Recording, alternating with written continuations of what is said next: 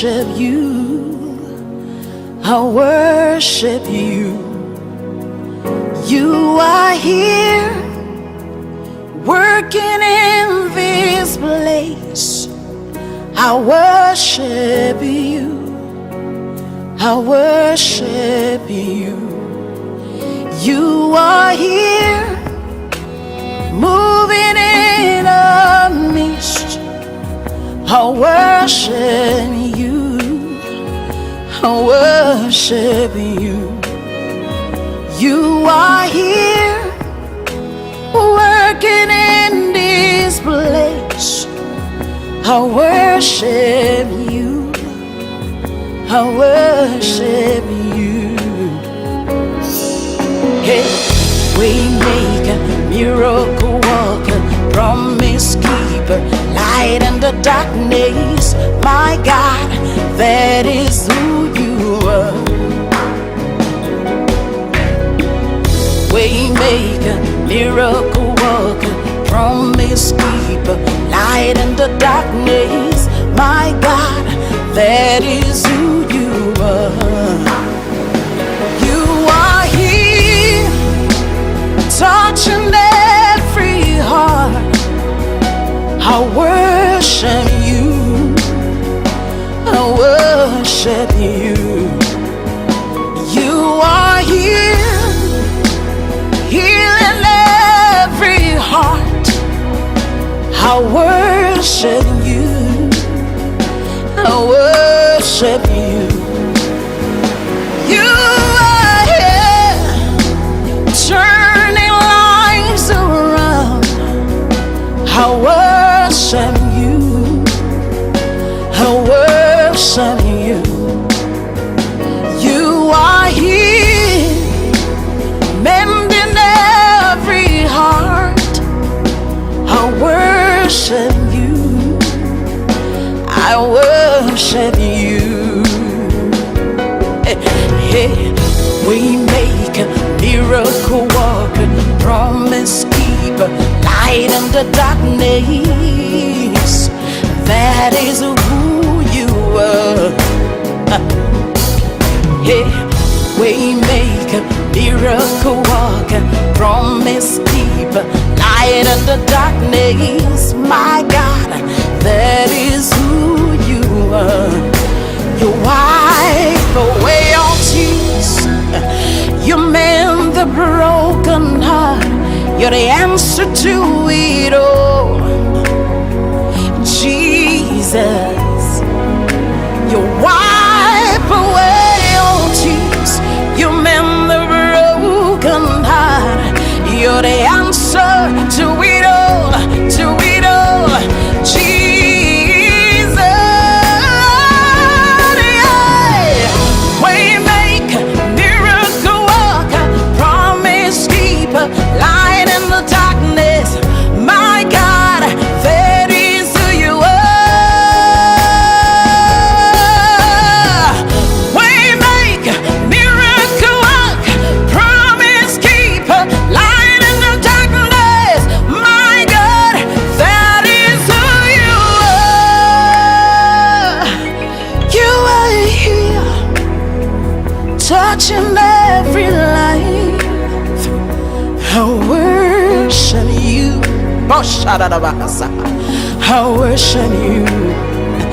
You are here, meeting every need. I worship you. I worship you. Oh, devotion,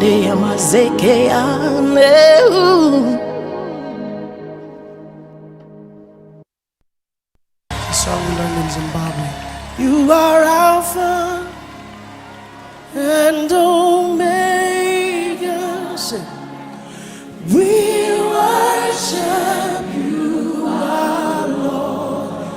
You are worthy to be praised. Sing it again. You are Alpha and Omega.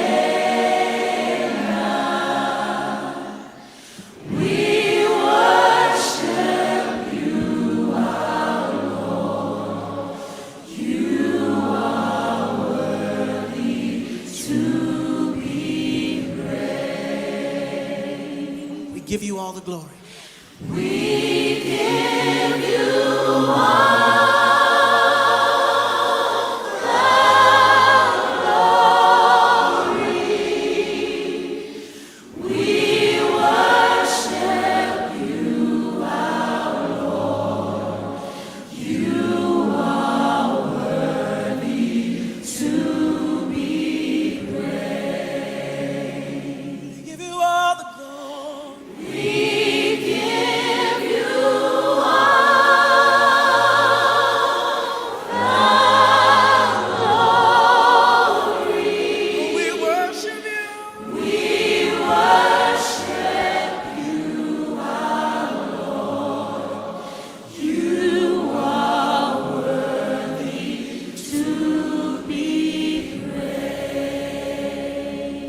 Sing, you are Alpha and Omega.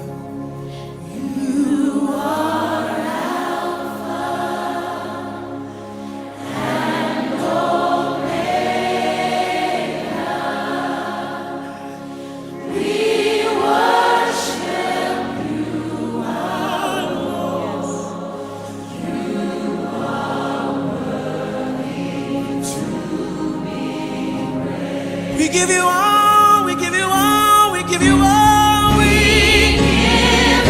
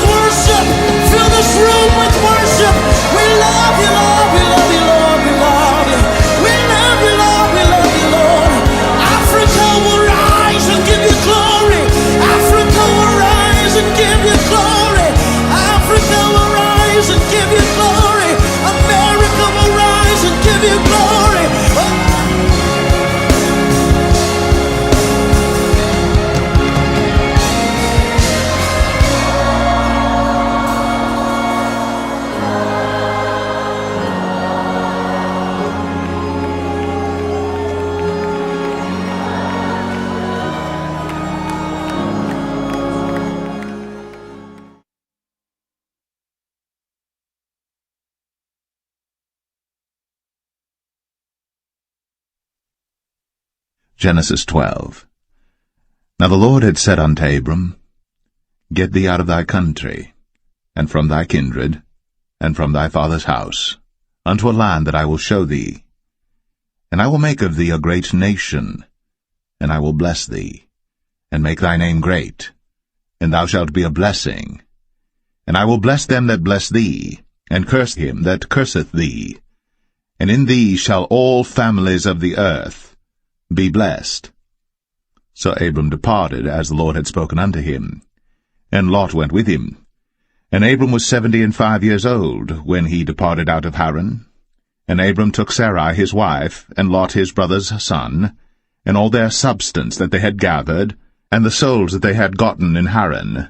And they went forth to go into the land of Canaan, and into the land of Canaan they came. And Abram passed through the land unto the place of Sichem, unto the plain of Moreh, and the Canaanite was then in the land. And the Lord appeared unto Abram, and said, Unto thy seed will I give this land.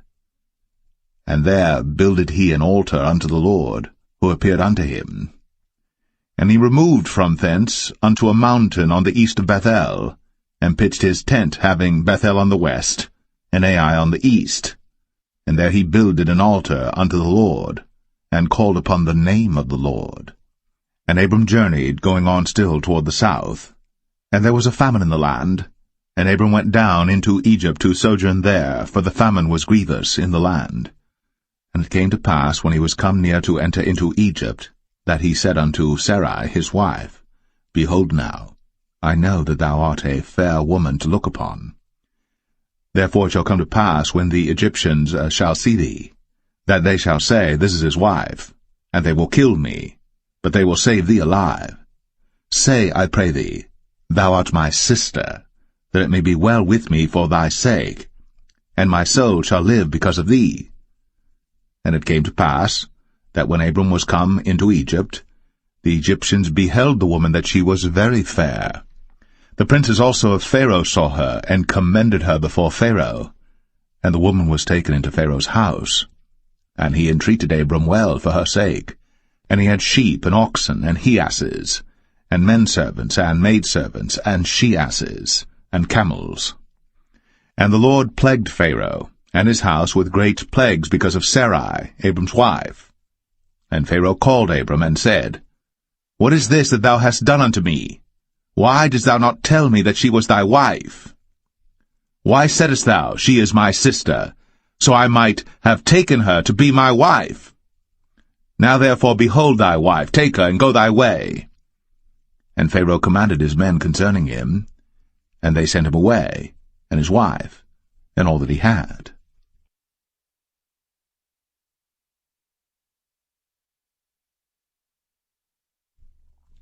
Genesis 13. And Abram went up out of Egypt, he and his wife, and all that he had, and Lot with him, into the south. And Abram was very rich in cattle, in silver, and in gold. And he went on his journeys from the south even to Bethel, unto the place where his tent had been at the beginning, between Bethel and Ai, unto the place of the altar which he had made there at the first. And there Abram called on the name of the Lord. And Lot also, which went with Abram, had flocks and herds and tents. And the land was not able to bear them, that they might dwell together, for their substance was great, so that they could not dwell together. And there was a strife between the herdmen of Abram's cattle and the herdmen of Lot's cattle. And the Canaanite and the Perizzite dwelled then in the land. And Abram said unto Lot, Let there be no strife, I pray thee, between me and thee, and between my herdmen and thy herdmen, for we be brethren. Is not the whole land before thee? Separate thyself, I pray thee, from me. If thou wilt take the left hand, then I will go to the right. Or if thou depart to the right hand, then I will go to the left. And Lot lifted up his eyes, and beheld all the plain of Jordan, that it was well watered everywhere, before the Lord destroyed Sodom and Gomorrah, even as the garden of the Lord, like the land of Egypt, as thou comest unto Zoar. Then Lot chose him all the plain of Jordan, and Lot journeyed east. And they separated themselves the one from the other. Abram dwelled in the land of Canaan, and Lot dwelled in the cities of the plain, and pitched his tent toward Sodom. But the men of Sodom were wicked and sinners before the Lord exceedingly. And the Lord said unto Abram after that Lot was separated from him, Lift up now thine eyes, and look from the place where thou art, northward and southward, and eastward and westward. For all the land which thou seest, to thee will I give it, and to thy seed for ever. And I will make thy seed as the dust of the earth, so that if a man can number the dust of the earth, then shall thy seed also be numbered. Arise, walk through the land in the length of it, and in the breadth of it, for I will give it unto thee. Then Abram removed his tent, and came and dwelt in the plain of Mamre, which is in Hebron, and built there an altar unto the Lord.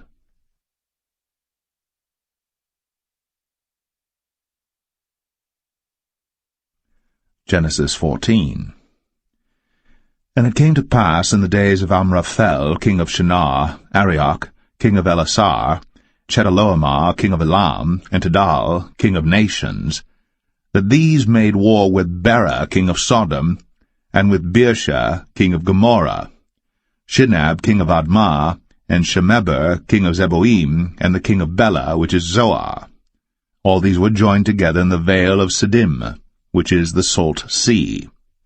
12 years they served Chedorlaomer, and in the 13th year they rebelled. And in the 14th year came Chedorlaomer, and the kings that were with him, and smote the Rephaims in Ashtaroth, Karnaim, and the Zazims in Ham, and the Emims in Shaveh Kerathaim, and the Horites in their Mount Seir unto El Paran, which is by the wilderness. And they returned and came to En-Mishpat, which is Kadesh, and smote all the country of the Amalekites, and also the Amorites, that dwelt in Hazazon Tamar. And there went out the king of Sodom, and the king of Gomorrah, and the king of Admah, and the king of Zeboim, and the king of Bela, the same as Zoar, and they joined battle with them in the vale of Siddim, with Chedorlaomer the king of Elam, and with Tidal, king of nations, and Amraphel king of Shinar, and Arioch king of Elasar, 4 kings with 5. And the vale of Siddim was full of slime pits, and the kings of Sodom and Gomorrah fled, and fell there, and they that remained fled to the mountain. And they took all the goods of Sodom and Gomorrah, and all their victuals, and went their way. And they took Lot, Abram's brother's son, who dwelt in Sodom, and his goods, and departed. And there came one that had escaped, and told Abram the Hebrew, for he dwelt in the plain of Mamre the Amorite, brother of Eshcol, and brother of Aner, and these were confederate with Abram. And when Abram heard that his brother was taken captive, he armed his trained servants, born in his own house, 318, and pursued them unto Dan. And he divided himself against them, he and his servants, by night, and smote them, and pursued them unto Hobah, which is on the left hand of Damascus. And he brought back all the goods, and also brought again his brother Lot, and his goods, and the women also, and the people.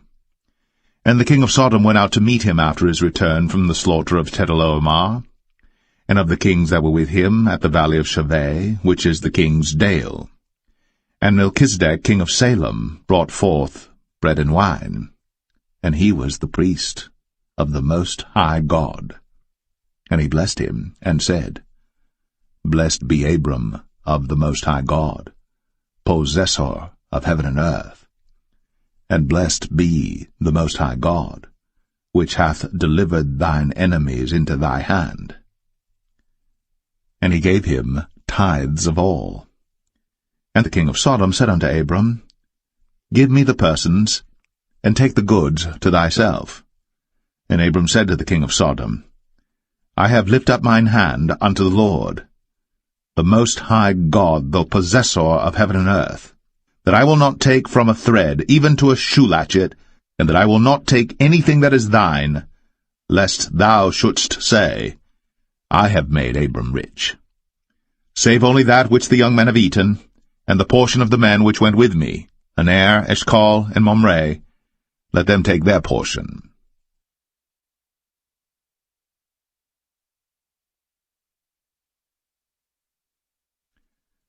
Genesis 15. After these things, the word of the Lord came unto Abram in a vision, saying, Fear not, Abram, I am thy shield, and thy exceeding great reward. And Abram said, Lord God, what wilt thou give me, seeing I go childless? And the steward of my house is this Eliezer of Damascus. And Abram said, Behold, to me thou hast given no seed, and lo, one born in my house is mine heir. And behold, the word of the Lord came unto him, saying, This shall not be thine heir, but he that shall come forth out of thine own bowels shall be thine heir. And he brought him forth abroad, and said, Look now toward heaven, and tell the stars, if thou be able to number them. And he said unto him, So shall thy seed be. And he believed in the Lord, and he counted it to him for righteousness. And he said unto him, I am the Lord that brought thee out of Ur of the Chaldees, to give thee this land to inherit it. And he said, Lord God, whereby shall I know that I shall inherit it? And he said unto him, Take me an heifer of 3 years old, and a she-goat of 3 years old, and a ram of 3 years old, and a turtle dove, and a young pigeon. And he took unto him all these, and divided them in the midst, and laid each piece one against another. But the birds divided he not. And when the fowls came down upon the carcasses, Abram drove them away. And when the sun was going down, a deep sleep fell upon Abram, and lo, an horror of great darkness fell upon him. And he said unto Abram, Know of a surety that thy seed shall be a stranger in a land that is not theirs, and shall serve them, and they shall afflict them 400 years. And also that nation whom they shall serve will I judge, and afterward shall they come out with great substance. And thou shalt go to thy fathers in peace. Thou shalt be buried in a good old age. But in the 4th generation they shall come hither again, for the iniquity of the Amorites is not yet full. And it came to pass, that when the sun went down, and it was dark, behold, a smoking furnace, and a burning lamp that passed between those pieces. In the same day the Lord made a covenant with Abram, saying, Unto thy seed have I given this land, from the river of Egypt unto the great river, the river Euphrates, the Kenites, and the Kenizzites, and the Cadmonites, and the Hittites, and the Perizzites, and the Rephaims, and the Amorites, and the Canaanites, and the Girgashites, and the Jebusites.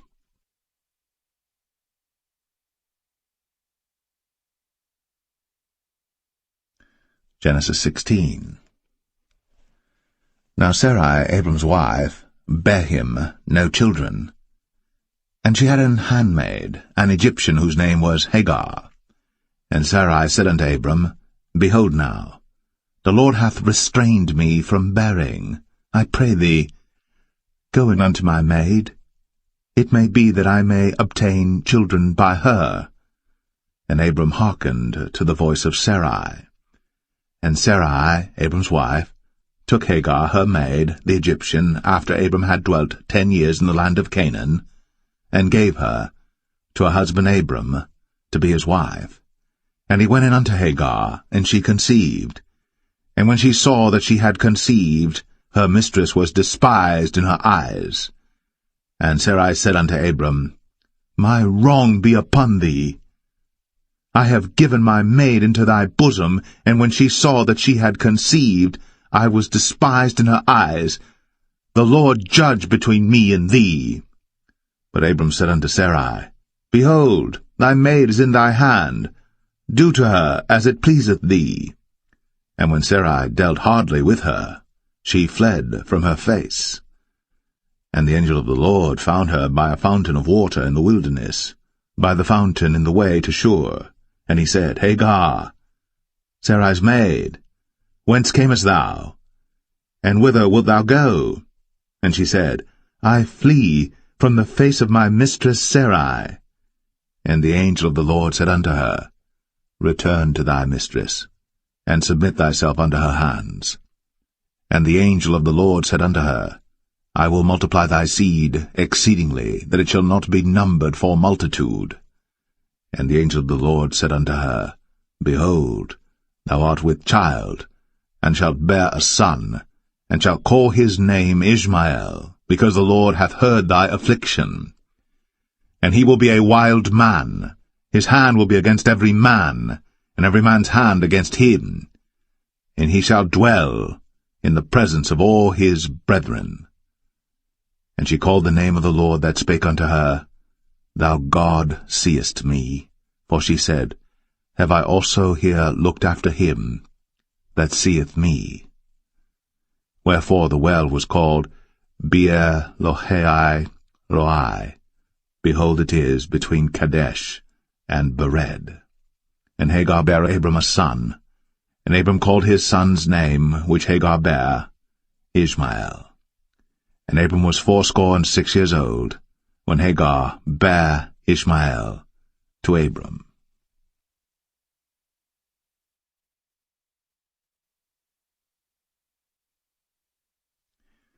Genesis 17. And when Abram was 90 years old and 9, the Lord appeared to Abram and said unto him, I am the Almighty God. Walk before me, and be thou perfect. And I will make my covenant between me and thee, and will multiply thee exceedingly. And Abram fell on his face. And God talked with him, saying, As for me, behold, my covenant is with thee, and thou shalt be a father of many nations.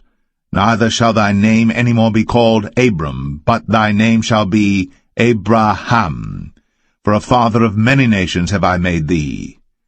And I will make thee exceeding fruitful, and I will make nations of thee, and kings shall come out of thee.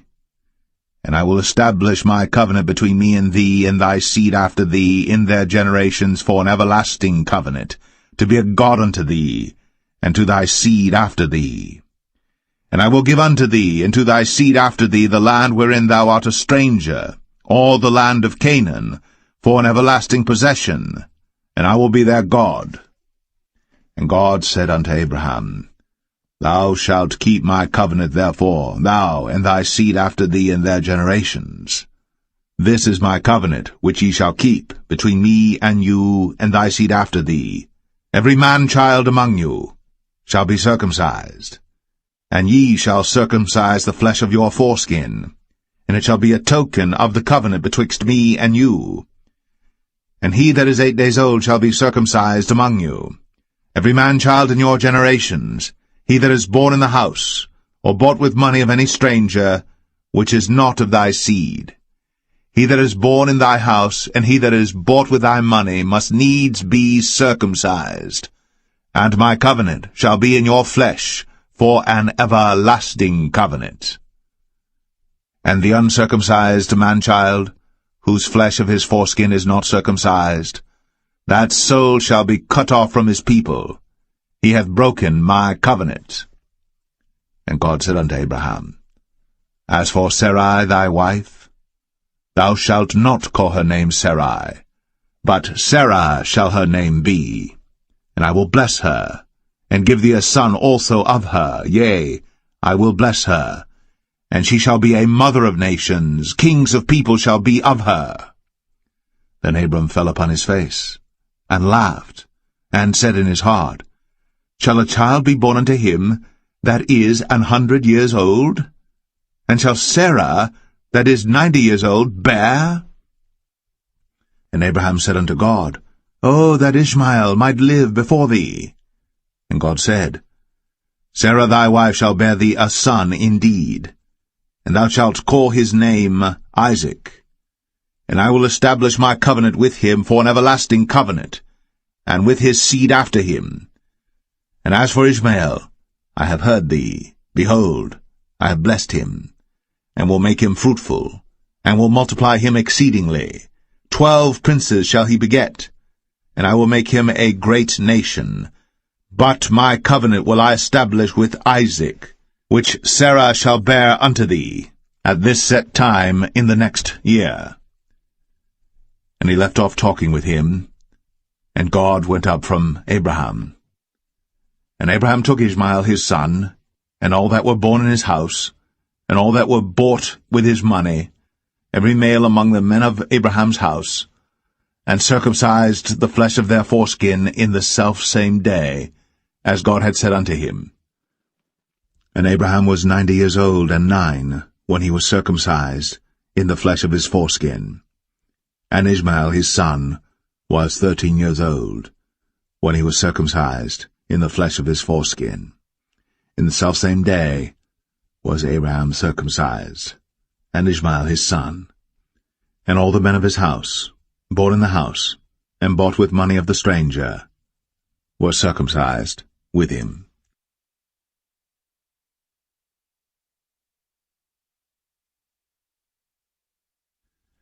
Genesis 18.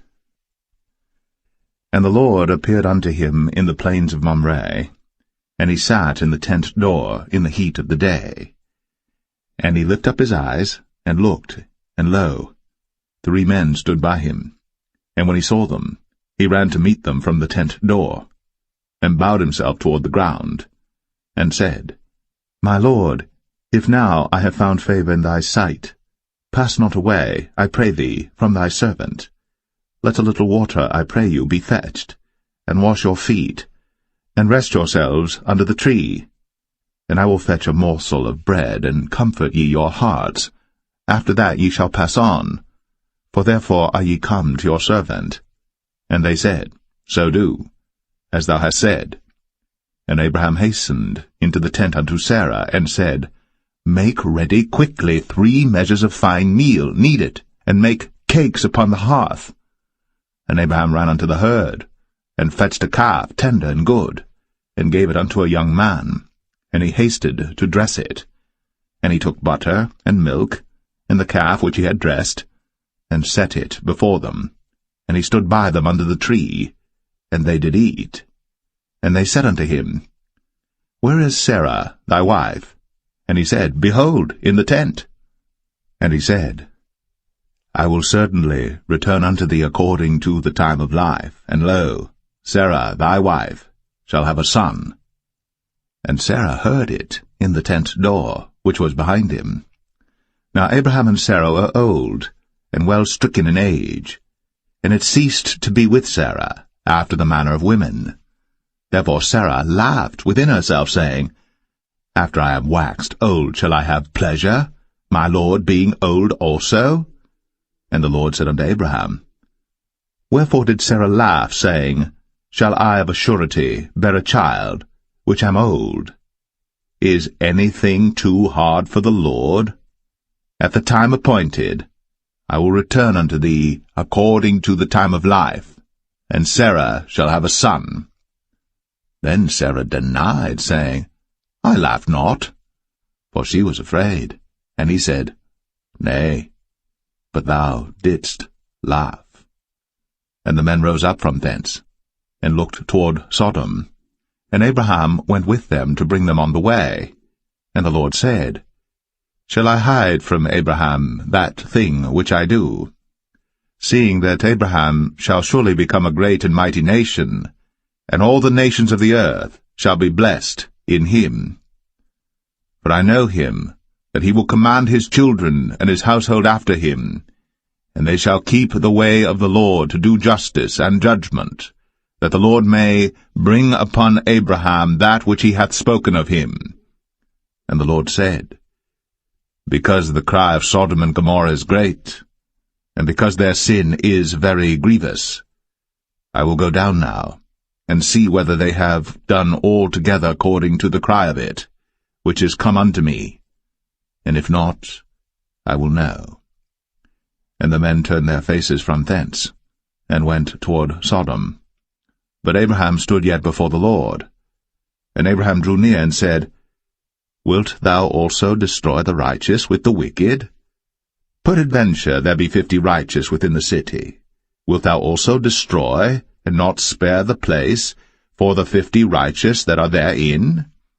That be far from thee to do after this manner, to slay the righteous with the wicked, and that the righteous should be as the wicked, that be far from thee? Shall not the judge of all the earth do right? And the Lord said, If I find in Sodom 50 righteous within the city, then I will spare all the place for their sakes. And Abraham answered and said, Behold now, I have taken upon me to speak unto the Lord, which am but dust and ashes. Peradventure, there shall lack 5 of the 50 righteous. Wilt thou destroy all the city for lack of 5? And he said, If I find there 40 and 5, I will not destroy it. And he spake unto him yet again, and said, Peradventure, there shall be 40 found there. And he said, I will not do it for 40's sake. And he said unto him, O, let not the Lord be angry, and I will speak. Peradventure, there shall 30 be found there. And he said, I will not do it, if I find 30 there. And he said, Behold now, I have taken upon me to speak unto the Lord. Peradventure there shall be 20 found there. And he said, I will not destroy it for 20's sake. And he said, O, let not the Lord be angry, and I will speak yet but this once. Peradventure 10 shall be found there. And he said, I will not destroy it for 10's sake. And the Lord went his way, as soon as he had left communing with Abraham. And Abraham returned unto his place.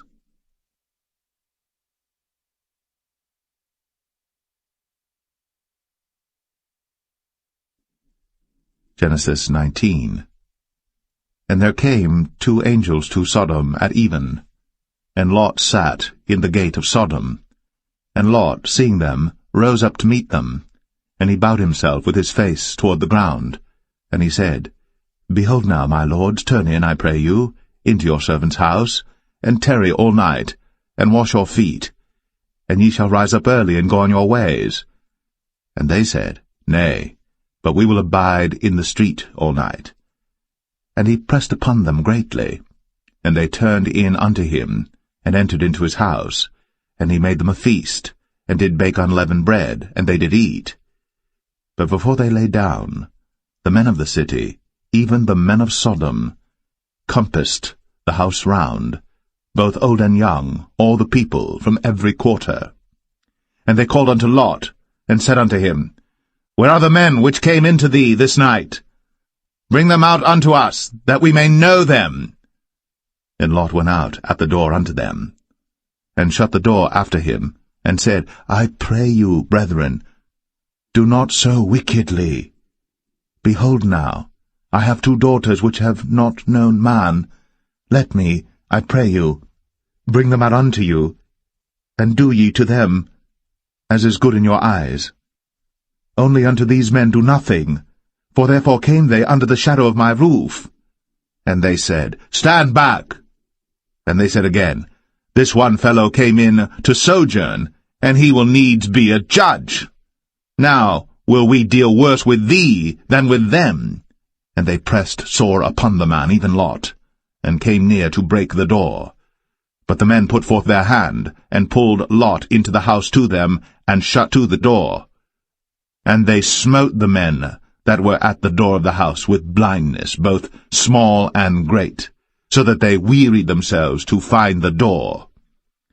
And the men said unto Lot, Hast thou here any besides, son-in-law, and thy sons, and thy daughters, and whatsoever thou hast in the city, bring them out of this place? For we will destroy this place, because the cry of them is waxen great before the face of the Lord, and the Lord hath sent us to destroy it. And Lot went out, and spake unto his sons-in-law, which married his daughters, and said, Up, get you out of this place, for the Lord will destroy this city. But he seemed as one that mocked unto his sons-in-law. And when the morning arose, then the angels hastened Lot, saying, Arise, take thy wife and thy 2 daughters, which are here, lest thou be consumed in the iniquity of the city. And while he lingered, the man laid hold upon his hand, and upon the hand of his wife, and upon the hand of his 2 daughters, the Lord being merciful unto him. And they brought him forth, and set him without the city. And it came to pass, when they had brought them forth abroad, that he said, Escape for thy life, look not behind thee, neither stay thou in all the plain, escape to the mountain, lest thou be consumed. And Lot said unto them, O not so, my lord. Behold now, thy servant hath found grace in thy sight, and thou hast magnified thy mercy which thou hast shown unto me in saving my life. And I cannot escape to the mountain, lest some evil take me and I die.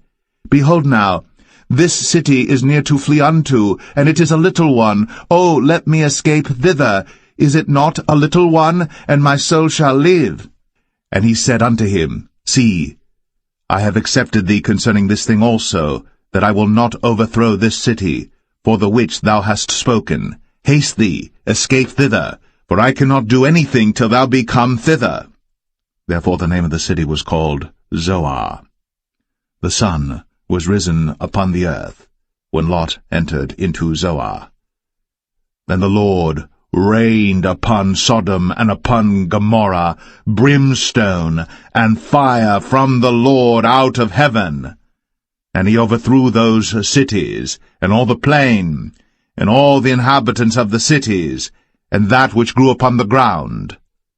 But his wife looked back from behind him, and she became a pillar of salt.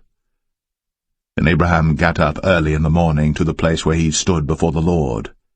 And he looked toward Sodom and Gomorrah, and toward all the land of the plain, and beheld, and lo, the smoke of the country went up as the smoke of a furnace.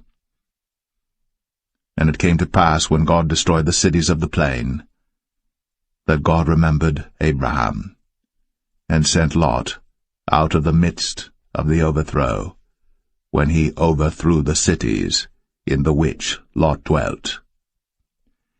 And Lot went up out of Zoar, and dwelt in the mountain, and his 2 daughters with him, for he feared to dwell in Zoar, and he dwelt in a cave, he and his 2 daughters.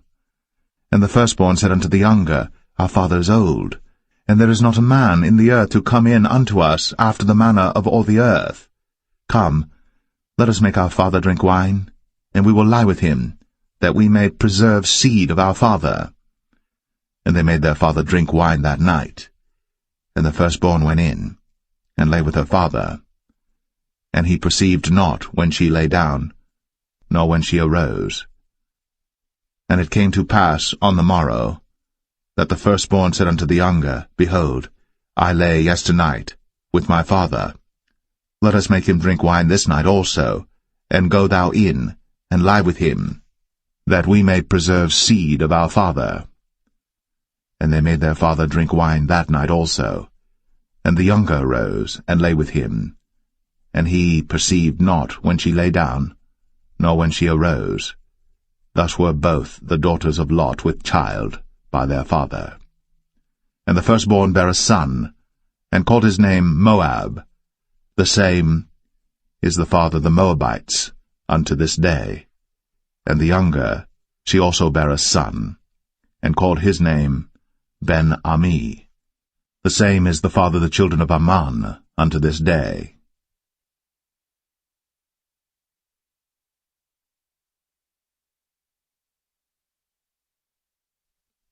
Genesis 20.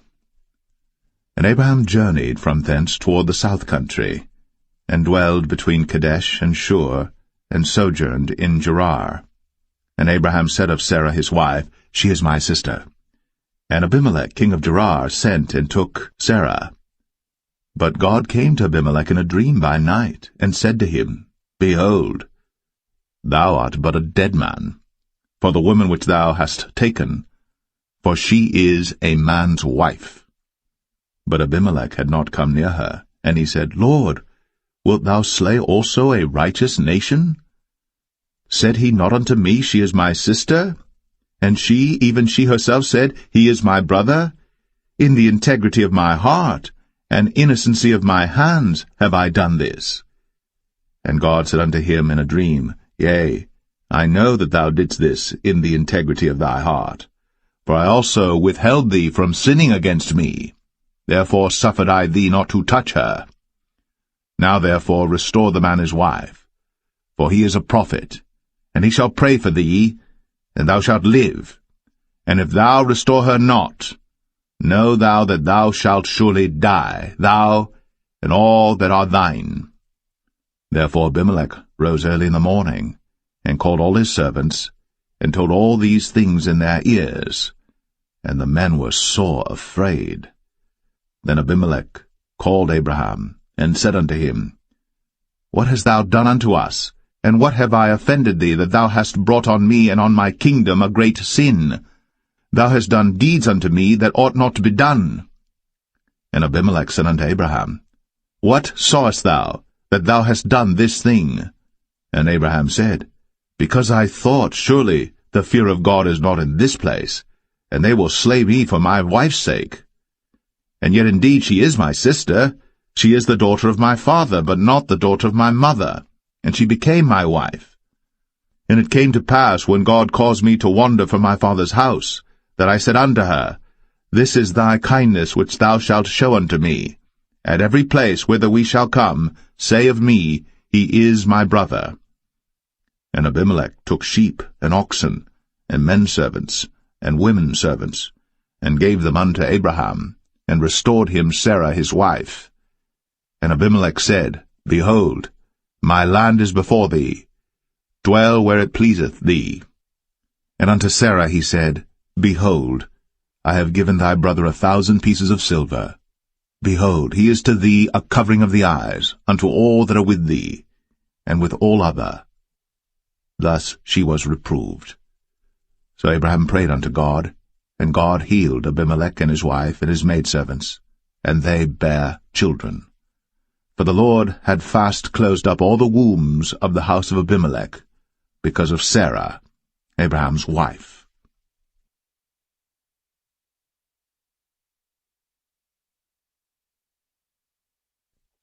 Genesis 21. And the Lord visited Sarah as he had said, and the Lord did unto Sarah as he had spoken. For Sarah conceived, and bare Abraham a son in his old age, at the set time of which God had spoken to him. And Abraham called the name of his son that was born unto him, whom Sarah bare to him, Isaac. And Abraham circumcised his son Isaac, being 8 days old, as God had commanded him. And Abraham was 100 years old when his son Isaac was born unto him. And Sarah said, God hath made me to laugh, so that all that hear will laugh with me. And she said, Who would have said unto Abraham, that Sarah should have given children suck? For I have borne him a son in his old age. And the child grew, and was weaned. And Abraham made a great feast, the same day that Isaac was weaned. And Sarah saw the son of Hagar the Egyptian, which she had borne unto Abraham, mocking. Wherefore she said unto Abraham, Cast out this bondwoman and her son, for the son of this bondwoman shall not be heir with my son, even with Isaac. And the thing was very grievous in Abraham's sight because of his son. And God said unto Abraham, Let it not be grievous in thy sight, because of the lad, and because of thy bondwoman. In all that Sarah hath said unto thee, hearken unto her voice, for in Isaac shall thy seed be called. And also of the son of the bondwoman will I make a nation, because he is thy seed. And Abraham rose up early in the morning, and took bread and a bottle of water, and gave it unto Hagar, putting it on her shoulder, and the child, and sent her away, and she departed and wandered in the wilderness of Beersheba. And the water was spent in the bottle, and she cast the child under one of the shrubs, and she went and sat her down over against him a good way off, as it were a bowshot, for she said, Let me not see the death of the child. And she sat over against him, and lifted up her voice, and wept. And God heard the voice of the lad. And the angel of God called to Hagar out of heaven, and said unto her, What aileth thee, Hagar? Fear not. For God hath heard the voice of the lad where he is. Arise, lift up the lad, and hold him in thine hand, for I will make him a great nation. And God opened her eyes, and she saw a well of water, and she went and filled the bottle with water, and gave the lad drink. And God was with the lad, and he grew, and dwelt in the wilderness, and became an archer. And he dwelt in the wilderness of Paran, and his mother took him a wife out of the land of Egypt. And it came to pass at that time that Abimelech and Phicol, the chief captain of his host, spake unto Abraham, saying, God is with thee in all that thou doest. Now therefore swear unto me here by God that thou wilt not deal falsely with me, nor with my son, nor with my son's son, but according to the kindness that I have done unto thee, thou shalt do unto me, and to the land wherein thou hast sojourned. And Abraham said, I will swear. And Abraham reproved Abimelech because of a well of water, which Abimelech's servants had violently taken away. And Abimelech said, I wot not who hath done this thing, neither didst thou tell me, neither yet heard I of it, but today. And Abraham took sheep and oxen, and gave them unto Abimelech, and both of them made a covenant. And Abraham set 7 ewe lambs of the flock by themselves. And Abimelech said unto Abraham, What mean these 7 ewe lambs which thou hast set by themselves?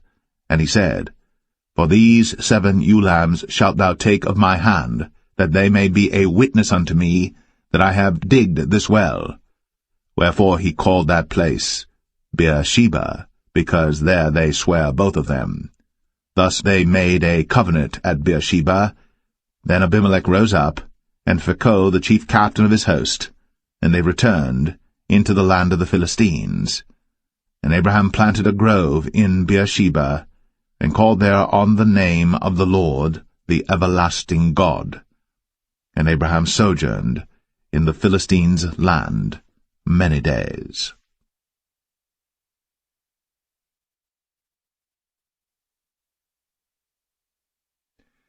Genesis 22. And it came to pass, after these things, that God did tempt Abraham, and said unto him, Abraham! And he said, Behold, here I am. And he said, Take now thy son, thine only son Isaac, whom thou lovest, and get thee into the land of Moriah, and offer him there for a burnt offering upon one of the mountains which I will tell thee of. And Abraham rose up early in the morning, and saddled his ass, and took 2 of his young men with him, and Isaac his son, and clave the wood for the burnt offering, and rose up, and went unto the place of which God had told him. Then on the 3rd day Abraham lifted up his eyes, and saw the place afar off. And Abraham said unto his young men, Abide ye here with the ass, and I and the lad will go yonder, and worship, and come again to you. And Abraham took the wood of the burnt offering, and laid it upon Isaac his son. And he took the fire in his hand, and a knife, and they went both of them together. And Isaac spake unto Abraham his father, and said, My father? And he said, Here am I, my son. And he said, Behold, the fire and the wood. But where is the lamb for a burnt offering? And Abraham said, My son, God will provide himself a lamb for a burnt offering. So they went both of them together. And they came to the place which God had told him of. And Abraham built an altar there, and laid the wood in order, and bound Isaac his son, and laid him on the altar upon the wood. And Abraham stretched forth his hand, and took the knife to slay his son. And the angel of the Lord called unto him out of heaven, and said, Abraham, Abraham! And he said, Here am I. And he said, Lay not thine hand upon the lad, neither do thou anything unto him. For now I know that thou fearest God, seeing thou hast not withheld thy son, thine only son, from me.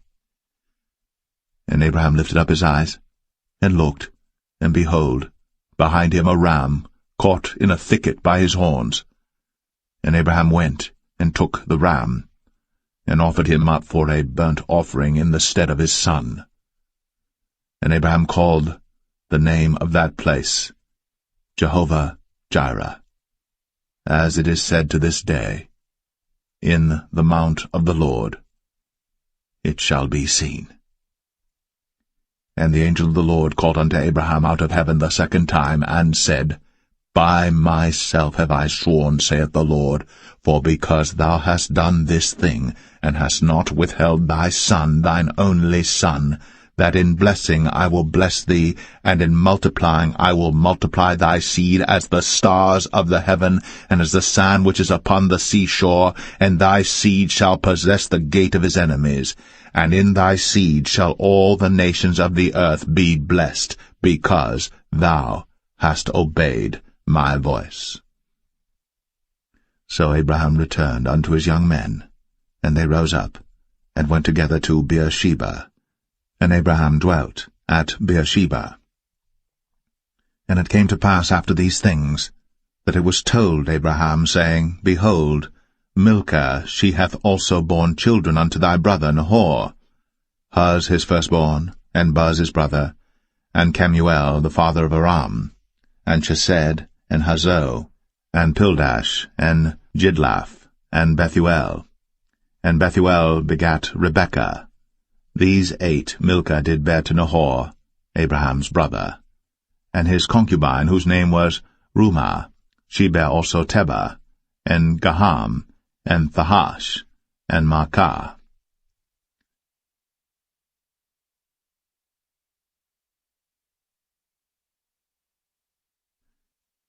Genesis 23. And Sarah was 127 years old. These were the years of the life of Sarah.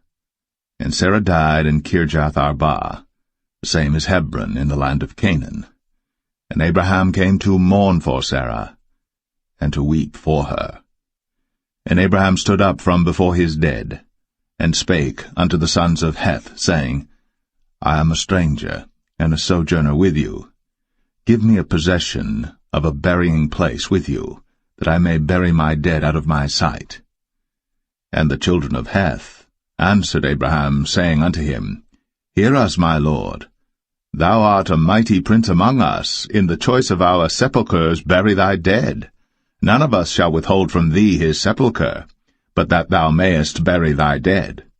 And Abraham stood up, and bowed himself to the people of the land, even to the children of Heth. And he communed with them, saying, If it be your mind that I should bury my dead out of my sight, hear me, and entreat for me to Ephron the son of Zoar, that he may give me the cave of Machpelah, which he hath, which is in the end of his field.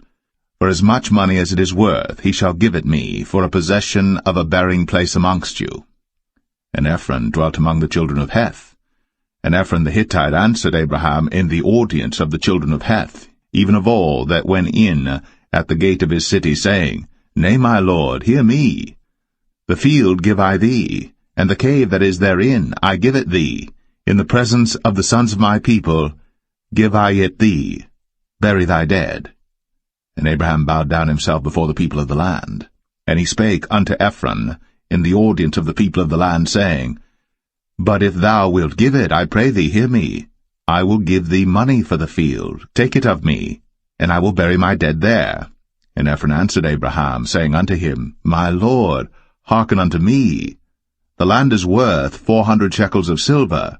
What is that betwixt me and thee? Bury therefore thy dead. And Abraham hearkened unto Ephron, and Abraham weighed to Ephron the silver, which he had named in the audience of the sons of Heth, 400 shekels of silver, current money, with the merchant. And the field of Ephron which was in Machpelah, which was before Mamre, the field and the cave which was therein, and all the trees that were in the field, that were in all the borders round about, were made sure unto Abraham for a possession in the presence of the children of Heth, before all that went in at the gate of his city. And after this Abraham buried Sarah his wife, in the cave of the field of Machpelah before Mamre, the same is Hebron in the land of Canaan, and the field, and the cave that is therein, were made sure unto Abraham for a possession of a burying place, by the sons of Heth.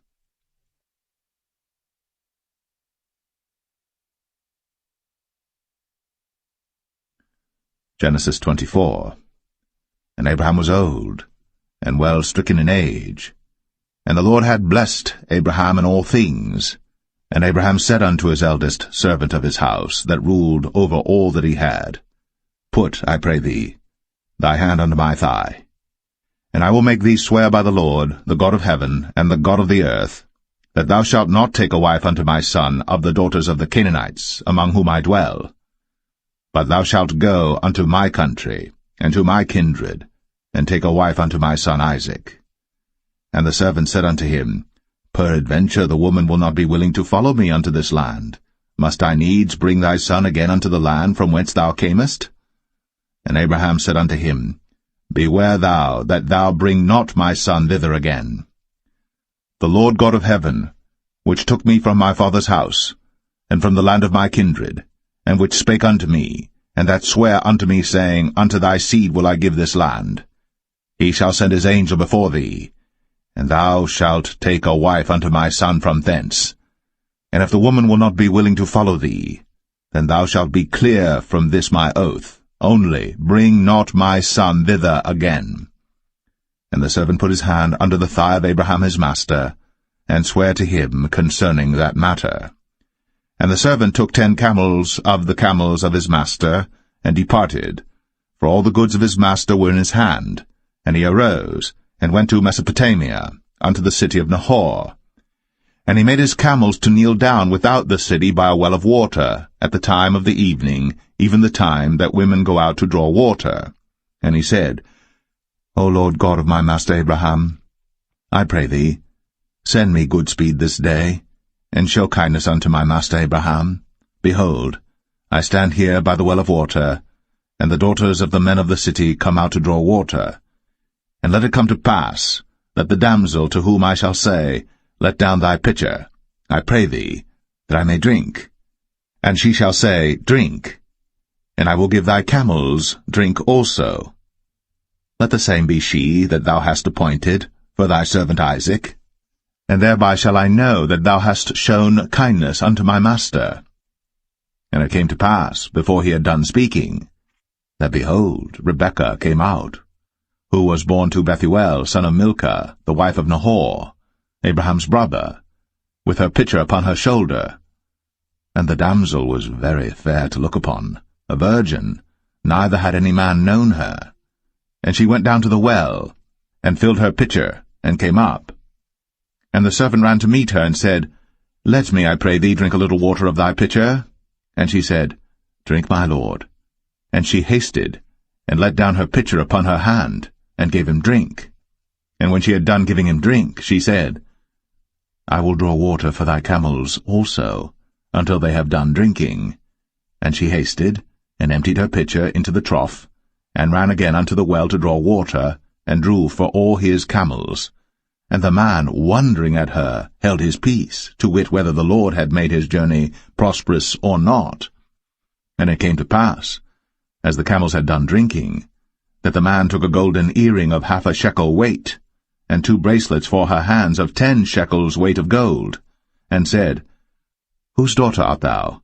Tell me, I pray thee. Is there room in thy father's house for us to lodge in? And she said unto him, I am the daughter of Bethuel, the son of Milcah, which she bare unto Nahor. She said moreover unto him, We have both straw and provender enough, and room to lodge in. And the man bowed down his head, and worshipped the Lord. And he said, Blessed be the Lord God of my master Abraham, who hath not left destitute my master of his mercy and his truth.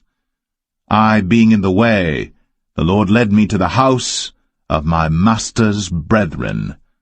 And the damsel ran, and told them of her mother's house these things. And Rebekah had a brother, and his name was Laban. And Laban ran out unto the man, unto the well. And it came to pass, when he saw the earring and bracelets upon his sister's hands, and when he heard the words of Rebekah his sister, saying, Thus spake the man unto me, that he came unto the man, and behold, he stood by the camels at the well, and he said, Come in, thou blessed of the Lord. Wherefore standest thou without? For I have prepared the house and room for the camels. And the man came into the house, and he ungirded his camels, and gave straw and provender for the camels, and water to wash his feet, and the men's feet that were with him. And there was set meat before him to eat, but he said, I will not eat, until I have told mine errand. And he said, Speak on. And he said, I am Abraham's servant. And the Lord hath blessed my master greatly, and he is become great, and he hath given him flocks, and herds, and silver, and gold, and menservants, and maidservants, and camels, and asses. And Sarah my master's wife bare a son to my master when she was old, and unto him hath he given all that he hath. And my master made me swear, saying, Thou shalt not take a wife to my son of the daughters of the Canaanites in whose land I dwell, but thou shalt go unto my father's house, and to my kindred, and take a wife unto my son. And I said unto my master, Peradventure the woman will not follow me. And he said unto me, The Lord before whom I walk will send his angel with thee, and prosper thy way. And thou shalt take a wife for my son of my kindred, and of my father's house. Then shalt thou be clear from this my oath, when thou comest to my kindred. And if they give not thee one, thou shalt be clear from my oath. And I came this day unto the well, and said, O Lord God of my master Abraham, if now thou do prosper my way which I go, behold, I stand by the well of water. And it shall come to pass that when the virgin cometh forth to draw water, and I say to her, Give me, I pray thee, a little water of thy pitcher to drink, and she say to me, Both drink thou, and I will also draw for thy camels, let the same be the woman whom the Lord hath appointed out for my master's son. And before I had done speaking in mine heart, behold, Rebekah came forth with her pitcher on her shoulder, and she went down unto the well, and drew water. And I said unto her, Let me drink, I pray thee. And she made haste, and let down her pitcher from her shoulder, and said, Drink, and I will give thy camels drink also.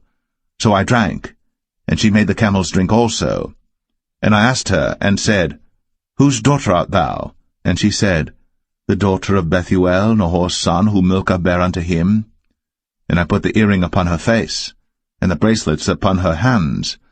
And I bowed down my head, and worshipped the Lord, and blessed the Lord God of my master Abraham, which had led me in the right way to take my master's brother's daughter unto his son.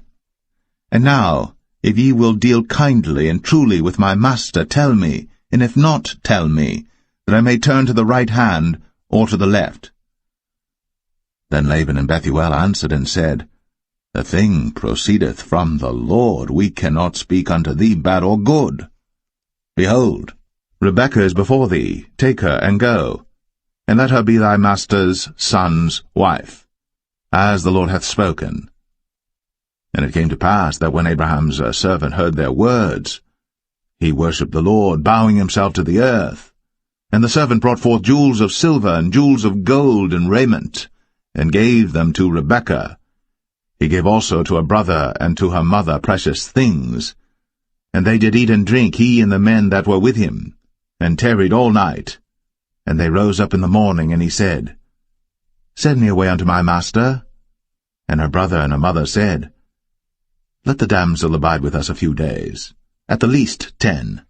After that she shall go. And he said unto them, Hinder me not, seeing the Lord hath prospered my way. Send me away that I may go to my master.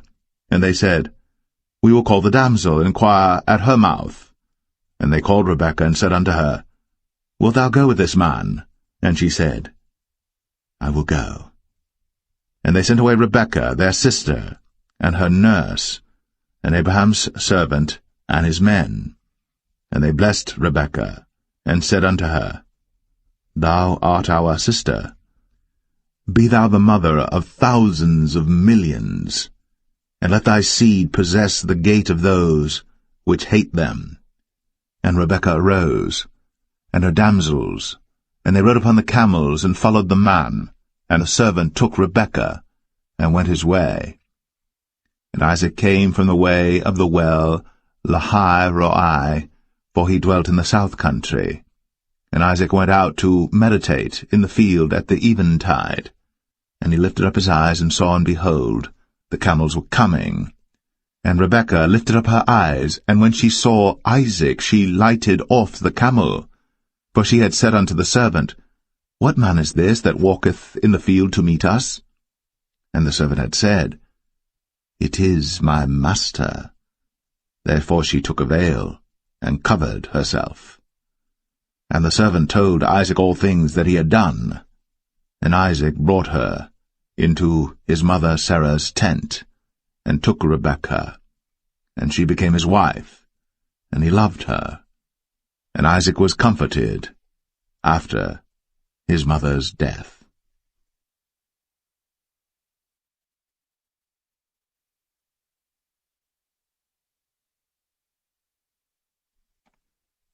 Genesis 25. Then again Abraham took a wife, and her name was Keturah, and she bare him Zimran, and Jokshan, and Medan, and Midian, and Ishbak, and Shua. And Jokshan begat Sheba and Dedan, and the sons of Dedan were Ashrim, and Letashim, and Leumim. And the sons of Midian, Ephah and Epher, and Hanok, and Abidah, and Eldaah. All these were the children of Keturah. And Abraham gave all that he had unto Isaac. But unto the sons of the concubines which Abraham had, Abraham gave gifts, and sent them away from Isaac his son while he yet lived eastward unto the east country. And these are the days of the years of Abraham's life which he lived, 160 years. Then Abraham gave up the ghost, and died in a good old age, an old man, and full of years, and was gathered to his people. And his sons Isaac and Ishmael buried him in the cave of Machpelah in the field of Ephron the son of Zoar the Hittite, which is before Mamre, the field which Abraham purchased of the sons of Heth. There was Abraham buried, and Sarah his wife. And it came to pass after the death of Abraham that God blessed his son Isaac, and Isaac dwelt by the well, Lahai Roi. Now these are the generations of Ishmael, Abraham's son, whom Hagar the Egyptian, Sarah's handmaid, bare unto Abraham. And these are the names of the sons of Ishmael, by their names according to their generations: the firstborn of Ishmael, Nebajoth, and Kedar, and Abiel, and Mibsam, and Mishma, and Dumah, and Massa, Hadar, and Tema, Jetur, Naphish, and Kedemah. These are the sons of Ishmael. And these are their names by their towns and by their castles, 12 princes according to their nations.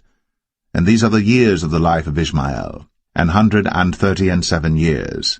And he gave up the ghost, and died, and was gathered unto his people.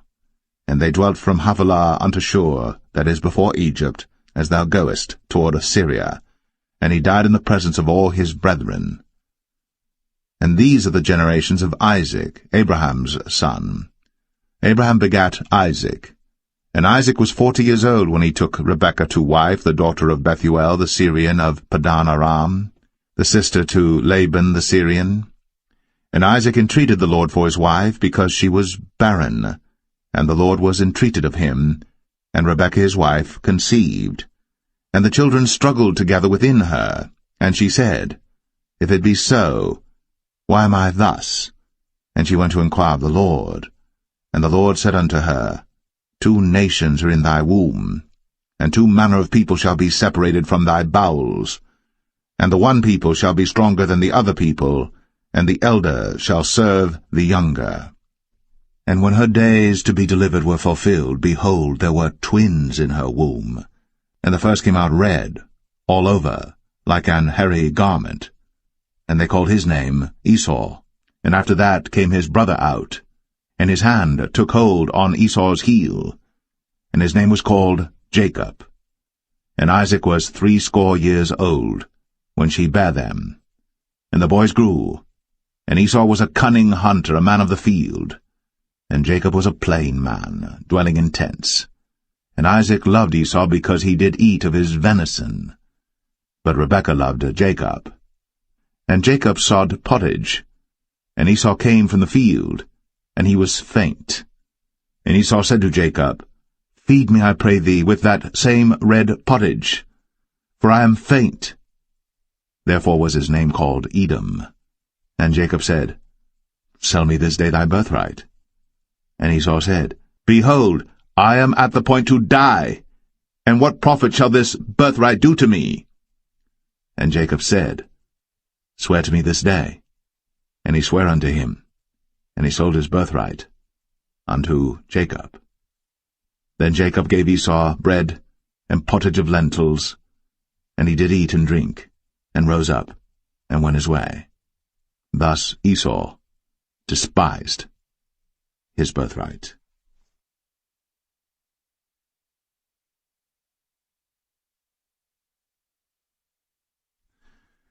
Genesis 26. And there was a famine in the land beside the first famine that was in the days of Abraham. And Isaac went unto Abimelech king of the Philistines unto Gerar. And the Lord appeared unto him, and said, Go not down into Egypt. Dwell in the land which I shall tell thee of. Sojourn in this land, and I will be with thee, and will bless thee.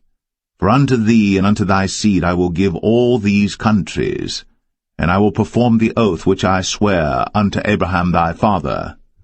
And I will make thy seed to multiply as the stars of heaven, and will give unto thy seed all these countries, and in thy seed shall all the nations of the earth be blessed, because that Abraham obeyed my voice, and kept my charge, my commandments, my statutes, and my laws.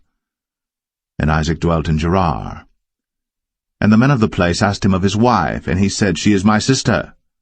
For he feared to say, She is my wife, lest, said he, the men of the place should kill me for Rebekah, because she was fair to look upon. And it came to pass, when he had been there a long time, that Abimelech king of the Philistines looked out at a window, and saw, and behold, Isaac was sporting with Rebekah his wife. And Abimelech called Isaac, and said, Behold, of a surety she is thy wife. And how saidst thou, She is my sister? And Isaac said unto him, Because I said, Lest I die for her. And Abimelech said, What is this thou hast done unto us? One of the people might lightly have lain with thy wife, and thou shouldest have brought guiltiness upon us. And Abimelech charged all his people, saying, He that toucheth this man or his wife shall surely be put to death. Then Isaac sowed in that land, and received in the same year 100-fold, and the Lord blessed him. And the man waxed great, and went forward, and grew until he became very great. For he had possession of flocks, and possession of herds, and great store of servants, and the Philistines envied him. For all the wells which his father's servants had digged in the days of Abraham his father, the Philistines had stopped them, and filled them with earth. And Abimelech said unto Isaac, Go from us, for thou art much mightier than we. And Isaac departed thence, and pitched his tent in the valley of Gerar, and dwelt there. And Isaac digged again the wells of water which they had digged in the days of Abraham his father, for the Philistines had stopped them after the death of Abraham, and he called their names after the names by which his father had called them. And Isaac's servants digged in the valley, and found there a well of springing water. And the herdmen of Gerar did strive with Isaac's herdmen, saying, The water is ours. And he called the name of the well Esek, because they strove with him. And they digged another well, and strove for that also. And he called the name of it Sitnah. And he removed from thence, and digged another well, and for that they strove not. And he called the name of it Rehoboth. And he said, For now the Lord hath made room for us, and we shall be fruitful in the land. And he went up from thence to Beersheba. And the Lord appeared unto him the same night, and said, I am the God of Abraham thy father. Fear not, for I am with thee, and will bless thee, and multiply thy seed for my servant Abraham's sake. And he builded an altar there, and called upon the name of the Lord, and pitched his tent there. And there Isaac's servants digged a well. Then Abimelech went to him from Gerar, and Ahuzzath one of his friends, and Phicol the chief captain of his army. And Isaac said unto them, Wherefore come ye to me, seeing ye hate me, and have sent me away from you? And they said, We saw certainly that the Lord was with thee, and we said, Let there be now an oath betwixt us, even betwixt us and thee, and let us make a covenant with thee, that thou wilt do us no hurt, as we have not touched thee, and as we have done unto thee nothing but good, and have sent thee away in peace. Thou art now the blessed of the Lord. And he made them a feast, and they did eat and drink. And they rose up betimes in the morning, and sware one to another. And Isaac sent them away, and they departed from him in peace. And it came to pass, the same day, that Isaac's servants came, and told him concerning the well which they had digged, and said unto him, We have found water. And he called it Sheba. Therefore the name of the city is Beersheba unto this day. And Esau was 40 years old when he took to wife Judith, the daughter of Beri the Hittite, and Bashemath, the daughter of Elon the Hittite, which were a grief of mind unto Isaac and to Rebekah.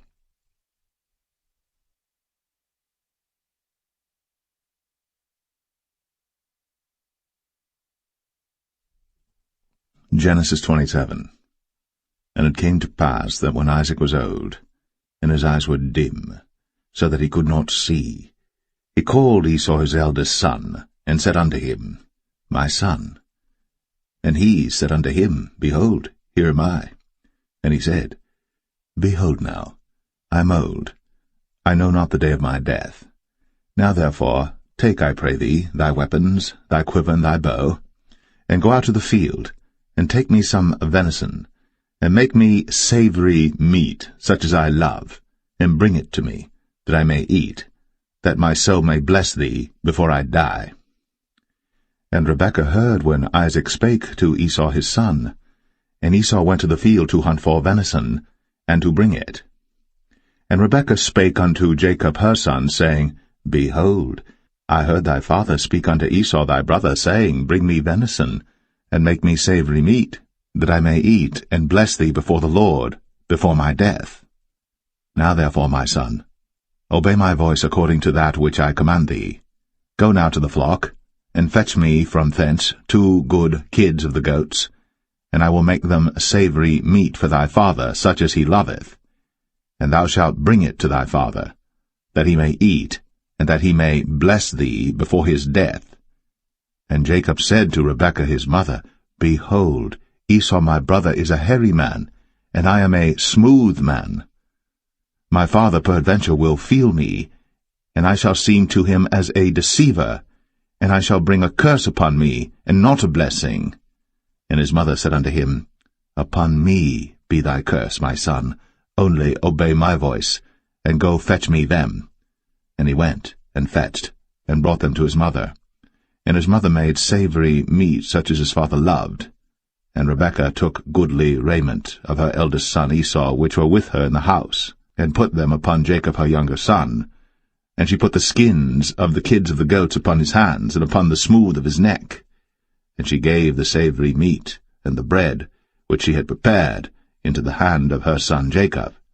And he came unto his father, and said, My father. And he said, Here am I. Who art thou, my son? And Jacob said unto his father, I am Esau thy firstborn. I have done according as thou badest me. Arise, I pray thee, sit and eat of my venison, that thy soul may bless me. And Isaac said unto his son, How is it that thou hast found it so quickly, my son? And he said, Because the Lord thy God brought it to me. And Isaac said unto Jacob, Come near, I pray thee, that I may feel thee, my son, whether thou be my very son Esau, or not. And Jacob went near unto Isaac his father, and he felt him, and said, The voice is Jacob's voice, but the hands are the hands of Esau. And he discerned him not, because his hands were hairy, as his brother Esau's hands. So he blessed him, and he said, Art thou my very son Esau? And he said, I am. And he said, Bring it near to me, and I will eat of my son's venison, that my soul may bless thee. And he brought it near to him, and he did eat, and he brought him wine, and he drank. And his father Isaac said unto him, Come near now, and kiss me, my son. And he came near, and kissed him. And he smelled the smell of his raiment, and blessed him, and said, See, the smell of my son is as the smell of a field which the Lord hath blessed. Therefore God give thee of the dew of heaven, and the fatness of the earth, and plenty of corn and wine. Let people serve thee, and nations bow down to thee. Be Lord over thy brethren, and let thy mother's sons bow down to thee. Cursed be every one that curseth thee, and blessed be he that blesseth thee.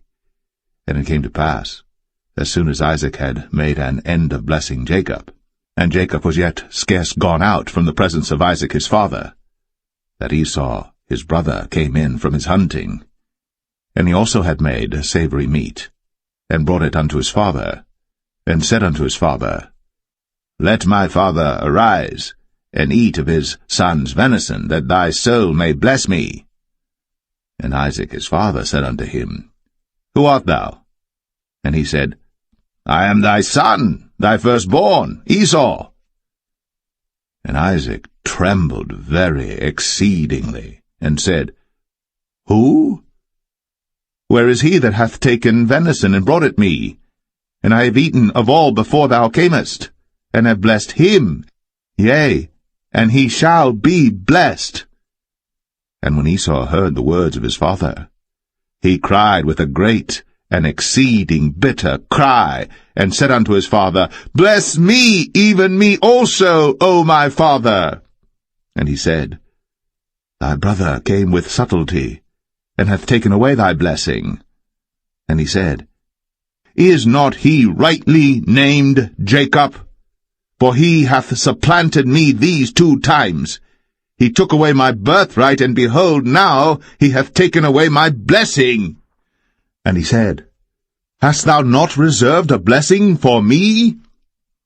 And Isaac answered and said unto Esau, Behold, I have made him thy lord, and all his brethren have I given to him for servants, and with corn and wine have I sustained him. And what shall I do now unto thee, my son? And Esau said unto his father, Hast thou but one blessing, my father? Bless me, even me also, O my father. And Esau lifted up his voice and wept. And Isaac his father answered and said unto him, Behold, thy dwelling shall be the fatness of the earth, and of the dew of heaven from above.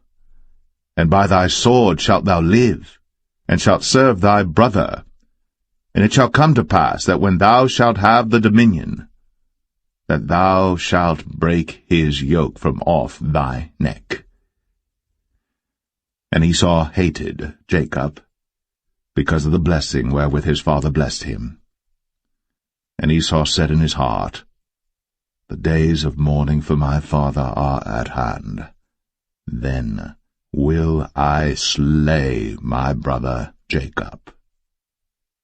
And these words of Esau her elder son were told to Rebekah, and she sent and called Jacob her younger son, and said unto him, Behold, thy brother Esau, as touching thee, doth comfort himself, purposing to kill thee.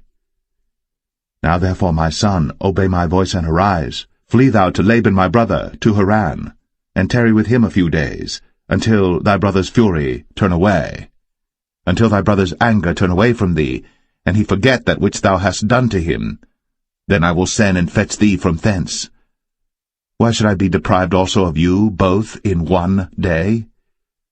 And Rebekah said to Isaac, I am weary of my life because of the daughters of Heth. If Jacob take a wife of the daughters of Heth, such as these which are of the daughters of the land, what good shall my life do me?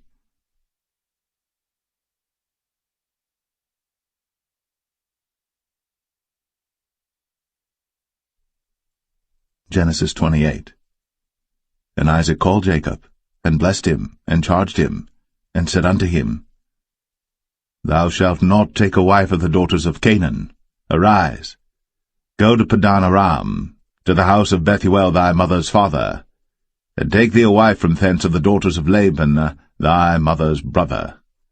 And God Almighty bless thee, and make thee fruitful and multiply thee, that thou mayest be a multitude of people, and give thee the blessing of Abraham to thee, and to thy seed with thee, that thou mayest inherit the land wherein thou art a stranger, which God gave unto Abraham. And Isaac sent away Jacob, and he went to Padan Aram unto Laban, son of Bethuel the Syrian, the brother of Rebekah, Jacob's and Esau's mother. When Esau saw that Isaac had blessed Jacob, and sent him away to Padan Aram, to take him a wife from thence, and that as he blessed him he gave him a charge, saying, Thou shalt not take a wife of the daughters of Canaan, and that Jacob obeyed his father and his mother, and was gone to Padan Aram. And Esau, seeing that the daughters of Canaan pleased not Isaac his father, then went Esau unto Ishmael, and took unto the wives which he had Mahalath, the daughter of Ishmael, Abraham's son, the sister of Nebajoth, to be his wife. And Jacob went out from Beersheba, and went toward Haran. And he lighted upon a certain place, and tarried there all night, because the sun was set. And he took of the stones of that place, and put them for his pillows, and lay down in that place to sleep.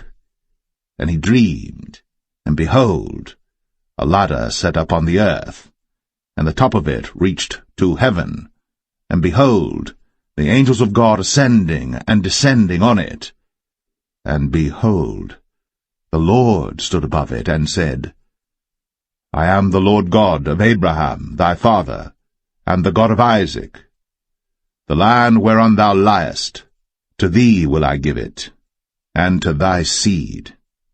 And thy seed shall be as the dust of the earth, and thou shalt spread abroad to the west, and to the east, and to the north, and to the south. And in thee and in thy seed shall all the families of the earth be blessed. And behold, I am with thee, and will keep thee in all places whither thou goest, and will bring thee again to this land. For I will not leave thee, until I have done that which I have spoken to thee of. And Jacob awaked out of his sleep, and he said, Surely the Lord is in this place, and I knew it not. And he was afraid, and said, How dreadful is this place! This is none other but the house of God, and this is the gate of heaven. And Jacob rose up early in the morning, and took the stone that he had put for his pillows, and set it up for a pillar, and poured oil upon the top of it. And he called the name of that place Bethel, but the name of that city was called Luz at the first. And Jacob vowed a vow, saying, If God will be with me, and will keep me in this way that I go, and will give me bread to eat, and raiment to put on, so that I come again to my father's house in peace, then shall the Lord be my God. And this stone which I have set up for a pillar shall be God's house. And of all that thou shalt give me, I will surely give the 10th unto thee.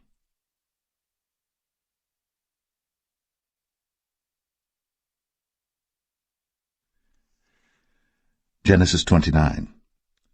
Then Jacob went on his journey, and came into the land of the people of the east. And he looked, and behold, a well in the field, and lo, there were 3 flocks of sheep lying by it. For out of that well they watered the flocks, and a great stone was upon the well's mouth. And thither were all the flocks gathered. And they rolled the stone from the well's mouth, and watered the sheep, and put the stone again upon the well's mouth in his place. And Jacob said unto them, My brethren, whence be ye? And they said, Of Haran are we. And he said unto them, Know ye Laban the son of Nahor? And they said, We know him. And he said unto them, Is he well? And they said, He is well. And behold, Rachel his daughter cometh with the sheep. And he said, Lo, it is yet high day, neither is it time that the cattle should be gathered together. Water ye the sheep, and go and feed them. And they said, We cannot until all the flocks be gathered together, until they roll the stone from the well's mouth. then we watered the sheep. And while he yet spake with them, Rachel came with her father's sheep, for she kept them. And it came to pass, when Jacob saw Rachel the daughter of Laban his mother's brother, and the sheep of Laban his mother's brother, that Jacob went near, and rolled the stone from the well's mouth, and watered the flock of Laban his mother's brother. And Jacob kissed Rachel, and lifted up his voice and wept. And Jacob told Rachel that he was her father's brother, and that he was Rebekah's son. And she ran and told her father.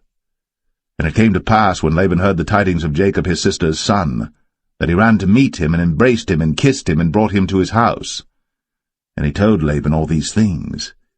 And Laban said to him, Surely thou art my bone and my flesh. And he abode with him the space of a month. And Laban said unto Jacob, Because thou art my brother, shouldest thou therefore serve me for naught? Tell me, what shall thy wages be? And Laban had 2 daughters. The name of the elder was Leah, and the name of the younger was Rachel. Leah was tender-eyed, but Rachel was beautiful and well-favored. And Jacob loved Rachel, and said, I will serve thee 7 years for Rachel thy younger daughter.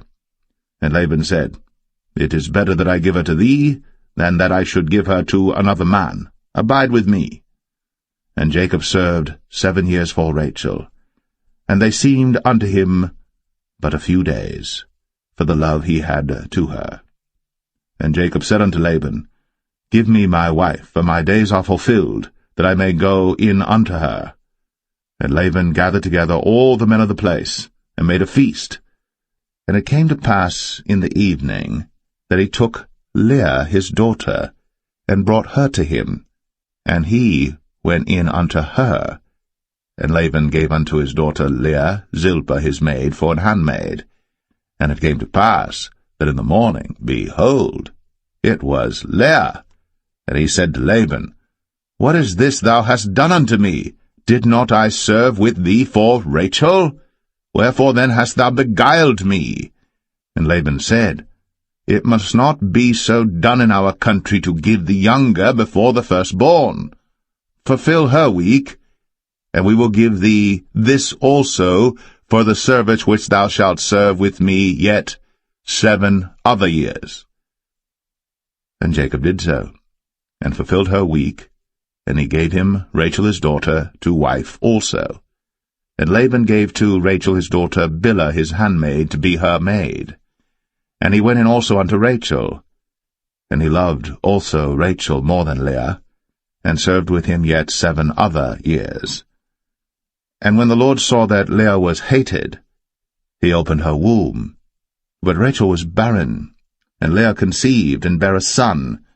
And she called his name Reuben, for she said, Surely the Lord hath looked upon my affliction, now therefore my husband will love me. And she conceived again, and bare a son, and said, Because the Lord hath heard that I was hated, he hath therefore given me this son also. And she called his name Simeon. And she conceived again, and bare a son, and said, Now this time will my husband be joined unto me, because I have borne him 3 sons. Therefore was his name called Levi. And she conceived again, and bare a son, and she said, Now will I praise the Lord. Therefore she called his name Judah, and left bearing.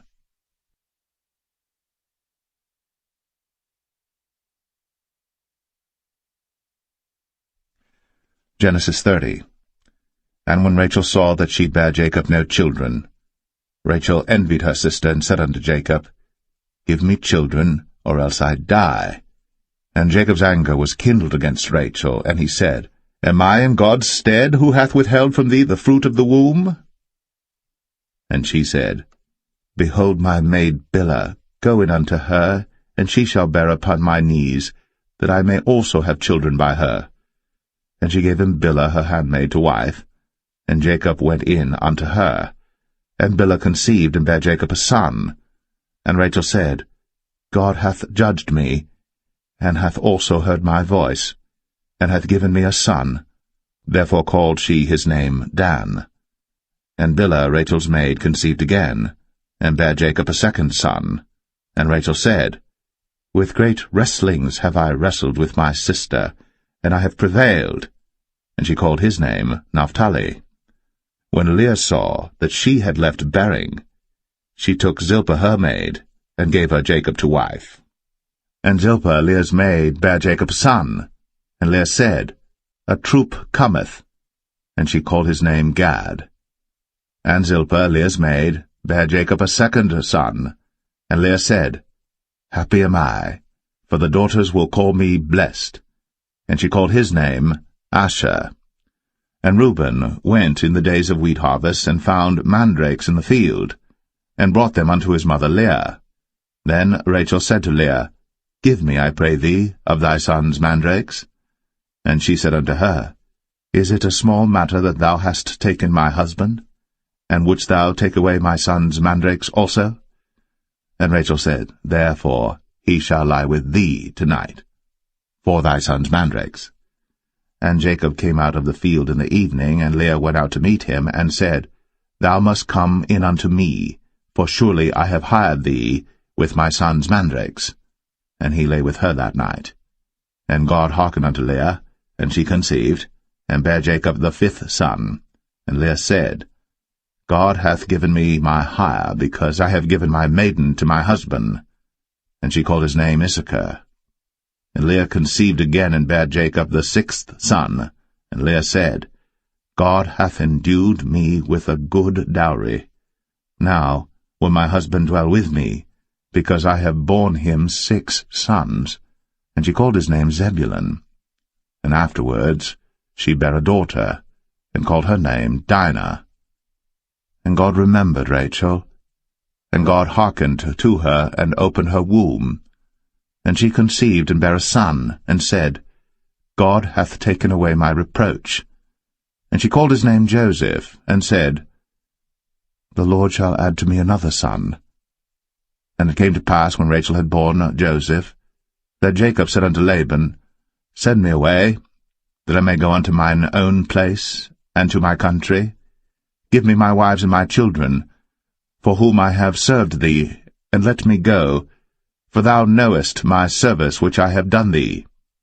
And Laban said unto him, I pray thee, if I have found favour in thine eyes, tarry, for I have learned by experience that the Lord hath blessed me for thy sake.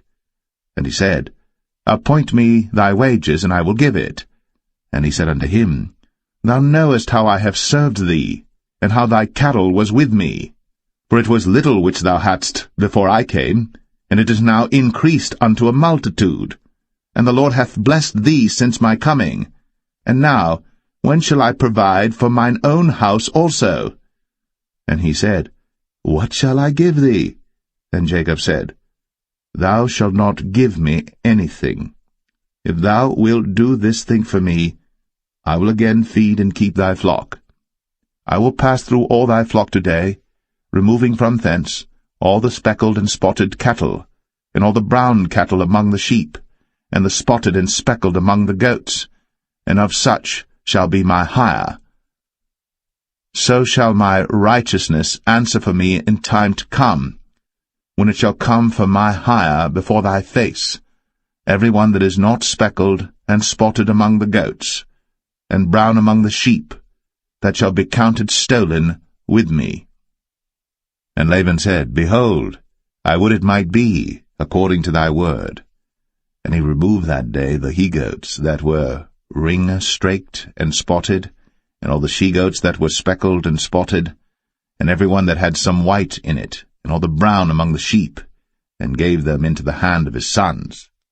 And he set 3 days' journey betwixt himself and Jacob fed the rest of Laban's flocks. And Jacob took him rods of green poplar, and of the hazel and chestnut tree, and pilled white strakes in them, and made the white appear which was in the rods. And he set the rods which he had pilled before the flocks in the gutters, in the watering troughs, when the flocks came to drink, that they should conceive when they came to drink. And the flocks conceived before the rods, and brought forth cattle ring-straked, speckled, and spotted. And Jacob did separate the lambs, and set the faces of the flocks toward the ring-straked, and all the brown in the flock of Laban. And he put his own flocks by themselves, and put them not unto Laban's cattle. And it came to pass, whensoever the stronger cattle did conceive, that Jacob laid the rods before the eyes of the cattle in the gutters, that they might conceive among the rods. But when the cattle were feeble, he put them not in. So the feebler were Laban's, and the stronger Jacob's. And the man increased exceedingly, and had much cattle, and maidservants, and menservants, and camels, and asses.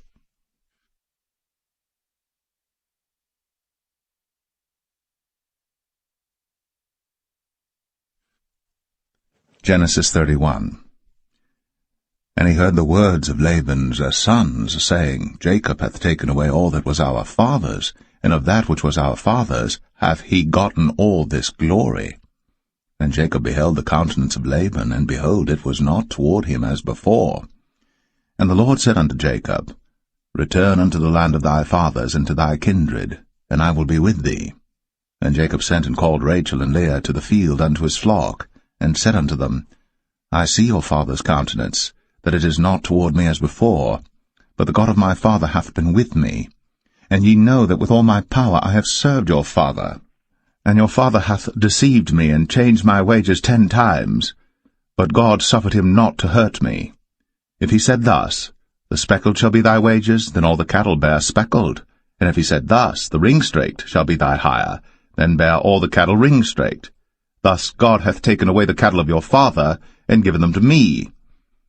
And it came to pass at the time that the cattle conceived, that I lifted up mine eyes, and saw in a dream, and behold, the rams which leaped upon the cattle were ring-straked, speckled, and grizzled. And the angel of God spake unto me in a dream, saying, Jacob. And I said, Here am I. And he said, Lift up now thine eyes, and see all the rams which leap upon the cattle are ring-straked, speckled, and grizzled. For I have seen all that Laban doeth unto thee. I am the God of Bethel, where thou anointest the pillar, and where thou vowest a vow unto me. Now arise, get thee out from this land, and return unto the land of thy kindred. And Rachel and Leah answered and said unto him, Is there yet any portion or inheritance for us in our father's house? Are we not counted of him strangers? For he hath sold us, and hath quite devoured also our money. For all the riches which God hath taken from our father, that is ours and our children's. Now then, whatsoever God hath said unto thee, do. Then Jacob rose up, and set his sons and his wives upon camels. And he carried away all his cattle, and all his goods which he had gotten, the cattle of his getting which he had gotten in Padan Aram, for to go to Isaac his father in the land of Canaan. And Laban went to shear his sheep, and Rachel had stolen the images that were her father's. And Jacob stole away unawares to Laban the Syrian, in that he told him not that he fled. So he fled with all that he had, and he rose up and passed over the river, and set his face toward the Mount Gilead. And it was told Laban on the 3rd day that Jacob was fled. And he took his brethren with him, and pursued after him 7 days' journey. And they overtook him in the Mount Gilead. And God came to Laban the Syrian in a dream by night, and said unto him, Take heed that thou speak not to Jacob either good or bad. Then Laban overtook Jacob. Now Jacob had pitched his tent in the mount, and Laban with his brethren pitched in the Mount of Gilead. And Laban said to Jacob, What hast thou done, that thou hast stolen away unawares to me, and carried away my daughters as captives taken with the sword? Wherefore didst thou flee away secretly, and steal away from me, and didst not tell me, that I might have sent thee away with mirth, and with songs, with tabret, and with harp, and hast not suffered me to kiss my sons and my daughters? Thou hast now done foolishly in so doing. It is in the power of my hand to do you hurt. But the God of your father spake unto me yesternight, saying, Take thou heed that thou speak not to Jacob either good or bad. And now, though thou wouldst needs be gone, because thou sore longest after thy father's house, yet wherefore hast thou stolen my gods? And Jacob answered and said to Laban, Because I was afraid, for I said, Peradventure thou wouldst take by force thy daughters from me. With whomsoever thou findest thy gods, let him not live, Before our brethren discern thou what is thine with me, and take it to thee. For Jacob knew not that Rachel had stolen them. And Laban went into Jacob's tent, and into Leah's tent, and into the two maidservants' tents, but he found them not. Then went he out of Leah's tent, and entered into Rachel's tent. Now Rachel had taken the images, and put them in the camel's furniture, and sat upon them. And Laban searched all the tent, but found them not. And she said to her father, Let it not displease my lord that I cannot rise up before thee, for the custom of women is upon me. And he searched, but found not the images. And Jacob was wroth, and chode with Laban. And Jacob answered and said to Laban, What is my trespass? What is my sin, that thou hast so hotly pursued after me? Whereas thou hast searched all my stuff, what hast thou found of all thy household stuff? Set it here before my brethren and thy brethren, that they may judge betwixt us both. This 20 years have I been with thee. Thy ewes and thy she-goats have not cast their young, and the rams of thy flock have I not eaten. That which was torn of beasts I brought not unto thee. I bear the loss of it. Of my hand didst thou require it, whether stolen by day or stolen by night. Thus I was. In the day the drought consumed me, and the frost by night, and my sleep departed from mine eyes. Thus have I been 20 years in thy house. I served thee 14 years for thy 2 daughters, and 6 years for thy cattle, and thou hast changed my wages 10 times. Except the God of my father, the God of Abraham, and the fear of Isaac had been with me, surely thou hadst sent me away now empty. God hath seen my affliction, and the labor of my hands, and rebuked thee yesternight.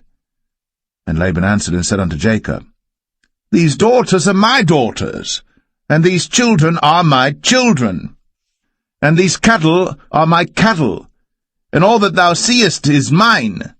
And what can I do this day unto these my daughters, or unto their children which they have borne? Now therefore come thou, let us make a covenant, I and thou, and let it be for a witness between me and thee. And Jacob took a stone, and set it up for a pillar.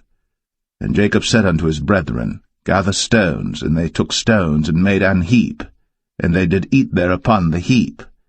And Laban called it Jegar-sahadathah, but Jacob called it Galeed. And Laban said, This heap is a witness between me and thee this day.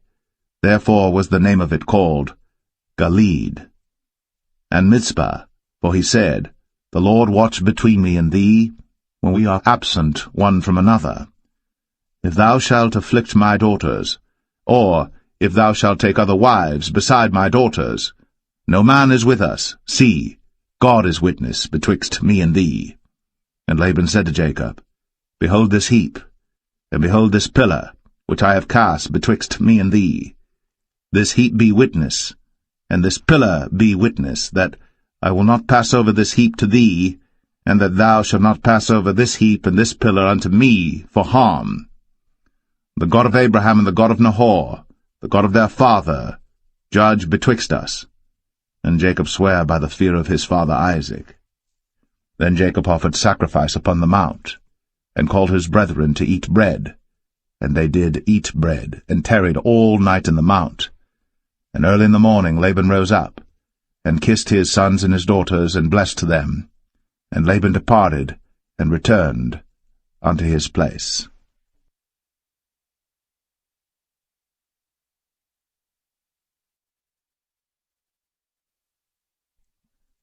Genesis 32. And Jacob went on his way, and the angels of God met him. And when Jacob saw them, he said, This is God's host. And he called the name of that place Mahanaim. And Jacob sent messengers before him to Esau his brother unto the land of Seir, the country of Edom. And he commanded them, saying, Thus shall ye speak unto my lord Esau. Thy servant Jacob saith thus, I have sojourned with Laban, and stayed there until now. And I have oxen and asses, flocks and men-servants and women-servants. And I have sent to tell my lord that I may find grace in thy sight. And the messengers returned to Jacob, saying, We came to thy brother Esau, and also he cometh to meet thee, and 400 men with him. Then Jacob was greatly afraid and distressed. And he divided the people that was with him, and the flocks and herds, and the camels, into 2 bands, and said, If Esau come to the one company and smite it, then the other company which is left shall escape. And Jacob said, O God of my father Abraham, and God of my father Isaac, the Lord which saidest unto me, Return unto thy country, and to thy kindred, and I will deal well with thee. I am not worthy of the least of all the mercies, and of all the truth which thou hast shown unto thy servant. For with my staff I passed over this Jordan, and now I am become 2 bands. Deliver me, I pray thee, from the hand of my brother, from the hand of Esau, for I fear him, lest he will come and smite me, and the mother with the children. And thou saidest, I will surely do thee good, and make thy seed as the sand of the sea, which cannot be numbered for multitude.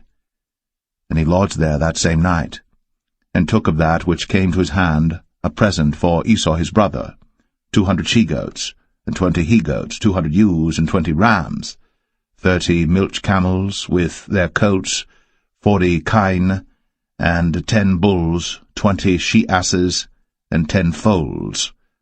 And he delivered them into the hand of his servants, every drove by themselves, and said unto his servants, Pass over before me, and put a space betwixt drove and drove. And he commanded the foremost, saying, When Esau my brother meeteth thee, and asketh thee, saying, Whose art thou? And whither goest thou? And whose are these before thee? Then thou shalt say, They be thy servant Jacob's. It is a present sent unto my lord Esau, and behold, also he is behind us. And so commanded he the second and the third, and all that followed the drove, saying, On this manner shall ye speak unto Esau, when ye find him. And say ye moreover, Behold, thy servant Jacob is behind us. For he said, I will appease him with the present that goeth before me, and afterward I will see his face. Peradventure he will accept of me. So went the present over before him, and himself lodged that night in the company. And he rose up that night, and took his 2 wives, and his 2 women servants, and his 11 sons, and passed over the ford Jabbok. And he took them, and sent them over the brook, and sent over that he had. And Jacob was left alone. And there wrestled a man with him until the breaking of the day. And when he saw that he prevailed not against him, he touched the hollow of his thigh, and the hollow of Jacob's thigh was out of joint as he wrestled with him. And he said, Let me go, for the day breaketh. And he said, I will not let thee go, except thou bless me. And he said unto him, What is thy name? And he said, Jacob. And he said, Thy name shall be called no more Jacob, but Israel. For as a prince hast thou power with God and with men, and hast prevailed. And Jacob asked him, and said, Tell me, I pray thee, thy name. And he said, Wherefore is it that thou dost ask after my name? And he blessed him there. And Jacob called the name of the place Peniel, for I have seen God face to face, and my life is preserved. And as he passed over Penuel, the sun rose upon him, and he halted upon his thigh. Therefore the children of Israel eat not of the sinew which shrank, which is upon the hollow of the thigh, unto this day, because he touched the hollow of Jacob's thigh in the sinew that shrank.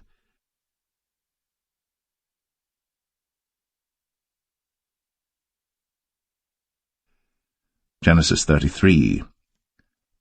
And Jacob lifted up his eyes, and looked, and behold, Esau came, and with him 400 men. And he divided the children unto Leah, and unto Rachel, and unto the 2 handmaids. And he put the handmaids and their children foremost, and Leah and her children after, and Rachel and Joseph hindermost.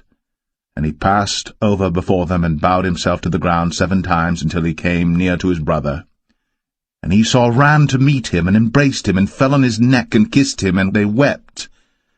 And he lifted up his eyes, and saw the women and the children, and said, Who are those with thee?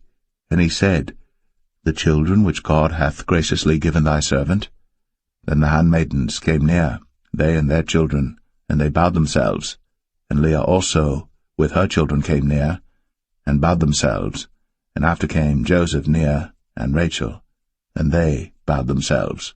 And he said, What meanest thou by all this drove which I met? And he said, These are to find grace in the sight of my Lord. And Esau said, I have enough, my brother, keep that thou hast unto thyself. And Jacob said, Nay, I pray thee, if now I have found grace in thy sight, then receive my present at my hand, for therefore I have seen thy face as though I had seen the face of God, and thou wast pleased with me.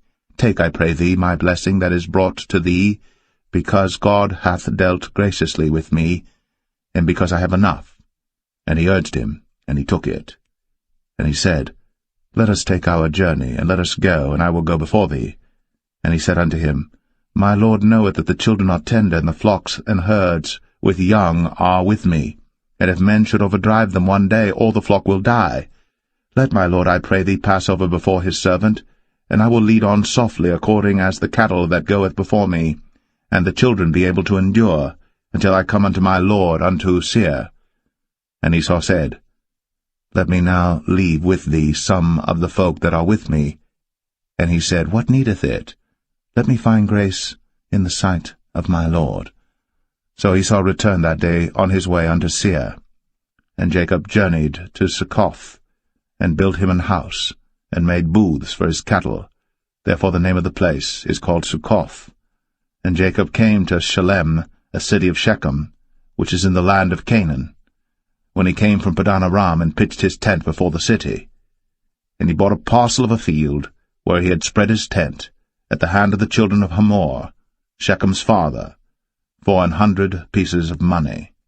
And he erected there an altar, and called it El Elohe Israel.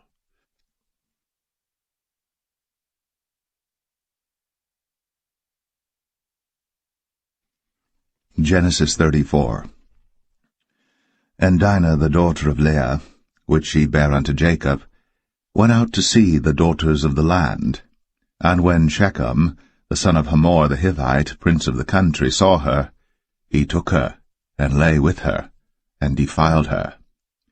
And his soul clave unto Dinah the daughter of Jacob, and he loved the damsel, and spake kindly unto the damsel. And Shechem spake unto his father Hamor, saying, Get me this damsel to wife. And Jacob heard that he had defiled Dinah his daughter. Now his sons were with his cattle in the field, and Jacob held his peace until they were come. And Hamor the father of Shechem went out unto Jacob to commune with him. And the sons of Jacob came out of the field when they heard it, and the men were grieved, and they were very wroth, because he had wrought folly in Israel, in lying with Jacob's daughter, which thing ought not to be done. And Hamor communed with them, saying, The soul of my son Shechem longeth for your daughter. I pray you, give her him to wife. And make ye marriages with us, and give your daughters unto us, and take our daughters unto you. And ye shall dwell with us, and the land shall be before you. Dwell and trade ye therein, and get you possessions therein. And Shechem said unto her father and unto her brethren, Let me find grace in your eyes, and what ye shall say unto me I will give. Ask me never so much dowry and gift, and I will give according as ye shall say unto me. But give me the damsel to wife. And the sons of Jacob answered Shechem and Hamor his father deceitfully, and said, because he had defiled Dinah their sister, and they said unto them, We cannot do this thing to give our sister to one that is uncircumcised, for that were a reproach unto us. But in this will we consent unto you. If ye will be as we be, that every male of you be circumcised, then will we give our daughters unto you, and we will take your daughters to us, and we will dwell with you, and we will become one people. But if ye will not hearken unto us to be circumcised, then we will take our daughter, and we will be gone. And their words pleased Hamor and Shechem Hamor's son. And the young man deferred not to do the thing, because he had delight in Jacob's daughter, and he was more honorable than all the house of his father. And Hamor and Shechem his son came unto the gate of their city, and communed with the men of their city, saying, These men are peaceable with us, therefore let them dwell in the land, and trade therein, For the land, behold, it is large enough for them. Let us take their daughters to us for wives, and let us give them our daughters. Only herein will the men consent unto us, for to dwell with us, to be one people, if every male among us be circumcised, as they are circumcised. Shall not their cattle and their substance and every beast of theirs be ours? Only let us consent unto them, and they will dwell with us. And unto Hamor and unto Shechem his son hearkened all that went out of the gate of his city, and every male was circumcised, all that went out of the gate of his city. And it came to pass on the third day, when they were sore, that two of the sons of Jacob, Simeon and Levi, Dinah's brethren, took each man his sword, and came upon the city boldly, and slew all the males. And they slew Hamor and Shechem his son with the edge of the sword, and took Dinah out of Shechem's house, and went out. The sons of Jacob came upon the slain, and spoiled the city, because they had defiled their sister. They took their sheep and their oxen, and their asses, and that which was in the city, and that which was in the field, and all their wealth, and all their little ones, and their wives took they captive, and spoiled even all that was in the house. And Jacob said to Simeon and Levi, Ye have troubled me to make me to stink among the inhabitants of the land, among the Canaanites and the Perizzites. And I, being few in number, they shall gather themselves together against me, and slay me, and I shall be destroyed, I and my house. And they said, Should he deal with our sister as with an harlot?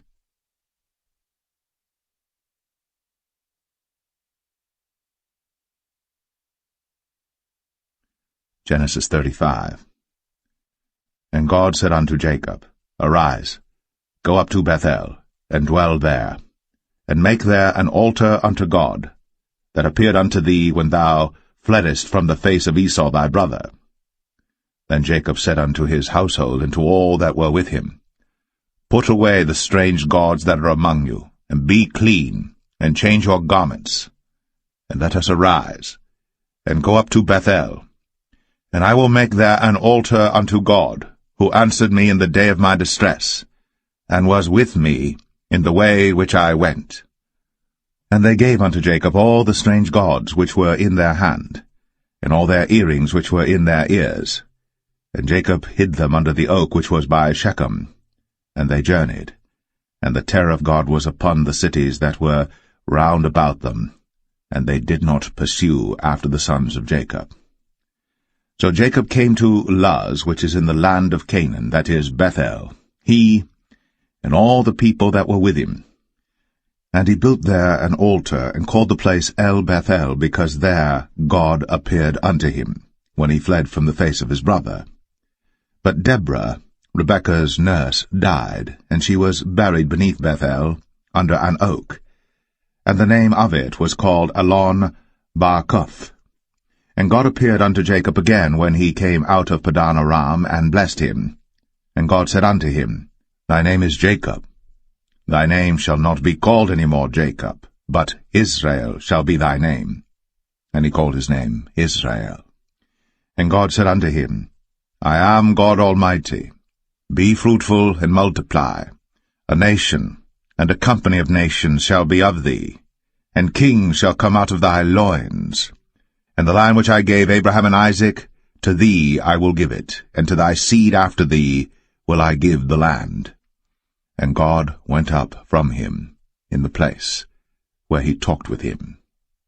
And Jacob set up a pillar in the place where he talked with him, even a pillar of stone. And he poured a drink offering thereon, and he poured oil thereon. And Jacob called the name of the place where God spake with him, Bethel. And they journeyed from Bethel. And there was but a little way to come to Ephrath. And Rachel travailed, and she had hard labor. And it came to pass, when she was in hard labor, that the midwife said unto her, Fear not, thou shalt have this son also. And it came to pass, as her soul was in departing, for she died, that she called his name Ben-Oni, but his father called him Benjamin. And Rachel died, and was buried, in the way to Ephrath, which is Bethlehem. And Jacob set a pillar upon her grave, that is, the pillar of Rachel's grave, unto this day. And Israel journeyed, and spread his tent beyond the tower of Adar. And it came to pass, when Israel dwelt in that land, that Reuben went and lay with Bilhah his father's concubine, and Israel heard it. Now the sons of Jacob were 12, the sons of Leah, Reuben, Jacob's firstborn, and Simeon, and Levi, and Judah, and Issachar, and Zebulun. The sons of Rachel, Joseph and Benjamin. And the sons of Bilhah, Rachel's handmaid, Dan and Naphtali. And the sons of Zilpah, Leah's handmaid, Gad and Asher. These are the sons of Jacob, which were born to him in Padan Aram. And Jacob came unto Isaac his father unto Mamre, unto the city of Arba, which is Hebron, where Abraham and Isaac sojourned. And the days of Isaac were 180 years. And Isaac gave up the ghost, and died, and was gathered unto his people, being old and full of days. And his sons Esau and Jacob buried him.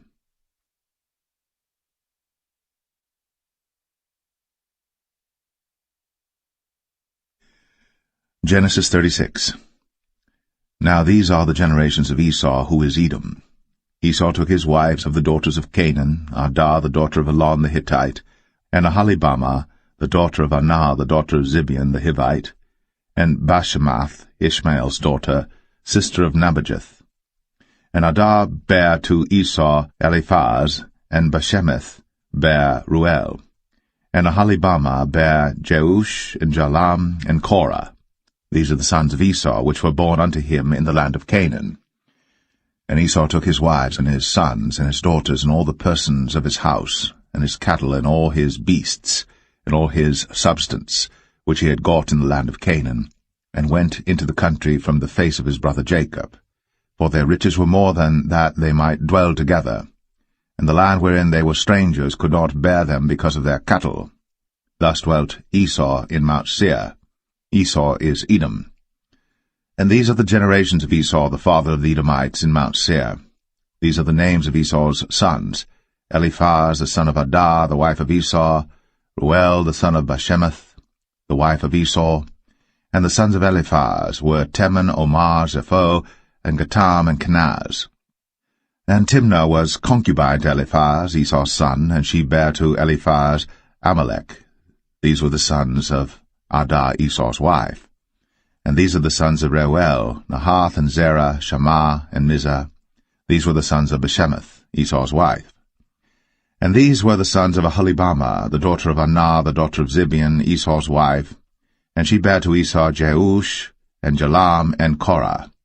These were dukes of the sons of Esau.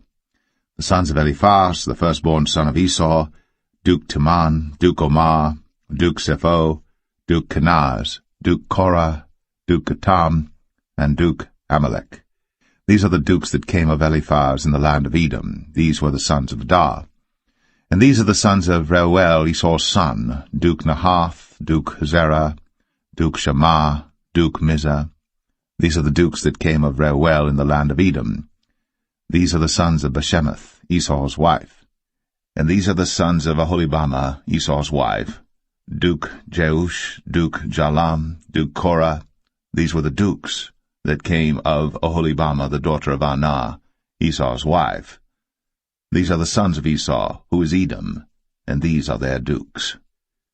These are the sons of Seir the Horite, who inhabited the land: Lotan, and Shobal, and Zibeon, and Anah, and Dishon, and Ezer, and Dishan. These are the dukes of the Horites, the children of Seir in the land of Edom. And the children of Lotan were Hori and Hemam, and Lotan's sister was Timnah. And the children of Shobal were these: Alvan, and Manahath, and Ebal, Shapho, and Onam. And these are the children of Zibeon, both Ajah and Anah. This was that Anah that found the mules in the wilderness, as he fed the asses of Zibeon his father. And the children of Anah were these: Dishon, and Aholibamah the daughter of Anah. And these are the children of Dishon: Hemdan, and Eshban, and Ithran, and Cheran. The children of Ezer are these: Bilhan, and Zavan, and Akan. The children of Dishan are these, Uz and Aran.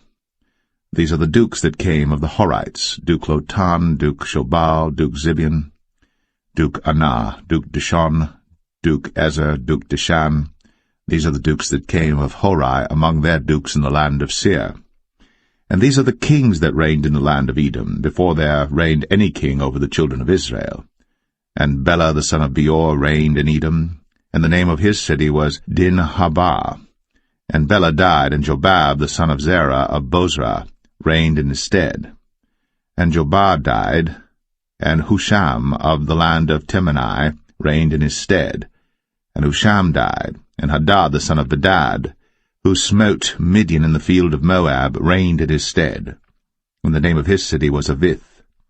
And Hadad died, and Samlah of Masrekah reigned in his stead. And Samlah died, and Saul of Rehoboth by the river reigned in his stead. And Saul died, and Baal-Hanan the son of Achbor reigned in his stead. And Baal-Hanan the son of Achbor died, and Hadar reigned in his stead.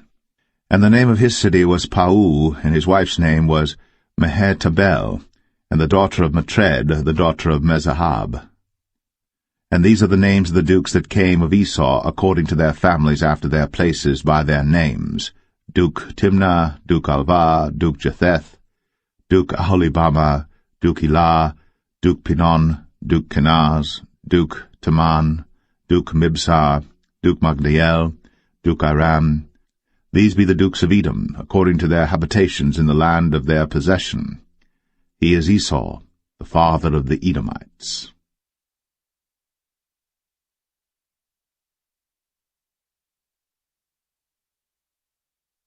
Genesis 37. And Jacob dwelt in the land wherein his father was a stranger, in the land of Canaan. These are the generations of Jacob. Joseph, being 17 years old, was feeding the flock with his brethren, and the lad was with the sons of Bilhah, and with the sons of Zilpah, his father's wives. And Joseph brought unto his father their evil report. Now Israel loved Joseph more than all his children, because he was the son of his old age. And he made him a coat of many colors. And when his brethren saw that their father loved him more than all his brethren, they hated him, and could not speak peaceably unto him. And Joseph dreamed a dream, and he told it his brethren, and they hated him yet the more. And he said unto them, Hear, I pray you, this dream which I have dreamed. For behold, we were binding sheaves in the field, and lo, my sheaf arose, and also stood upright, and behold, your sheaves stood round about, and made obeisance to my sheaf. And his brethren said to him, Shalt thou indeed reign over us? Or shalt thou indeed have dominion over us? And they hated him yet the more for his dreams, and for his words. And he dreamed yet another dream, and told it his brethren, and said, Behold, I have dreamed a dream more, and behold, the sun, and the moon, and the 11 stars made obeisance to me. And he told it to his father, and to his brethren, and his father rebuked him, and said unto him, What is this dream that thou hast dreamed? Shall I and thy mother, and thy brethren indeed come to bow down ourselves to thee to the earth? And his brethren envied him. But his father observed the saying. And his brethren went to feed their father's flock in Shechem. And Israel said unto Joseph, Do not thy brethren feed the flock in Shechem? Come, and I will send thee unto them. And he said to him, Here am I. And he said to him, Go, I pray thee, see whether it be well with thy brethren, and well with the flocks, and bring me word again. So he sent him out of the vale of Hebron, and he came to Shechem. And a certain man found him, and behold, he was wandering in the field. And the man asked him, saying, What seekest thou? And he said, I seek my brethren. Tell me, I pray thee, where they feed their flocks. And the man said, They are departed hence, for I heard them say, Let us go to Dothan. And Joseph went after his brethren, and found them in Dothan. And when they saw him afar off, even before he came near unto them, they conspired against him to slay him. And they said one to another, Behold, this dreamer cometh. Come now, therefore, and let us slay him, and cast him into some pit. And we will say, Some evil beast hath devoured him, and we shall see what will become of his dreams. And Reuben heard it, And he delivered him out of their hands, and said, Let us not kill him. And Reuben said unto them, Shed no blood, but cast him into this pit that is in the wilderness, and lay no hand upon him, that he might rid him out of their hands, to deliver him to his father again. And it came to pass, when Joseph was come unto his brethren, that they stripped Joseph out of his coat of many colours that was on him, and they took him, and cast him into a pit, and the pit was empty, there was no water in it. And they sat down to eat bread, and they lifted up their eyes and looked, and behold, a company of Ishmaelites came from Gilead with their camels bearing spicery and balm and myrrh, going to carry it down to Egypt. And Judah said unto his brethren, What profit is it if we slay our brother, and conceal his blood? Come, and let us sell him to the Ishmaelites, and let not our hand be upon him, for he is our brother, and our flesh. And his brethren were content. Then there passed by Midianites, merchantmen, and they drew and lifted up Joseph out of the pit, and sold Joseph to the Ishmaelites for 20 pieces of silver, and they brought Joseph into Egypt. And Reuben returned unto the pit, and behold, Joseph was not in the pit. And he rent his clothes. And he returned unto his brethren, and said, The child is not, and I, whither shall I go? And they took Joseph's coat, and killed a kid of the goats, and dipped the coat in the blood. And they sent the coat of many colours, and they brought it to their father, and said, This have we found. Know now whether it be thy son's coat or no. And he knew it, and said, It is my son's coat. An evil beast hath devoured him. Joseph is without doubt rent in pieces. And Jacob rent his clothes, and put sackcloth upon his loins, and mourned for his son many days. And all his sons and all his daughters rose up to comfort him. But he refused to be comforted, and he said, For I will go down into the grave unto my son mourning. Thus his father wept for him. And the Midianites sold him into Egypt unto Potiphar, an officer of Pharaoh's, and captain of the guard.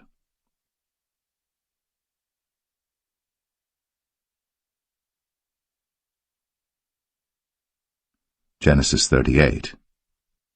And it came to pass at that time that Judah went down from his brethren, and turned in to a certain Adulamite, whose name was Hira. And Judah saw there a daughter of a certain Canaanite, whose name was Shua, and he took her, and went in unto her, and she conceived and bare a son, and he called his name Er. And she conceived again and bare a son, and she called his name Onan. And she yet again conceived and bare a son, and called his name Shelah. And he was at Chezib, when she bare him. And Judah took a wife for Er his firstborn, whose name was Tamar. And Er, Judah's firstborn, was wicked in the sight of the Lord, and the Lord slew him. And Judah said unto Onan, Go in unto thy brother's wife, and marry her, and raise up seed to thy brother. And Onan knew that the seed should not be his. And it came to pass, when he went in unto his brother's wife, that he spilled it on the ground, lest that he should give seed to his brother. And the thing which he did displeased the Lord, wherefore he slew him also. Then said Judah to Tamar his daughter-in-law, Remain a widow at thy father's house, till Shelah my son be grown. For he said, Lest peradventure he die also, as his brethren did. And Tamar went and dwelt in her father's house. And in process of time, the daughter of Shua, Judah's wife, died. And Judah was comforted, and went up unto his sheep-shearers to Timnath, he and his friend Hira, the Adulamite. And it was told Tamar, saying, Behold, thy father-in-law goeth up to Timnath to shear his sheep. And she put her widow's garments off from her, and covered her with a veil, and wrapped herself, and sat in an open place, which is by the way to Timnath. For she saw that Shelah was grown, and she was not given unto him to wife. When Judah saw her, he thought her to be an harlot, because she had covered her face. And he turned unto her by the way, and said, Go to, I pray thee, let me come in unto thee. for he knew not that she was his daughter-in-law. And she said, What wilt thou give me, that thou mayest come in unto me? And he said, I will send thee a kid from the flock. And she said, Wilt thou give me a pledge, till thou send it? And he said, What pledge shall I give thee? And she said, Thy signet, and thy bracelets, and thy staff that is in thine hand. And he gave it her, and came in unto her. And she conceived by him. And she arose and went away, and laid by her veil from her, and put on the garments of her widowhood. And Judah sent the kid by the hand of his friend the Adullamite, to receive his pledge from the woman's hand, but he found her not. Then he asked the men of that place, saying, Where is the harlot that was openly by the wayside? And they said, There was no harlot in this place. And he returned to Judah and said, I cannot find her. And also the men of the place said that there was no harlot in this place. And Judah said, Let her take it to her, lest we be shamed. Behold, I sent this kid, and thou hast not found her. And it came to pass about 3 months after that it was told Judah, saying, Tamar, thy daughter-in-law, hath played the harlot, and also, behold, she is with child by whoredom. And Judah said, Bring her forth, and let her be burnt. When she was brought forth, she sent to her father-in-law, saying, By the man whose these are am I with child. And she said, Discern, I pray thee, whose are these? The signet, and bracelets, and staff. And Judah acknowledged them, and said, She hath been more righteous than I, because that I gave her not to Shelah my son. And he knew her again no more. And it came to pass in the time of her travail, that, behold, twins were in her womb. And it came to pass, when she travailed, that the one put out his hand, and the midwife took and bound upon his hand a scarlet thread, saying, This came out first. And it came to pass, as he drew back his hand, that, behold, his brother came out. And she said, How hast thou broken forth? This breach be upon thee. Therefore his name was called Pharez. And afterward came out his brother, that had the scarlet thread upon his hand, and his name was called Zerah.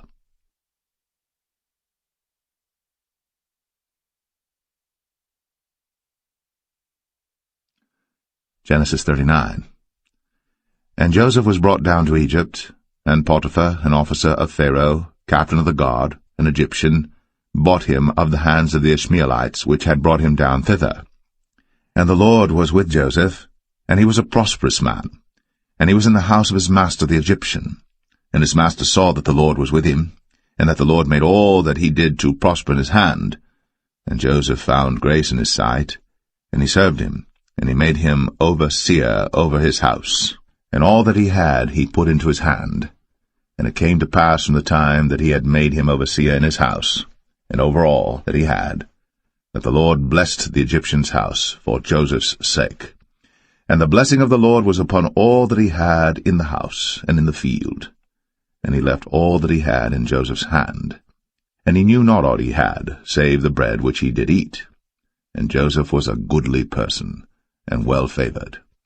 And it came to pass after these things, that his master's wife cast her eyes upon Joseph, and she said, Lie with me.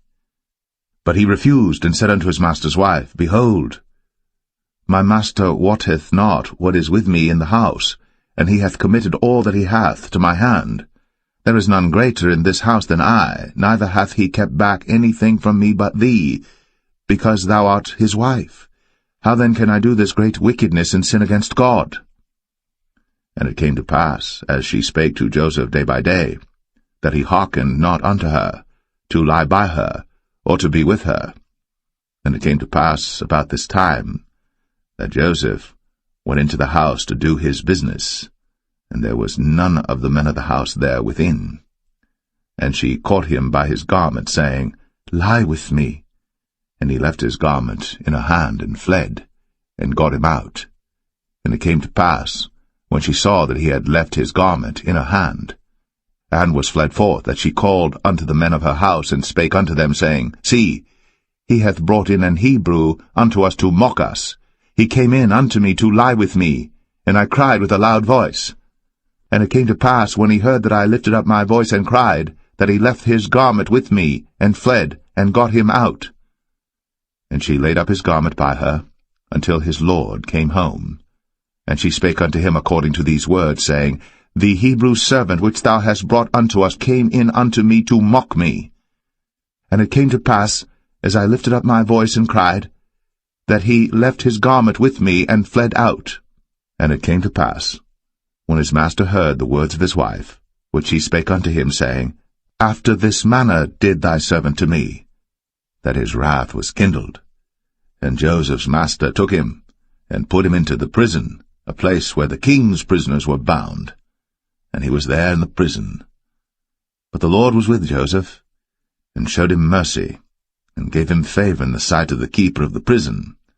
And the keeper of the prison committed to Joseph's hand all the prisoners that were in the prison. And whatsoever they did there, he was the doer of it. The keeper of the prison looked not to anything that was under his hand, because the Lord was with him. And that which he did, the Lord made it to prosper.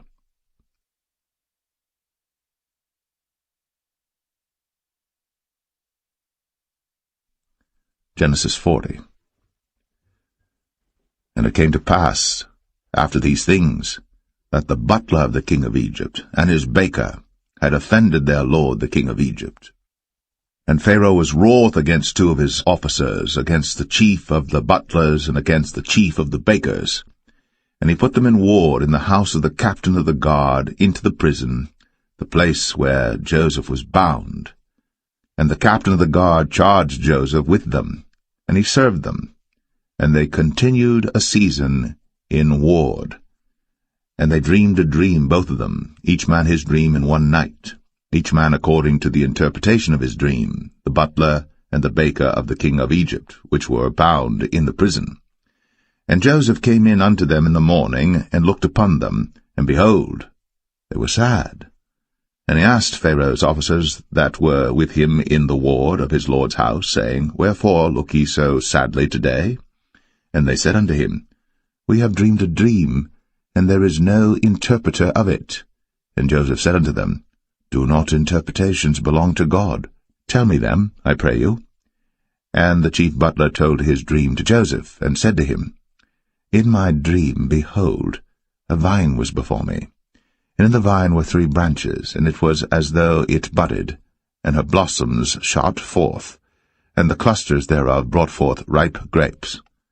And Pharaoh's cup was in my hand, and I took the grapes, and pressed them into Pharaoh's cup, and I gave the cup into Pharaoh's hand.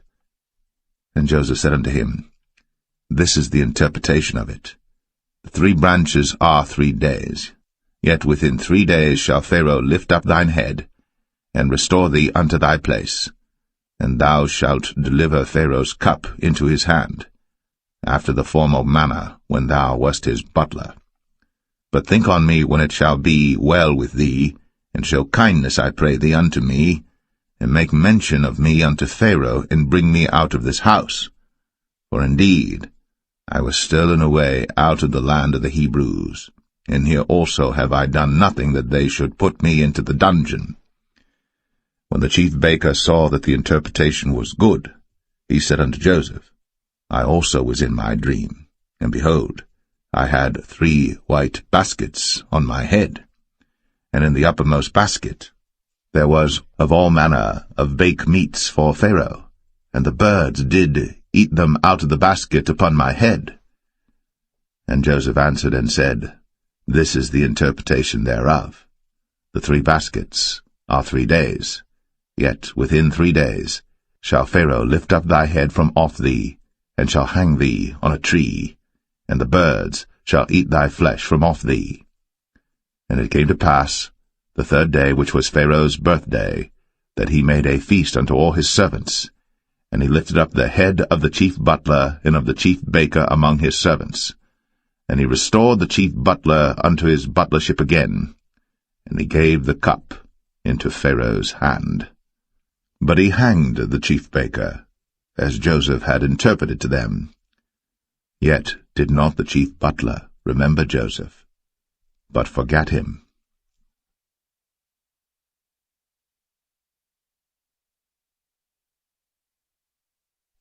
Genesis 41.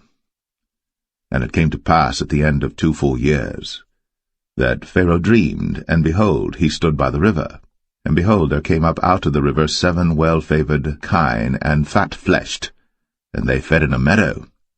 And behold, 7 other kine came up after them out of the river, ill-favored, and lean-fleshed, and stood by the other kine upon the brink of the river. And the ill-favored and lean-fleshed kine did eat up the 7 well-favored and fat kine. So Pharaoh awoke. And he slept and dreamed the second time, and behold, 7 ears of corn came up upon one stalk, rank and good. And behold, 7 thin ears, and blasted with the east wind sprung up after them.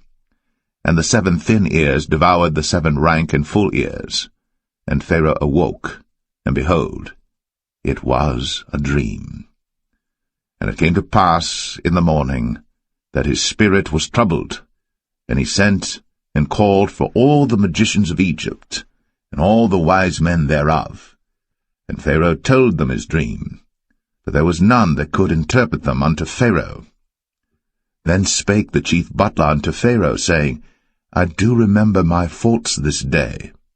Pharaoh was wroth with his servants, and put me in ward of the captain of the guard's house, both me and the chief baker. And we dreamed a dream in one night, I and he. We dreamed each man according to the interpretation of his dream. And there was there with us a young man, an Hebrew, servant to the captain of the guard. And we told him, and he interpreted to us our dreams. To each man according to his dream he did interpret. And it came to pass, as he interpreted to us, so it was. Me he restored unto mine office, and him he hanged. Then Pharaoh sent and called Joseph, and they brought him hastily out of the dungeon. And he shaved himself, and changed his raiment, and came in unto Pharaoh. And Pharaoh said unto Joseph, I have dreamed a dream, and there is none that can interpret it. And I have heard say of thee, that thou canst understand a dream to interpret it. And Joseph answered Pharaoh, saying, It is not in me. God shall give Pharaoh an answer of peace.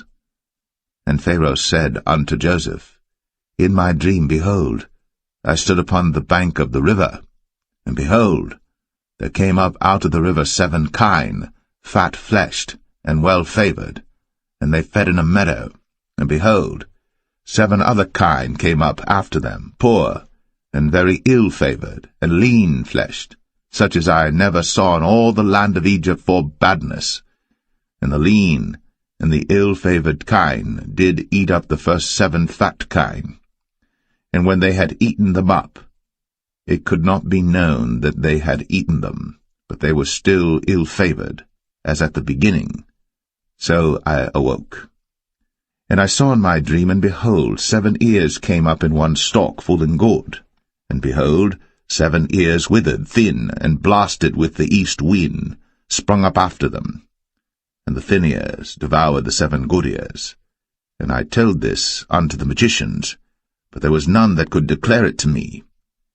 And Joseph said unto Pharaoh, The dream of Pharaoh is one. God hath shown Pharaoh what he is about to do. The 7 good kine are 7 years, and the 7 good ears are 7 years. The dream is one. And the 7 thin and ill-favored kine that came up after them are 7 years, and the 7 empty ears blasted with the east wind shall be 7 years of famine. This is the thing which I have spoken unto Pharaoh. What God is about to do, he showeth unto Pharaoh. Behold, there come 7 years of great plenty throughout all the land of Egypt. And there shall arise after them 7 years of famine, and all the plenty shall be forgotten in the land of Egypt, and the famine shall consume the land, and the plenty shall not be known in the land by reason of that famine following, for it shall be very grievous. And for that the dream was doubled unto Pharaoh twice. It is because the thing is established by God, and God will shortly bring it to pass. Now therefore let Pharaoh look out a man discreet and wise, and set him over the land of Egypt. Let Pharaoh do this, and let him appoint officers over the land, and take up the 5th part of the land of Egypt in the 7 plenteous years, and let them gather all the food of those good years that come, and lay up corn under the hand of Pharaoh. and let them keep food in the cities. And that food shall be for store to the land against the 7 years of famine, which shall be in the land of Egypt, that the land perish not through the famine. And the thing was good in the eyes of Pharaoh, and in the eyes of all his servants. And Pharaoh said unto his servants, Can we find such a one as this is, a man in whom the Spirit of God is? And Pharaoh said unto Joseph, Forasmuch as God hath shown thee all this, there is none so discreet and wise as thou art. Thou shalt be over my house, and according unto thy word shall all my people be ruled. Only in the throne will I be greater than thou. And Pharaoh said unto Joseph, See, I have set thee over all the land of Egypt. And Pharaoh took off his ring from his hand, and put it upon Joseph's hand, and arrayed him in vestures of fine linen, and put a gold chain about his neck. And he made him to ride in the second chariot which he had. And they cried before him, Bow the knee. And he made him ruler over all the land of Egypt. And Pharaoh said unto Joseph, I am Pharaoh, and without thee shall no man lift up his hand or foot in all the land of Egypt. And Pharaoh called Joseph's name Zaphnath-Paneah, and he gave him to wife Asenath, the daughter of Potipharah, priest of On. And Joseph went out over all the land of Egypt. And Joseph was 30 years old when he stood before Pharaoh, king of Egypt.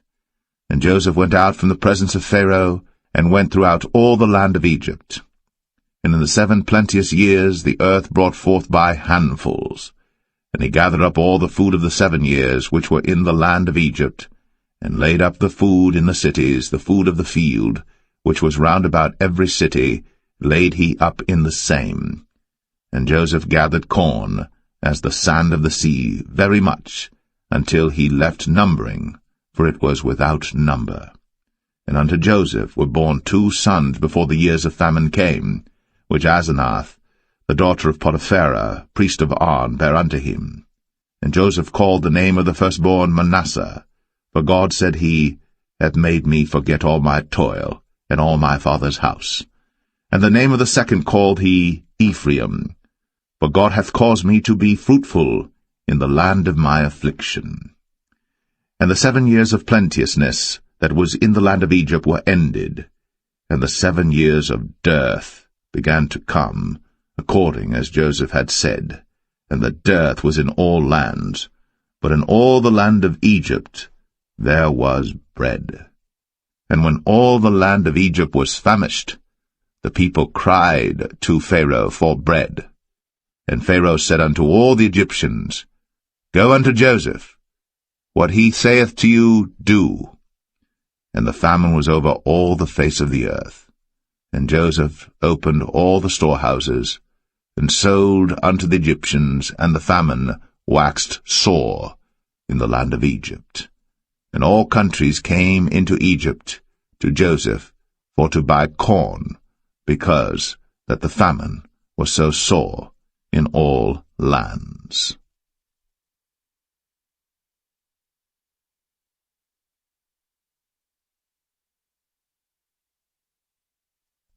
Genesis 42. Now when Jacob saw that there was corn in Egypt, Jacob said unto his sons, Why do you look one upon another? And he said, Behold, I have heard that there is corn in Egypt. Get you down thither, and buy for us from thence, that we may live and not die. And Joseph's 10 brethren went down to buy corn in Egypt. But Benjamin, Joseph's brother, Jacob sent not with his brethren, for he said, Lest peradventure mischief befall him. And the sons of Israel came to buy corn among those that came, for the famine was in the land of Canaan. And Joseph was the governor over the land, and he it was that sold to all the people of the land. And Joseph's brethren came, and bowed down themselves before him with their faces to the earth. And Joseph saw his brethren, and he knew them, but made himself strange unto them, and spake roughly unto them. And he said unto them, Whence come ye? And they said, From the land of Canaan to buy food. And Joseph knew his brethren, but they knew not him. And Joseph remembered the dreams which he dreamed of them, and said unto them, Ye are spies. to see the nakedness of the land ye are come? And they said unto him, Nay, my lord, but to buy food are thy servants come. We are all one man's sons, we are true men, thy servants are no spies. And he said unto them, Nay, but to see the nakedness of the land ye are come. And they said, Thy servants are 12 brethren, the sons of one man in the land of Canaan. And behold, the youngest is this day with our father, and one is not.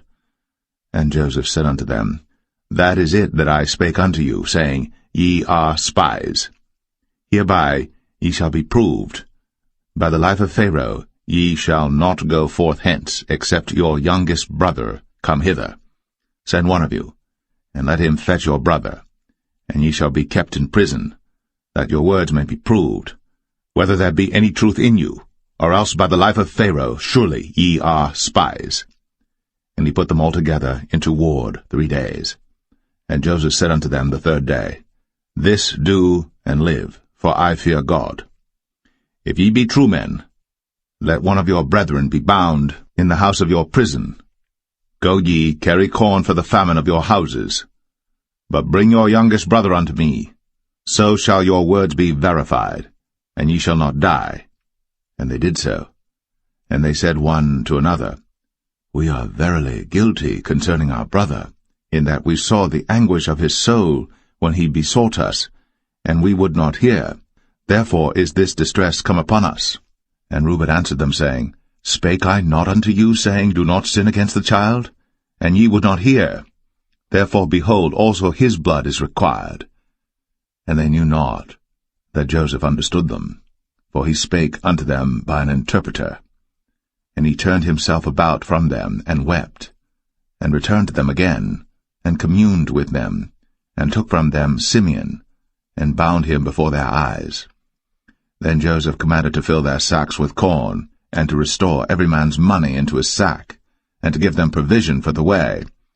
And thus did he unto them. And they laded their asses with the corn, and departed thence. And as one of them opened his sack, to give his ass provender in the inn, he espied his money, for behold, it was in his sack's mouth. And he said unto his brethren, My money is restored, and lo, it is even in my sack. And their heart failed them, and they were afraid, saying one to another, What is this that God hath done unto us? And they came unto Jacob their father unto the land of Canaan, and told him all that befell unto them, saying, The man who is the Lord of the land spake roughly to us, and took us for spies of the country. And we said unto him, We are true men, we are no spies. We be 12 brethren, sons of our father, one is not, and the youngest is this day with our father in the land of Canaan. And the man, the Lord of the country, said unto us, Hereby shall I know that ye are true men. Leave one of your brethren here with me, and take food for the famine of your households, and be gone. And bring your youngest brother unto me. Then shall I know that ye are no spies, but that ye are true men. So will I deliver you your brother, and ye shall traffic in the land. And it came to pass, as they emptied their sacks, that, behold, every man's bundle of money was in his sack. And when both they and their father saw the bundles of money, they were afraid. And Jacob their father said unto them, Me have ye bereaved my children. Joseph is not, and Simeon is not, and ye will take Benjamin away? All these things are against me. And Reuben spake unto his father, saying, Slay my 2 sons, if I bring him not to thee. Deliver him into my hand, and I will bring him to thee again. And he said, My son shall not go down with you, for his brother is dead, and he is left alone. If mischief befall him by the way, in the which ye go, then shall ye bring down my grey hairs with sorrow to the grave.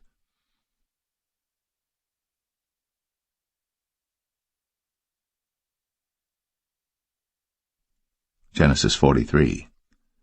And the famine was sore in the land.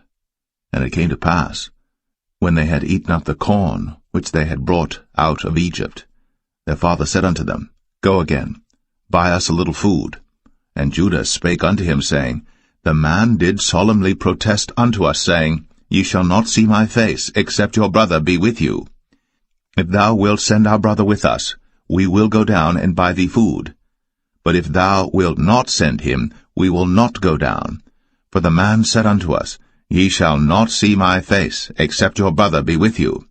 And Israel said, Wherefore dealt ye so ill with me, as to tell the man whether ye had yet a brother?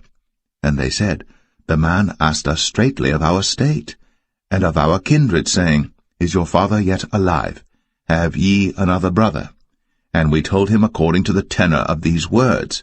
Could we certainly know that he would say, Bring your brother down? And Judah said unto Israel his father, Send the lad with me, and we will arise and go, that we may live and not die, both we and thou, and also our little ones. I will be surety for him. Of my hand shalt thou require him. If I bring him not unto thee, and set him before thee, then let me bear the blame for ever. For except we had lingered, surely now we had returned this second time. And their father Israel said unto them, If it must be so now, do this. Take of the best fruits in the land in your vessels, and carry down the man a present, a little balm, and a little honey, spices, and myrrh, nuts, and almonds.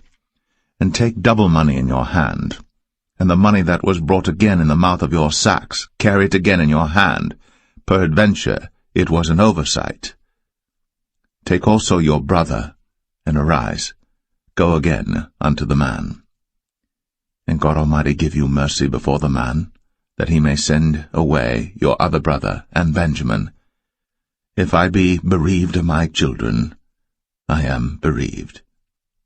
And the men took that present, and they took double money in their hand, and Benjamin, and rose up, and went down to Egypt, and stood before Joseph. And when Joseph saw Benjamin with them, he said to the ruler of his house, Bring these men home, and slay, and make ready, for these men shall dine with me at noon. And the man did as Joseph bade, and the man brought the men into Joseph's house. And the men were afraid, because they were brought into Joseph's house, and they said, Because of the money that was returned in our sacks at the first time are we brought in, that he may seek occasion against us, and fall upon us, and take us for bondmen and our asses. And they came near to the steward of Joseph's house, and they communed with him at the door of the house, and said, O sir, we came indeed down at the first time to buy food, and it came to pass, when we came to the inn, that we opened our sacks, and behold, every man's money was in the mouth of his sack, our money in full weight, and we have brought it again in our hand, and other money have we brought down in our hands to buy food. We cannot tell who put our money in our sacks. And he said, Peace be to you, fear not. Your God, and the God of your father, hath given you treasure in your sacks. I had your money. And he brought Simeon out unto them. And the man brought the men into Joseph's house, and gave them water, and they washed their feet, and he gave their asses provender. And they made ready the present against Joseph came at noon, for they heard that they should eat bread there. And when Joseph came home, they brought him the present which was in their hand into the house, and bowed themselves to him to the earth. And he asked them of their welfare, and said, Is your father well? The old man of whom ye spake, is he yet alive? And they answered, Thy servant our father is in good health, he is yet alive.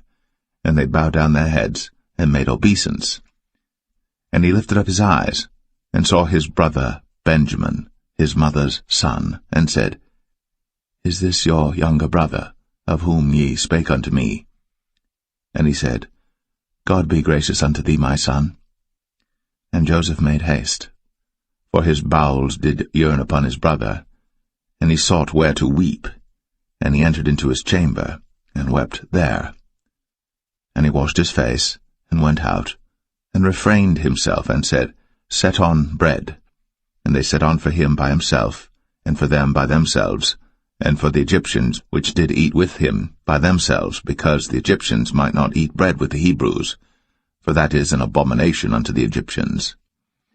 And they sat before him, the firstborn according to his birthright, and the youngest according to his youth, and the men marveled one at another. And he took and sent messes unto them from before him. But Benjamin's mess was 5 times so much as any of theirs. And they drank, and were merry with him.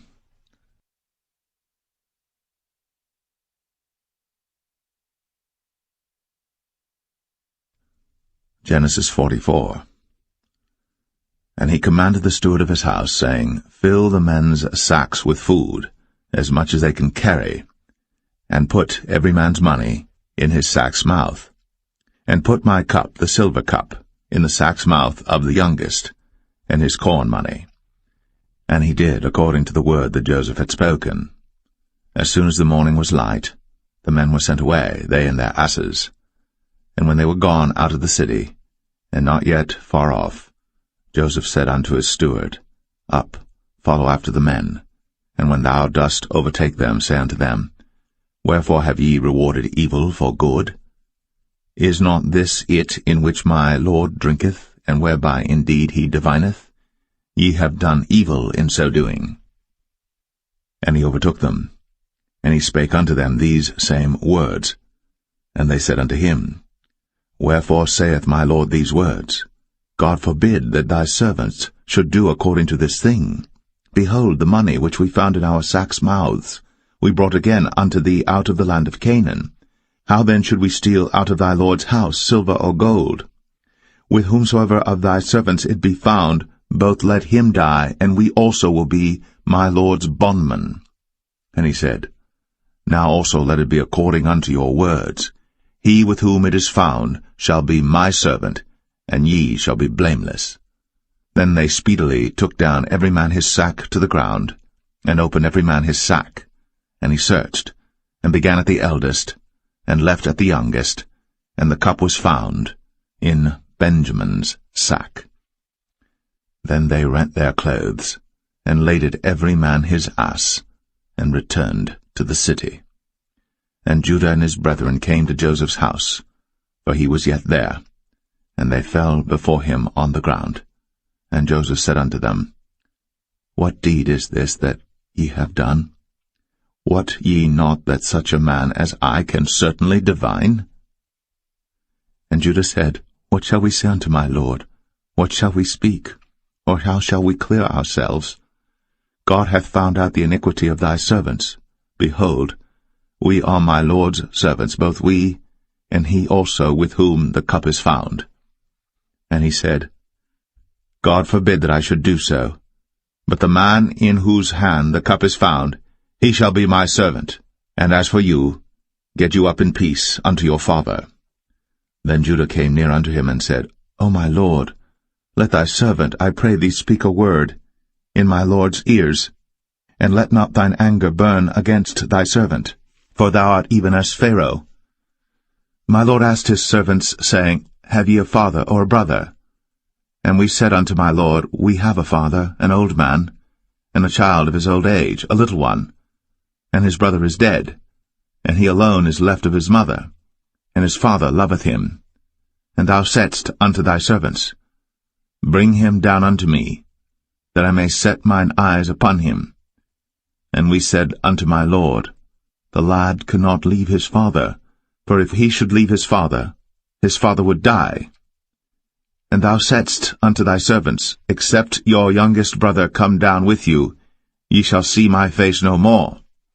And it came to pass, when we came up unto thy servant my father, we told him the words of my Lord. And our father said, Go again, and buy us a little food. And we said, We cannot go down. If our youngest brother be with us, then we will go down. For we may not see the man's face, except our youngest brother be with us. And thy servant my father said unto us, Ye know that my wife bare me 2 sons, and the one went out from me, and I said, Surely he is torn in pieces, and I saw him not since. And if ye take this also from me, and mischief before him, ye shall bring down my gray hairs with sorrow to the grave. Now therefore, when I come to thy servant my father, and the lad be not with us, seeing that his life is bound up in the lad's life, it shall come to pass, when he seeth that the lad is not with us, that he will die. And thy servants shall bring down the gray hairs of thy servant our father with sorrow to the grave. For thy servant became surety for the lad unto my father, saying, If I bring him not unto thee, then I shall bear the blame to my father for ever. Now therefore I pray thee, Let thy servant abide instead of the lad, a bondman to my lord, and let the lad go up with his brethren. For how shall I go up to my father, and the lad be not with me, lest peradventure I see the evil that shall come on my father?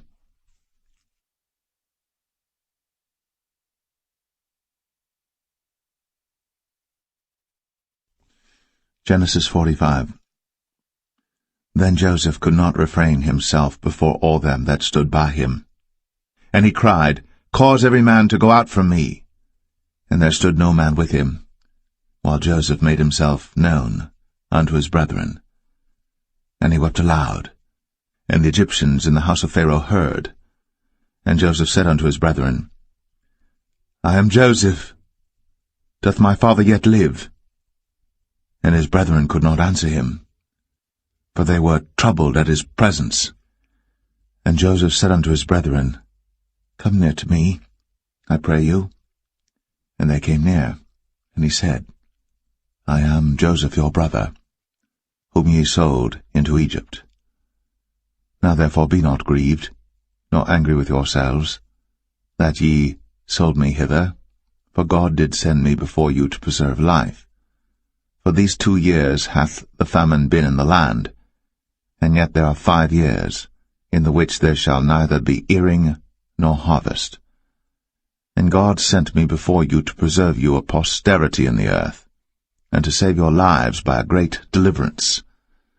So now it was not you that sent me hither, but God. And he hath made me a father to Pharaoh, and lord of all his house, and a ruler throughout all the land of Egypt. Haste ye, and go up to my father, and say unto him, Thus saith thy son Joseph, God hath made me lord of all Egypt. Come down unto me, tarry not. And thou shalt dwell in the land of Goshen. And thou shalt be near unto me, thou and thy children, and thy children's children, and thy flocks and thy herds, and all that thou hast. And there will I nourish thee. For yet there are 5 years of famine, lest thou and thy household, and all that thou hast, come to poverty. And behold, your eyes see, in the eyes of my brother Benjamin, that it is my mouth that speaketh unto you. And ye shall tell my father of all my glory in Egypt, and of all that ye have seen. And ye shall haste, and bring down my father hither. And he fell upon his brother Benjamin's neck, and wept. And Benjamin wept upon his neck. Moreover he kissed all his brethren, and wept upon them, and after that his brethren talked with him. And the fame thereof was heard in Pharaoh's house, saying, Joseph's brethren are come. And it pleased Pharaoh well, and his servants. And Pharaoh said unto Joseph, Say unto thy brethren, This do ye, lade your beasts, and go, get you unto the land of Canaan. And take your father and your households, and come unto me, and I will give you the good of the land of Egypt, and ye shall eat the fat of the land. Now thou art commanded, this do ye, take you wagons out of the land of Egypt, for your little ones, and for your wives, and bring your father, and come. Also regard not your stuff, for the good of all the land of Egypt is yours. And the children of Israel did so. And Joseph gave them wagons according to the commandment of Pharaoh, and gave them provision for the way. To all of them he gave each man changes of raiment, but to Benjamin he gave 300 pieces of silver, and 5 changes of raiment. And to his father he sent after this manner, 10 asses laden with the good things of Egypt, and 10 she-asses laden with corn and bread and meat, for his father by the way. So he sent his brethren away, and they departed. And he said unto them, See that ye fall not out by the way. And they went up out of Egypt, and came into the land of Canaan unto Jacob their father, and told him, saying, Joseph is yet alive, and he is governor over all the land of Egypt.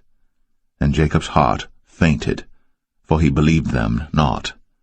And they told him all the words of Joseph, which he had said unto them. And when he saw the wagons which Joseph had sent to carry him, the spirit of Jacob their father revived. And Israel said, It is enough. Joseph my son is yet alive. I will go and see him before I die.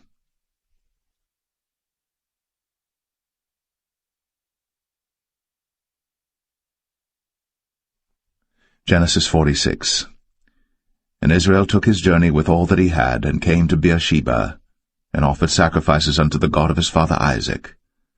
And God spake unto Israel in the visions of the night, and said, Jacob, Jacob. And he said, Here am I.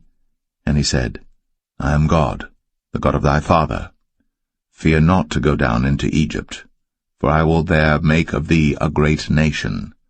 I will go down with thee into Egypt, and I will also surely bring thee up again, and Joseph shall put his hand upon thine eyes. And Jacob rose up from Beersheba, and the sons of Israel carried Jacob their father, and their little ones, and their wives, in the wagons which Pharaoh had sent to carry him. And they took their cattle and their goods which they had gotten in the land of Canaan, and came into Egypt, Jacob and all his seed with him, his sons, and his sons' sons with him, his daughters, and his sons' daughters, and all his seed brought he with him into Egypt. And these are the names of the children of Israel, which came into Egypt, Jacob and his sons, Reuben, Jacob's firstborn, and the sons of Reuben, Hanok and Phalu, and Hezron and Carmi, and the sons of Simeon, Jemuel, and Jamin, and Ohad, and Jachin, and Zohar, and Shaul the son of a Canaanitish woman, and the sons of Levi, Gershon, Kohath, and Merari, and the sons of Judah, and Onan, and Shelah, and Pharez, and Zerah. But and Onan died in the land of Canaan. And the sons of Pharez were Hezron and Hamul. And the sons of Issachar, Tola, and Phuvah, and Job, and Shimron. And the sons of Zebulun, Sered, and Elon, and Jaleel.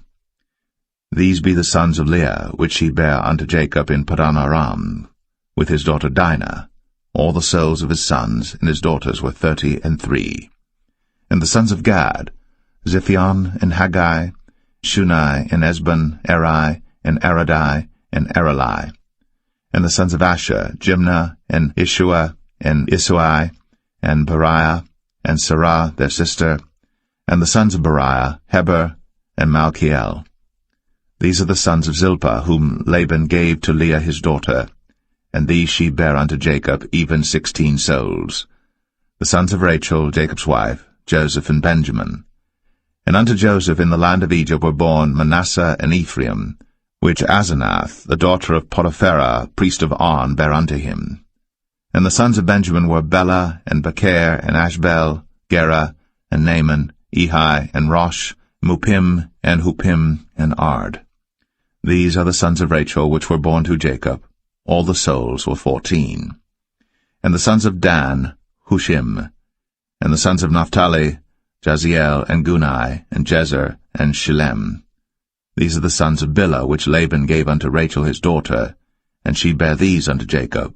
All the souls were 7. All the souls that came with Jacob into Egypt, which came out of his loins, besides Jacob's sons' wives, all the souls were 66. And the sons of Joseph, which were born him in Egypt, were 2 souls. All the souls of the house of Jacob, which came into Egypt, were 10. And he sent Judah before him unto Joseph, to direct his face unto Goshen. And they came into the land of Goshen. And Joseph made ready his chariot, and went up to meet Israel his father to Goshen, and presented himself unto him. And he fell on his neck, and wept on his neck a good while. And Israel said unto Joseph, Now let me die, since I have seen thy face, because thou art yet alive. And Joseph said unto his brethren, and unto his father's house, I will go up and show Pharaoh, and say unto him, My brethren, and my father's house, which were in the land of Canaan, are come unto me. And the men are shepherds, for their trade hath been to feed cattle, and they have brought their flocks, and their herds, and all that they have. And it shall come to pass, when Pharaoh shall call you, and shall say, What is your occupation? That ye shall say, Thy servant's trade hath been about cattle from our youth, even until now, both we and also our fathers, that ye may dwell in the land of Goshen. For every shepherd is an abomination unto the Egyptians.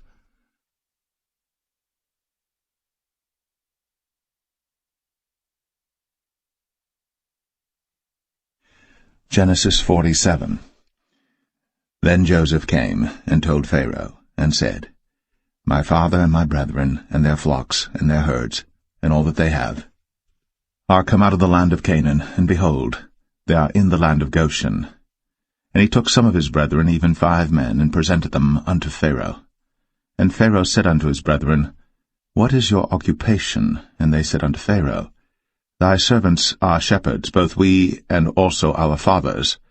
They said moreover unto Pharaoh, For to sojourn in the land are we come, for thy servants have no pasture for their flocks, for the famine is sore in the land of Canaan. Now therefore we pray thee, let thy servants dwell in the land of Goshen. And Pharaoh spake unto Joseph, saying, Thy father and thy brethren are come unto thee. The land of Egypt is before thee. In the best of the land make thy father and brethren to dwell. In the land of Goshen let them dwell. And if thou knowest any men of activity among them, then make them rulers over my cattle. And Joseph brought in Jacob his father, and set him before Pharaoh. And Jacob blessed Pharaoh. And Pharaoh said unto Jacob, How old art thou? And Jacob said unto Pharaoh, The days of the years of my pilgrimage are 130 years. Few and evil have the days of the years of my life been, and have not attained unto the days of the years of the life of my fathers in the days of their pilgrimage. And Jacob blessed Pharaoh, and went out from before Pharaoh. And Joseph placed his father and his brethren, and gave them a possession in the land of Egypt, in the best of the land, in the land of Ramses, as Pharaoh had commanded. And Joseph nourished his father and his brethren, and all his father's household, with bread according to their families. And there was no bread in all the land, for the famine was very sore, so that the land of Egypt and all the land of Canaan fainted by reason of the famine. And Joseph gathered up all the money that was found in the land of Egypt and in the land of Canaan, for the corn which they bought. And Joseph brought the money into Pharaoh's house. And when money failed in the land of Egypt and in the land of Canaan, all the Egyptians came unto Joseph, and said, Give us bread, for why should we die in thy presence? For the money faileth. And Joseph said, Give your cattle, and I will give you for your cattle if money fail. And they brought their cattle unto Joseph, and Joseph gave them bread in exchange for horses, and for the flocks, and for the cattle of the herds, and for the asses, and he fed them with bread for all their cattle for that year. When that year was ended, they came unto him the 2nd year, and said unto him, We will not hide it from my lord, how that our money is spent. My lord also hath our herds of cattle. There is not aught left in the sight of my lord, but our bodies and our lands. Wherefore shall we die before thine eyes, both we and our land? Buy us now land for bread, and we and our land will be servants unto Pharaoh, and give us seed, that we may live and not die, that the land be not desolate. And Joseph bought all the land of Egypt for Pharaoh. For the Egyptians sold every man his field, because the famine prevailed over them. So the land became Pharaoh's. And as for the people, he removed them to cities from one end of the borders of Egypt even to the other end thereof. Only the land of the priests bought he not, for the priests had a portion assigned them of Pharaoh, and did eat their portion which Pharaoh gave them, wherefore they sold not their lands. Then Joseph said unto the people, Behold, I have bought you this day, and your land for Pharaoh. Lo, here is seed for you, and ye shall sow the land. And it shall come to pass in the increase, that ye shall give the 5th part unto Pharaoh, and 4 parts shall be your own, for seed of the field, and for your food, and for them of your households, and for food for your little ones. And they said, Thou hast saved our lives. Let us find grace in the sight of my lord, and we will be Pharaoh's servants. And Joseph made it a law over the land of Egypt unto this day, that Pharaoh should have the 5th part, except the land of the priests only, which became not Pharaoh's. And Israel dwelt in the land of Egypt, in the country of Goshen. And they had possessions therein, and grew and multiplied exceedingly. And Jacob lived in the land of Egypt 17 years. So the whole age of Jacob was 147 years. And the time drew nigh that Israel must die. And he called his son Joseph, and said unto him, If now I have found grace in thy sight, put, I pray thee, thy hand under my thigh, and deal kindly and truly with me. Bury me not, I pray thee, in Egypt, but I will lie with my fathers, and thou shalt carry me out of Egypt, and bury me in their burying place.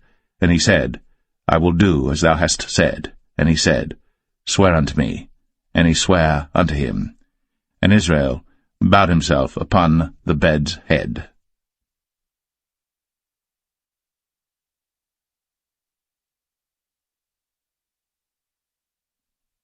Genesis 48. And it came to pass after these things, that one told Joseph, Behold, thy father is sick. And he took with him his 2 sons, Manasseh and Ephraim. And one told Jacob, and said, Behold, thy son Joseph cometh unto thee. And Israel strengthened himself, and sat upon the bed. And Jacob said unto Joseph, God Almighty appeared unto me at Luz in the land of Canaan, and blessed me. And said unto me, Behold, I will make thee fruitful, and multiply thee, and I will make of thee a multitude of people, and will give this land to thy seed after thee for an everlasting possession. And now thy 2 sons, Ephraim and Manasseh, which were born unto thee in the land of Egypt, before I came unto thee into Egypt, are mine. As Reuben and Simeon they shall be mine. And thy issue which thou begettest after them shall be thine, and shall be called after the name of their brethren in their inheritance. And as for me, when I came from Padan, Rachel died by me in the land of Canaan in the way, when yet there was but a little way to come unto Ephrath. And I buried her there in the way of Ephrath, the same as Bethlehem. And Israel beheld Joseph's sons, and said, Who are these? And Joseph said unto his father, They are my sons, whom God hath given me in this place. And he said, Bring them, I pray thee, unto me, and I will bless them. Now the eyes of Israel were dim for age, so that he could not see. And he brought them near unto him. And he kissed them, and embraced them. And Israel said unto Joseph, I had not thought to see thy face, and lo, God hath shown me also thy seed. And Joseph brought them out from between his knees, and he bowed himself with his face to the earth. And Joseph took them both, Ephraim in his right hand toward Israel's left hand, and Manasseh in his left hand toward Israel's right hand, and brought them near unto him. And Israel stretched out his right hand, and laid it upon Ephraim's head, who was the younger, and his left hand upon Manasseh's head, guiding his hands wittingly, for Manasseh was the firstborn. And he blessed Joseph, and said, God, before whom my fathers Abraham and Isaac did walk, the God which fed me all my life long unto this day, the angel which redeemed me from all evil, bless the lads, and let my name be named on them, and the name of my fathers Abraham and Isaac, and let them grow into a multitude in the midst of the earth. And when Joseph saw that his father laid his right hand upon the head of Ephraim, it displeased him, and he held up his father's hand to remove it from Ephraim's head unto Manasseh's head. And Joseph said unto his father, Not so, my father, for this is the firstborn, put thy right hand upon his head. And his father refused, and said, I know it, my son, I know it. He also shall become a people, and he also shall be great. But truly his younger brother shall be greater than he, and his seed shall become a multitude of nations. And he blessed them that day, saying, In thee shall Israel bless, saying, God make thee as Ephraim and as Manasseh. And he set Ephraim before Manasseh. And Israel said unto Joseph, Behold, I die, but God shall be with you, and bring you again unto the land of your fathers. Moreover, I have given to thee one portion above thy brethren, which I took out of the hand of the Amorite with my sword and with my bow.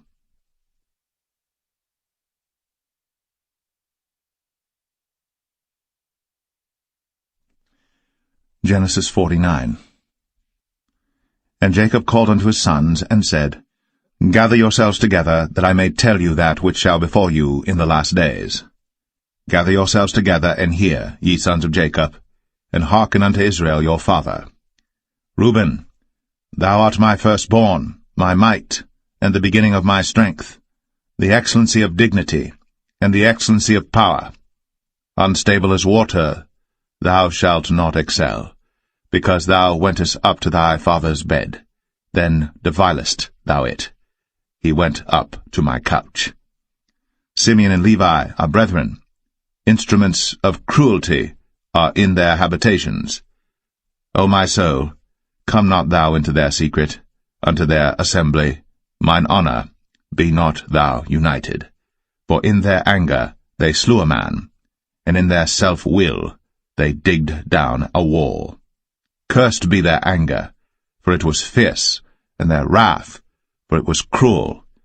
I will divide them in Jacob, and scatter them in Israel. Judah, thou art he whom thy brethren shall praise. Thy hand shall be in the neck of thine enemies. Thy father's children shall bow down before thee. Judah is a lion's whelp. From the prey, my son, thou art gone up. He stooped down. He couched as a lion, and as an old lion, who shall rouse him up? The scepter shall not depart from Judah, nor a lawgiver from between his feet, until Shiloh come, and unto him shall the gathering of the people be. Binding his foal unto the vine, and his ass's colt unto the choice vine, he washed his garments in wine, and his clothes in the blood of grapes. His eyes shall be red with wine, and his teeth white with milk. Zebulun shall dwell at the haven of the sea, and he shall be for an haven of ships, and his border shall be unto Zidon. Issachar is a strong ass couching down between two burdens, and he saw that rest was good, and the land that it was pleasant, and bowed his shoulder to bear, and became a servant unto tribute. Dan shall judge his people, as one of the tribes of Israel. Dan shall be a serpent by the way, an adder in the path, that biteth the horse heels, so that his rider shall fall backward. I have waited for thy salvation, O Lord.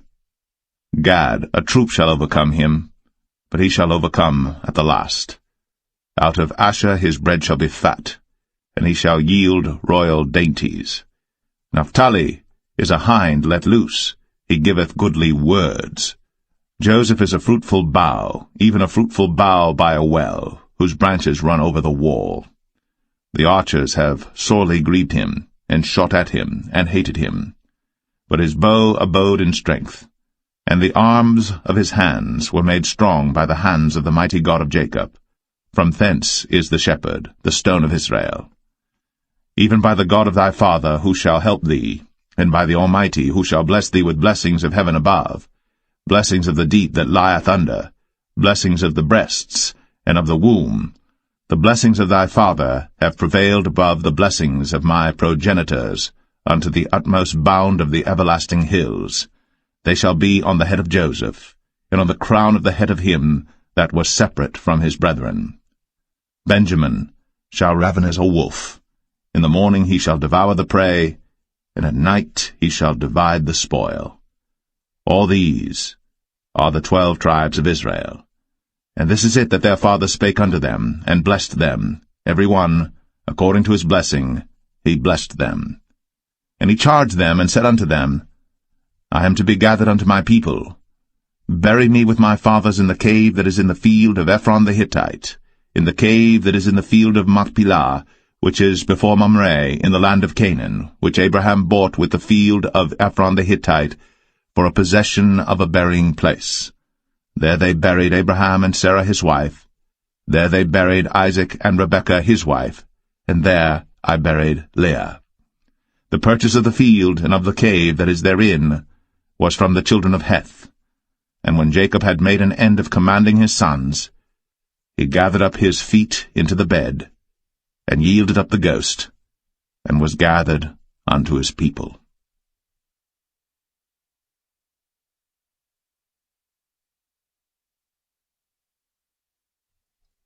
Genesis 50. And Joseph fell upon his father's face, and wept upon him, and kissed him. And Joseph commanded his servants, the physicians, to embalm his father, and the physicians embalmed Israel. And 40 days were fulfilled for him, for so are fulfilled the days of those which are embalmed. And the Egyptians mourned for him 60 days. And when the days of his mourning were past, Joseph spake unto the house of Pharaoh, saying, If now I have found grace in your eyes, speak, I pray you, in the ears of Pharaoh, saying, My father made me swear, saying, Lo, I die, in my grave which I have digged for me in the land of Canaan. There shalt thou bury me. Now therefore let me go up, I pray thee, and bury my father, and I will come again. And Pharaoh said, Go up, and bury thy father, according as he made thee swear. And Joseph went up to bury his father, And with him went up all the servants of Pharaoh, the elders of his house, and all the elders of the land of Egypt, and all the house of Joseph, and his brethren, and his father's house. Only their little ones, and their flocks, and their herds, they left in the land of Goshen. And there went up with him both chariots and horsemen, and it was a very great company. And they came to the threshing floor of Atad, which is beyond Jordan, and there they mourned with a great and very sore lamentation. And he made a mourning for his father 7 days. And when the inhabitants of the land, the Canaanites, saw the mourning in the floor of Atad, they said, This is a grievous mourning to the Egyptians, wherefore the name of it was called Abel Mizraim, which is beyond Jordan. And his sons did unto him according as he commanded them. For his sons carried him into the land of Canaan, and buried him in the cave of the field of Machpelah, which Abraham bought with the field for possession of a burying place of Ephron the Hittite before Mamre. And Joseph returned into Egypt, he and his brethren, and all that went up with him to bury his father, after he had buried his father. And when Joseph's brethren saw that their father was dead, they said, Joseph will peradventure hate us, and will certainly requite us all the evil which we did unto him. And they sent a messenger unto Joseph, saying, Thy father did command before he died, saying, So shall ye say unto Joseph, Forgive, I pray thee now, the trespass of thy brethren, and their sin.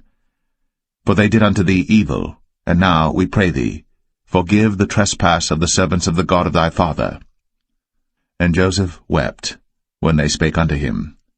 And his brethren also went and fell down before his face, and they said, Behold, we be thy servants. And Joseph said unto them, Fear not, for am I in the place of God? But as for you, ye thought evil against me. But God meant it unto good, to bring to pass, as it is this day, to save much people alive. Now therefore fear ye not, I will nourish you, and your little ones. And he comforted them, and spake kindly unto them. And Joseph dwelt in Egypt, he and his father's house. And Joseph lived 110 years. And Joseph saw Ephraim's children of the 3rd generation. The children also of Machir, the son of Manasseh, were brought up upon Joseph's knees. And Joseph said unto his brethren, I die, and God will surely visit you, and bring you out of this land unto the land which he sware to Abraham, to Isaac, and to Jacob. And Joseph took an oath of the children of Israel, saying, God will surely visit you, and ye shall carry up my bones from hence. So Joseph died, being 110 years old, and they embalmed him, and he was put in a coffin in Egypt.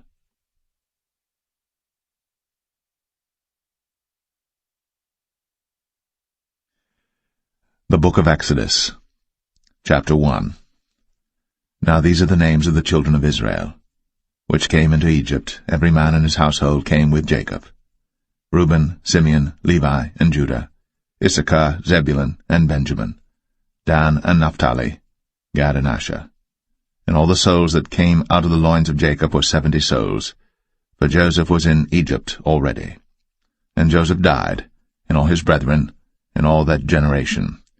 And the children of Israel were fruitful, and increased abundantly, and multiplied, and waxed exceeding mighty, and the land was filled with them. Now there arose up a new king over Egypt, which knew not Joseph. And he said unto his people, Behold, the people of the children of Israel are more and mightier than we. Come on, let us deal wisely with them, lest they multiply. And it come to pass, that when there falleth out any war, they join also unto our enemies, and fight against us, and so get them up out of the land. Therefore they did set over them taskmasters, to afflict them with their burdens, and they built for Pharaoh treasure cities, Pithom and Ramses. But the more they afflicted them, the more they multiplied and grew, and they were grieved because of the children of Israel. And the Egyptians made the children of Israel to serve with rigor, and they made their lives bitter with hard bondage, in mortar, and in brick, and in all manner of service in the field. All their service wherein they made them serve was with rigor. And the king of Egypt spake to the Hebrew midwives, of which the name of the one was Shiphrah, and the name of the other Puah. And he said, When ye do the office of a midwife to the Hebrew women, and see them upon the stools, if it be a son, then ye shall kill him, but if it be a daughter, then she shall live.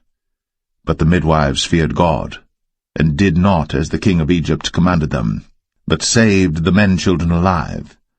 And the king of Egypt called for the midwives, and said unto them, Why have ye done this thing, and have saved the men-children alive? And the midwives said unto Pharaoh, Because the Hebrew women are not as the Egyptian women, for they are lively, and are delivered ere the midwives come in unto them. Therefore God dealt well with the midwives, and the people multiplied, and waxed very mighty.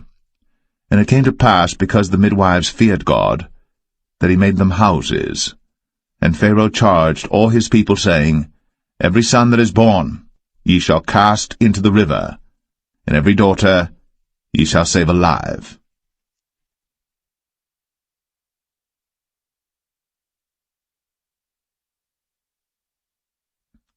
Exodus 2. And there went a man of the house of Levi, and took to wife a daughter of Levi. And the woman conceived, and bare a son.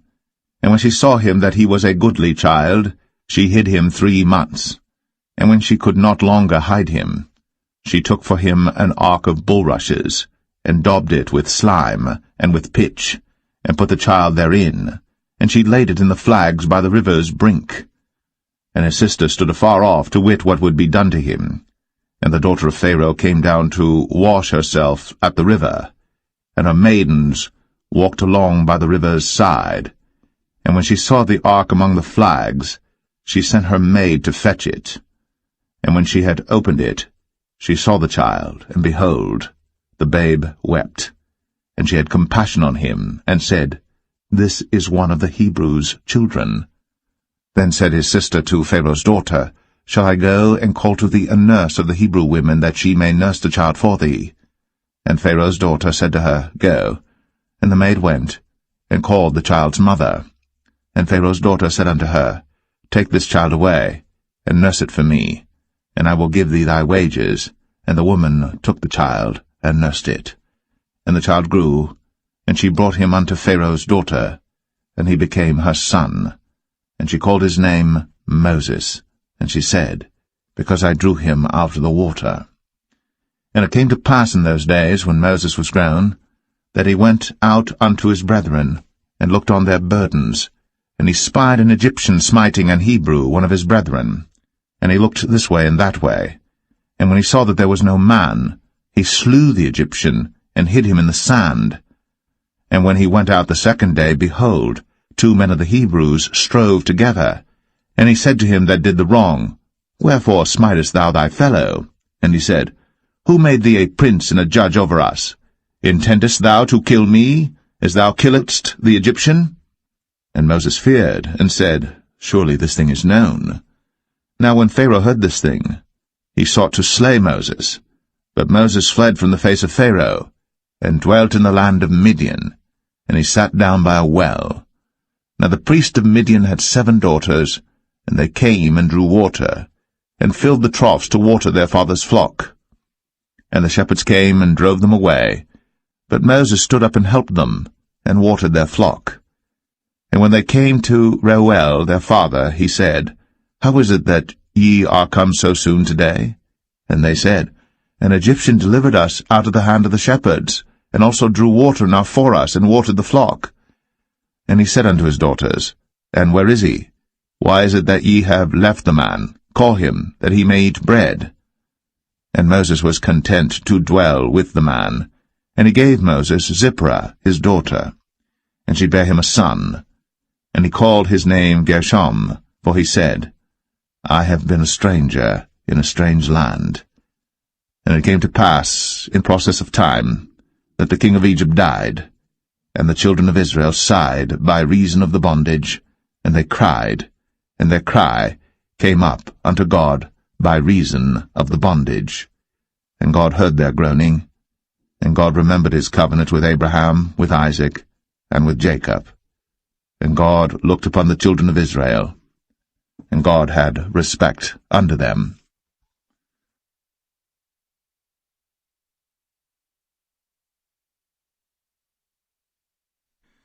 Exodus 3. Now Moses kept the flock of Jethro, his father-in-law, the priest of Midian. And he led the flock to the backside of the desert, and came to the mountain of God, even to Horeb. And the angel of the Lord appeared unto him in a flame of fire out of the midst of a bush. And he looked, and behold, the bush burned with fire, and the bush was not consumed. And Moses said, I will now turn aside and see this great sight, why the bush is not burnt.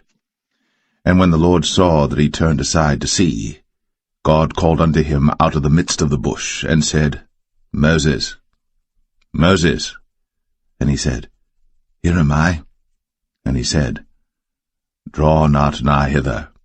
Put off thy shoes from off thy feet, for the place whereon thou standest is holy ground.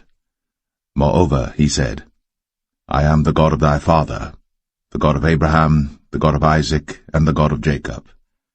And Moses hid his face, for he was afraid to look upon God. And the Lord said, I have surely seen the affliction of my people which are in Egypt, and have heard their cry by reason of their taskmasters. For I know their sorrows, and I am come down to deliver them out of the hand of the Egyptians, and to bring them up out of that land unto a good land, and a large, unto a land flowing with milk and honey, unto the place of the Canaanites, and the Hittites, and the Amorites, and the Perizzites, and the Hivites, and the Jebusites. Now therefore, behold, the cry of the children of Israel is come unto me, and I have also seen the oppression wherewith the Egyptians oppress them. Come now therefore, and I will send thee unto Pharaoh, that thou mayest bring forth my people, the children of Israel, out of Egypt. And Moses said unto God, Who am I, that I should go unto Pharaoh, and that I should bring forth the children of Israel out of Egypt? And he said, Certainly I will be with thee, and this shall be a token unto thee, that I have sent thee. When thou hast brought forth the people out of Egypt, ye shall serve God upon this mountain. And Moses said unto God, Behold, when I come unto the children of Israel, and shall say unto them, The God of your fathers has sent me unto you, and they shall say to me, What is his name? What shall I say unto them? And God said unto Moses, I am that I am. And he said, Thus shalt thou say unto the children of Israel, I am hath sent me unto you. And God said moreover unto Moses, Thus shalt thou say unto the children of Israel, The Lord God of your fathers, the God of Abraham, the God of Isaac, and the God of Jacob, hath sent me unto you. This is my name for ever, and this is my memorial unto all generations. Go and gather the elders of Israel together, and say unto them, The Lord God of your fathers, the God of Abraham, of Isaac, and of Jacob, appeared unto me, saying, I have surely visited you, and seen that which is done to you in Egypt. And I have said, I will bring you up out of the affliction of Egypt, unto the land of the Canaanites, and the Hittites, and the Amorites, and the Perizzites, and the Hivites, and the Jebusites, unto a land flowing with milk and honey. And they shall hearken to thy voice, and thou shalt come, thou and the elders of Israel, unto the king of Egypt, and ye shall say unto him, The Lord God of the Hebrews hath met with us. And now let us go, we beseech thee, 3 days' journey into the wilderness, that we may sacrifice to the Lord our God. And I am sure that the king of Egypt will not let you go, no, not by a mighty hand. And I will stretch out my hand, and smite Egypt with all my wonders which I will do in the midst thereof, and after that he will let you go. And I will give this people favor in the sight of the Egyptians, and it shall come to pass that, when ye go, ye shall not go empty. But every woman shall borrow of her neighbor, and of her that sojourneth in her house, jewels of silver, and jewels of gold, and raiment, and ye shall put them upon your sons, and upon your daughters, and ye shall spoil the Egyptians.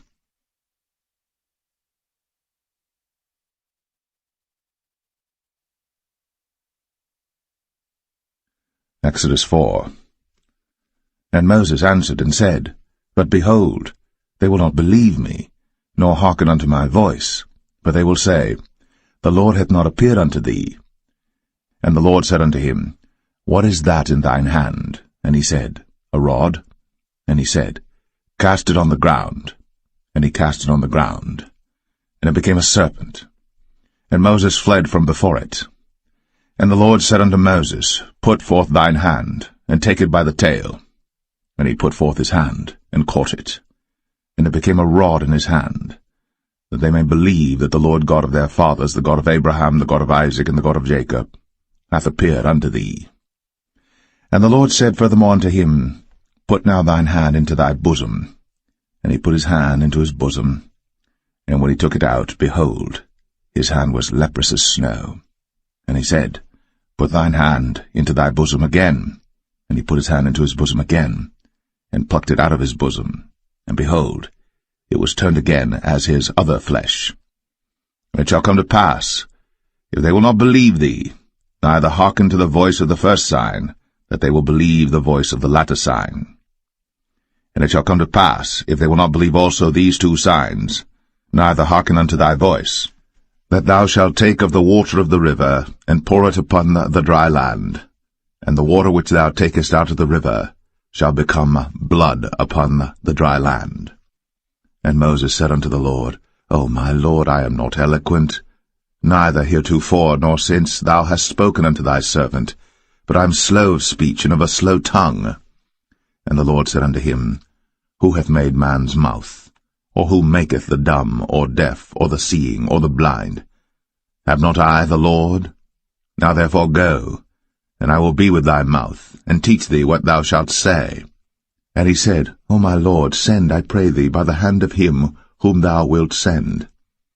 And the anger of the Lord was kindled against Moses, and he said, Is not Aaron the Levite thy brother? I know that he can speak well, and also, behold, he cometh forth to meet thee. And when he seeth thee, he will be glad in his heart. And thou shalt speak unto him, and put words in his mouth. And I will be with thy mouth, and with his mouth, and will teach you what ye shall do. And he shall be thy spokesman unto the people, and he shall be, even he, shall be to thee instead of a mouth, and thou shalt be to him instead of God. And thou shalt take this rod in thine hand, wherewith thou shalt do signs.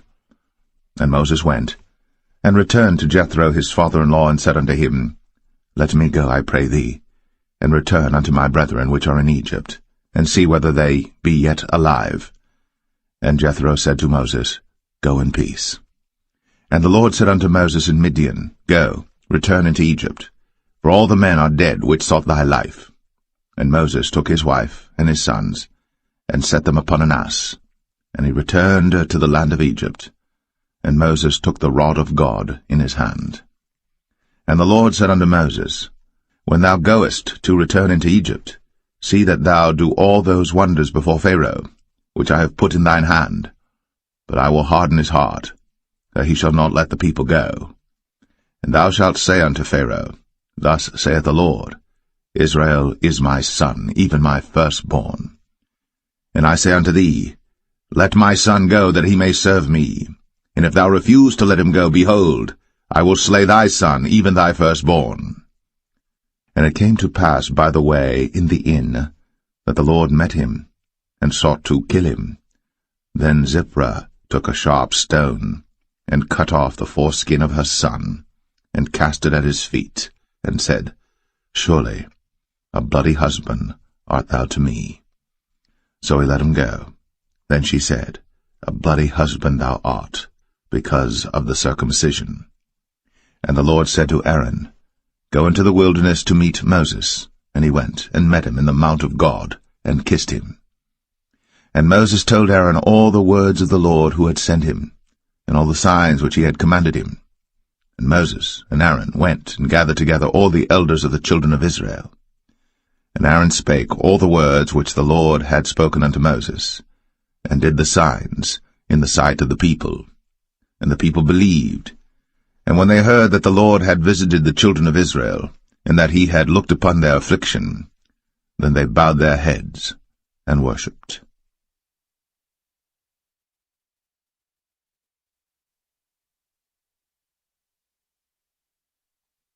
Exodus 5.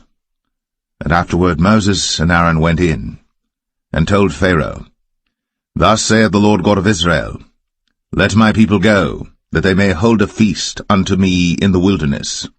And Pharaoh said, Who is the Lord that I should obey his voice to let Israel go? I know not the Lord, neither will I let Israel go. And they said, The God of the Hebrews hath met with us.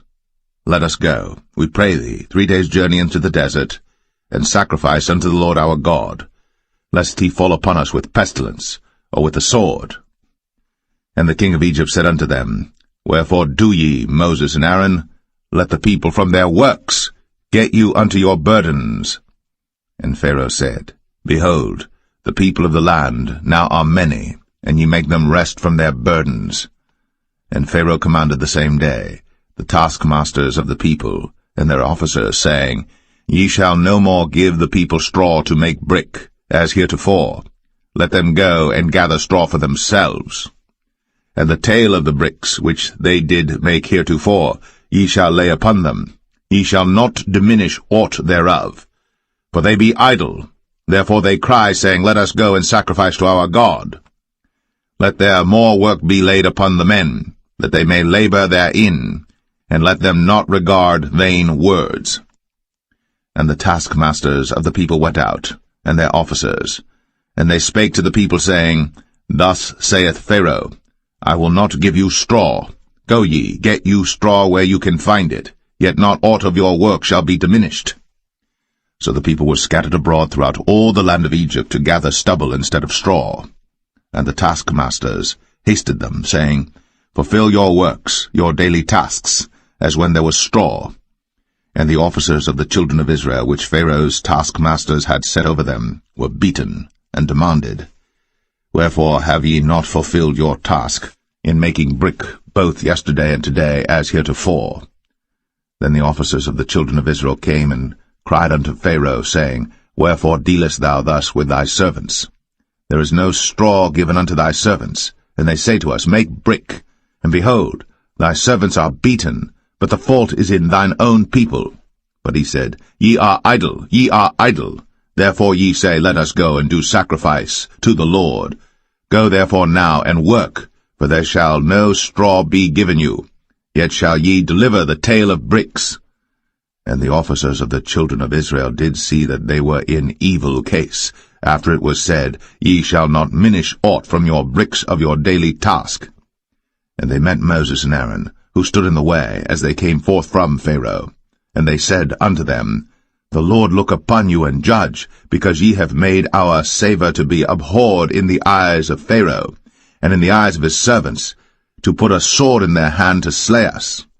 And Moses returned unto the Lord, and said, Lord, wherefore hast thou so evil entreated this people? Why is it that thou hast sent me?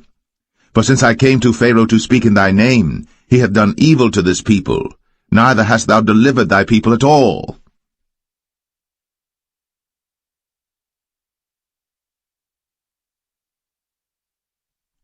Exodus 6. Then the Lord said unto Moses, Now shalt thou see what I will do to Pharaoh. For with a strong hand shall he let them go, and with a strong hand shall he drive them out of his land. And God spake unto Moses, and said unto him, I am the Lord. And I appeared unto Abraham, unto Isaac, and unto Jacob, by the name of God Almighty, but by my name Jehovah was I not known to them. And I have also established my covenant with them, to give them the land of Canaan, the land of their pilgrimage, wherein they were strangers. And I have also heard the groaning of the children of Israel, whom the Egyptians keep in bondage, and I have remembered my covenant. Wherefore say unto the children of Israel, I am the Lord, and I will bring you out from under the burdens of the Egyptians, and I will rid you out of their bondage, and I will redeem you with a stretched out arm and with great judgments. And I will take you to me for a people, and I will be to you a God, and ye shall know that I am the Lord your God, which bringeth you out from under the burdens of the Egyptians. And I will bring you in unto the land, concerning the which I did swear to give it to Abraham, to Isaac, and to Jacob, and I will give it you for an heritage. I am the Lord. And Moses spake so unto the children of Israel, but they hearkened not unto Moses for anguish of spirit, and for cruel bondage. And the Lord spake unto Moses, saying, Go in, speak unto Pharaoh king of Egypt, that he let the children of Israel go out of his land. And Moses spake before the Lord, saying, Behold, the children of Israel have not hearkened unto me. How then shall Pharaoh hear me, who am of uncircumcised lips? And the Lord spake unto Moses and unto Aaron, and gave them a charge unto the children of Israel, and unto Pharaoh king of Egypt, to bring the children of Israel out of the land of Egypt. These be the heads of their fathers' houses, the sons of Reuben, the firstborn of Israel, Hanok and Palu, Hezron and Carmi. These be the families of Reuben. And the sons of Simeon, Jemuel and Jamin, and Ohad and Jachin, and Zohar and Shaul the son of a Canaanitish woman. These are the families of Simeon. And these are the names of the sons of Levi according to their generations, Gershon and Kohath and Merari. And the years of the life of Levi were 137 years. The sons of Gershon, Libni and Shimei, according to their families. And the sons of Kohath, Amram and Izhar, and Hebron and Uzziel. And the years of the life of Kohath were 133 years. And the sons of Merari, Mahalai and Mushai. These are the families of Levi according to their generations. And Amram took him Jochebed, his father's sister, to wife, and she bare him, Aaron and Moses. And the years of the life of Amram were 137 years. And the sons of Izhar, Korah and Nepheg and Zichri. And the sons of Uzziel, Mishael and Elzaphan and Zithri. And Aaron took him Elisheba, daughter of Aminadab, sister of Nahshon, to wife, and she bare him Nadab and Abihu, Eleazar and Ithamar. And the sons of Korah, Asir and Elkanah and Abiasaph. These are the families of the Korhites. And Eleazar, Aaron's son, took him one of the daughters of Putiel to wife, and she bare him Phinehas. These are the heads of the fathers of the Levites according to their families. These are that Aaron and Moses, to whom the Lord said, Bring out the children of Israel from the land of Egypt, according to their armies. These are they which spake to Pharaoh king of Egypt, to bring out the children of Israel from Egypt. These are that Moses and Aaron. And it came to pass on the day when the Lord spake unto Moses in the land of Egypt, that the Lord spake unto Moses, saying, I am the Lord. Speak thou unto Pharaoh king of Egypt all that I say unto thee. And Moses said before the Lord, Behold, I am of uncircumcised lips, and how shall Pharaoh hearken unto me?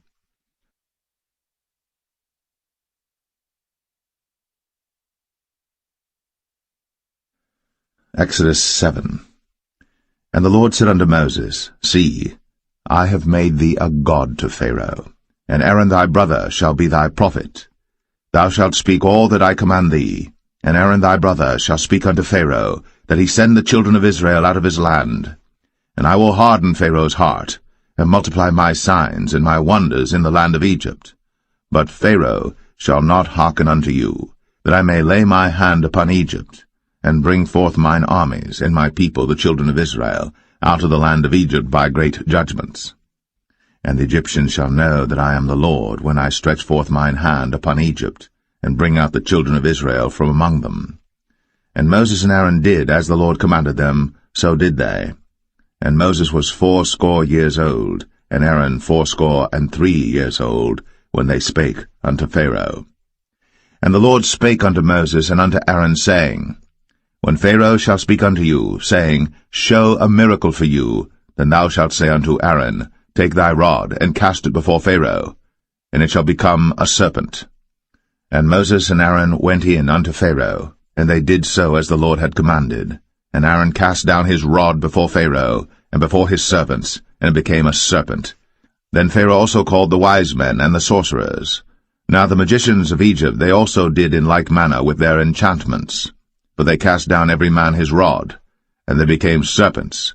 But Aaron's rod swallowed up their rods. And he hardened Pharaoh's heart, that he hearkened not unto them, as the Lord had said. And the Lord said unto Moses, Pharaoh's heart is hardened, he refuseth to let the people go. Get thee unto Pharaoh in the morning. Lo, he goeth out unto the water, and thou shalt stand by the river's brink against he come.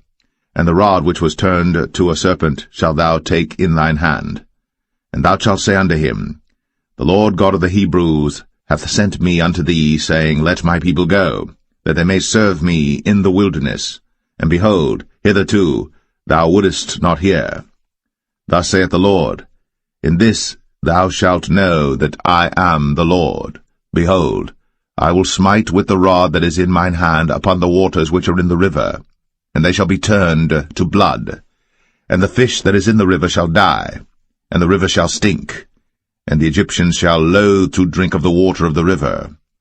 And the Lord spake unto Moses, Say unto Aaron, Take thy rod, and stretch out thine hand upon the waters of Egypt, upon their streams, upon their rivers, and upon their ponds, and upon all their pools of water, that they may become blood, and that there may be blood throughout all the land of Egypt, both in vessels of wood and in vessels of stone. And Moses and Aaron did so, as the Lord commanded. And he lifted up the rod, and smote the waters that were in the river, in the sight of Pharaoh, and in the sight of his servants, and all the waters that were in the river were turned to blood. And the fish that was in the river died, and the river stank, and the Egyptians could not drink of the water of the river, and there was blood throughout all the land of Egypt. And the magicians of Egypt did so with their enchantments, and Pharaoh's heart was hardened, neither did he hearken unto them, as the Lord had said. And Pharaoh turned and went into his house, neither did he set his heart to this also. And all the Egyptians digged around about the river for water to drink, for they could not drink of the water of the river. And 7 days were fulfilled. After that the Lord had smitten the river.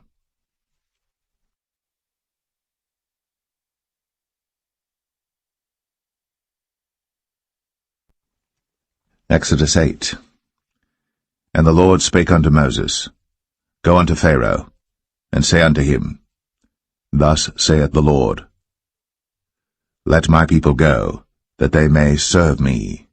And if thou refuse to let them go, behold, I will smite all thy borders with frogs, and the river shall bring forth frogs abundantly, which shall go up and come into thine house, and into thy bedchamber, and upon thy bed, and into the house of thy servants, and upon thy people, and into thine ovens, and into thy kneading troughs.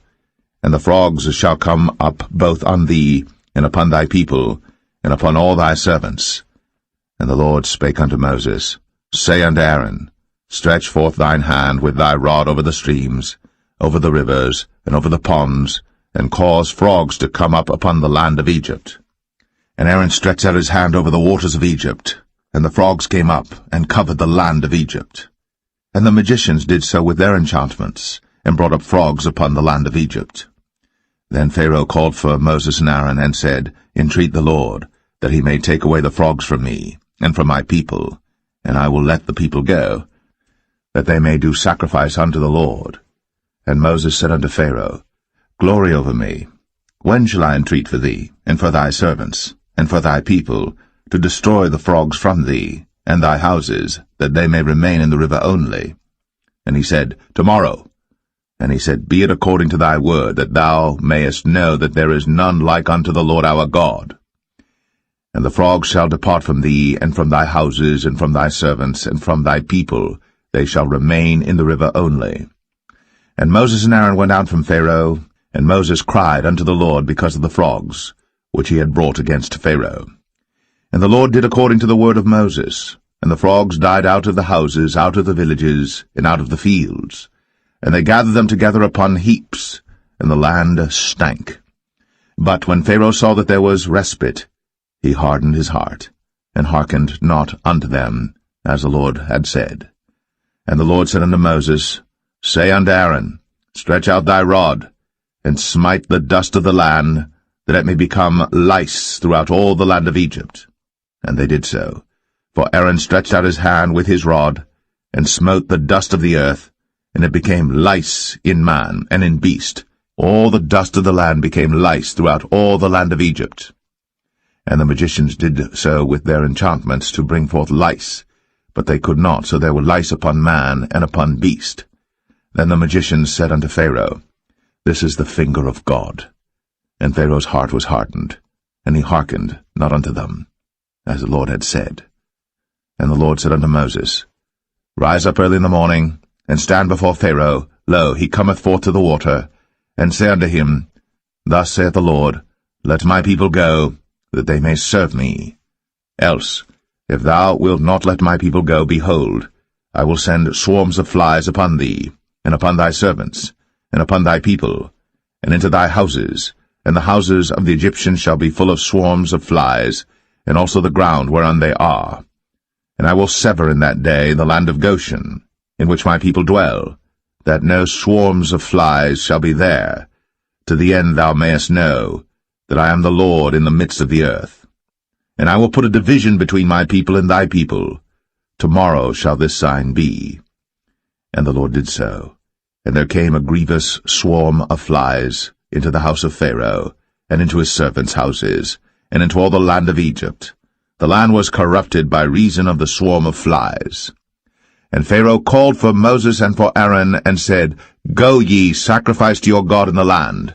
And Moses said, It is not meet so to do, for we shall sacrifice the abomination of the Egyptians to the Lord our God. Lo, shall we sacrifice the abomination of the Egyptians before their eyes? And will they not stone us? We will go 3 days' journey into the wilderness, and sacrifice to the Lord our God, as he shall command us. And Pharaoh said, I will let you go, that ye may sacrifice to the Lord your God in the wilderness. Only ye shall not go very far away. Entreat for me. And Moses said, Behold, I go out from thee, and I will entreat the Lord that the swarms of flies may depart from Pharaoh, from his servants, and from his people tomorrow. But let not Pharaoh deal deceitfully any more, not letting the people go to sacrifice to the Lord. And Moses went out from Pharaoh, and entreated the Lord. And the Lord did according to the word of Moses, and he removed the swarms of flies from Pharaoh, from his servants, and from his people. There remained not one. And Pharaoh hardened his heart at this time also, neither would he let the people go.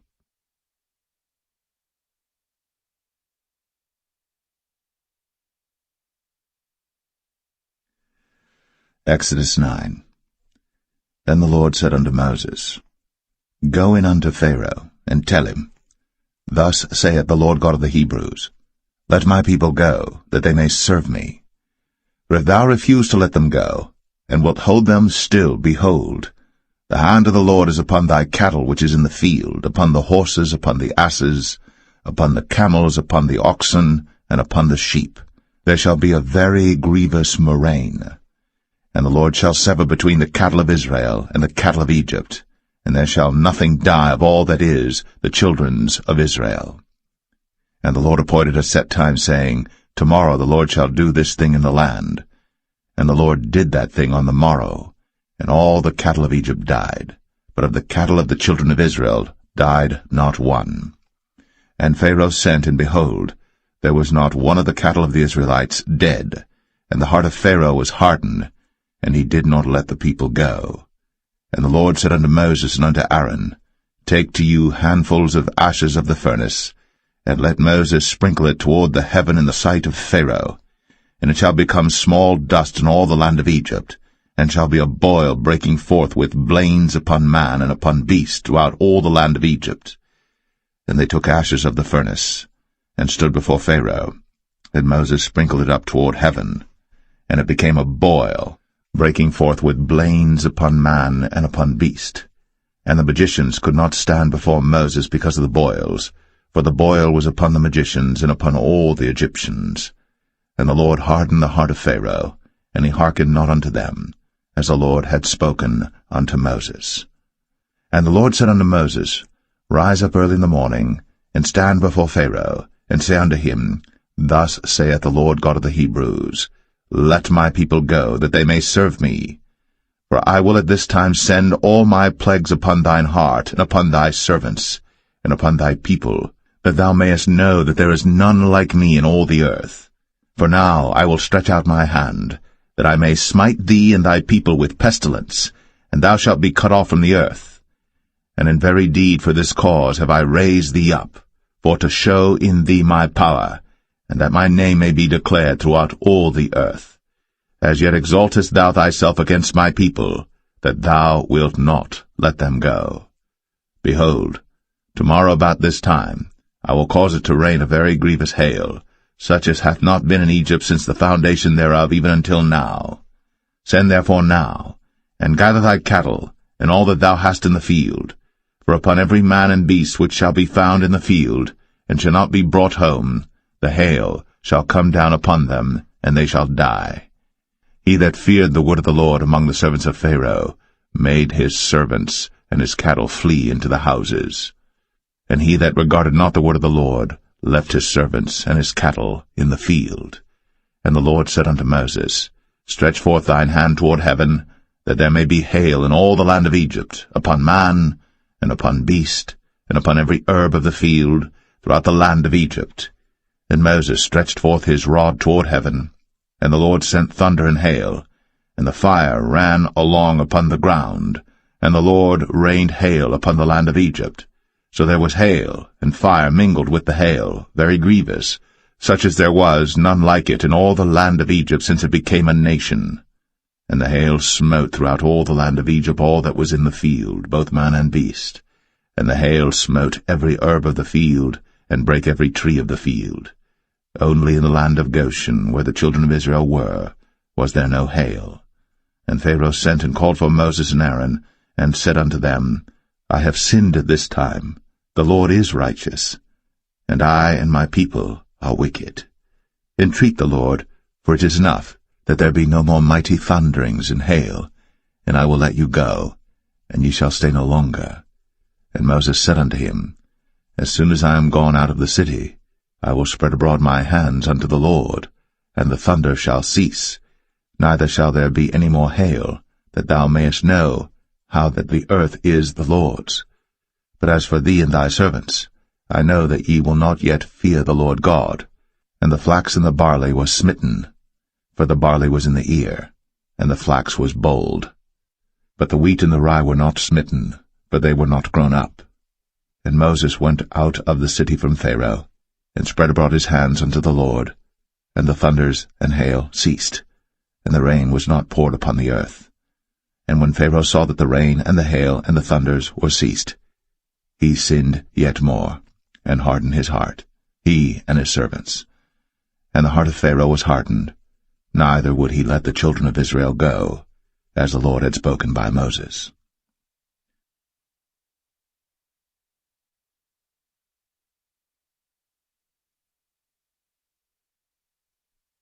Exodus 10. And the Lord said unto Moses, Go in unto Pharaoh, for I have hardened his heart, and the heart of his servants, that I might show these my signs before him, and that thou mayest tell in the ears of thy son, and of thy son's son, what things I have wrought in Egypt, and my signs which I have done among them, that ye may know how that I am the Lord. And Moses and Aaron came in unto Pharaoh, and said unto him, Thus saith the Lord God of the Hebrews, How long wilt thou refuse to humble thyself before me? Let my people go, that they may serve me. Else, if thou refuse to let my people go, behold, tomorrow will I bring the locusts into thy coast. And they shall cover the face of the earth, that one cannot be able to see the earth. And they shall eat the residue of that which is escaped, which remaineth unto you from the hail, and shall eat every tree which groweth for you out of the field. And they shall fill thy houses, and the houses of all thy servants, and the houses of all the Egyptians, which neither thy fathers nor thy fathers' fathers have seen, since the day that they were upon the earth unto this day. And he turned himself, and went out from Pharaoh. And Pharaoh's servants said unto him, How long shall this man be a snare unto us? Let the men go, that they may serve the Lord their God. Knowest thou not yet that Egypt is destroyed?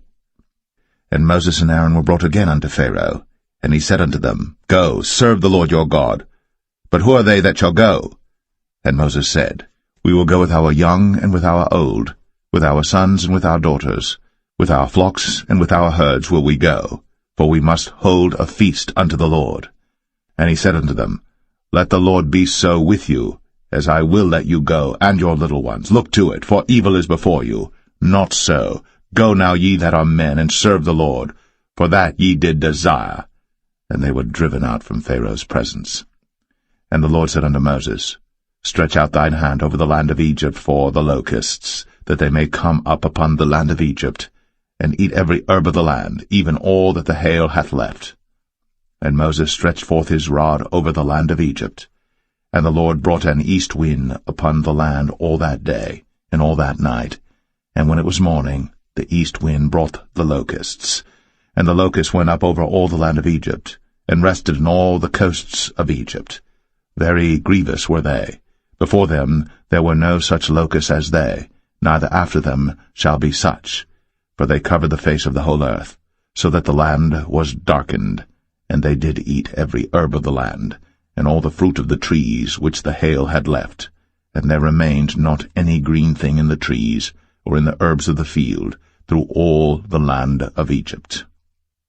Then Pharaoh called for Moses and Aaron in haste, and he said, I have sinned against the Lord your God and against you.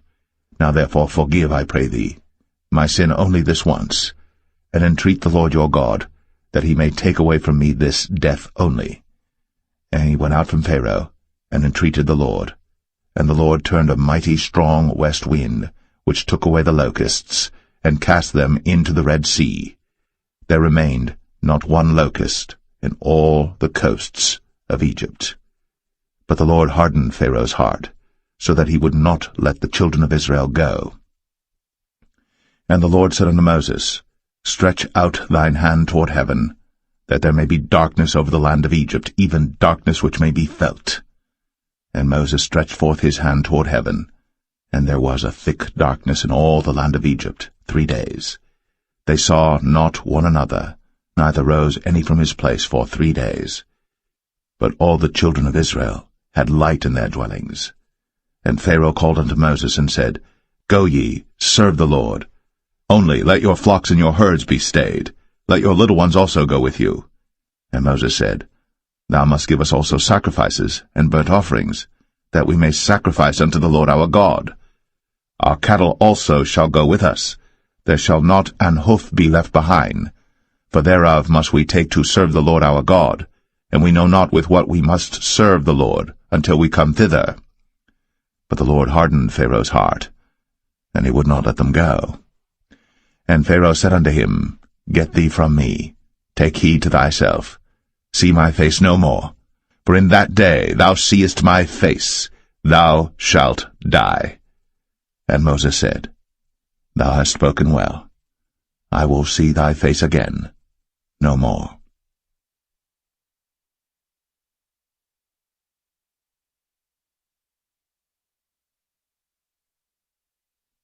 Exodus 11. And the Lord said unto Moses, Yet will I bring one plague more upon Pharaoh and upon Egypt. Afterwards he will let you go hence. When he shall let you go, he shall surely thrust you out hence altogether. Speak now in the ears of the people, and let every man borrow of his neighbor, and every woman of her neighbor, jewels of silver and jewels of gold. And the Lord gave the people favor in the sight of the Egyptians. Moreover, the man Moses was very great in the land of Egypt, in the sight of Pharaoh's servants, and in the sight of the people. And Moses said, Thus saith the Lord, About midnight will I go out into the midst of Egypt, and all the firstborn in the land of Egypt shall die, from the firstborn of Pharaoh that sitteth upon his throne, even unto the firstborn of the maidservant that is behind the mill, and all the firstborn of beasts. And there shall be a great cry throughout all the land of Egypt, such as there was none like it, nor shall be like it any more. But against any of the children of Israel shall not a dog move his tongue, against man or beast, that ye may know how that the Lord doth put a difference between the Egyptians and Israel.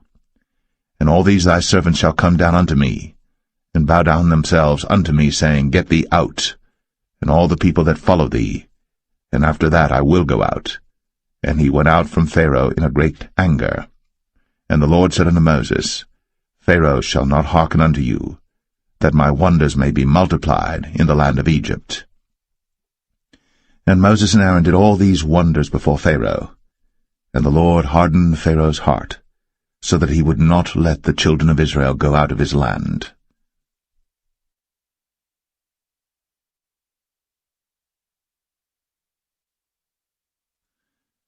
Exodus 12. And the Lord spake unto Moses and Aaron in the land of Egypt, saying, This month shall be unto you the beginning of months. It shall be the first month of the year to you. Speak ye unto all the congregation of Israel, saying, In the 10th day of this month they shall take to them every man a lamb, according to the house of their fathers, a lamb for an house. And if the household be too little for the lamb, let him and his neighbor next unto his house take it according to the number of the souls. Every man according to his eating shall make your count for the lamb. Your lamb shall be without blemish, a male of the first year. Ye shall take it out from the sheep or from the goats. And ye shall keep it up until the 14th day of the same month. And the whole assembly of the congregation of Israel shall kill it in the evening. And they shall take of the blood, and strike it on the 2 side posts, and on the upper door post of the houses, wherein they shall eat it. And they shall eat the flesh in that night, roast with fire, and unleavened bread, and with bitter herbs they shall eat it. Eat not of it raw, nor sodden it all with water, but roast with fire, his head with his legs, and with the purtenance thereof. And ye shall let nothing of it remain until the morning. And that which remaineth of it until the morning ye shall burn with fire. And thus shall ye eat it, with your loins girded, your shoes on your feet, and your staff in your hand, and ye shall eat it in haste. It is the Lord's Passover. For I will pass through the land of Egypt this night, and will smite all the firstborn in the land of Egypt, both man and beast, and against all the gods of Egypt I will execute judgment. I am the Lord. And the blood shall be to you for a token upon the houses where ye are. And when I see the blood, I will pass over you, and the plague shall not be upon you to destroy you, when I smite the land of Egypt. And this day shall be unto you for a memorial, and ye shall keep it a feast to the Lord throughout your generations. Ye shall keep it a feast by an ordinance forever. 7 days shall ye eat unleavened bread. Even the first day ye shall put away leaven out of your houses. For whosoever eateth leavened bread from the first day until the 7th day, that soul shall be cut off from Israel. And in the first day there shall be an holy convocation, and in the 7th day there shall be an holy convocation to you. No manner of work shall be done in them, save that which every man must eat, that only may be done of you. And ye shall observe the feast of unleavened bread. For in this selfsame day have I brought your armies out of the land of Egypt. Therefore shall ye observe this day in your generations by an ordinance forever. In the 1st month, on the 14th day of the month at even, ye shall eat unleavened bread, until the 21st day of the month at even. 7 days shall there be no leaven found in your houses. For whosoever eateth that which is leavened, even that soul shall be cut off from the congregation of Israel, whether he be a stranger or born in the land. Ye shall eat nothing leavened. In all your habitations shall ye eat unleavened bread.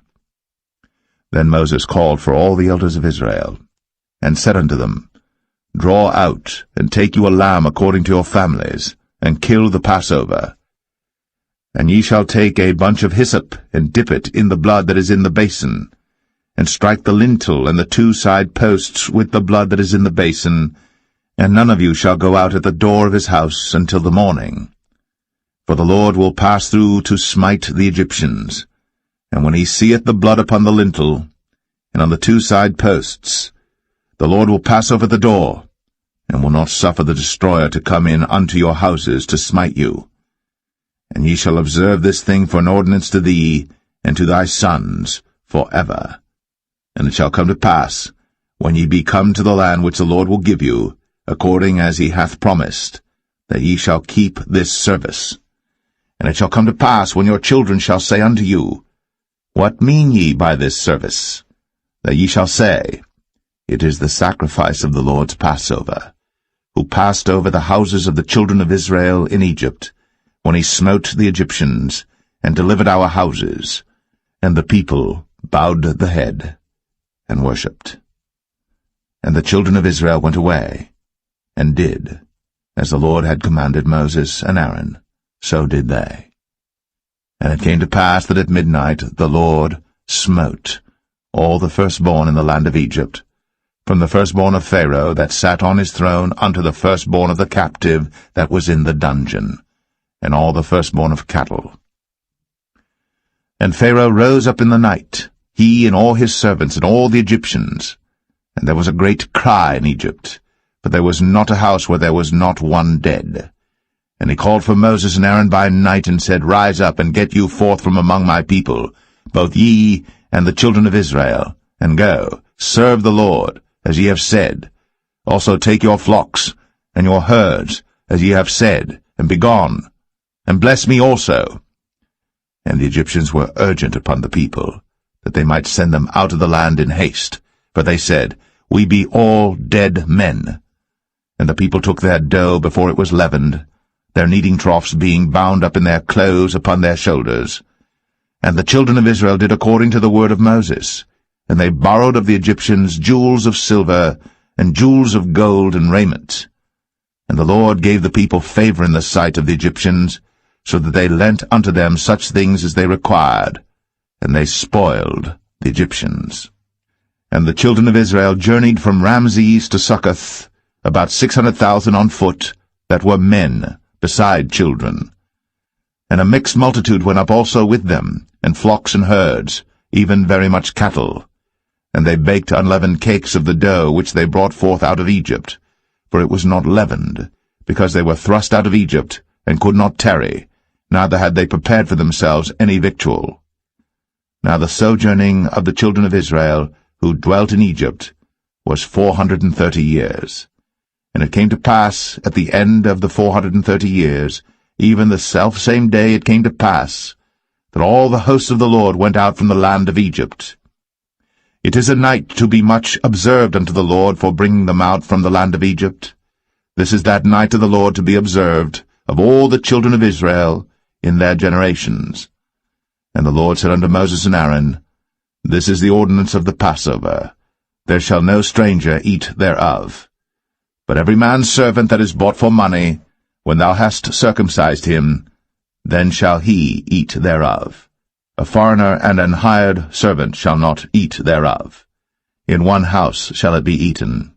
Thou shalt not carry forth aught of the flesh abroad out of the house, neither shall ye break a bone thereof. All the congregation of Israel shall keep it. And when a stranger shall sojourn with thee, and will keep the Passover to the Lord, let all his males be circumcised, and then let him come near and keep it. And he shall be as one that is born in the land. For no uncircumcised person shall eat thereof. One law shall be to him that is homeborn, and unto the stranger that sojourneth among you. Thus did all the children of Israel. As the Lord commanded Moses and Aaron, so did they.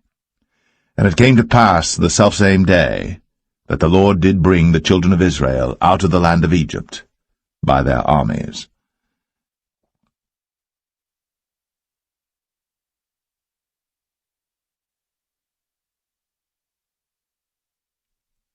Exodus 13.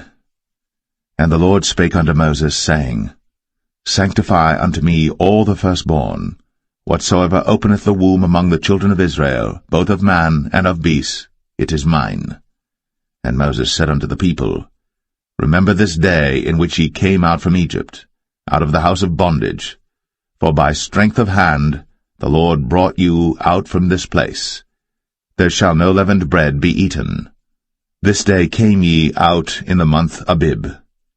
And it shall be, when the Lord shall bring thee into the land of the Canaanites, and the Hittites, and the Amorites, and the Hivites, and the Jebusites, which he sware unto thy fathers to give thee, a land flowing with milk and honey, that thou shalt keep this service in this month. 7 days thou shalt eat unleavened bread, and in the 7th day shall be a feast to the Lord. Unleavened bread shall be eaten 7 days, and there shall no leavened bread be seen with thee, neither shall there be leaven seen with thee in all thy quarters. And thou shalt show thy son in that day, saying, This is done, because of that which the Lord did unto me, when I came forth out of Egypt.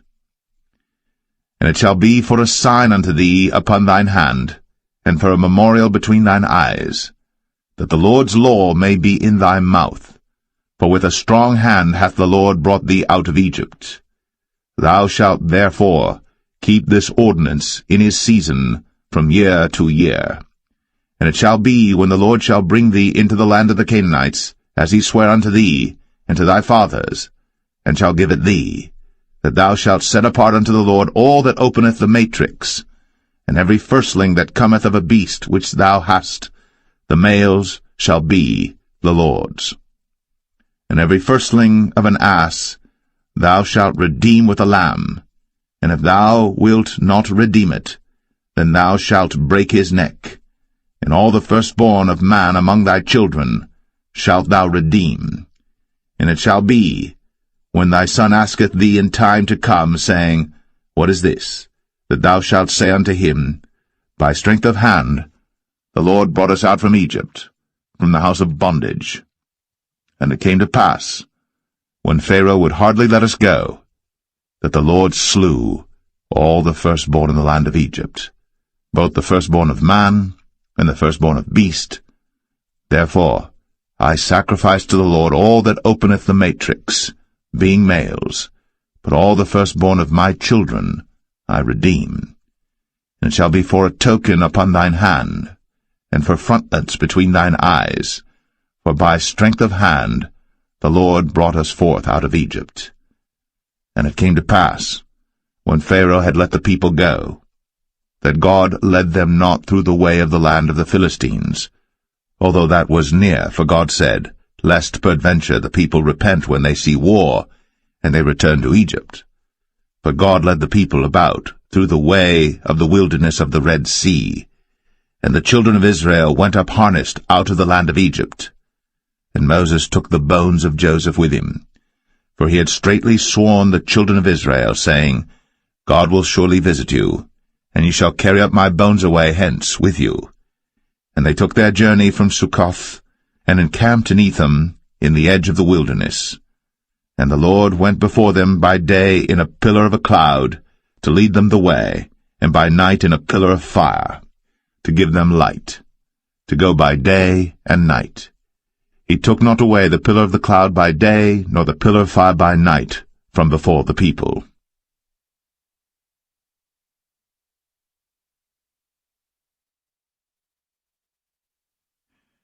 Exodus 14. And the Lord spake unto Moses, saying, Speak unto the children of Israel, that they turn and encamp before Pi-hahiroth, between Migdol and the sea, over against Baal-zephon. Before it shall ye encamp by the sea. For Pharaoh will say of the children of Israel, They are entangled in the land, the wilderness hath shut them in, and I will harden Pharaoh's heart, that he shall follow after them, and I will be honored upon Pharaoh, and upon all his host, that the Egyptians may know that I am the Lord. And they did so. And it was told the king of Egypt that the people fled, and the heart of Pharaoh and of his servants was turned against the people, and they said, Why have we done this, that we have let Israel go from serving us? And he made ready his chariot, and took his people with him. And he took 600 chosen chariots, and all the chariots of Egypt, and captains over every one of them. And the Lord hardened the heart of Pharaoh king of Egypt, and he pursued after the children of Israel. And the children of Israel went out with an high hand. But the Egyptians pursued after them all the horses and chariots of Pharaoh, and his horsemen and his army, and overtook them encamping by the sea, beside Pi-hahiroth, before Baal-zephon. And when Pharaoh drew nigh, the children of Israel lifted up their eyes, and behold, the Egyptians marched after them, and they were sore afraid. And the children of Israel cried out unto the Lord, and they said unto Moses, Because there were no graves in Egypt, hast thou taken us away to die in the wilderness? Wherefore hast thou dealt thus with us, to carry us forth out of Egypt? Is not this the word that we did tell thee in Egypt, saying, Let us alone, that we may serve the Egyptians? For it had been better for us to serve the Egyptians, than that we should die in the wilderness. And Moses said unto the people, Fear ye not, stand still, and see the salvation of the Lord, which he will show to you today. For the Egyptians whom ye have seen today, ye shall see them again no more forever. The Lord shall fight for you, and ye shall hold your peace. And the Lord said unto Moses, Wherefore criest thou unto me? Speak unto the children of Israel, that they go forward. But lift thou up thy rod, and stretch out thine hand over the sea, and divide it. And the children of Israel shall go on dry ground through the midst of the sea. And I, behold, I will harden the hearts of the Egyptians, and they shall follow them. And I will get me honor upon Pharaoh, and upon all his host, upon his chariots, and upon his horsemen. And the Egyptians shall know that I am the Lord, when I have gotten me honor upon Pharaoh, upon his chariots, and upon his horsemen. And the angel of God, which went before the camp of Israel, removed, and went behind them. And the pillar of the cloud went from before their face, and stood behind them. And it came between the camp of the Egyptians and the camp of Israel. And it was a cloud and darkness to them, but it gave light by night to these, so that the one came not near the other all the night. And Moses stretched out his hand over the sea, and the Lord caused the sea to go back by a strong east wind all that night, and made the sea dry land, and the waters were divided. And the children of Israel went into the midst of the sea upon the dry ground, and the waters were a wall unto them on their right hand and on their left. And the Egyptians pursued, and went in after them to the midst of the sea, even all Pharaoh's horses, his chariots, and his horsemen. And it came to pass that in the morning watch the Lord looked unto the host of the Egyptians through the pillar of fire and of the cloud, and troubled the host of the Egyptians, and took off their chariot wheels, that they drave them heavily, so that the Egyptians said, Let us flee from the face of Israel, for the Lord fighteth for them against the Egyptians.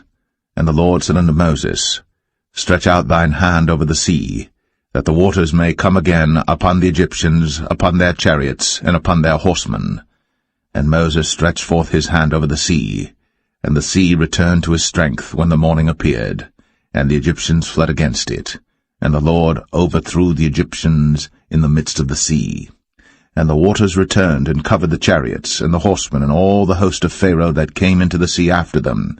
There remained not so much as one of them. But the children of Israel walked upon dry land in the midst of the sea, and the waters were a wall unto them on their right hand and on their left. Thus the Lord saved Israel that day out of the hand of the Egyptians, and Israel saw the Egyptians dead upon the seashore. And Israel saw that great work which the Lord did upon the Egyptians, and the people feared the Lord, and believed the Lord and his servant Moses.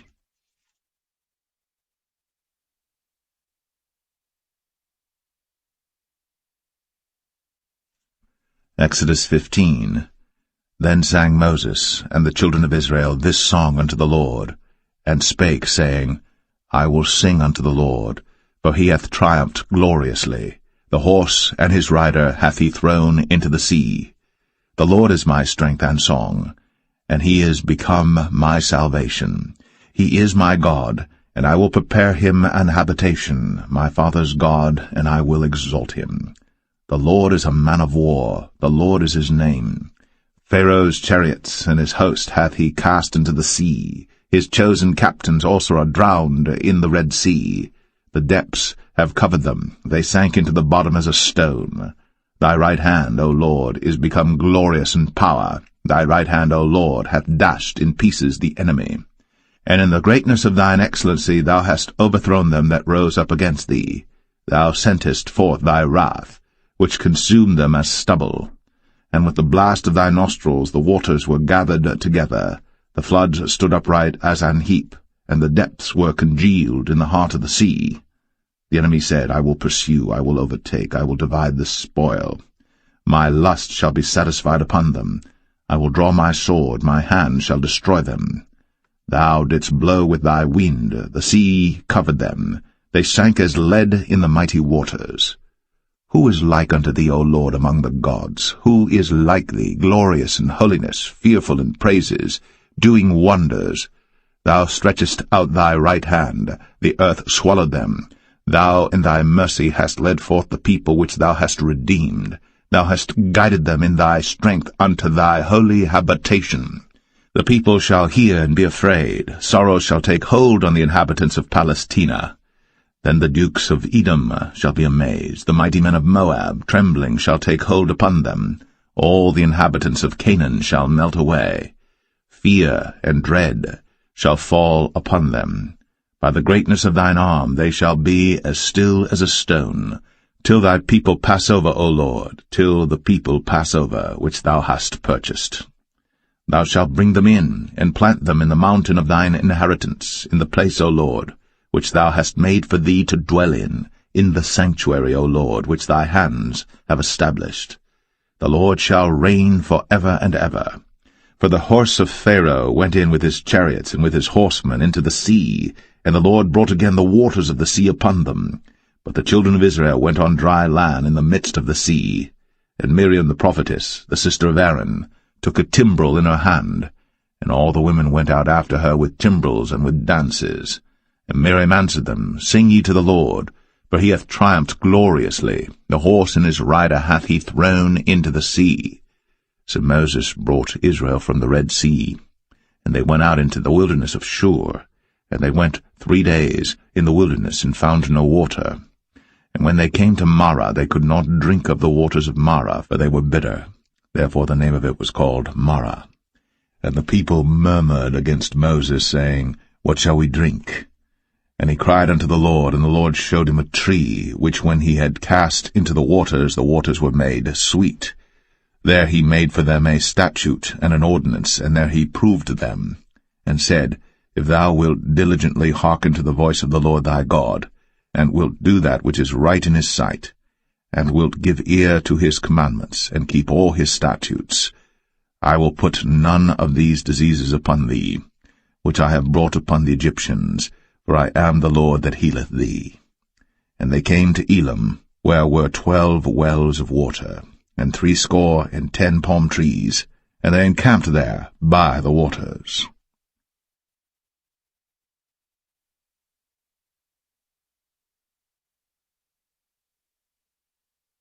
Exodus 16.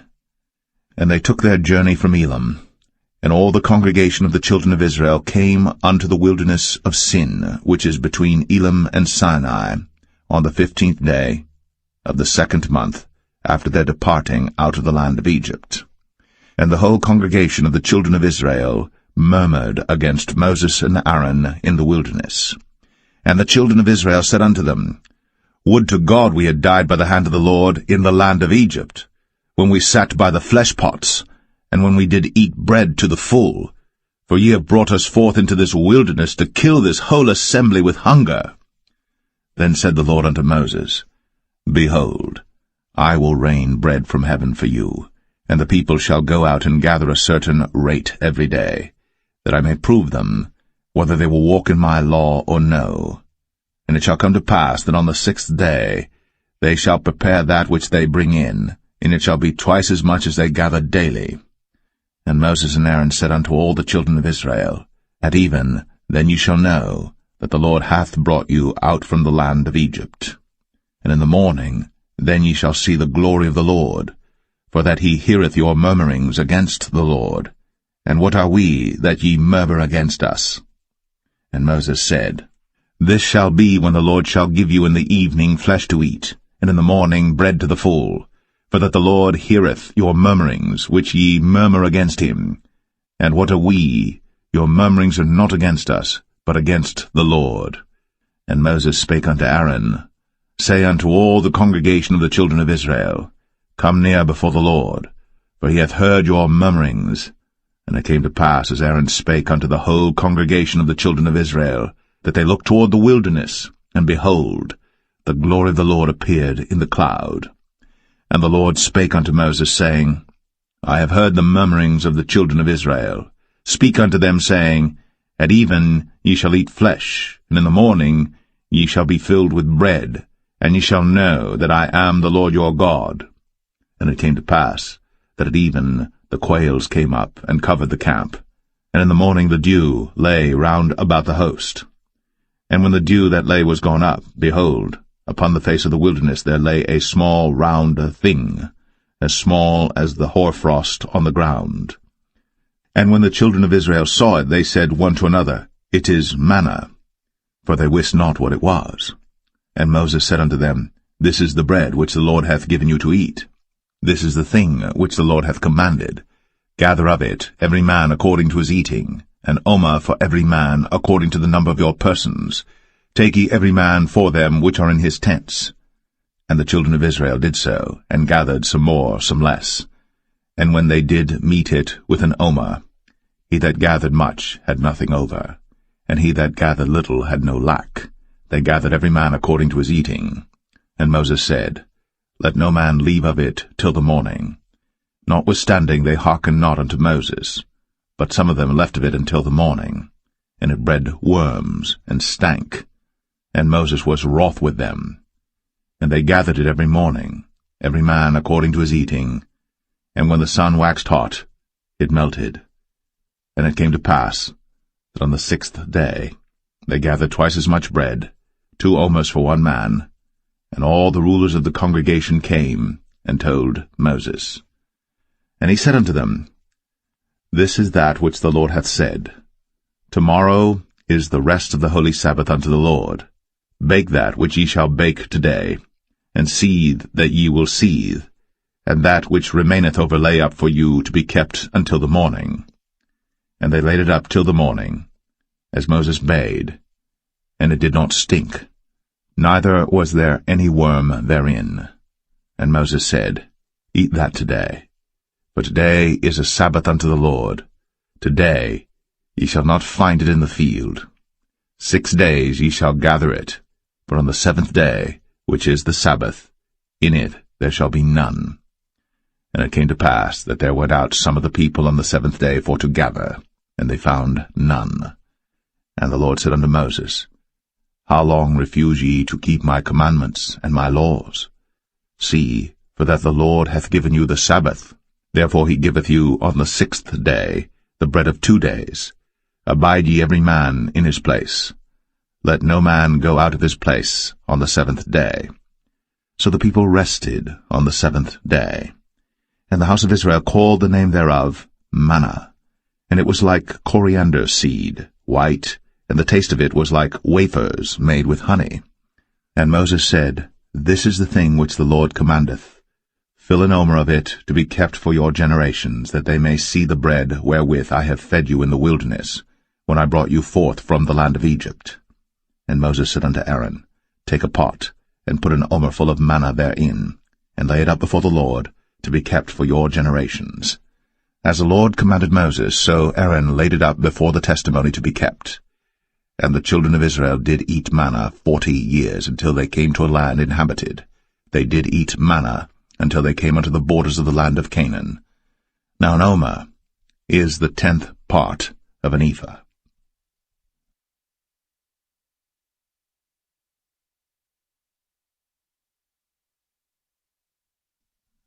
Exodus 17. And all the congregation of the children of Israel journeyed from the wilderness of Sin after their journeys, according to the commandment of the Lord, and pitched in Rephidim. And there was no water for the people to drink. Wherefore the people did chide with Moses, and said, Give us water that we may drink. And Moses said unto them, Why chide ye with me? Wherefore do ye tempt the Lord? And the people thirsted there for water. And the people murmured against Moses, and said, Wherefore is this that thou hast brought us up out of Egypt, to kill us, and our children, and our cattle with thirst? And Moses cried unto the Lord, saying, What shall I do unto this people? They be almost ready to stone me. And the Lord said unto Moses, Go on before the people, and take with thee of the elders of Israel, and thy rod wherewith thou smotest the river, take in thine hand, and go. Behold, I will stand before thee there upon the rock in Horeb, and thou shalt smite the rock. And there shall come water out of it, that the people may drink. And Moses did so in the sight of the elders of Israel. And he called the name of the place Massah, and Meribah, because of the chiding of the children of Israel, and because they tempted the Lord, saying, Is the Lord among us or not? Then came Amalek and fought with Israel in Rephidim. And Moses said unto Joshua, Choose us out men, and go out, fight with Amalek. Tomorrow I will stand on the top of the hill with the rod of God in mine hand. So Joshua did as Moses had said to him, and fought with Amalek. And Moses, Aaron, and Hur went up to the top of the hill. And it came to pass, when Moses held up his hand, that Israel prevailed. And when he let down his hand, Amalek prevailed. But Moses' hands were heavy, and they took a stone and put it under him, and he sat thereon, and Aaron and Hur stayed up his hands, the one on the one side, and the other on the other side, and his hands were steady until the going down of the sun. And Joshua discomfited Amalek and his people with the edge of the sword. And the Lord said unto Moses, Write this for a memorial in a book, and rehearse it in the ears of Joshua, for I will utterly put out the remembrance of Amalek from under heaven. And Moses built an altar, and called the name of it Jehovah Nissi. For he said, Because the Lord has sworn that the Lord will have war with Amalek from generation to generation.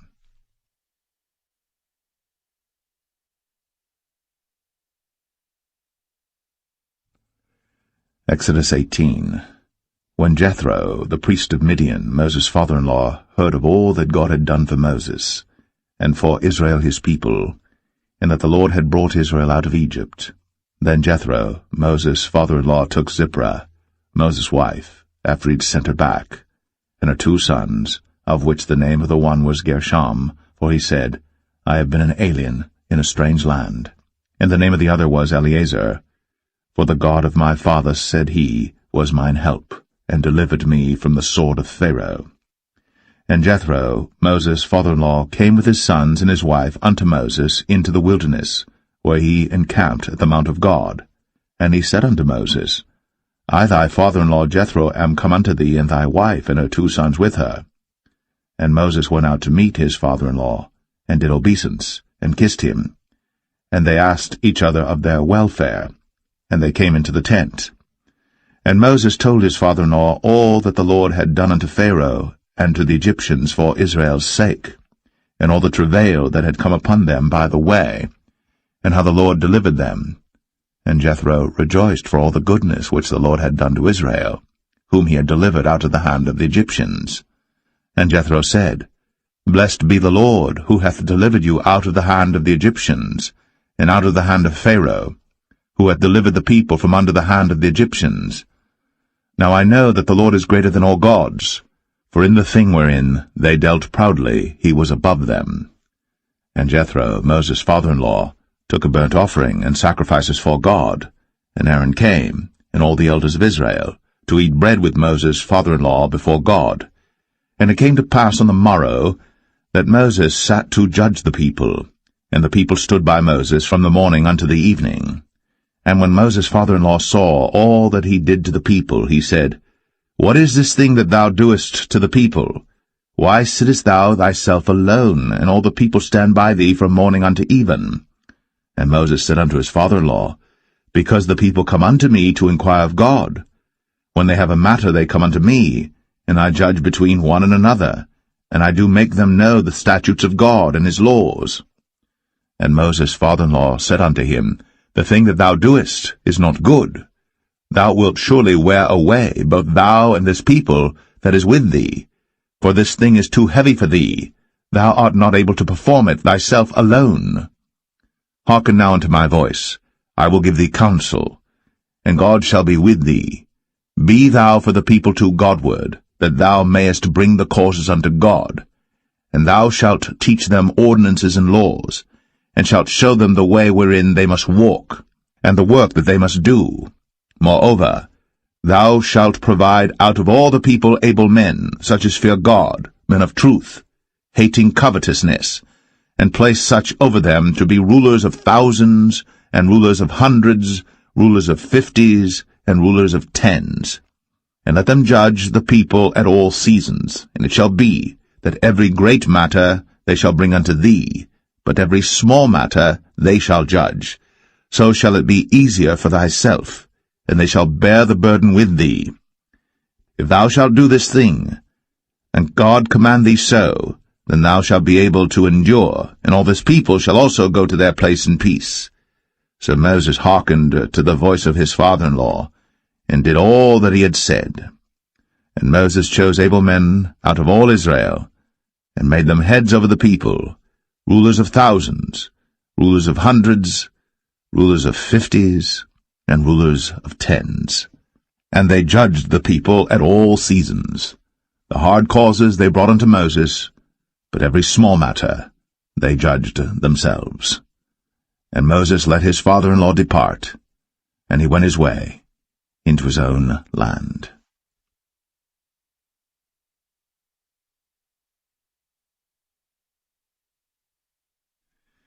Exodus 19. In the 3rd month, when the children of Israel were gone forth out of the land of Egypt, the same day came they into the wilderness of Sinai, but they were departed from Rephidim, and were come to the desert of Sinai, and had pitched in the wilderness, and there Israel camped before the mount. And Moses went up unto God, and the Lord called unto him out of the mountain, saying, Thus shalt thou say to the house of Jacob, and tell the children of Israel, Ye have seen what I did unto the Egyptians, and how I bare you on eagle's wings, and brought you unto myself.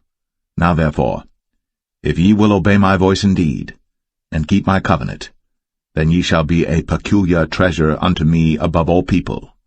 For all the earth is mine, and ye shall be unto me a kingdom of priests, and an holy nation. These are the words which thou shalt speak unto the children of Israel. And Moses came and called for the elders of the people, and laid before their faces all these words which the Lord commanded him. And all the people answered together, and said, All that the Lord hath spoken we will do. And Moses returned the words of the people unto the Lord. And the Lord said unto Moses, Lo, I come unto thee in a thick cloud, that the people may hear when I speak with thee, and believe thee for ever. And Moses told the words of the people unto the Lord. And the Lord said unto Moses, Go unto the people, and sanctify them today and tomorrow, and let them wash their clothes, and be ready against the 3rd day. For the 3rd day the Lord will come down in the sight of all the people upon Mount Sinai. And thou shalt set bounds unto the people round about, saying, Take heed to yourselves, that ye go not up into the mount, or touch the border of it. Whosoever toucheth the mount shall be surely put to death. There shall not an hand touch it, but he shall surely be stoned, or shot through, whether it be beast or man. It shall not live. When the trumpet soundeth long, they shall come up to the mount. And Moses went down from the mount unto the people, and sanctified the people, and they washed their clothes. And he said unto the people, Be ready against the 3rd day. Come not at your wives. And it came to pass on the 3rd day in the morning, that there were thunders and lightnings, and a thick cloud upon the mount, and the voice of the trumpet exceeding loud, so that all the people that was in the camp trembled. And Moses brought forth the people out of the camp to meet with God. And they stood at the nether part of the mount. And Mount Sinai was altogether on a smoke, because the Lord descended upon it in fire, and the smoke thereof ascended as the smoke of a furnace, and the whole mount quaked greatly. And when the voice of the trumpet sounded long, and waxed louder and louder, Moses spake, and God answered him by a voice. And the Lord came down upon Mount Sinai, on the top of the mount, and the Lord called Moses up to the top of the mount, and Moses went up. And the Lord said unto Moses, Go down, charge the people, lest they break through unto the Lord to gaze, and many of them perish. And let the priests also which come near to the Lord sanctify themselves, lest the Lord break forth upon them. And Moses said unto the Lord, The people cannot come up to Mount Sinai, for thou chargest us, saying, Set bounds about the mount, and sanctify it. And the Lord said unto him, Away, get thee down, and thou shalt come up, thou and Aaron with thee. But let not the priests and the people break through to come up unto the Lord, lest he break forth upon them. So Moses went down unto the people, and spake unto them.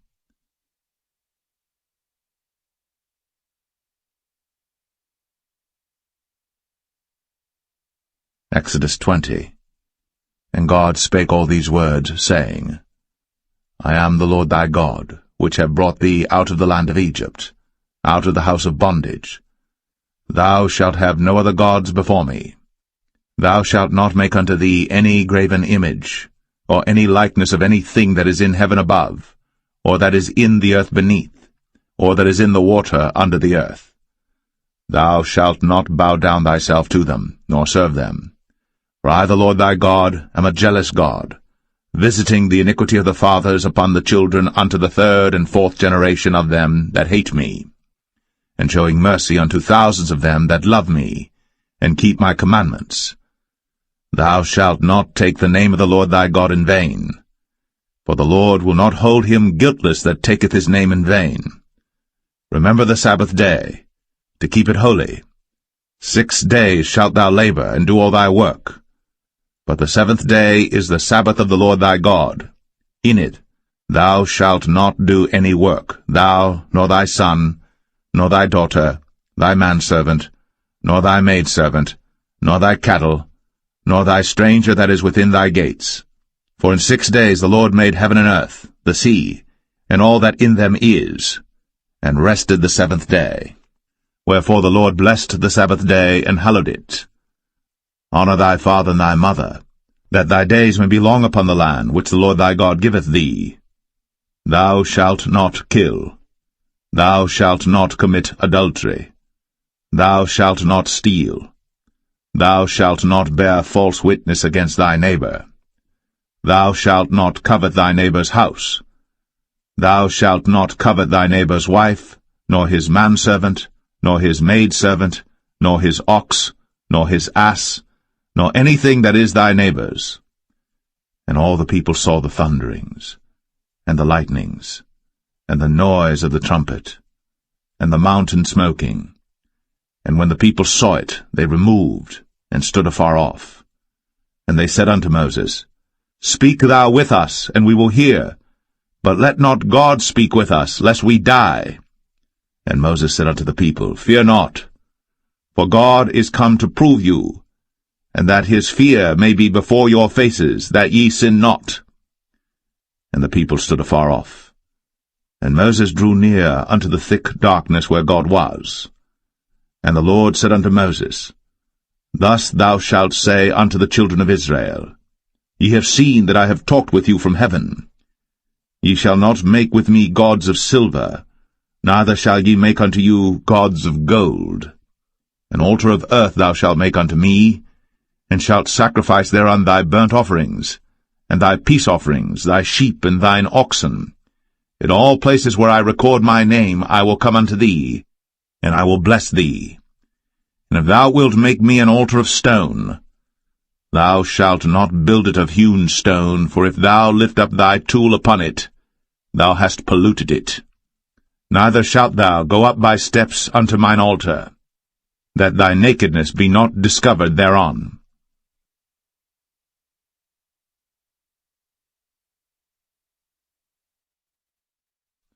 Exodus 21. Now these are the judgments which thou shalt set before them.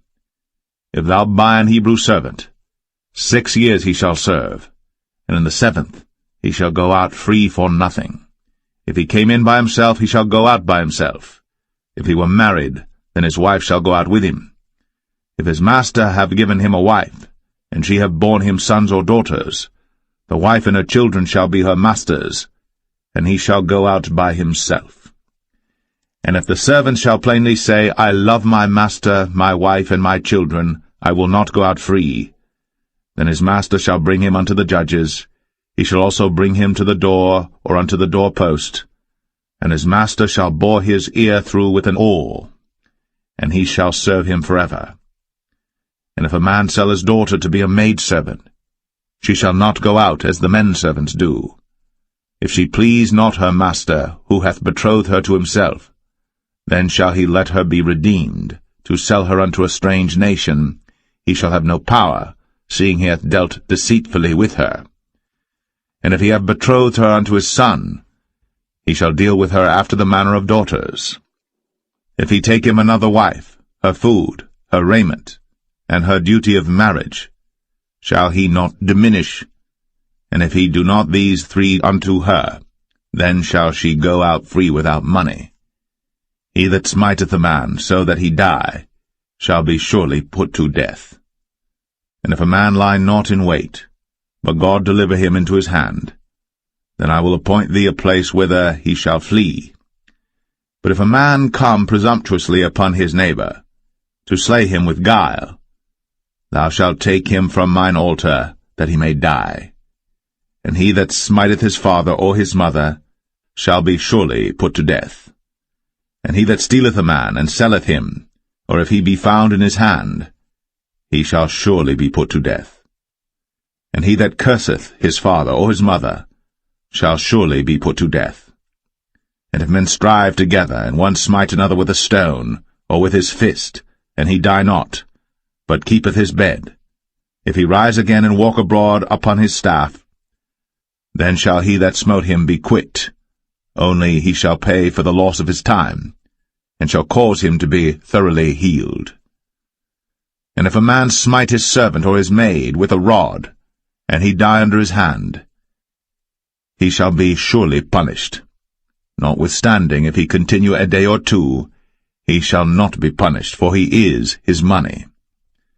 If men strive and hurt a woman with child, so that her fruit depart from her, and yet no mischief follow, he shall be surely punished, according as the woman's husband will lay upon him, and he shall pay as the judges determine. And if any mischief follow, then thou shalt give life for life, eye for eye, tooth for tooth, hand for hand, foot for foot, burning for burning, wound for wound, stripe for stripe. And if a man smite the eye of his servant, or the eye of his maid, that it perish, he shall let him go free for his eye's sake. And if he smite out his manservant's tooth, or his maidservant's tooth, he shall let him go free for his tooth's sake. If an ox gore a man or a woman, that they die, then the ox shall be surely stoned, and his flesh shall not be eaten, but the owner of the ox shall be quit. But if the ox were wont to push with his horn in time past, and hath been testified to his owner, and he hath not kept him in, but that he hath killed a man or a woman, the ox shall be stoned, and his owner also shall be put to death. If there be laid on him a sum of money, then he shall give for the ransom of his life whatsoever is laid upon him, whether he have gored a son, or have gored a daughter, according to this judgment shall it be done unto him.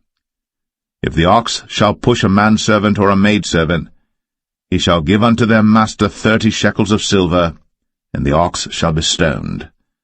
And if a man shall open a pit, or if a man shall dig a pit, and not cover it, and an ox or an ass fall therein, the owner of the pit shall make it good, and give money unto the owner of them, and the dead beast shall be his. And if one man's ox hurt another's, that he die, then they shall sell the live ox, and divide the money of it, and the dead ox also they shall divide.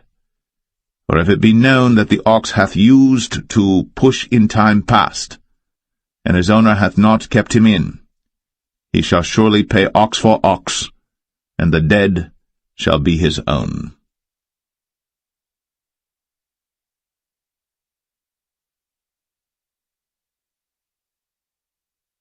Exodus 22.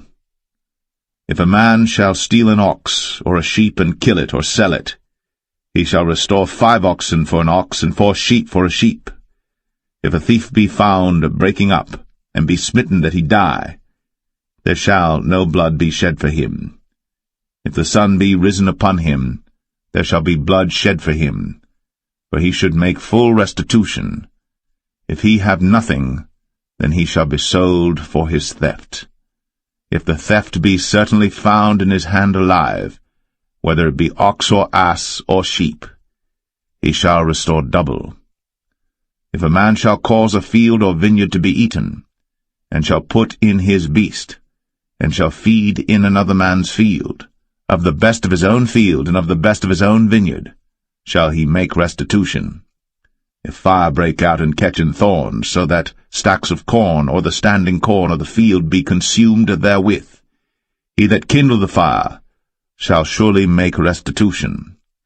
If a man shall deliver unto his neighbor money or stuff to keep, and it be stolen out of the man's house, if the thief be found, let him pay double.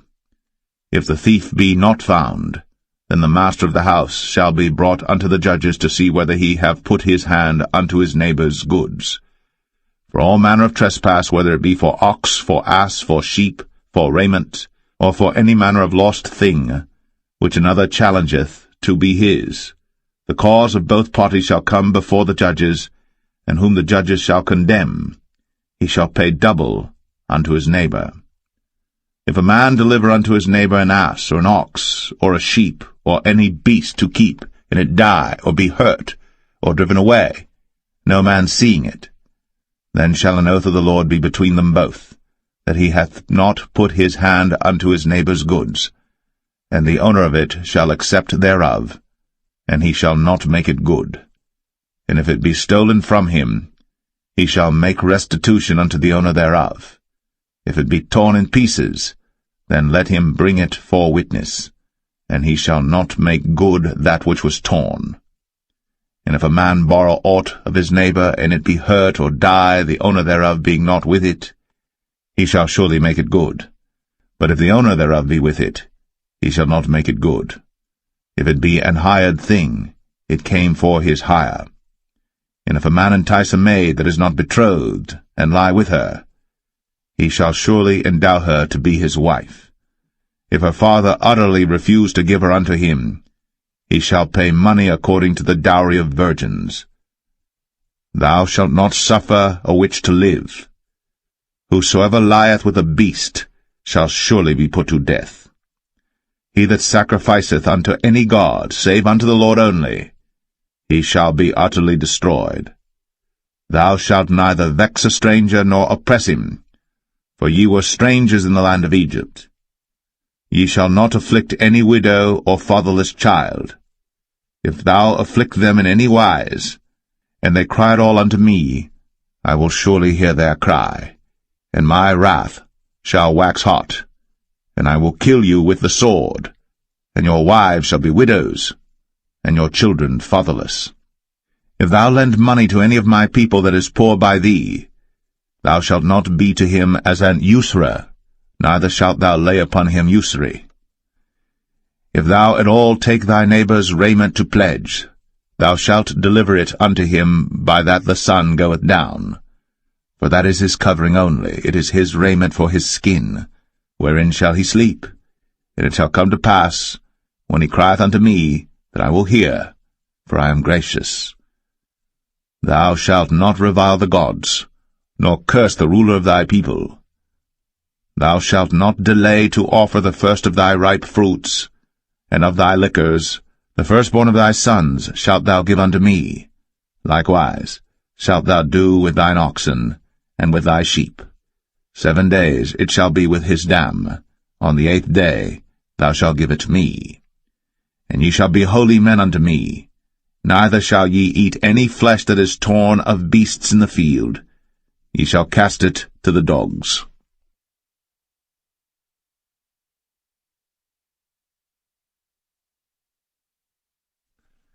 Exodus 23. Thou shalt not raise a false report. Put not thine hand with the wicked to be an unrighteous witness. Thou shalt not follow a multitude to do evil. Neither shalt thou speak in a cause to decline after many to wrest judgment. Neither shalt thou countenance a poor man in his cause. If thou meet thine enemy's ox or his ass going astray, thou shalt surely bring it back to him again. If thou see the ass of him that hateth thee lying under his burden, and wouldest forbear to help him, thou shalt surely help with him. Thou shalt not wrest the judgment of thy poor in his cause. Keep thee far from a false matter, and the innocent and righteous slay thou not, for I will not justify the wicked. And thou shalt take no gift, for the gift blindeth the wise, and perverteth the words of the righteous. Also, thou shalt not oppress a stranger. For ye know the heart of a stranger, seeing ye were strangers in the land of Egypt. And 6 years thou shalt sow thy land, and shalt gather in the fruits thereof. But the 7th year thou shalt let it rest and lie still, that the poor of thy people may eat, and what they leave the beasts of the field shall eat. In like manner thou shalt deal with thy vineyard, and with thy oliveyard.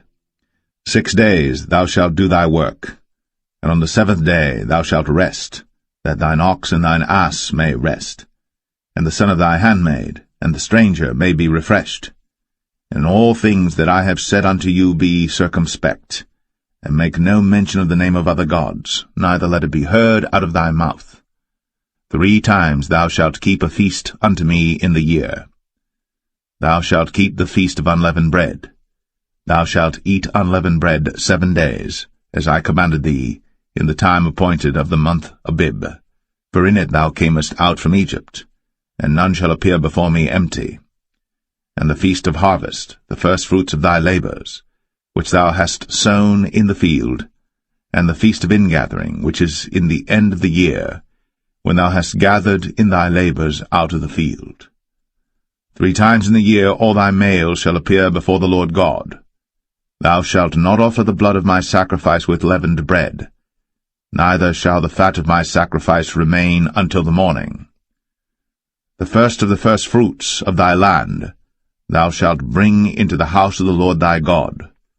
Thou shalt not see the kid in his mother's milk.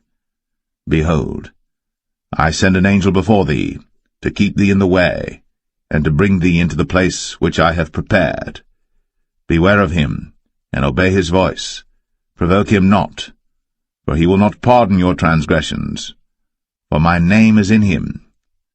But if thou shalt indeed obey his voice, and do all that I speak, then I will be an enemy unto thine enemies, and an adversary unto thine adversaries. For mine angel shall go before thee, and bring thee in unto the Amorites, and the Hittites, and the Perizzites, and the Canaanites, the Hivites, and the Jebusites, and I will cut them off. Thou shalt not bow down to their gods, nor serve them, nor do after their works, but thou shalt utterly overthrow them, and quite break down their images. And ye shall serve the Lord your God, and he shall bless thy bread and thy water, and I will take sickness away from the midst of thee. There shall nothing cast their young, nor be barren in thy land. The number of thy days I will fulfill. I will send my fear before thee, and will destroy all the people to whom thou shalt come, and I will make all thine enemies turn their backs unto thee, and I will send hornets before thee, which shall drive out the Hivite, the Canaanite, and the Hittite from before thee. I will not drive them out from before thee in 1 year, lest the land become desolate, and the beasts of the field multiply against thee. By little and little I will drive them out from before thee, until thou be increased and inherit the land. And I will set thy bounds from the Red Sea even unto the sea of the Philistines, and from the desert unto the river. For I will deliver the inhabitants of the land into your hand, and thou shalt drive them out before thee. Thou shalt make no covenant with them, nor with their gods. They shall not dwell in thy land, lest they make thee sin against me. For if thou serve their gods, it will surely be a snare unto thee.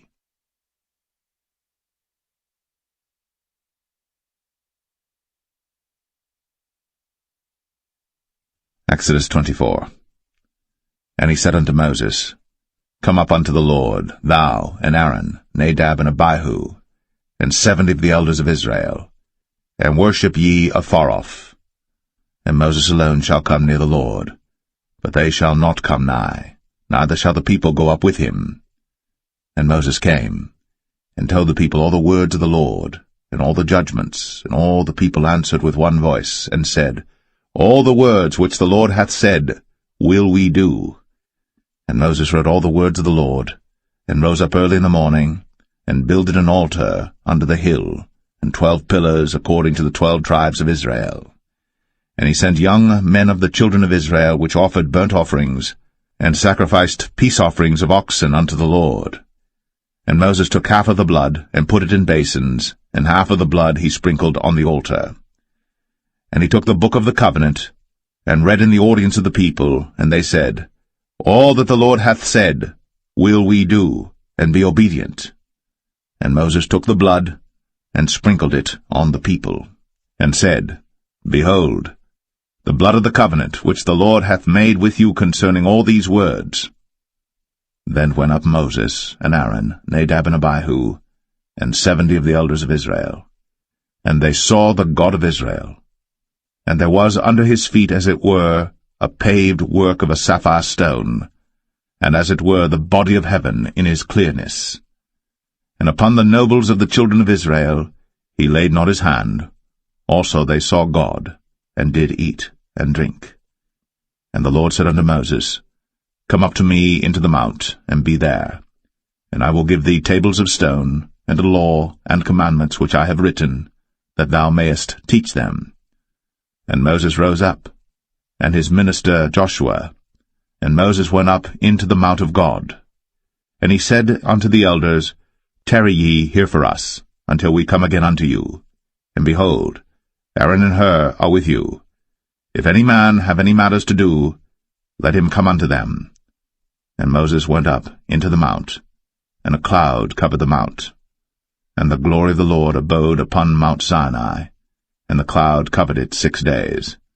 And the 7th day he called unto Moses out of the midst of the cloud. And the sight of the glory of the Lord was like devouring fire on the top of the mount in the eyes of the children of Israel.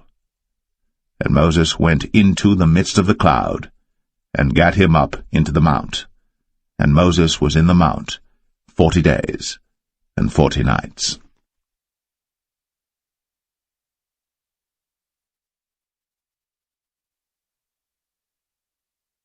Exodus 25.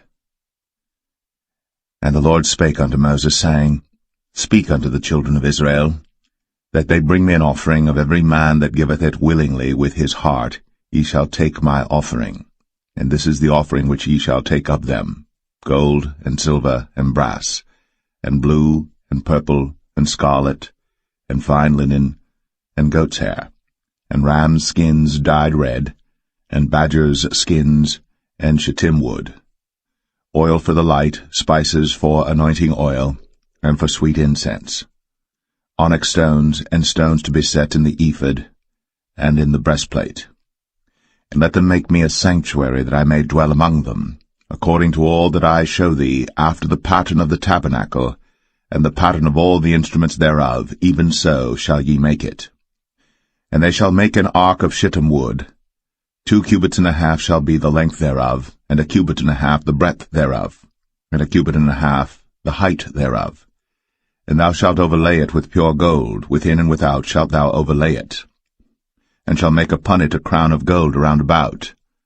And thou shalt cast 4 rings of gold for it, and put them in the 4 corners thereof, and 2 rings shall be in the one side of it, and 2 rings in the other side of it. And thou shalt make staves of shittim wood, and overlay them with gold. And thou shalt put the staves into the rings by the sides of the ark, that the ark may be borne with them. The staves shall be in the rings of the ark, they shall not be taken from it. And thou shalt put into the ark the testimony which I shall give thee. And thou shalt make a mercy seat of pure gold. 2 cubits and a half shall be the length thereof, and 1 cubit and a half the breadth thereof. And thou shalt make 2 cherubims of gold. Of beaten work shalt thou make them, in the 2 ends of the mercy seat. And make 1 cherub on the one end, and the other cherub on the other end. Even of the mercy seat shall ye make the cherubims on the 2 ends thereof. And the cherubims shall stretch forth their wings on high, covering the mercy seat with their wings, and their faces shall look one to another. Toward the mercy seat shall the faces of the cherubims be. And thou shalt put the mercy seat above upon the ark, and in the ark thou shalt put the testimony that I shall give thee. And there I will meet with thee, and I will commune with thee from above the mercy seat, from between the 2 cherubims which are upon the ark of the testimony, of all things which I will give thee in commandment unto the children of Israel. Thou shalt also make a table of shittim wood. 2 cubits shall be the length thereof, and 1 cubit the breadth thereof, and 1 cubit and a half the height thereof. And thou shalt overlay it with pure gold, and make thereto a crown of gold round about. And thou shalt make unto it a border of an handbreadth round about, and thou shalt make a golden crown to the border thereof round about. And thou shalt make for it 4 rings of gold, and put the rings in the 4 corners that are on the 4 feet thereof. Over against the border shall the rings be for places of the staves to bear the table. And thou shalt make the staves of shittim wood, and overlay them with gold, that the table may be borne with them. And thou shalt make the dishes thereof, and spoons thereof, and covers thereof, and bowls thereof, to cover withal. Of pure gold shalt thou make them. And thou shalt set upon the table showbread before me always. And thou shalt make a candlestick of pure gold. Of beaten work shall the candlestick be made. His shaft, and his branches, his bowls, his knobs and his flowers shall be of the same. And 6 branches shall come out of the sides of it, 3 branches of the candlestick out of the one side, and 3 branches of the candlestick out of the other side. 3 bowls made like unto almonds, with a knob and a flower in one branch, and 3 bowls made like almonds in the other branch, with a knob and a flower. So in the 6 branches that come out of the candlestick. And in the candlestick shall be 4 bowls made like unto almonds, with their knobs and their flowers. And there shall be a knob under 2 branches of the same, and a knob under 2 branches of the same, and a knob under 2 branches of the same, according to the 6 branches that proceed out of the candlestick. Their knobs and their branches shall be of the same. All it shall be one beaten work of pure gold. And thou shalt make the 7 lamps thereof, and they shall light the lamps thereof, that they may give light over against it, and the tongs thereof, and the snuff dishes thereof, shall be of pure gold. Of a talent of pure gold shall he make it with all these vessels. And look that thou make them after their pattern, which was shown thee in the mount.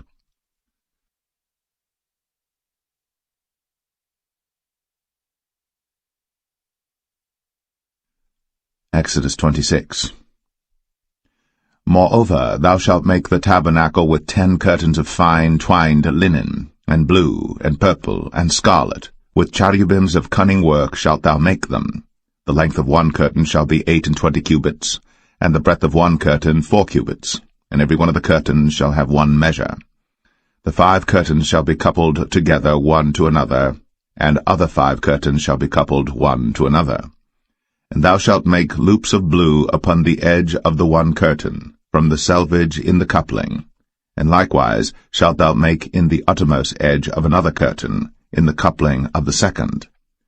50 loops shalt thou make in the one curtain, and 50 loops shalt thou make in the edge of the curtain that is in the coupling of the second, that the loops may take hold one of another.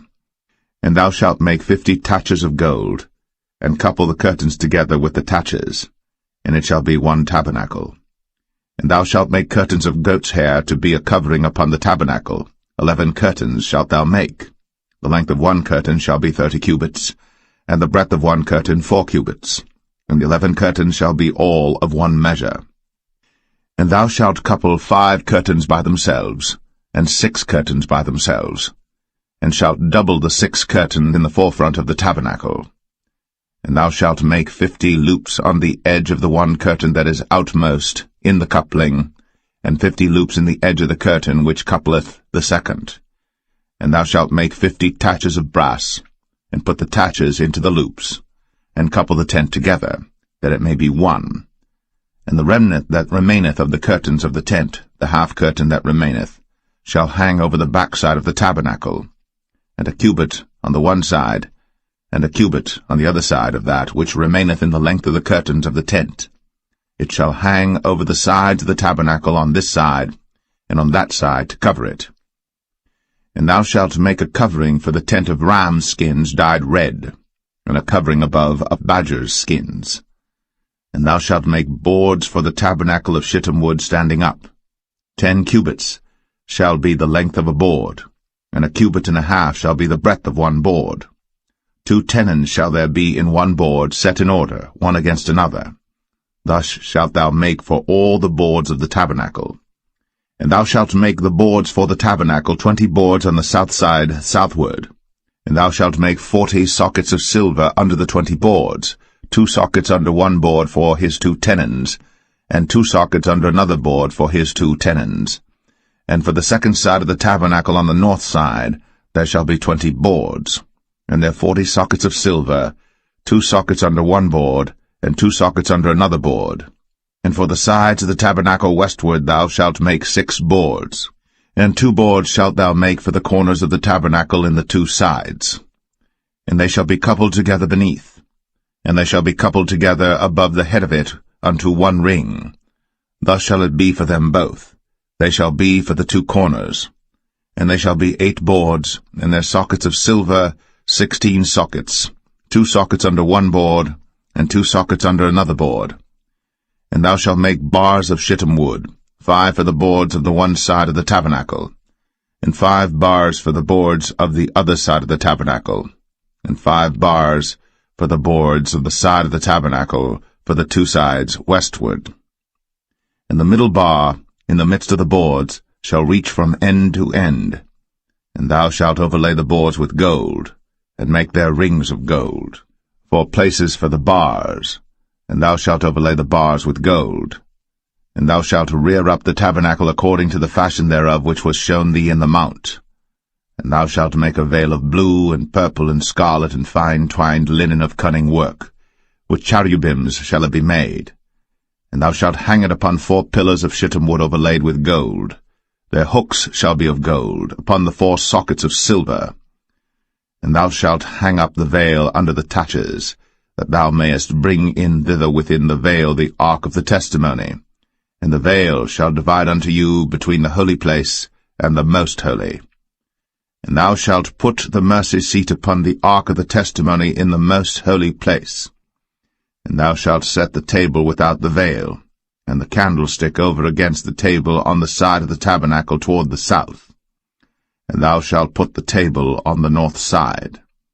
And thou shalt make an hanging for the door of the tent, of blue and purple and scarlet, and fine twined linen wrought with needlework. And thou shalt make for the hanging 5 pillars of shittim wood, and overlay them with gold, and their hooks shall be of gold, and thou shalt cast 5 sockets of brass for them.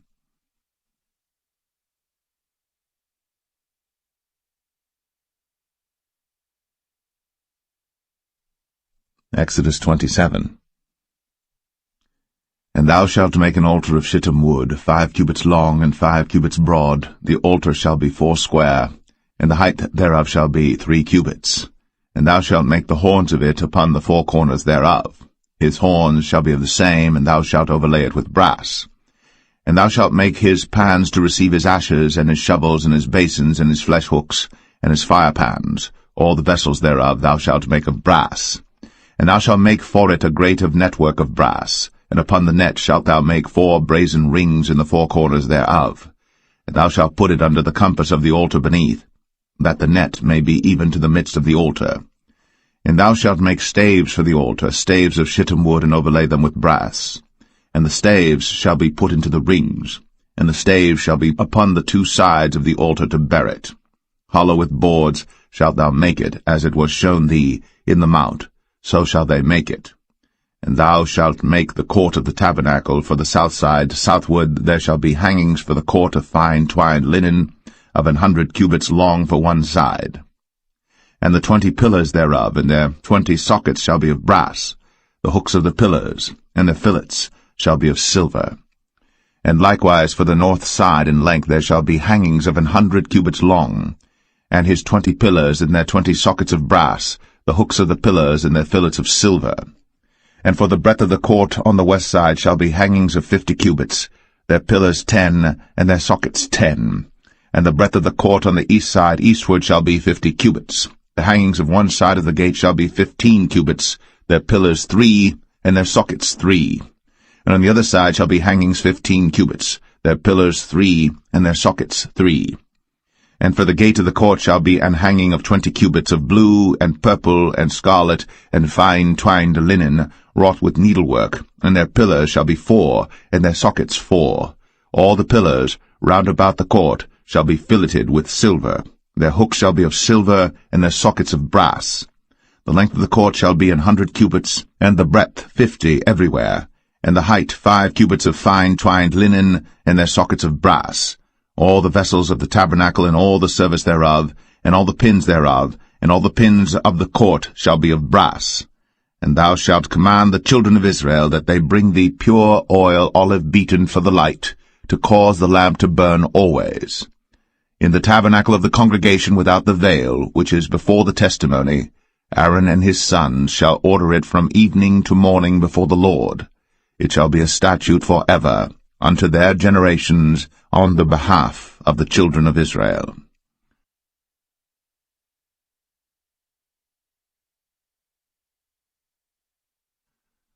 Exodus 28. And take thou unto thee Aaron thy brother, and his sons with him, from among the children of Israel, that he may minister unto me in the priest's office, even Aaron, Nadab, and Abihu, Eleazar, and Ithamar, Aaron's sons. And thou shalt make holy garments for Aaron thy brother, for glory and for beauty. And thou shalt speak unto all that are wise-hearted, whom I have filled with the spirit of wisdom, that they may make Aaron's garments to consecrate him, that he may minister unto me in the priest's office. And these are the garments which they shall make, a breastplate, and an ephod, and a robe, and a broidered coat, a mitre, and a girdle. And they shall make holy garments for Aaron thy brother, and his sons, that he may minister unto me in the priest's office. And they shall take gold, and blue, and purple, and scarlet, and fine linen. And they shall make the ephod of gold, of blue, and of purple, of scarlet, and fine twined linen with cunning work. It shall have the 2 shoulder pieces thereof joined at the 2 edges thereof, and so it shall be joined together. And the curious girdle of the ephod which is upon it shall be of the same, according to the work thereof, even of gold, of blue, and purple, and scarlet, and fine twined linen. And thou shalt take 2 onyx stones, and grave on them the names of the children of Israel, 6 of their names on one stone, and the other 6 names of the rest on the other stone, according to their birth. With the work of an engraver in stone, like the engravings of a signet, shalt thou engrave the 2 stones with the names of the children of Israel. Thou shalt make them to be set in ouches of gold. And thou shalt put the 2 stones upon the shoulders of the ephod for stones of memorial unto the children of Israel. And Aaron shall bear their names before the Lord upon his 2 shoulders for a memorial. And thou shalt make ouches of gold, and 2 chains of pure gold at the ends. Of wreathen work shalt thou make them, and fasten the wreathen chains to the ouches. And thou shalt make the breastplate of judgment with cunning work. After the work of the ephod thou shalt make it, of gold, of blue, and of purple, and of scarlet, and of fine twined linen shalt thou make it. 4 square it shall be, being doubled. A span shall be the length thereof, and a span shall be the breadth thereof. And thou shalt set in it settings of stones, even 4 rows of stones. The first row shall be a sardius, a topaz, and a carbuncle. This shall be the first row. And the second row shall be an emerald, a sapphire, and a diamond. And the third row a ligure, an agate, and an amethyst. And the 4th row a beryl, and an onyx, and a jasper. They shall be set in gold in their enclosings. And the stone shall be with the names of the children of Israel, 12 according to their names, like the engravings of a signet. Every one with his name shall they be according to the 12 tribes. And thou shalt make upon the breastplate chains at the ends of wreathen work of pure gold. And thou shalt make upon the breastplate 2 rings of gold, and shalt put the 2 rings on the 2 ends of the breastplate. And thou shalt put the 2 wreathen chains of gold in the 2 rings which are on the ends of the breastplate. And the other 2 ends of the 2 wreathen chains thou shalt fasten in the 2 ouches, and put them on the shoulder pieces of the ephod before it. And thou shalt make 2 rings of gold, and thou shalt put them upon the 2 ends of the breastplate, in the border thereof, which is in the side of the ephod inward. And 2 other rings of gold thou shalt make, and shalt put them on the 2 sides of the ephod underneath, toward the forepart thereof, over against the other coupling thereof, above the curious girdle of the ephod. And they shall bind the breastplate by the rings thereof unto the rings of the ephod with a lace of blue, that it may be above the curious girdle of the ephod, and that the breastplate be not loosed from the ephod. And Aaron shall bear the names of the children of Israel in the breastplate of judgment upon his heart, when he goeth in unto the holy place for a memorial before the Lord continually. And thou shalt put in the breastplate of judgment the Urim and the Thummim, and they shall be upon Aaron's heart, when he goeth in before the Lord. And Aaron shall bear the judgment of the children of Israel upon his heart before the Lord continually. And thou shalt make the robe of the ephod all of blue. And there shall be an hole in the top of it, in the midst thereof. It shall have a binding of woven work round about the whole of it, as it were the hole of an habergeon, that it be not rent. And beneath upon the hem of it thou shalt make pomegranates of blue, and of purple, and of scarlet round about the hem thereof, and bells of gold between them round about. A golden bell and a pomegranate, a golden bell and a pomegranate, upon the hem of the robe round about. And it shall be upon Aaron to minister. And his sound shall be heard when he goeth in unto the holy place before the Lord, and when he cometh out, that he die not. And thou shalt make a plate of pure gold, and grave upon it, like the engravings of a signet, holiness to the Lord. And thou shalt put it on a blue lace, that it may be upon the mitre, upon the forefront of the mitre it shall be. And it shall be upon Aaron's forehead, that Aaron may bear the iniquity of the holy things, which the children of Israel shall hallow in all their holy gifts. And it shall be always upon his forehead, that they may be accepted before the Lord. And thou shalt embroider the coat of fine linen, and thou shalt make the mitre of fine linen, and thou shalt make the girdle of needlework. And for Aaron's sons thou shalt make coats, and thou shalt make for them girdles, and bonnets shalt thou make for them for glory and for beauty. And thou shalt put them upon Aaron thy brother, and his sons with him, and shalt anoint them, and consecrate them, and sanctify them, that they may minister unto me in the priest's office. And thou shalt make them linen breeches to cover their nakedness, from the loins even unto the thighs they shall reach. And they shall be upon Aaron and upon his sons when they come in unto the tabernacle of the congregation, or when they come near unto the altar to minister in the holy place, that they bear not iniquity, and die. It shall be a statute for ever unto him and his seed after him.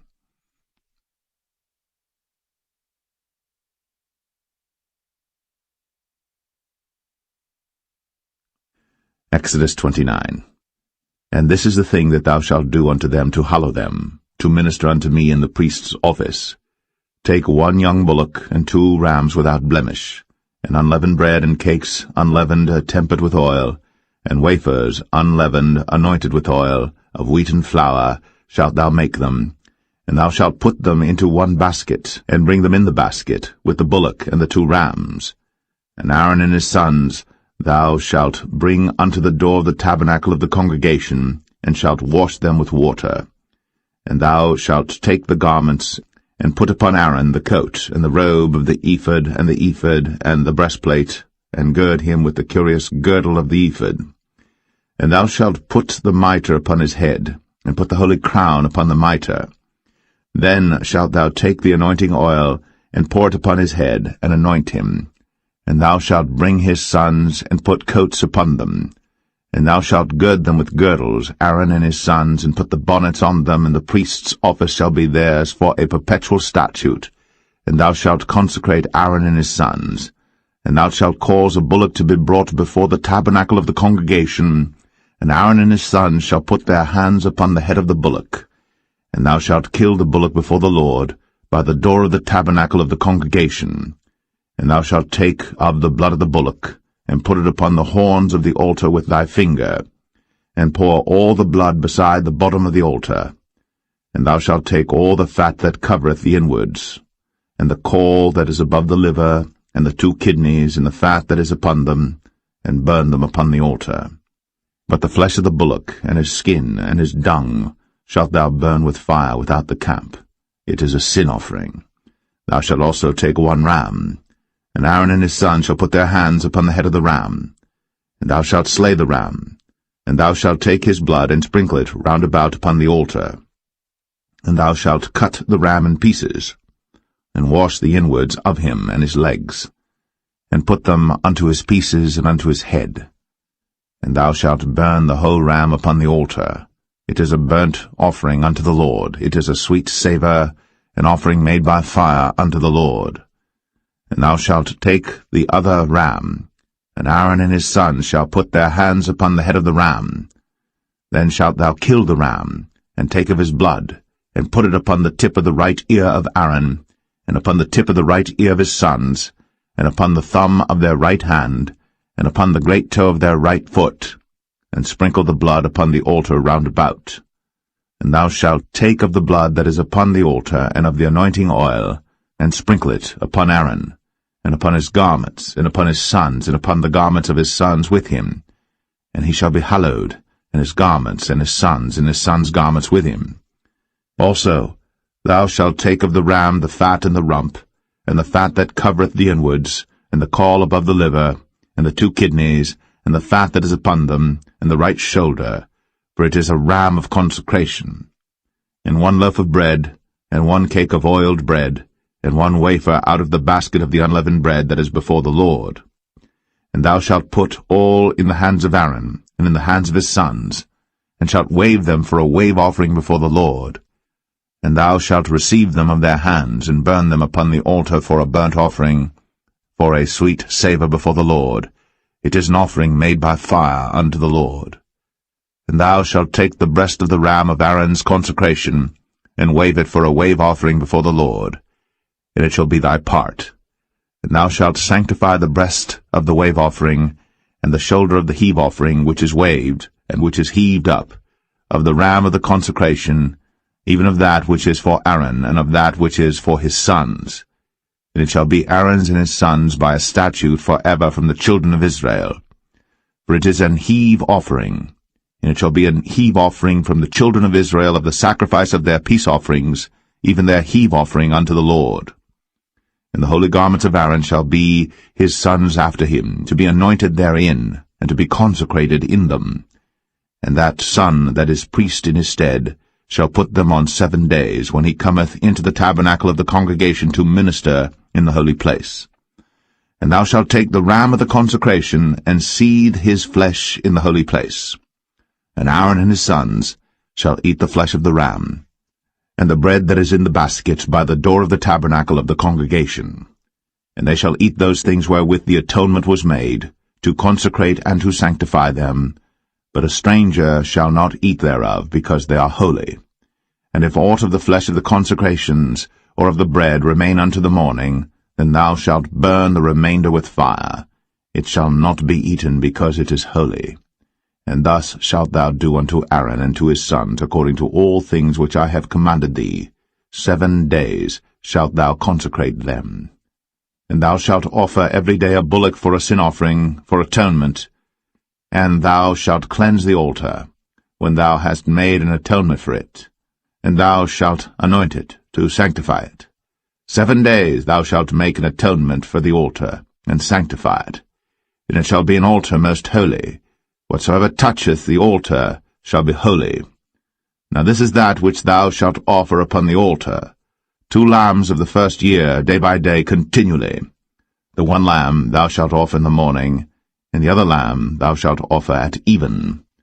And with the 1 lamb 1/10 deal of flour mingled with the 4th part of an hin of beaten oil, and the 4th part of an hin of wine for a drink offering. And the other lamb thou shalt offer at even, and shalt do thereto according to the meat offering of the morning, and according to the drink offering thereof, for a sweet savour, an offering made by fire unto the Lord. This shall be a continual burnt offering throughout your generations at the door of the tabernacle of the congregation before the Lord, where I will meet you, to speak there unto thee. And there I will meet with the children of Israel, and the tabernacle shall be sanctified by my glory. And I will sanctify the tabernacle of the congregation and the altar. I will sanctify also both Aaron and his sons to minister to me in the priest's office. And I will dwell among the children of Israel, and will be their God. And they shall know that I am the Lord their God, that brought them forth out of the land of Egypt, that I may dwell among them. I am the Lord their God.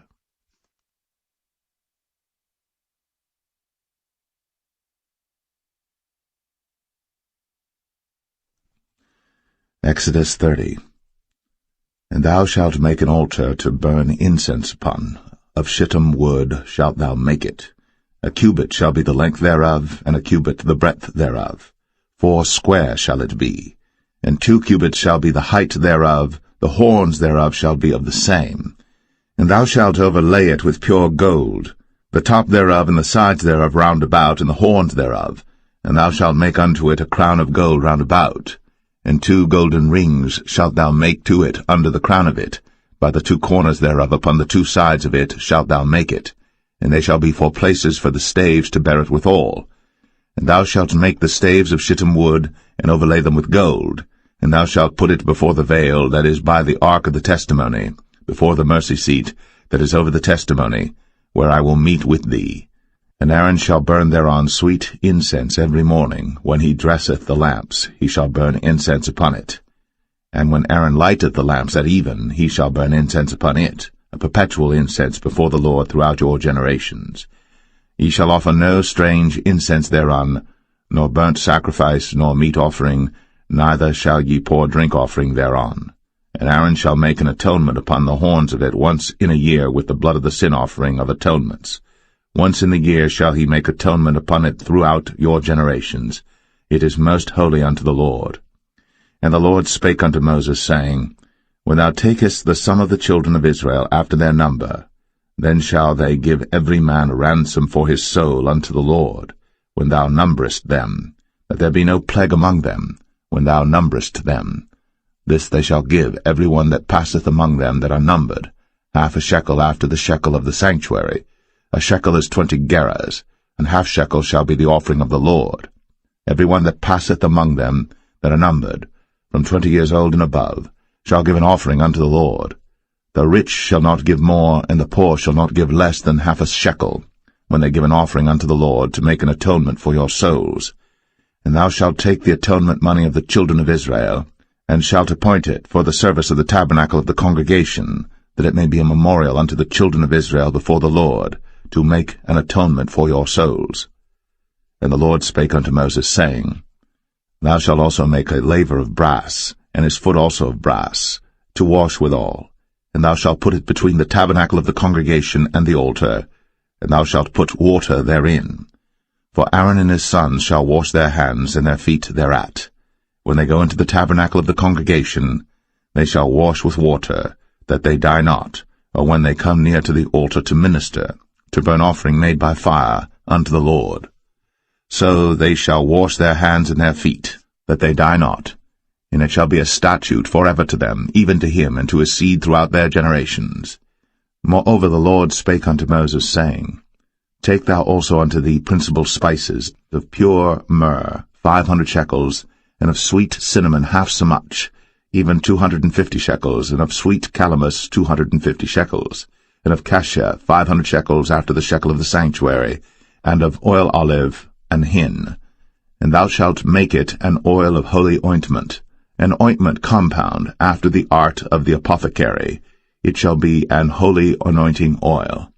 And thou shalt anoint the tabernacle of the congregation therewith, and the ark of the testimony, and the table and all his vessels, and the candlestick and his vessels, and the altar of incense, and the altar of burnt offering with all his vessels, and the laver and his foot. And thou shalt sanctify them, that they may be most holy. Whatsoever toucheth them shall be holy. And thou shalt anoint Aaron and his sons, and consecrate them, that they may minister unto me in the priest's office. And thou shalt speak unto the children of Israel, saying, This shall be an holy anointing oil unto me throughout your generations. Upon man's flesh shall it not be poured, neither shall ye make any other like it, after the composition of it. It is holy. And it shall be holy unto you. Whosoever compoundeth any like it, or whosoever putteth any of it upon a stranger, shall even be cut off from his people. And the Lord said unto Moses, Take unto thee sweet spices, stacte, and onycha, and galbanum, these sweet spices with pure frankincense, of each shall there be a like weight. And thou shalt make it a perfume, a confection after the art of the apothecary, tempered together pure and holy. And thou shalt beat some of it very small, and put of it before the testimony in the tabernacle of the congregation, where I will meet with thee. It shall be unto you most holy. And as for the perfume which thou shalt make, ye shall not make to yourselves according to the composition thereof. It shall be unto thee holy for the Lord. Whosoever shall make like unto that, to smell thereto, shall even be cut off from his people.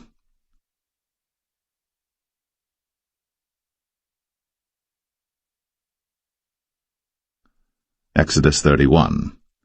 And the Lord spake unto Moses, saying, See, I have called by name Bezalel the son of Uri, the son of Hur, of the tribe of Judah, and I have filled him with the Spirit of God, in wisdom, and in understanding, and in knowledge, and in all manner of workmanship, to devise cunning works, to work in gold, and in silver, and in brass, and in cutting of stones, to set them, and in carving of timber, to work in all manner of workmanship.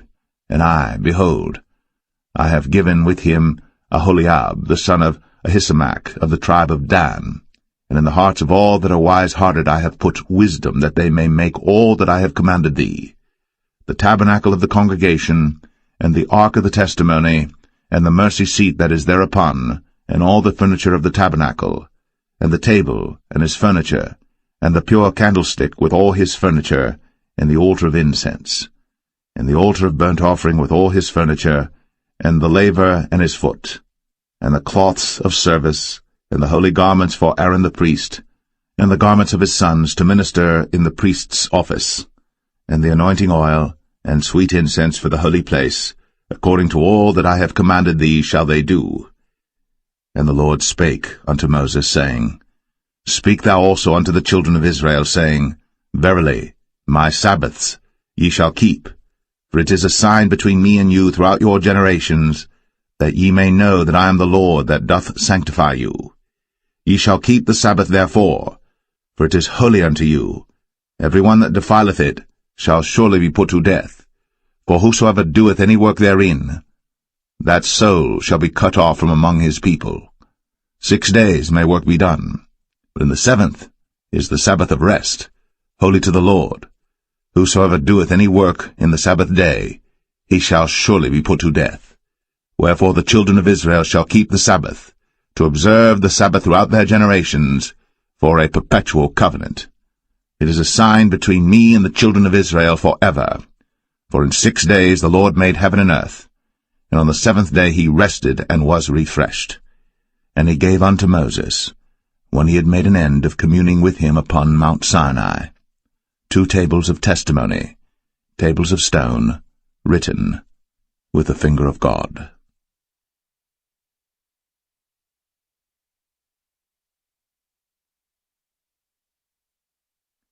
Exodus 32. And when the people saw that Moses delayed to come down out of the mount, the people gathered themselves together unto Aaron, and said unto him, Up, make us gods, which shall go before us. For as for this Moses, the man that brought us up out of the land of Egypt, we wot not what is become of him. And Aaron said unto them, Break off the golden earrings which are in the ears of your wives, of your sons, and of your daughters, and bring them unto me. And all the people brake off the golden earrings which were in their ears, and brought them unto Aaron. And he received them at their hand, and fashioned it with a graving tool, after he had made it a molten calf. And they said, These be thy gods, O Israel, which brought thee up out of the land of Egypt. And when Aaron saw it, he built an altar before it. And Aaron made proclamation and said, Tomorrow is a feast to the Lord. And they rose up early on the morrow, and offered burnt offerings, and brought peace offerings. And the people sat down to eat and to drink, and rose up to play. And the Lord said unto Moses, Go, get thee down, for thy people, which thou broughtest out of the land of Egypt, have corrupted themselves. They have turned aside quickly out of the way which I commanded them. They have made them a molten calf, and have worshipped it, and have sacrificed thereunto, and said, These be thy gods, O Israel, which have brought thee up out of the land of Egypt. And the Lord said unto Moses, I have seen this people, and behold, it is a stiff-necked people. Now therefore let me alone, that my wrath may wax hot against them, and that I may consume them, and I will make of thee a great nation. And Moses besought the Lord his God, and said, Lord, why doth thy wrath wax hot against thy people, which thou hast brought forth out of the land of Egypt with great power, and with a mighty hand? Wherefore should the Egyptians speak and say, For mischief did he bring them out, to slay them in the mountains, and to consume them from the face of the earth? Turn from thy fierce wrath, and repent of this evil against thy people. Remember Abraham, Isaac, and Israel, thy servants, to whom thou swarest by thine own self, and saidst unto them, I will multiply your seed as the stars of heaven, and all this land that I have spoken of will I give unto your seed, and they shall inherit it forever. And the Lord repented of the evil which he thought to do unto his people. And Moses turned, and went down from the mount, and the 2 tables of the testimony were in his hand. The tables were written on both their sides. On the one side and on the other were they written. And the tables were the work of God, and the writing was the writing of God, graven upon the tables. And when Joshua heard the noise of the people as they shouted, he said unto Moses, There is a noise of war in the camp.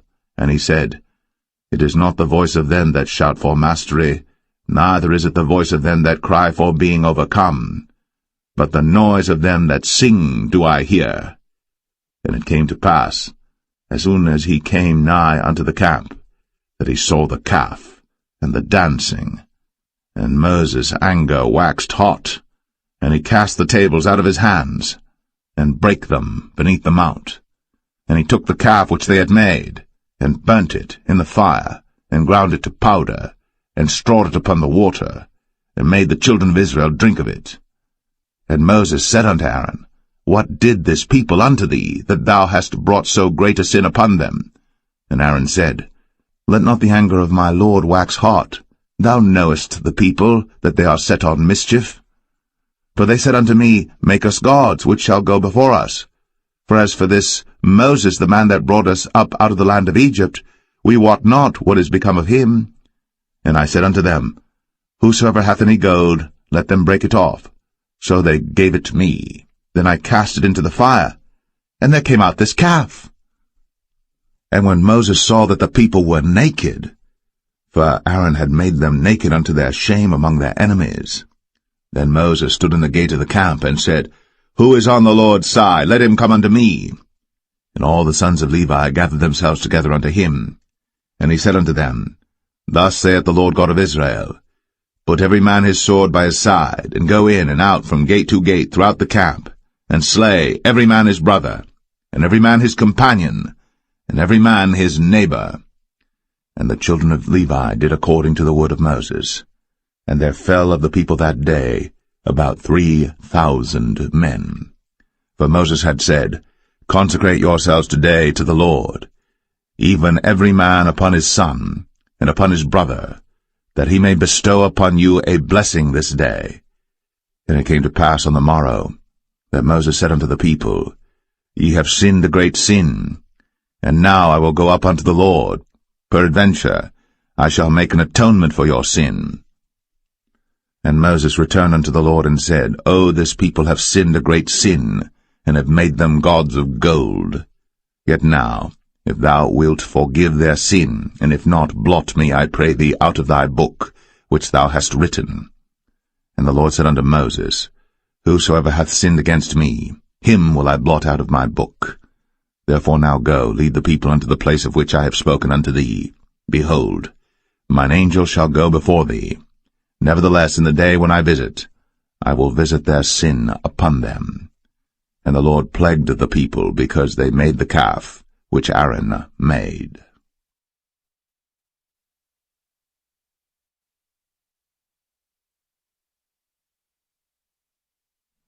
Exodus 33. And the Lord said unto Moses, Depart, and go up hence, thou, and the people which thou hast brought up out of the land of Egypt, unto the land which I swear unto Abraham, to Isaac, and to Jacob, saying, Unto thy seed will I give it. And I will send an angel before thee, and I will drive out the Canaanite, the Amorite, and the Hittite, and the Perizzite, the Hivite, and the Jebusite, unto a land flowing with milk and honey. For I will not go up in the midst of thee, for thou art a stiff-necked people, lest I consume thee in the way. And when the people heard these evil tidings, they mourned, and no man did put on him his ornaments. For the Lord had said unto Moses, Say unto the children of Israel, Ye are a stiff-necked people. I will come up into the midst of thee in a moment, and consume thee. Therefore now put off thy ornaments from thee, that I may know what to do unto thee. And the children of Israel stripped themselves of their ornaments by the mount Horeb. And Moses took the tabernacle, and pitched it without the camp, afar off from the camp, and called it the tabernacle of the congregation. And it came to pass that every one which sought the Lord went out unto the tabernacle of the congregation, which was without the camp. And it came to pass, when Moses went out unto the tabernacle, that all the people rose up, and stood every man at his tent door, and looked after Moses, until he was gone into the tabernacle. And it came to pass, as Moses entered into the tabernacle, the cloudy pillar descended, and stood at the door of the tabernacle, and the Lord talked with Moses. And all the people saw the cloudy pillar stand at the tabernacle door. And all the people rose up and worshipped, every man in his tent door. And the Lord spake unto Moses face to face, as a man speaketh unto his friend. And he turned again into the camp. But his servant Joshua the son of Nun, a young man, departed not out of the tabernacle. And Moses said unto the Lord, See, thou sayest unto me, Bring up this people, and thou hast not let me know whom thou wilt send with me. Yet thou hast said, I know thee by name, and thou hast also found grace in my sight. Now therefore, I pray thee, if I have found grace in thy sight, show me now thy way, that I may know thee, that I may find grace in thy sight, and consider that this nation is thy people. And he said, My presence shall go with thee, and I will give thee rest.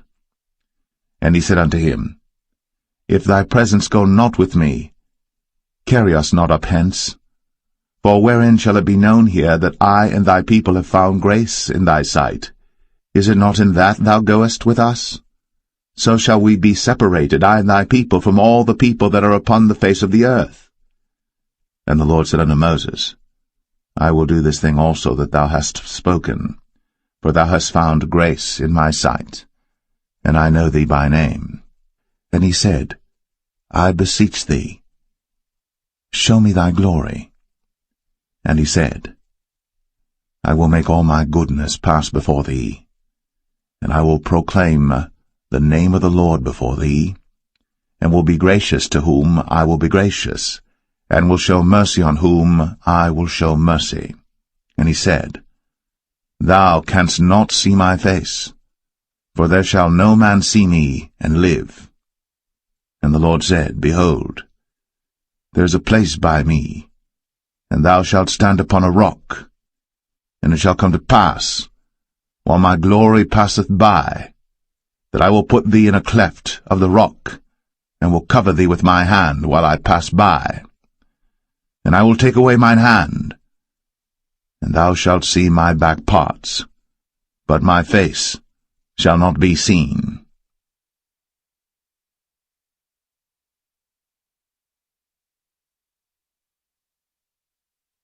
Exodus 34.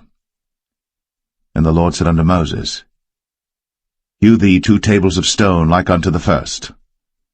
And I will write upon these tables the words that were in the first tables which thou breakest. And be ready in the morning, and come up in the morning unto Mount Sinai, and present thyself there to me in the top of the mount. And no man shall come up with thee, neither let any man be seen throughout all the mount. Neither let the flocks nor herds feed before that mount.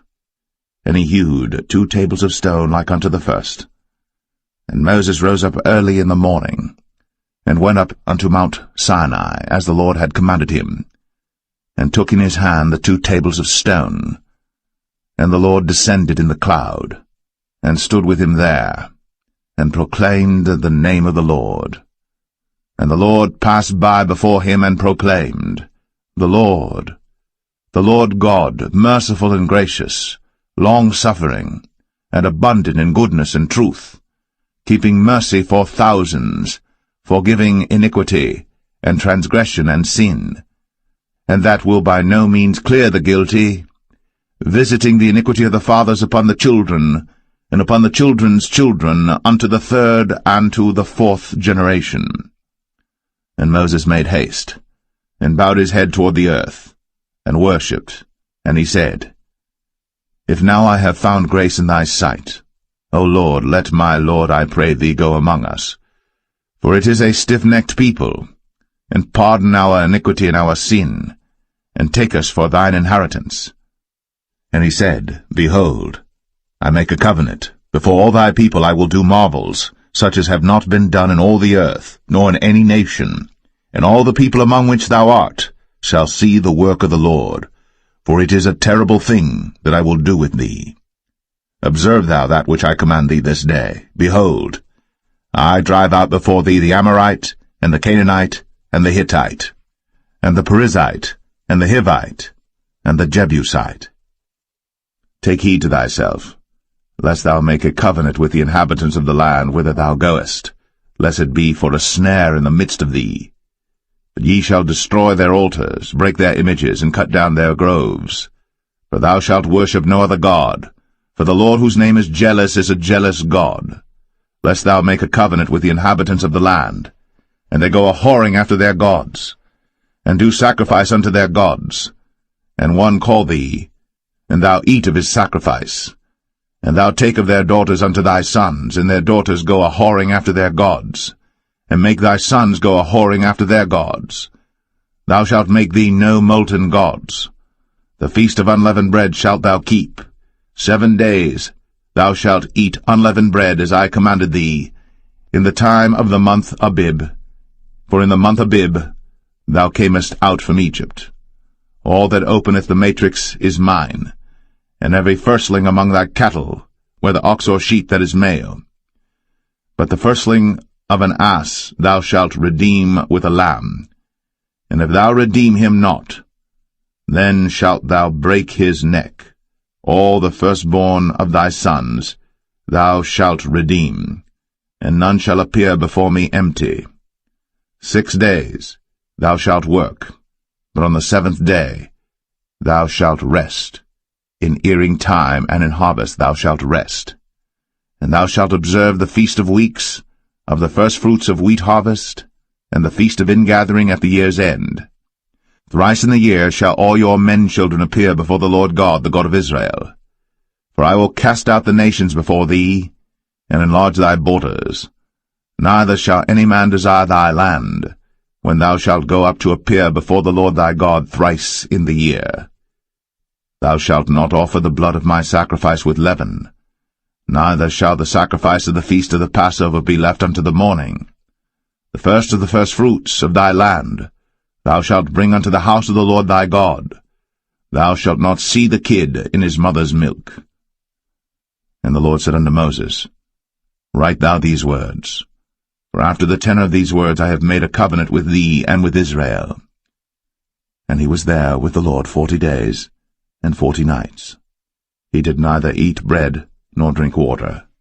And he wrote upon the tables the words of the covenant, the 10 commandments. And it came to pass, when Moses came down from Mount Sinai, with the 2 tables of testimony in Moses' hand, when he came down from the mount, that Moses wist not that the skin of his face shone, while he talked with him. And when Aaron and all the children of Israel saw Moses, behold, the skin of his face shone, and they were afraid to come nigh him. And Moses called unto them, and Aaron and all the rulers of the congregation returned unto him. And Moses talked with them, and afterward all the children of Israel came nigh, and he gave them in commandment all that the Lord had spoken with him in Mount Sinai. Until Moses had done speaking with them, he put a veil on his face. But when Moses went in before the Lord to speak with him, he took the veil off until he came out. And he came out, and spake unto the children of Israel that which he was commanded. And the children of Israel saw the face of Moses, that the skin of Moses' face shone. And Moses put the veil upon his face again, until he went in to speak with him.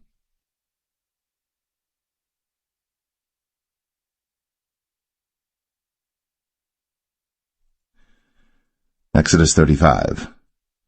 And Moses gathered all the congregation of the children of Israel together, and said unto them, These are the words which the Lord hath commanded, that ye should do them.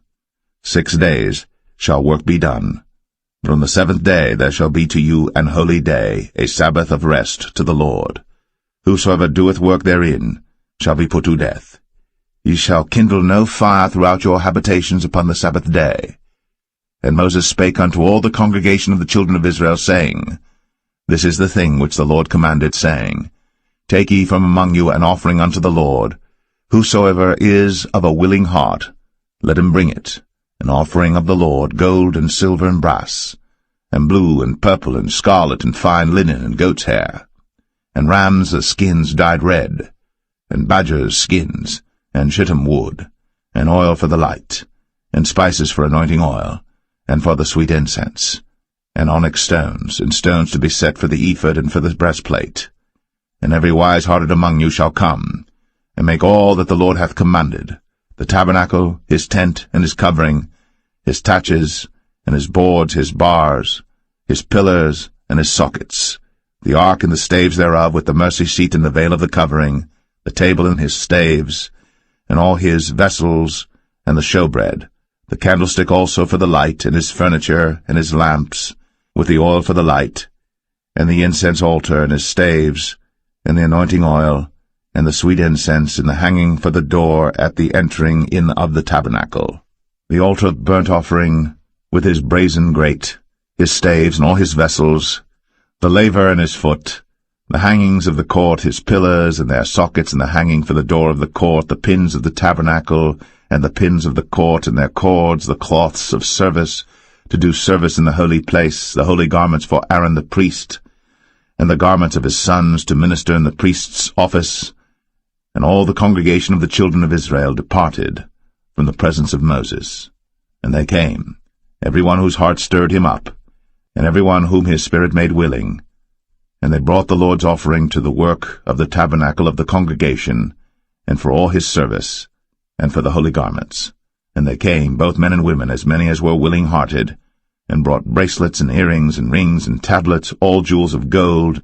And every man that offered an offering of gold unto the Lord. And every man with whom was found blue and purple and scarlet and fine linen and goat's hair, and red skins of rams and badgers' skins brought them. Every one that did offer an offering of silver and brass brought the Lord's offering, and every man with whom was found shittim wood for any work of the service brought it. And all the women that were wise-hearted did spin with their hands, and brought that which they had spun, both of blue and of purple and of scarlet and of fine linen. And all the women whose heart stirred them up in wisdom spun goat's hair. And the rulers brought onyx stones, and stones to be set for the ephod and for the breastplate, and spice, and oil for the light, and for the anointing oil, and for the sweet incense. The children of Israel brought a willing offering unto the Lord, every man and woman whose heart made them willing to bring for all manner of work, which the Lord had commanded to be made by the hand of Moses. And Moses said unto the children of Israel, See, the Lord hath called by name Bezalel the son of Uri, the son of Hur, of the tribe of Judah. And he hath filled him with the Spirit of God in wisdom, in understanding, and in knowledge, and in all manner of workmanship, and to devise curious works, to work in gold, and in silver, and in brass, and in the cutting of stones, to set them, and in carving of wood, to make any manner of cunning work. And he hath put in his heart that he may teach, both he and Aholiab, the son of Ahisamach, of the tribe of Dan. Them hath he filled with wisdom of heart, to work all manner of work, of the engraver, and of the cunning workman, and of the embroiderer, in blue, and in purple, and scarlet, and in fine linen, and of the weaver, even of them that do any work, and of those that devise cunning work.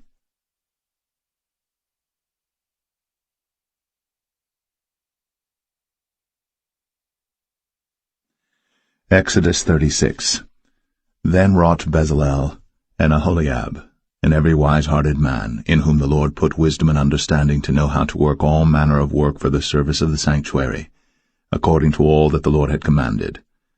And Moses called Bezalel and Aholiab, and every wise-hearted man, in whose heart the Lord had put wisdom, even every one whose heart stirred him up to come unto the work to do it. And they received of Moses all the offering, which the children of Israel had brought for the work of the service of the sanctuary, to make it withal. And they brought yet unto him free offerings every morning. And all the wise men that wrought all the work of the sanctuary came every man from his work which they made. And they spake unto Moses, saying, The people bring much more than enough for the service of the work, which the Lord commanded to make. And Moses gave commandment, and they caused it to be proclaimed throughout the camp, saying, Let neither man nor woman make any more work for the offering of the sanctuary. So the people were restrained from bringing. For the stuff they had was sufficient for all the work to make it, and too much. And every wise-hearted man among them that wrought the work of the tabernacle made 10 curtains of fine twined linen and blue and purple and scarlet. With cherubims of cunning work made he them. The length of one curtain was 28 cubits, and the breadth of one curtain 4 cubits. The curtains were all of one size.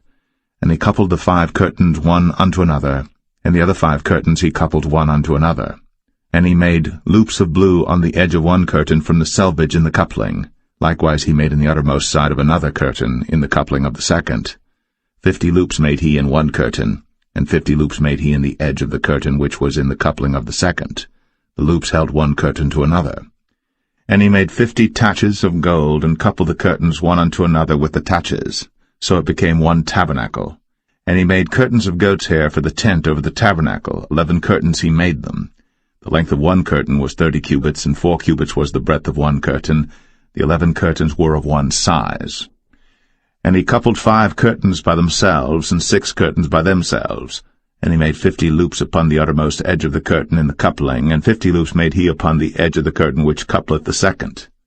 And he made 50 taches of brass to couple the tent together, that it might be one. And he made a covering for the tent of ram's skins dyed red, and a covering of badger's skins above that. And he made boards for the tabernacle of shittim wood standing up. The length of a board was 10 cubits, and the breadth of a board 1 cubit and a half.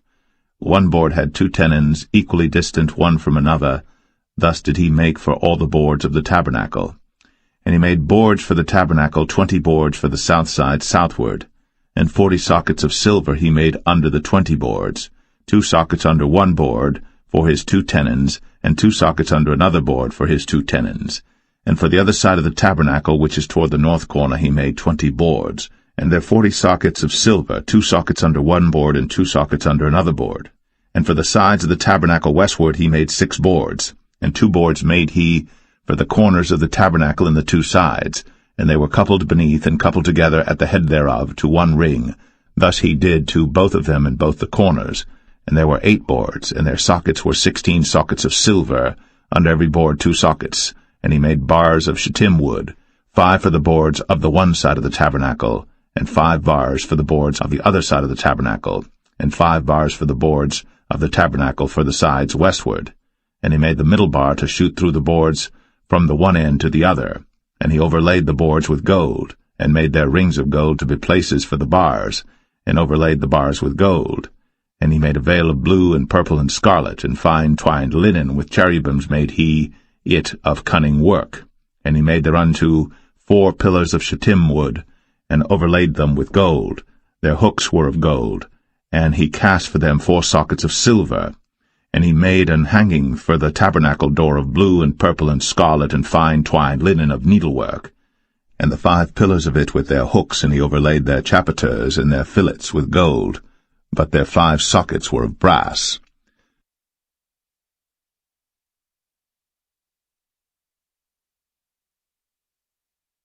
Exodus 37. And Bezalel made the ark of shittim wood. 2 cubits and a half was the length of it, and 1 cubit and a half the breadth of it, and 1 cubit and a half the height of it.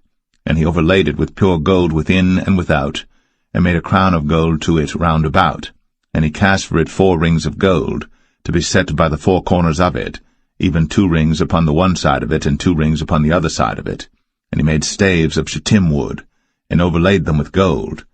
And he put the staves into the rings by the sides of the ark to bear the ark. And he made the mercy seat of pure gold. 2 cubits and a half was the length thereof, and 1 cubit and a half the breadth thereof. And he made 2 cherubims of gold, beaten out of one piece made he them, on the 2 ends of the mercy seat. 1 cherub on the end, on this side, and another cherub on the other end on that side. Out of the mercy seat made he the cherubims on the 2 ends thereof. And the cherubims spread out their wings on high, and covered with their wings over the mercy seat with their faces one to another. Even to the mercy seatward were the faces of the cherubims. And he made the table of shittim wood, 2 cubits was the length thereof, and a cubit the breadth thereof, and a cubit and a half the height thereof. And he overlaid it with pure gold, and made thereunto a crown of gold round about. Also he made thereunto a border of an handbreadth round about, and made a crown of gold for the border thereof round about. And he cast for it 4 rings of gold, and put the rings upon the 4 corners that were in the 4 feet thereof. Over against the border were the rings, the places for the staves to bear the table. And he made the staves of shittim wood, and overlaid them with gold to bear the table. And he made the vessels which were upon the table, his dishes, and his spoons, and his bowls, and his covers, to cover withal of pure gold. And he made the candlestick of pure gold. Of beaten work made he the candlestick. His shaft and his branch, his bowls, his knobs, and his flowers were of the same. And 6 branches going out of the sides thereof, 3 branches of the candlestick out of the one side thereof, and 3 branches of the candlestick out of the other side thereof. 3 bowls made after the fashion of almonds in one branch, a knob and a flower, and 3 bowls made like almonds in another branch, a knob and a flower. So throughout the 6 branches, going out of the candlestick. And in the candlestick were 4 bowls made like almonds, his knobs and his flowers, and a knob under 2 branches of the same, and a knob under 2 branches of the same, and a knob under 2 branches of the same, according to the 6 branches going out of it. Their knobs and their branches were of the same. All of it was one beaten work of pure gold. And he made his 7 lamps, and his snuffers, and his snuff dishes of pure gold. Of a talent of pure gold made he it, and all the vessels thereof. And he made the incense altar of shittim wood. The length of it was a cubit, the breadth of it a cubit. It was 4 square, and 2 cubits was the height of it. The horns thereof were of the same. And he overlaid it with pure gold, both the top of it, and the sides thereof round about. And the horns of it also he made unto it a crown of gold round about. And he made 2 rings of gold for it under the crown thereof, by the 2 corners of it upon the 2 sides thereof, to be places for the staves to bear it withal. And he made the staves of shittim wood, and overlaid them with gold. And he made the holy anointing oil, and the pure incense of sweet spices, according to the work of the apothecary.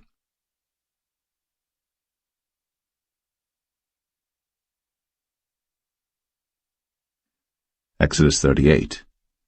And he made the altar of burnt offering of shittim wood. 5 cubits was the length thereof, and 5 cubits the breadth thereof. It was 4 square, and 3 cubits the height thereof. And he made the horns thereof on the 4 corners of it. The horns thereof were of the same, and he overlaid it with brass. And he made all the vessels of the altar, the pots and the shovels and the basins and the flesh hooks, and the firepans, all the vessels thereof made he of brass. And he made for the altar a brazen grate of network under the compass thereof beneath unto the midst of it. And he cast 4 rings for the 4 ends of the grate of brass to be places for the staves. And he made the staves of shittim wood, and overlaid them with brass. And he put the staves into the rings on the sides of the altar, to bear it withal. He made the altar hollow with boards. And he made the laver of brass, and the foot of it of brass, of the looking-glasses of the women assembling, which assembled at the door of the tabernacle of the congregation.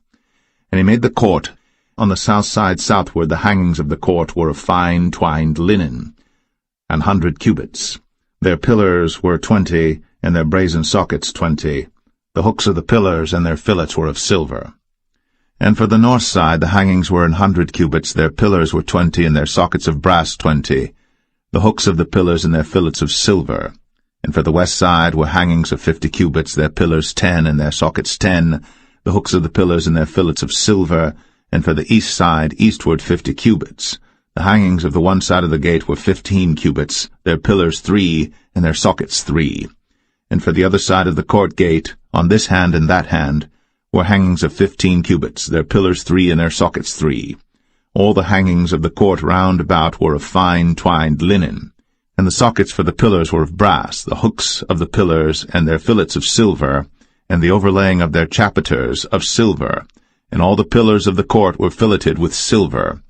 And the hanging for the gate of the court was needlework, of blue and purple and scarlet and fine twined linen, and 20 cubits was the length, and the height and the breadth was 5 cubits, answerable to the hangings of the court. And their pillars were 4, and their sockets of brass 4, their hooks of silver, and the overlaying of their chapiters and their fillets of silver. And all the pins of the tabernacle and of the court round about were of brass. This is the sum of the tabernacle, even of the tabernacle of testimony, as it was counted, according to the commandment of Moses, for the service of the Levites, by the hand of Ithamar, son to Aaron the priest. And Bezalel, the son of Uri, the son of Hur, of the tribe of Judah, made all that the Lord commanded Moses. And with him was Aholiab, son of Ahisamach, of the tribe of Dan, an engraver, and a cunning workman, and an embroiderer in blue, and in purple, and in scarlet, and fine linen. All the gold that was occupied for the work, and all the work of the holy place, even the gold of the offering, was 29 talents, and 730 shekels after the shekel of the sanctuary. And the silver of them that were numbered of the congregation was 100 talents, and 1,760 shekels after the shekel of the sanctuary. A bekah for every man, that is, half a shekel, after the shekel of the sanctuary, for every one that went to be numbered, from 20 years old and upward, for 600,000 and 3,550 men. And of the 100 talents of silver were cast the sockets of the sanctuary, and the sockets of the veil, and 100 sockets of the 100 talents, a talent for a socket. And of the 1,775 shekels he made hooks for the pillars, and overlaid their chapiters, and filleted them. And the brass of the offering was 70 talents, and 2,400 shekels. And therewith he made the sockets to the door of the tabernacle of the congregation, and the brazen altar, and the brazen grate for it, and all the vessels of the altar, and the sockets of the court round about, and the sockets of the court gate, and all the pins of the tabernacle, and all the pins of the court round about.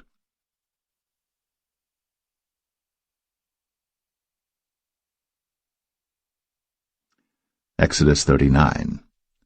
And of the blue, and purple, and scarlet they made cloths of service, to do service in the holy place, and made the holy garments for Aaron, as the Lord commanded Moses. And he made the ephod of gold, blue, and purple, and scarlet, and fine-twined linen. And they did beat the gold into thin plates, and cut it into wires, to work it in the blue, and in the purple, and in the scarlet, and in the fine linen, with cunning work. They made shoulder pieces for it, to couple it together. By the two edges was it coupled together. And the curious girdle of his ephod that was upon it was of the same, according to the work thereof, of gold, blue, and purple, and scarlet, and fine twined linen, as the Lord commanded Moses. And they wrought onyx stones enclosed in ouches of gold, graven as signets are graven, with the names of the children of Israel. And he put them on the shoulders of the ephod, that they should be stones for a memorial to the children of Israel, as the Lord commanded Moses. And he made the breastplate of cunning work, like the work of the ephod, of gold, blue, and purple, and scarlet, and fine twined linen. It was 4 They made the breastplate double. A span was the length thereof, and a span the breadth thereof, being doubled. And they set in it 4 rows of stones. The first row was a sardius, a topaz, and a carbuncle. This was the first row. And the second row an emerald, a sapphire, and a diamond. And the third row a ligure, an agate, and an amethyst. And the fourth row a beryl, an onyx, and a jasper. They were enclosed in ouches of gold in their enclosings. And the stones were according to the names of the children of Israel, 12 according to their names, like the engravings of a signet, every one with his name, according to the 12 tribes. And they made upon the breastplate chains at the ends of wreathen work of pure gold. And they made 2 ouches of gold and 2 gold rings, and put the 2 rings in the 2 ends of the breastplate. And they put the 2 wreathen chains of gold in the 2 rings on the ends of the breastplate. And the 2 ends of the 2 wreathen chains they fastened in the 2 ouches, and put them on the shoulder pieces of the ephod before it. And they made 2 rings of gold, and put them on the 2 ends of the breastplate, upon the border of it, which was on the side of the ephod inward. And they made 2 other golden rings, and put them on the 2 sides of the ephod underneath, toward the forepart of it, over against the other coupling thereof, above the curious girdle of the ephod. And they did bind the breastplate by his rings unto the rings of the ephod with a lace of blue, that it might be above the curious girdle of the ephod, and that the breastplate might not be loosed from the ephod, as the Lord commanded Moses. And he made the robe of the ephod of woven work, all of blue. And there was an hole in the midst of the robe, as the hole of an habergeon, with a band round about the hole, that it should not rend. And they made upon the hems of the robe pomegranates of blue and purple and scarlet and twined linen. And they made bells of pure gold, and put the bells between the pomegranates upon the hem of the robe, round about between the pomegranates. A bell and a pomegranate, round about the hem of the robe to minister in. as the Lord commanded Moses. And they made coats of fine linen of woven work for Aaron and for his sons, and a mitre of fine linen, and goodly bonnets of fine linen, and linen breeches of fine twined linen, and a girdle of fine twined linen, and blue and purple and scarlet of needlework, as the Lord commanded Moses. And they made the plate of the holy crown of pure gold, and wrote upon it a writing like to the engravings of a signet, Holiness to the Lord. And they tied unto it a lace of blue to fasten it on high upon the mitre, as the Lord commanded Moses. Thus was all the work of the tabernacle of the tent of the congregation finished. And the children of Israel did according to all that the Lord commanded Moses, so did they. And they brought the tabernacle unto Moses, the tent, and all his furniture, his taches, his boards, his bars, and his pillars, and his sockets, and the covering of ram skins dyed red, and the covering of badger skins, and the veil of the covering, the ark of the testimony, and the staves thereof, and the mercy seat, the table and all the vessels thereof, and the showbread, the pure candlestick, with the lamps thereof, even with the lamps to be set in order, and all the vessels thereof, and the oil for light, and the golden altar, and the anointing oil, and the sweet incense, and the hanging for the tabernacle door, the brazen altar, and his grate of brass, his staves and all his vessels, the laver and his foot, the hangings of the court, his pillars and his sockets, and the hanging for the court gate, his cords, and his pins, and all the vessels of the service of the tabernacle for the tent of the congregation, the cloths of service to do service in the holy place, and the holy garments for Aaron the priest, and his sons' garments, to minister in the priest's office. According to all that the Lord commanded Moses, so the children of Israel made all the work. And Moses did look upon all the work, and behold, they had done it, as the Lord had commanded, even so had they done it. And Moses blessed them.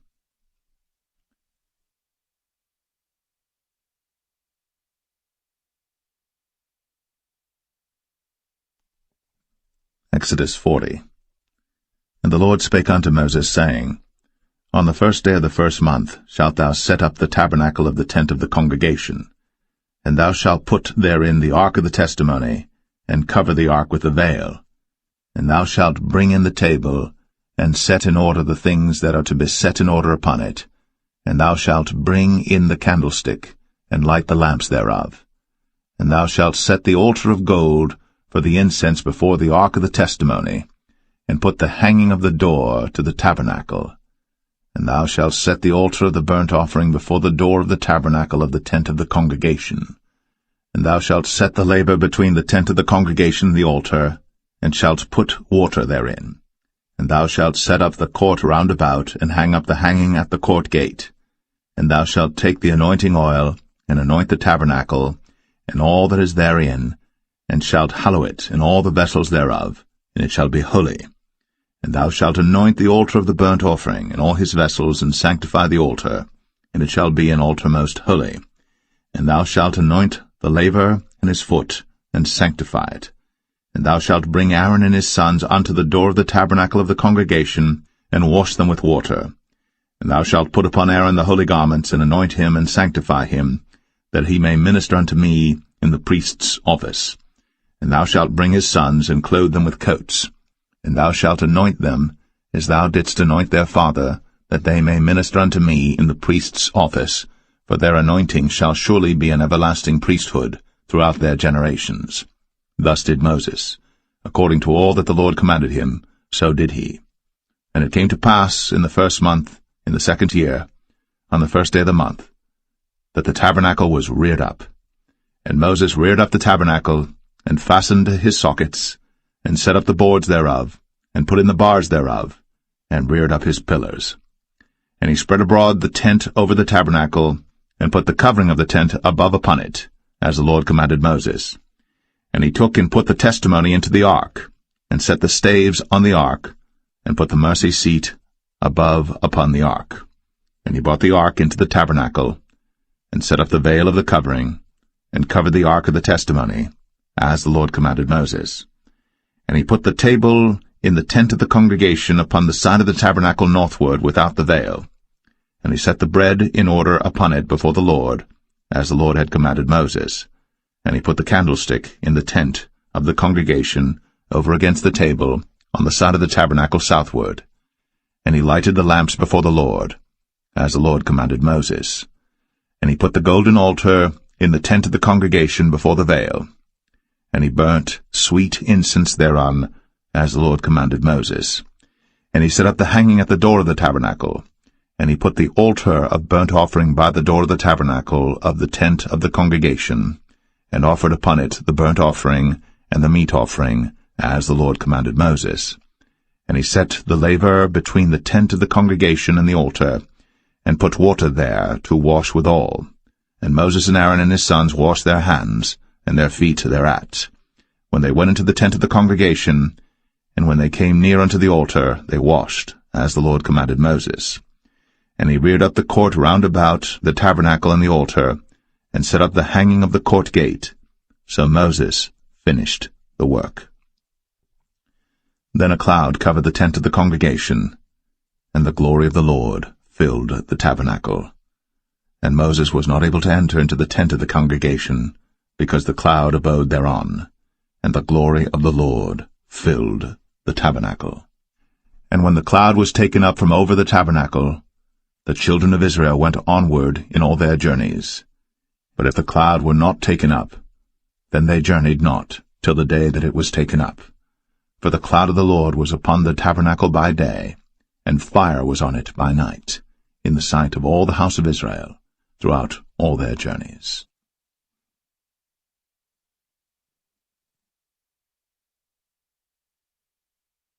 The Book of Leviticus, chapter 1.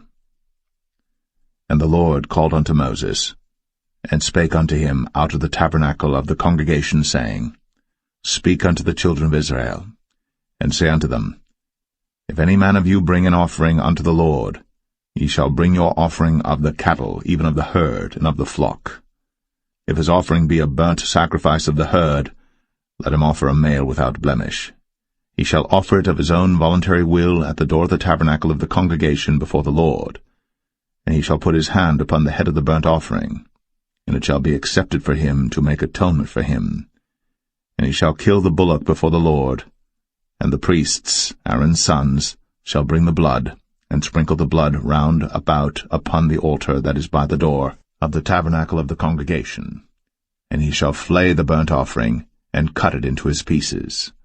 And the sons of Aaron the priests shall put fire upon the altar, and lay the wood in order upon the fire.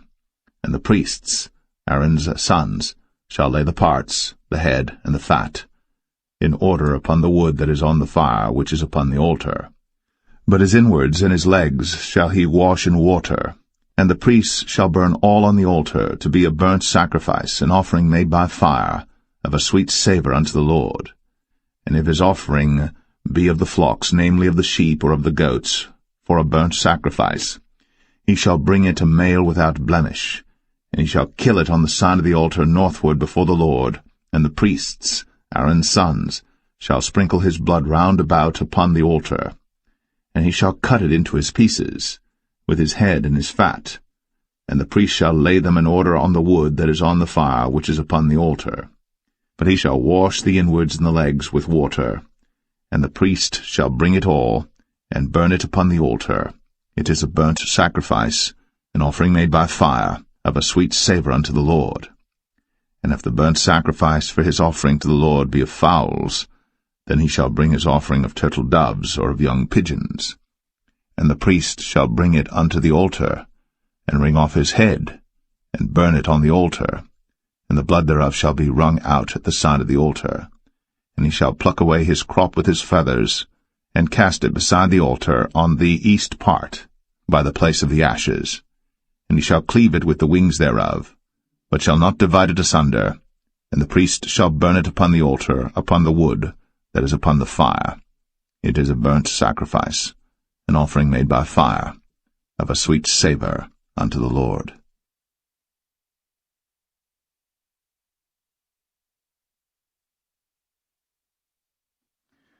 Leviticus 2.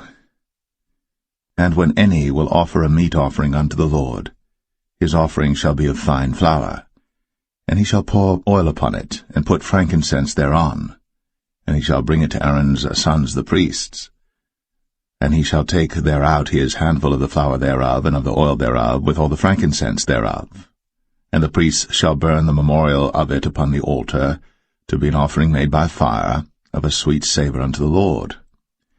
And the remnant of the meat offering shall be Aaron's and his sons. It is a thing most holy of the offerings of the Lord made by fire. And if thou bring an oblation of a meat offering baked in the oven, it shall be unleavened cakes of fine flour mingled with oil, or unleavened wafers anointed with oil. And if thy oblation be a meat offering baked in a pan, it shall be of fine flour, unleavened, mingled with oil. Thou shalt part it in pieces, and pour oil thereon. It is a meat offering. And if thy oblation be a meat offering baked in the frying pan, it shall be made of fine flour with oil. And thou shalt bring the meat offering that is made of these things unto the Lord, and when it is presented unto the priest, he shall bring it unto the altar. And the priest shall take from the meat offering a memorial thereof, and shall burn it upon the altar. It is an offering made by fire, of a sweet savour unto the Lord. And that which is left of the meat offering shall be Aaron's and his sons. It is a thing most holy of the offerings of the Lord made by fire. No meat offering which ye shall bring unto the Lord shall be made with leaven, for ye shall burn no leaven, nor any honey, in any offering of the Lord made by fire. As for the oblation of the firstfruits, ye shall offer them unto the Lord, but they shall not be burnt on the altar for a sweet savour. And every oblation of thy meat offering shalt thou season with salt, neither shalt thou suffer the salt of the covenant of thy God to be lacking from thy meat offering. With all thine offerings thou shalt offer salt. And if thou offer a meat offering of thy firstfruits unto the Lord, thou shalt offer for the meat offering of thy firstfruits green ears of corn dried by the fire, even corn beaten out of full ears. And thou shalt put oil upon it, and lay frankincense thereon. It is a meat offering. And the priest shall burn the memorial of it, part of the beaten corn thereof, and part of the oil thereof, with all the frankincense thereof. It is an offering made by fire unto the Lord.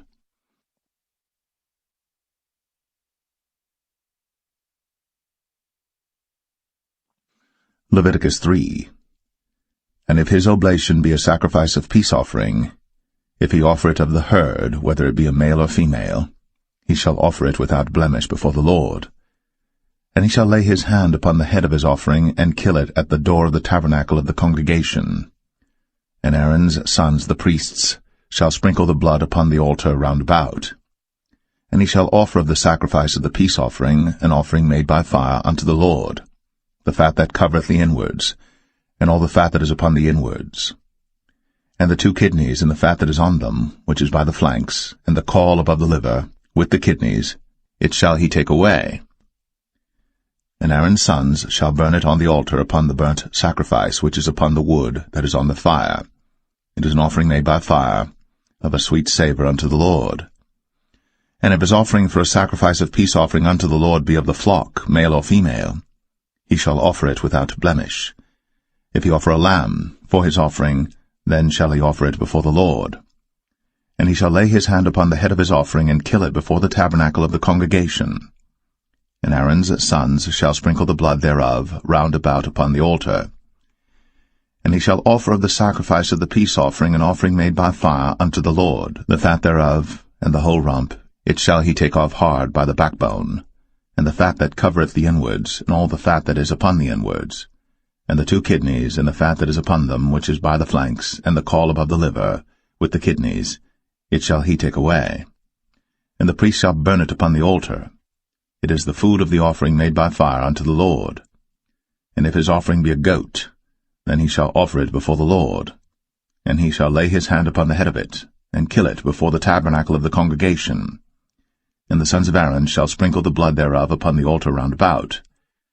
And he shall offer thereof his offering, even an offering made by fire unto the Lord, the fat that covereth the inwards, and all the fat that is upon the inwards, and the 2 kidneys, and the fat that is upon them, which is by the flanks, and the caul above the liver, with the kidneys, it shall he take away. And the priest shall burn them upon the altar. It is the food of the offering made by fire for a sweet savour. All the fat is the Lord's. It shall be a perpetual statute for your generations throughout all your dwellings, that ye eat neither fat nor blood.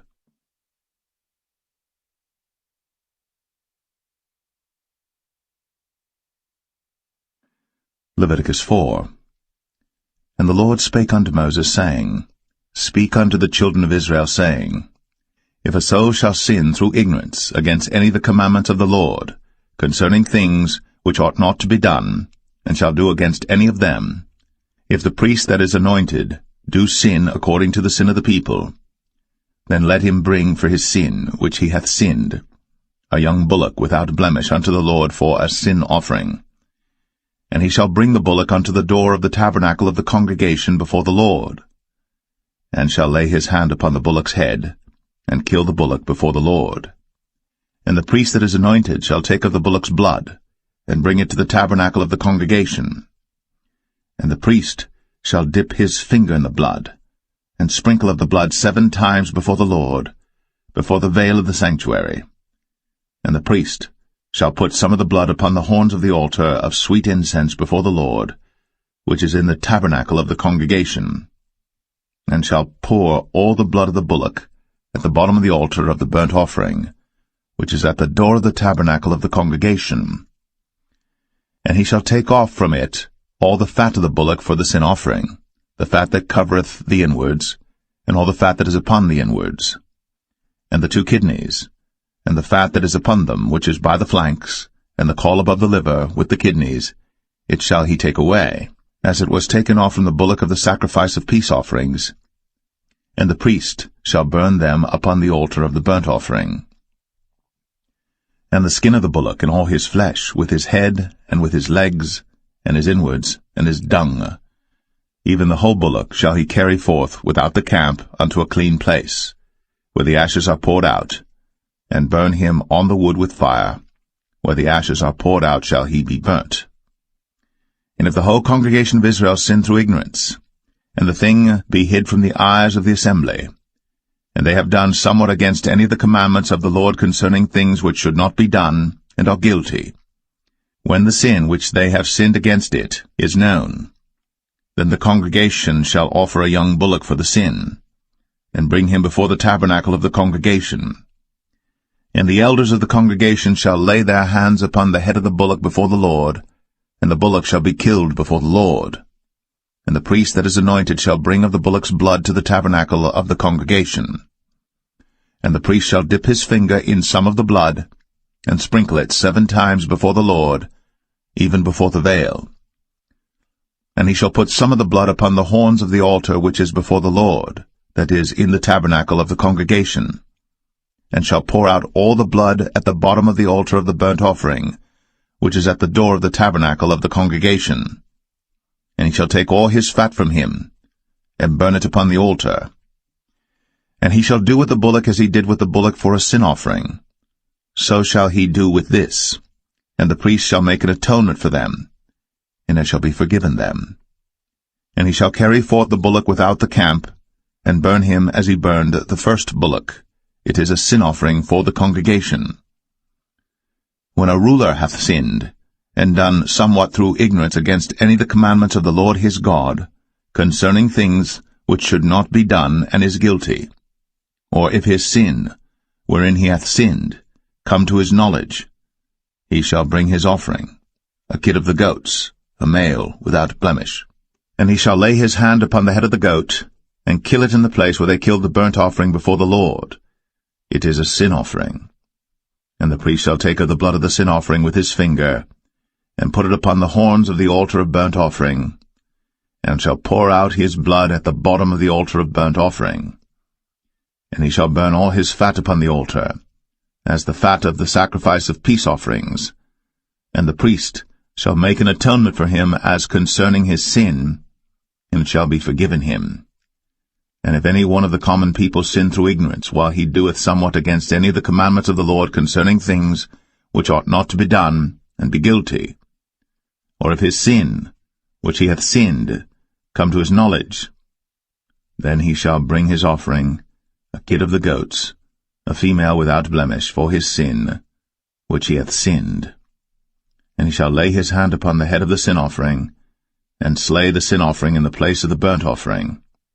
And the priest shall take of the blood thereof with his finger, and put it upon the horns of the altar of burnt offering, and shall pour out all the blood thereof at the bottom of the altar. And he shall take away all the fat thereof, as the fat is taken away from off the sacrifice of peace offerings. And the priest shall burn it upon the altar for a sweet savour unto the Lord. And the priest shall make an atonement for him, and it shall be forgiven him. And if he bring a lamb for a sin offering, he shall bring it a female without blemish. And he shall lay his hand upon the head of the sin offering, and slay it for a sin offering in the place where they kill the burnt offering. And the priest shall take of the blood of the sin offering with his finger, and put it upon the horns of the altar of burnt offering, and shall pour out all the blood thereof at the bottom of the altar. And he shall take away all the fat thereof, as the fat of the lamb is taken away from the sacrifice of the peace offerings. And the priest shall burn them upon the altar according to the offerings made by fire unto the Lord. And the priest shall make an atonement for his sin that he hath committed, and it shall be forgiven him.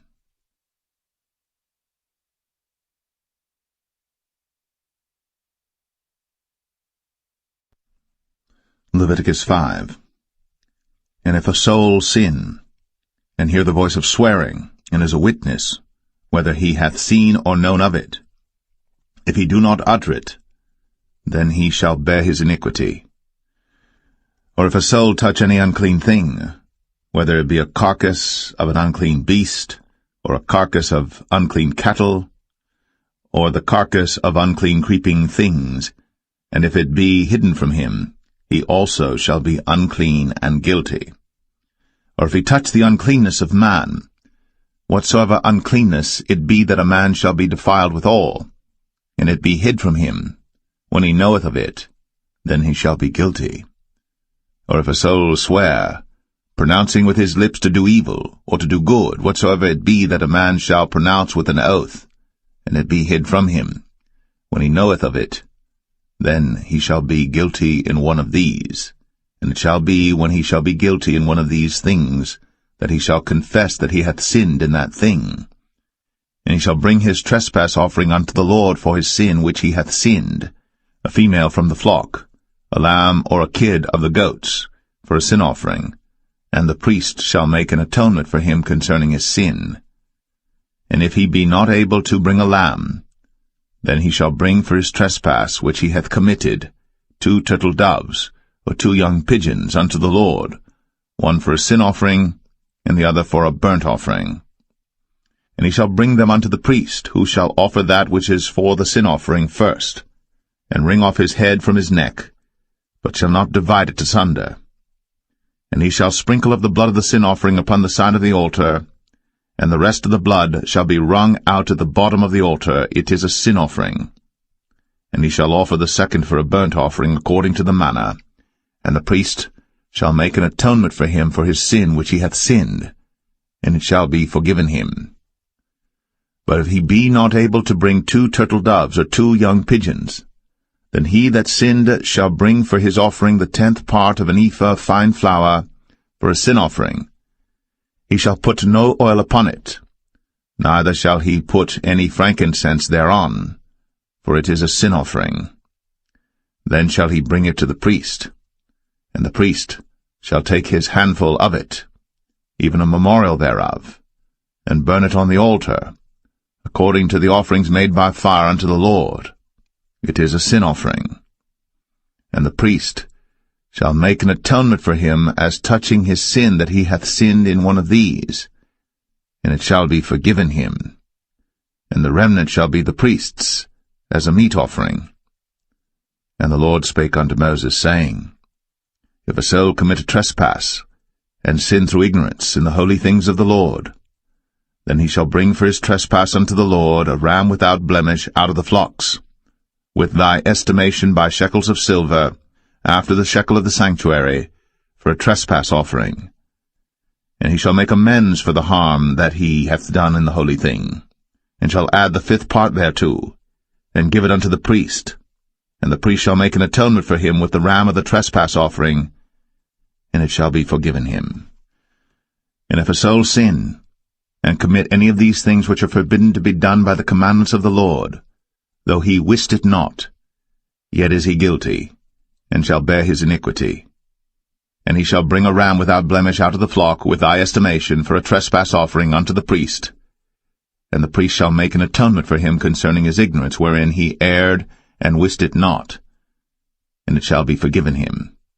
It is a trespass offering. He hath certainly trespassed against the Lord.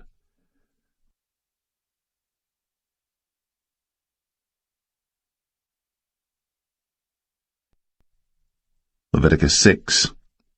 And the Lord spake unto Moses, saying, If a soul sin, and commit a trespass against the Lord, and lie unto his neighbor in that which was delivered him to keep, for in fellowship or in a thing taken away by violence, or hath deceived his neighbor, or have found that which was lost, and lieth concerning it, and sweareth falsely, in any of all these that a man doeth, sinning therein, then it shall be, because he hath sinned, and is guilty, that he shall restore that which he took violently away, or the thing which he hath deceitfully gotten, or that which was delivered him to keep, or the lost thing which he found, or all that about which he hath sworn falsely. He shall even restore it in the principal, and shall add the 5th part more thereto, and give it unto him to whom it appertaineth in the day of his trespass offering. And he shall bring his trespass offering unto the Lord, a ram without blemish out of the flock, with thy estimation, for a trespass offering unto the priest. And the priest shall make an atonement for him before the Lord, and it shall be forgiven him for anything of all that he hath done in trespassing therein. And the Lord spake unto Moses, saying, Command Aaron and his sons, saying, This is the law of the burnt offering.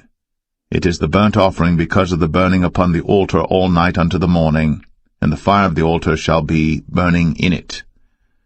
And the priest shall put on his linen garment, and his linen breeches shall he put upon his flesh, and take up the ashes which the fire hath consumed with the burnt offering on the altar. And he shall put them beside the altar.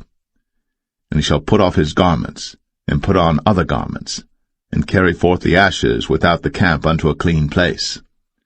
And the fire upon the altar shall be burning in it. It shall not be put out. And the priest shall burn wood on it every morning, and lay the burnt offering in order upon it. And he shall burn thereon the fat of the peace offerings. The fire shall ever be burning upon the altar. It shall never go out.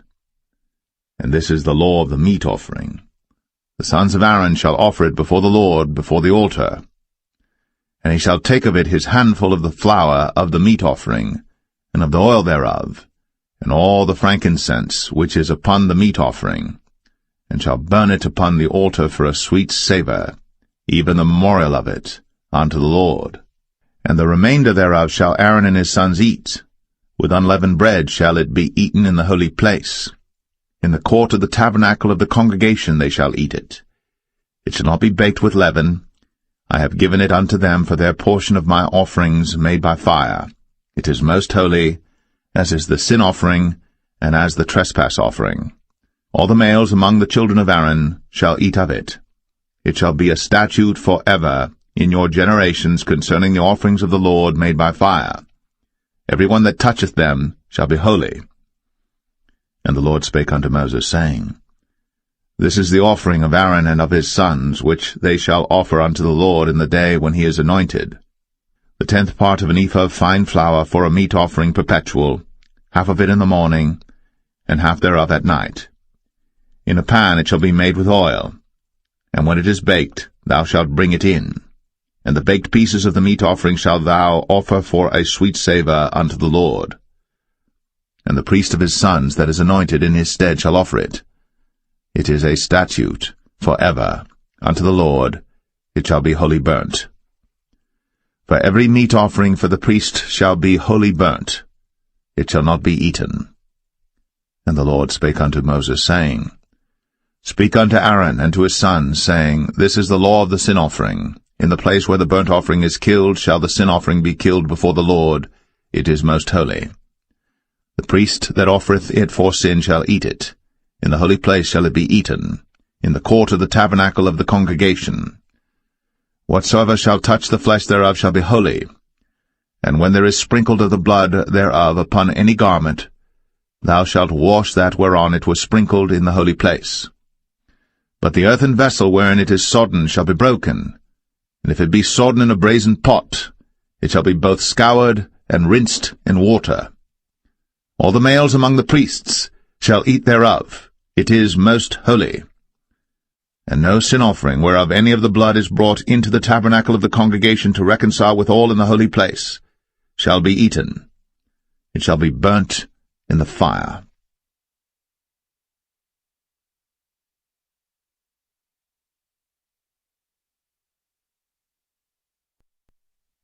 Leviticus 7. Likewise, this is the law of the trespass offering. It is most holy. In the place where they kill the burnt offering shall they kill the trespass offering, and the blood thereof shall he sprinkle round about upon the altar.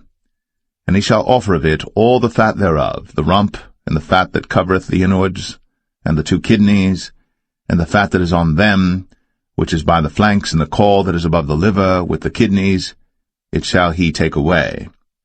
And the priest shall burn them upon the altar for an offering made by fire unto the Lord. It is a trespass offering. Every male among the priests shall eat thereof. It shall be eaten in the holy place. It is most holy. As the sin offering is, so is the trespass offering. There is one law for them. The priest that maketh atonement therewith shall have it. And the priest that offereth any man's burnt offering, even the priest, shall have to himself the skin of the burnt offering which he hath offered. And all the meat offering that is baked in the oven, and all that is dressed in the frying pan, and in the pan, shall be the priest's that offereth it.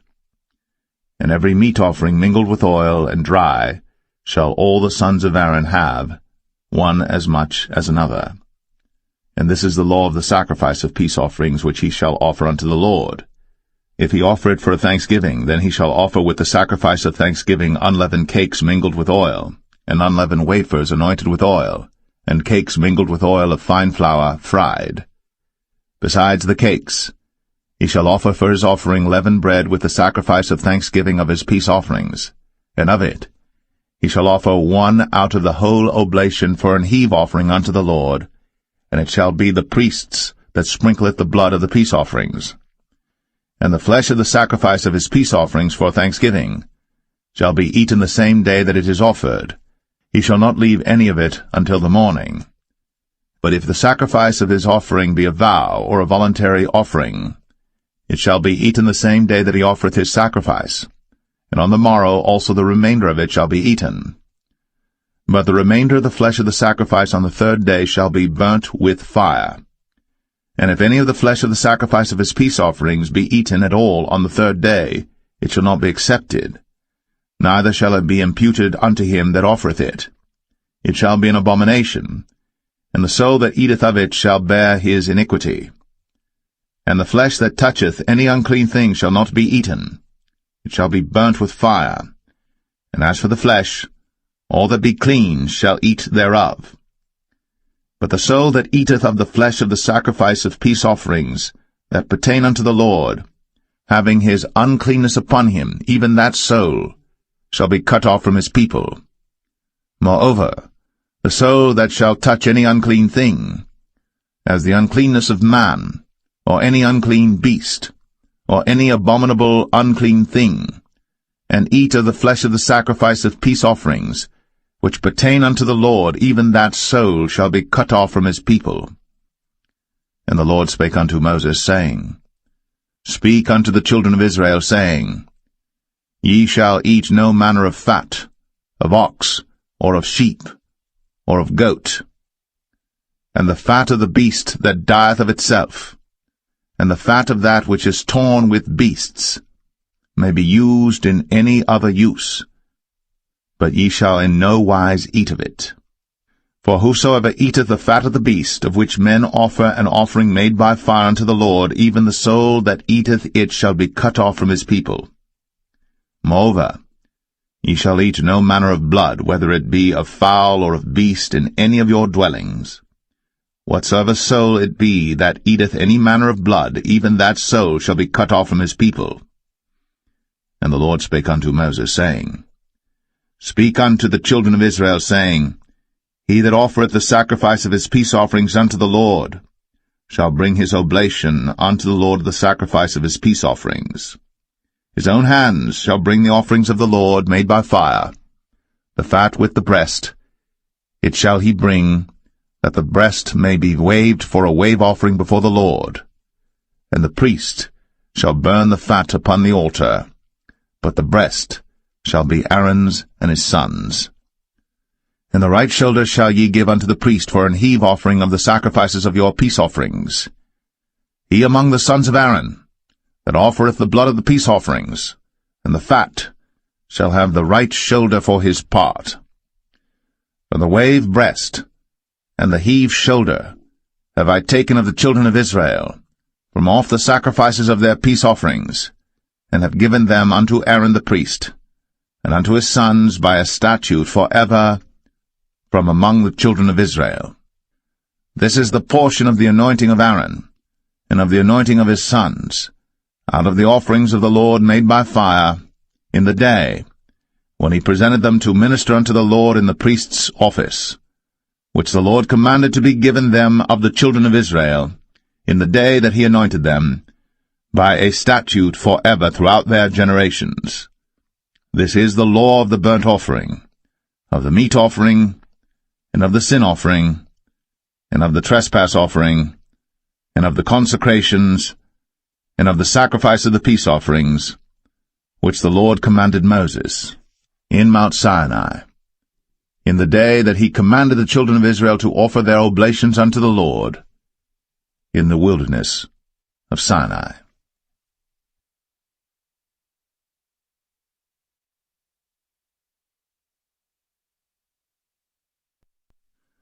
Leviticus 8. And the Lord spake unto Moses, saying, Take Aaron and his sons with him, and the garments and the anointing oil, and a bullock for the sin offering, and 2 rams, and a basket of unleavened bread. And gather thou all the congregation together unto the door of the tabernacle of the congregation. And Moses did as the Lord commanded him. And the assembly was gathered together unto the door of the tabernacle of the congregation. And Moses said unto the congregation, This is the thing which the Lord commanded to be done. And Moses brought Aaron and his sons, and washed them with water. And he put upon him the coat, and girded him with the girdle, and clothed him with the robe, and put the ephod upon him. And he girded him with the curious girdle of the ephod, and bound it unto him therewith. And he put the breastplate upon him. Also he put in the breastplate the Urim and the Thummim. And he put the mitre upon his head. Also upon the mitre, even upon his forefront, did he put the golden plate, the holy crown, as the Lord commanded Moses. And Moses took the anointing oil, and anointed the tabernacle and all that was therein, and sanctified them. And he sprinkled thereof upon the altar 7 times, and anointed the altar and all his vessels, both the laver and his foot, to sanctify them. And he poured of the anointing oil upon Aaron's head, and anointed him, to sanctify him. And Moses brought Aaron's sons, and put coats upon them, and girded them with girdles, and put bonnets upon them, as the Lord commanded Moses. And he brought the bullock for the sin offering, and Aaron and his sons laid their hands upon the head of the bullock for the sin offering, and he slew it. And Moses took the blood, and put it upon the horns of the altar round about with his finger, and purified the altar, and poured the blood at the bottom of the altar, and sanctified it, to make reconciliation upon it. And he took all the fat that was upon the inwards, and the caul above the liver, and the 2 kidneys, and their fat, and Moses burned it upon the altar. But the bullock and his hide, his flesh and his dung, he burnt with fire without the camp, as the Lord commanded Moses. And he brought the ram for the burnt offering, and Aaron and his sons laid their hands upon the head of the ram, and he killed it. And Moses sprinkled the blood upon the altar round about. And he cut the ram into pieces. And Moses burnt the head, and the pieces, and the fat. And he washed the inwards and the legs in water. And Moses burnt the whole ram upon the altar. It was a burnt sacrifice for a sweet savour, and an offering made by fire unto the Lord, as the Lord commanded Moses. And he brought the other ram, the ram of consecration. And Aaron and his sons laid their hands upon the head of the ram, and he slew it. And Moses took of the blood of it, and put it upon the tip of Aaron's right ear, and upon the thumb of his right hand, and upon the great toe of his right foot. And he brought Aaron's sons, and Moses put of the blood upon the tip of their right ear, and upon the thumbs of their right hands, and upon the great toes of their right feet. And Moses sprinkled the blood upon the altar round about. And he took the fat, and the rump, and all the fat that was upon the inwards, and the caul above the liver, and the 2 kidneys in their fat, and the right shoulder. And out of the basket of unleavened bread that was before the Lord, he took 1 unleavened cake, and a cake of oiled bread, and 1 wafer, and put them on the fat, and upon the right shoulder. And he put all upon Aaron's hands, and upon his sons' hands, and waved them for a wave offering before the Lord. And Moses took them from off their hands, and burnt them on the altar upon the burnt offering. They were consecrations for a sweet savour. It is an offering made by fire unto the Lord. And Moses took the breast, and waved it for a wave offering before the Lord. For of the ram of consecration it was Moses' part, as the Lord commanded Moses. And Moses took of the anointing oil, and of the blood which was upon the altar, and sprinkled it upon Aaron, and upon his garments, and upon his sons, and upon his sons' garments with him, and sanctified Aaron, and his garments, and his sons' garments with him. And Moses said unto Aaron and to his sons, Boil the flesh at the door of the tabernacle of the congregation, and there eat it with the bread that is in the basket of consecrations, as I commanded, saying, Aaron and his sons shall eat it. And that which remaineth of the flesh and of the bread shall ye burn with fire. And ye shall not go out of the door of the tabernacle of the congregation in 7 days, until the days of your consecration be at an end. For 7 days shall he consecrate you. As he hath done this day, so the Lord hath commanded to do, to make an atonement for you. Therefore shall ye abide at the door of the tabernacle of the congregation day and night, 7 days, and keep the charge of the Lord, that ye die not, for so I am commanded. So Aaron and his sons did all things which the Lord commanded by the hand of Moses.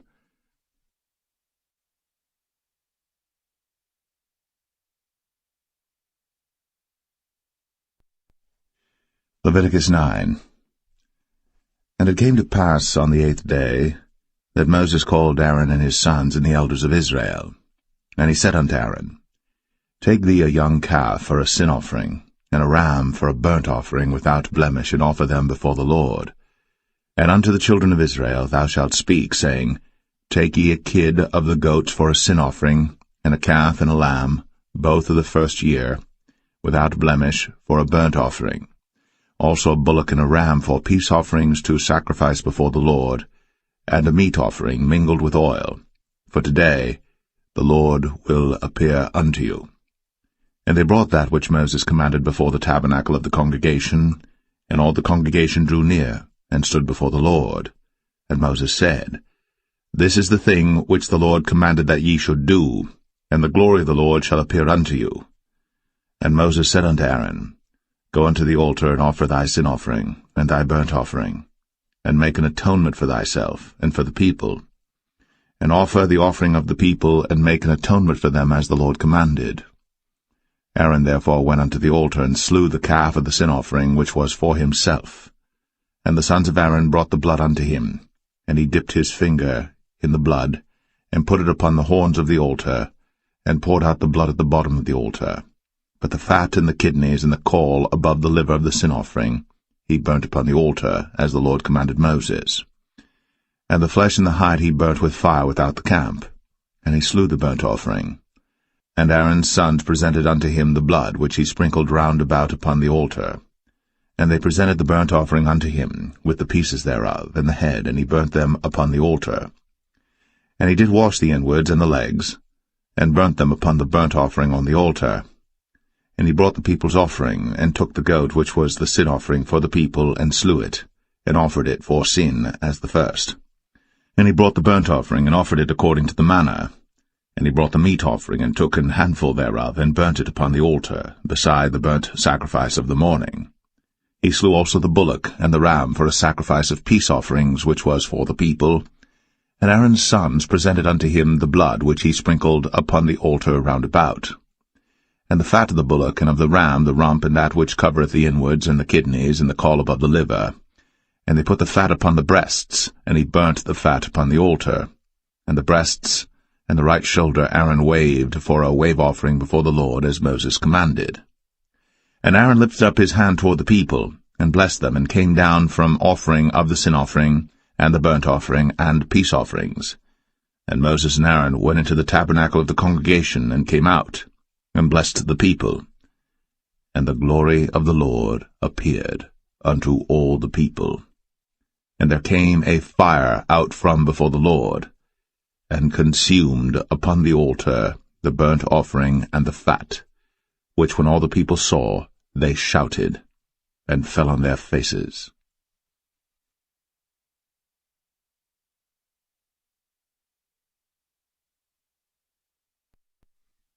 Leviticus 10. And Nadab and Abihu, the sons of Aaron, took either of them his censer, and put fire therein, and put incense thereon, and offered strange fire before the Lord, which he commanded them not. And there went out fire from the Lord, and devoured them, and they died before the Lord. Then Moses said unto Aaron, This is it that the Lord spake, saying, I will be sanctified in them that come nigh me, and before all the people I will be glorified. And Aaron held his peace. And Moses called Mishael and Elzaphan, the sons of Uzziel, the uncle of Aaron, and said unto them, Come near, carry your brethren from before the sanctuary out of the camp. So they went near, and carried them in their coats out of the camp, as Moses had said. And Moses said unto Aaron, and unto Eleazar, and unto Ithamar his sons, Uncover not your heads, neither rend your clothes, lest ye die, and lest wrath come upon all the people. But let your brethren, the whole house of Israel, bewail the burning which the Lord hath kindled. And ye shall not go out from the door of the tabernacle of the congregation, lest ye die, for the anointing oil of the Lord is upon you. And they did according to the word of Moses.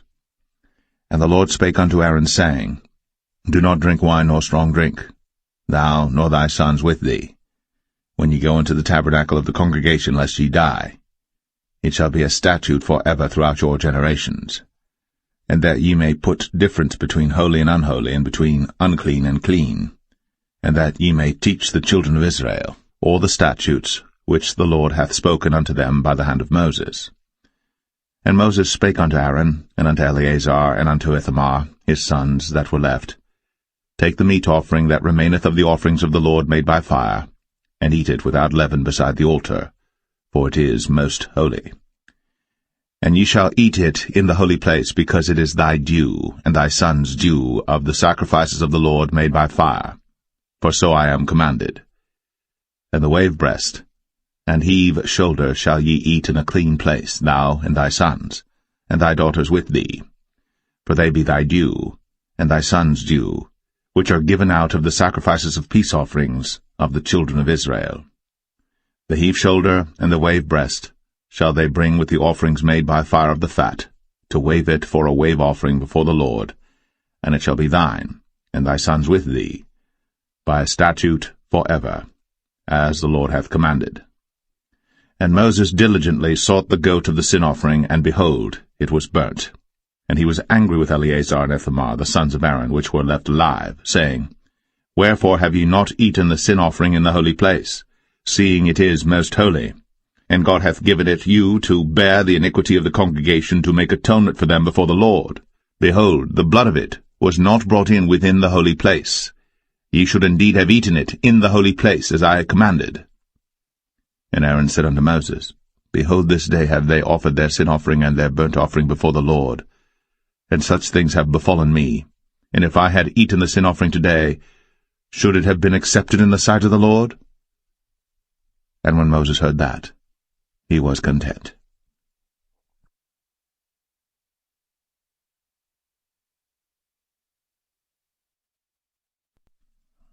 Leviticus 11. And the Lord spake unto Moses and to Aaron, saying unto them, Speak unto the children of Israel, saying, These are the beasts, which ye shall eat among all the beasts that are on the earth. Whatsoever parteth the hoof, and is cloven-footed, and cheweth the cud, among the beasts, that shall ye eat. Nevertheless these shall ye not eat of them that chew the cud, or of them that divide the hoof. As the camel, because he cheweth the cud, but divideth not the hoof, he is unclean unto you. And the coney, because he cheweth the cud, but divideth not the hoof, he is unclean unto you. And the hare, because he cheweth the cud, but divideth not the hoof, he is unclean unto you. And the swine, though he divide the hoof, and be cloven-footed, yet he cheweth not the cud, he is unclean to you. Of their flesh shall ye not eat, and their carcass shall ye not touch, they are unclean to you. These shall ye eat of all that are in the waters.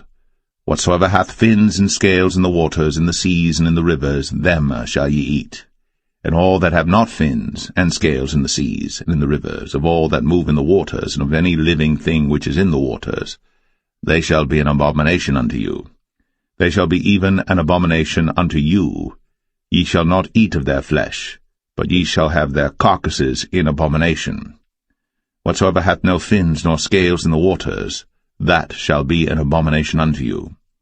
And these are they which ye shall have in abomination among the fowls.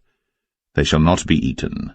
They are an abomination, the eagle, and the ossifrage, and the osprey, and the vulture, and the kite after his kind, every raven after his kind, and the owl, and the nighthawk, and the cuckoo, and the hawk after his kind, and the little owl, and the cormorant, and the great owl, and the swan, and the pelican, and the gyre eagle, and the stork, the heron after her kind, and the lapwing, and the bat.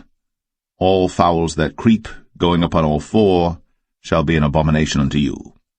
Yet these may ye eat of every flying creeping thing that goeth upon all four, which have legs above their feet, to leap withal upon the earth.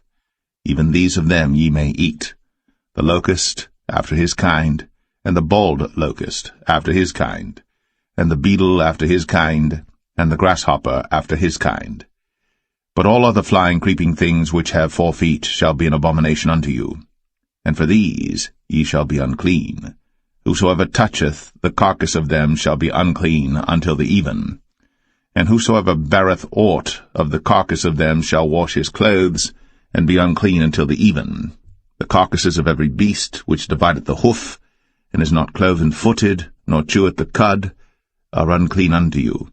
Every one that toucheth them shall be unclean. And whatsoever goeth upon his paws among all manner of beasts that go on all four, those are unclean unto you. Whoso toucheth their carcass shall be unclean until the even.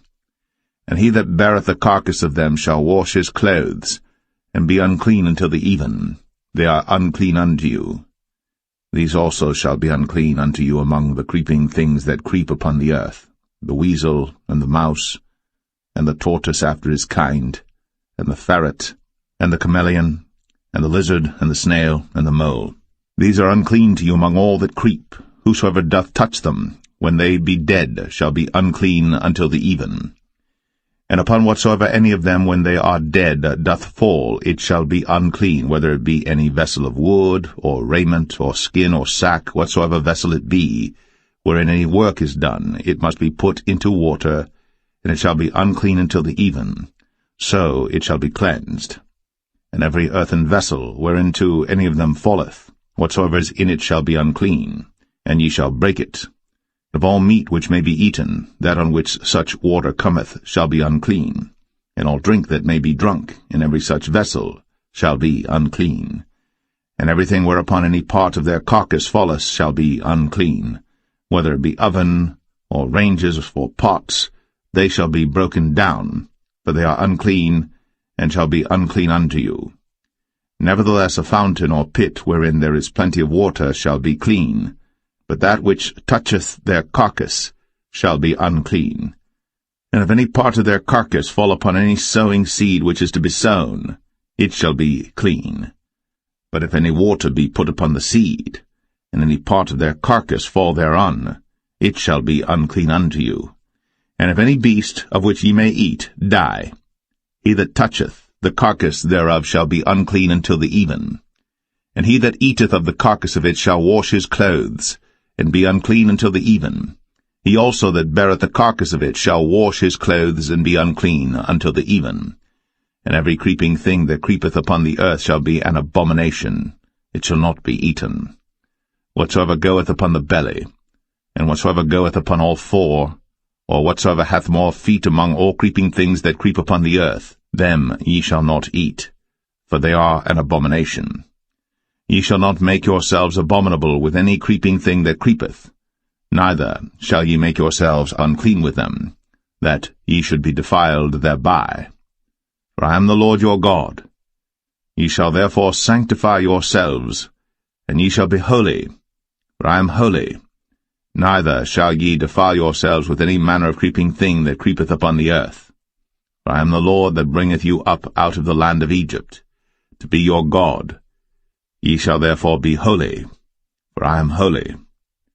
This is the law of the beasts, and of the fowl, and of every living creature that moveth in the waters, and of every creature that creepeth upon the earth, to make a difference between the unclean and the clean, and between the beast that may be eaten, and the beast that may not be eaten.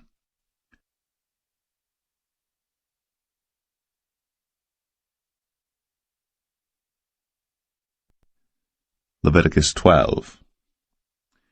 And the Lord spake unto Moses, saying, Speak unto the children of Israel, saying, If a woman have conceived seed, and born a man-child, then she shall be unclean 7 days, according to the days of the separation for her infirmity shall she be unclean. And in the 8th day the flesh of his foreskin shall be circumcised, and she shall then continue in the blood of her purifying 33 days. She shall touch no hallowed thing, nor come into the sanctuary until the days of her purifying be fulfilled. And if she bear a maid-child, then she shall be unclean 2 weeks, as in her separation, and she shall continue in the blood of her purifying 66 days. And when the days of her purifying are fulfilled, for a son or for a daughter, she shall bring a lamb of the first year for a burnt offering, and a young pigeon, or a turtle dove, for a sin offering, unto the door of the tabernacle of the congregation, unto the priest, who shall offer it before the Lord, and make an atonement for her, and she shall be cleansed from the issue of her blood. This is the law for her that hath borne a male or a female. And if she be not able to bring a lamb, then she shall bring 2 turtles or 2 young pigeons, the one for the burnt offering and the other for a sin offering, and the priest shall make an atonement for her, and she shall be clean.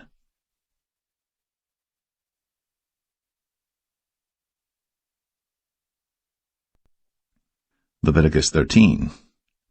And the Lord spake unto Moses and Aaron, saying, When a man shall have in the skin of his flesh a rising, a scab, or bright spot, and it be in the skin of his flesh like the plague of leprosy, then he shall be brought unto Aaron the priest, or unto one of his sons the priests.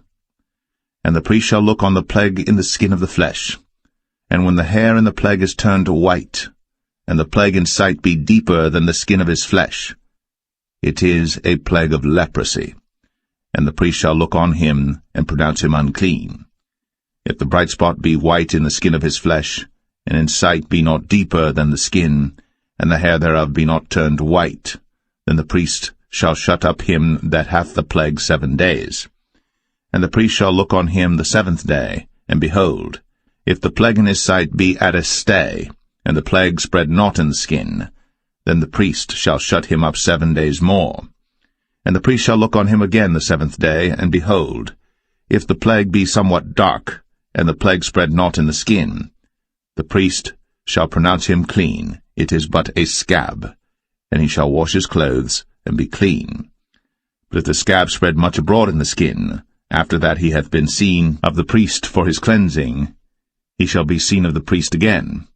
And if the priest see that, behold, the scab spreadeth in the skin, then the priest shall pronounce him unclean. It is a leprosy. When the plague of leprosy is in a man, then he shall be brought unto the priest.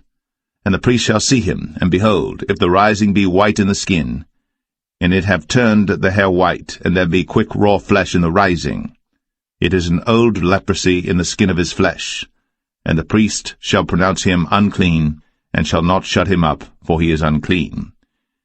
And if a leprosy break out abroad in the skin, and the leprosy cover all the skin of him that hath the plague from his head even to his foot, wheresoever the priest looketh, then the priest shall consider, and behold, if the leprosy have covered all his flesh, he shall pronounce him clean that hath the plague.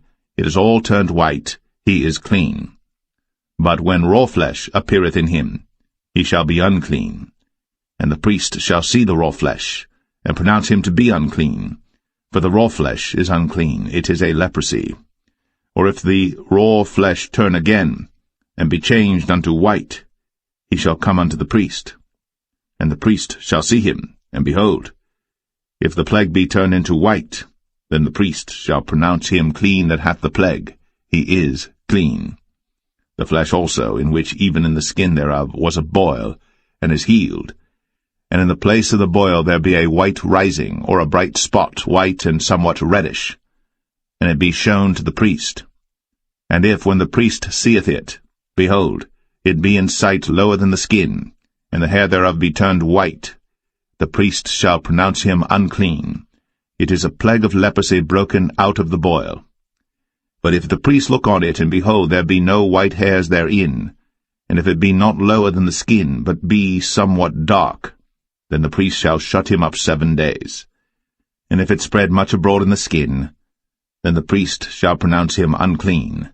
It is a plague. But if the bright spot stay in his place, and spread not, it is a burning boil, and the priest shall pronounce him clean. Or if there be any flesh in the skin whereof there is a hot burning, and the quick flesh that burneth have a white bright spot, somewhat reddish or white, then the priest shall look upon it, and behold, if the hair in the bright spot be turned white, and it be in sight deeper than the skin, it is a leprosy broken out of the burning.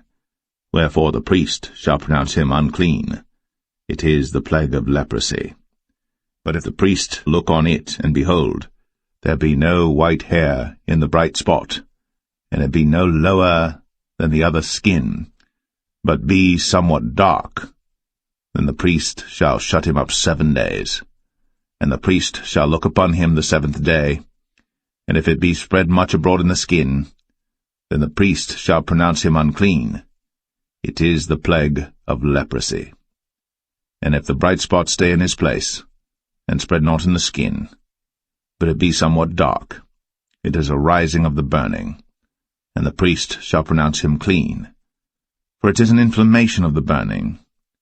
If a man or woman have a plague upon the head or the beard, then the priest shall see the plague, and behold, if it be in sight deeper than the skin, and there be in it a yellow thin hair, then the priest shall pronounce him unclean. It is a dry scall, even a leprosy upon the head or beard. And if the priest look on the plague of the scall, and behold, it be not in sight deeper than the skin, and that there is no black hair in it, then the priest shall shut up him that hath the plague of the scall 7 days. And in the 7th day the priest shall look on the plague, and behold, if the scall spread not, and there be in it no yellow hair, and the scall be not in sight deeper than the skin, he shall be shaven, but the scall shall he not shave, and the priest shall shut up him that hath the scall 7 days more. And in the 7th day the priest shall look on the scall, and behold, if the scall be not spread in the skin, nor be in sight deeper than the skin, then the priest shall pronounce him clean, and he shall wash his clothes, and be clean. But if the scall spread much in the skin after his cleansing, then the priest shall look on him, and behold, if the scall be spread in the skin, the priest shall not seek for yellow hair, he is unclean. But if the scall be in his sight at a stay, and that there is black hair grown up therein, the scall is healed, he is clean, and the priest shall pronounce him clean. If a man also or a woman have in the skin of their flesh bright spots, even white bright spots, then the priest shall look, and behold, if the bright spots in the skin of their flesh be darkish white, it is a freckled spot that groweth in the skin, he is clean. And the man whose hair is fallen off his head, he is bald, yet is he clean. And he that hath his hair fallen off from the part of his head toward his face, he is forehead bald, yet is he clean. And if there be in the bald head or bald forehead a white reddish sore, it is a leprosy sprung up in his bald head, or his bald forehead. Then the priest shall look upon it, and behold, if the rising of the sore be white, reddish in his bald head, or in his bald forehead, as leprosy appeareth in the skin of the flesh, he is a leprous man. He is unclean. The priest shall pronounce him utterly unclean. His plague is in his head. And the leper in whom the plague is, his clothes shall be rent, and his head bare. And he shall put a covering upon his upper lip, and shall cry, Unclean, unclean. All the days wherein the plague shall be in him, he shall be defiled. He is unclean. He shall dwell alone. Without the camp shall his habitation be. The garment also that the plague of leprosy is in, whether it be a woolen garment or a linen garment, whether it be in the warp or woof of linen or of woolen, whether in a skin or in anything made of skin, and if the plague be greenish or reddish in the garment or in the skin, either in the warp or in the woof or in anything of skin, it is a plague of leprosy, and shall be shown unto the priest. And the priest shall look upon the plague, and shut up it that hath the plague 7 days. And he shall look on the plague on the 7th day, if the plague be spread in the garment, either in the warp, or in the woof, or in a skin, or in any work that is made of skin, the plague is a fretting leprosy, it is unclean. He shall therefore burn the garment, whether warp or woof, in woolen or in linen, or anything of skin, wherein the plague is, for it is a fretting leprosy, it shall be burnt in the fire. And if the priest shall look, and behold, the plague be not spread in the garment, either in the warp or in the woof, or in anything of skin, then the priest shall command that they wash the thing wherein the plague is, and he shall shut it up 7 days more. And the priest shall look on the plague, after that it is washed, and behold, if the plague have not changed his colour, and the plague be not spread, it is unclean. Thou shalt burn it in the fire. It is fret inward, whether it be bare within or without. And if the priest look, and behold, the plague be somewhat dark after the washing of it, then he shall rend it out of the garment, or out of the skin, or out of the warp, or out of the woof. And if it appear still in the garment, either in the warp or in the woof, or in anything of skin, it is a spreading plague. Thou shalt burn that wherein the plague is, with fire. And the garment, either warp or woof, or whatsoever thing of skin it be, which thou shalt wash, if the plague be departed from them, then it shall be washed the 2nd time, and shall be clean. This is the law of the plague of leprosy in a garment of woolen or linen, either in the warp or woof, or anything of skins, to pronounce it clean, or to pronounce it unclean.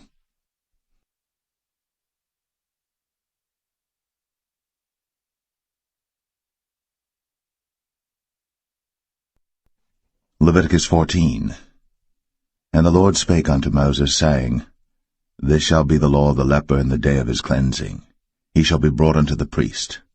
And the priest shall go forth out of the camp, and the priest shall look, and behold, if the plague of leprosy be healed in the leper, then shall the priest command to take for him that is to be cleansed 2 birds alive and clean, and cedar wood, and scarlet and hyssop. And the priest shall command that one of the birds be killed in an earthen vessel over running water. As for the living bird, he shall take it, and the cedar wood, and the scarlet, and the hyssop, and shall dip them and the living bird in the blood of the bird that was killed over the running water. And he shall sprinkle upon him that is to be cleansed from the leprosy 7 times, and shall pronounce him clean, and shall let the living bird loose into the open field. And he that is to be cleansed shall wash his clothes, and shave off all his hair, and wash himself in water, that he may be clean. And after that he shall come into the camp, and shall tarry abroad out of his tent 7 days. But it shall be on the 7th day that he shall shave all his hair off his head, and his beard, and his eyebrows. Even all his hair he shall shave off. And he shall wash his clothes. Also he shall wash his flesh in water, and he shall be clean. And on the 8th day he shall take 2 he-lambs without blemish, and 1 ewe-lamb of the 1st year without blemish, and 3/10 deals of fine flour for a meat offering, mingled with oil, and 1 log of oil. And the priest that maketh him clean shall present the man that is to be made clean, and those things before the Lord, at the door of the tabernacle of the congregation. And the priest shall take one he-lamb, and offer him for a trespass offering, and the log of oil, and wave them for a wave offering before the Lord. And he shall slay the lamb in the place where he shall kill the sin offering and the burnt offering in the holy place. For as the sin offering is the priest's, so is the trespass offering. It is most holy. And the priest shall take some of the blood of the trespass offering, and the priest shall put it upon the tip of the right ear of him that is to be cleansed, and upon the thumb of his right hand, and upon the great toe of his right foot. And the priest shall take some of the log of oil, and pour it into the palm of his own left hand. And the priest shall dip his right finger in the oil that is in his left hand, and shall sprinkle of the oil with his finger 7 times before the Lord.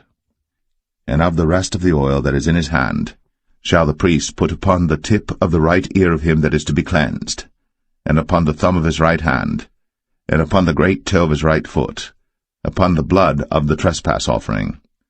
And the remnant of the oil that is in the priest's hand he shall pour upon the head of him that is to be cleansed, and the priest shall make an atonement for him before the Lord.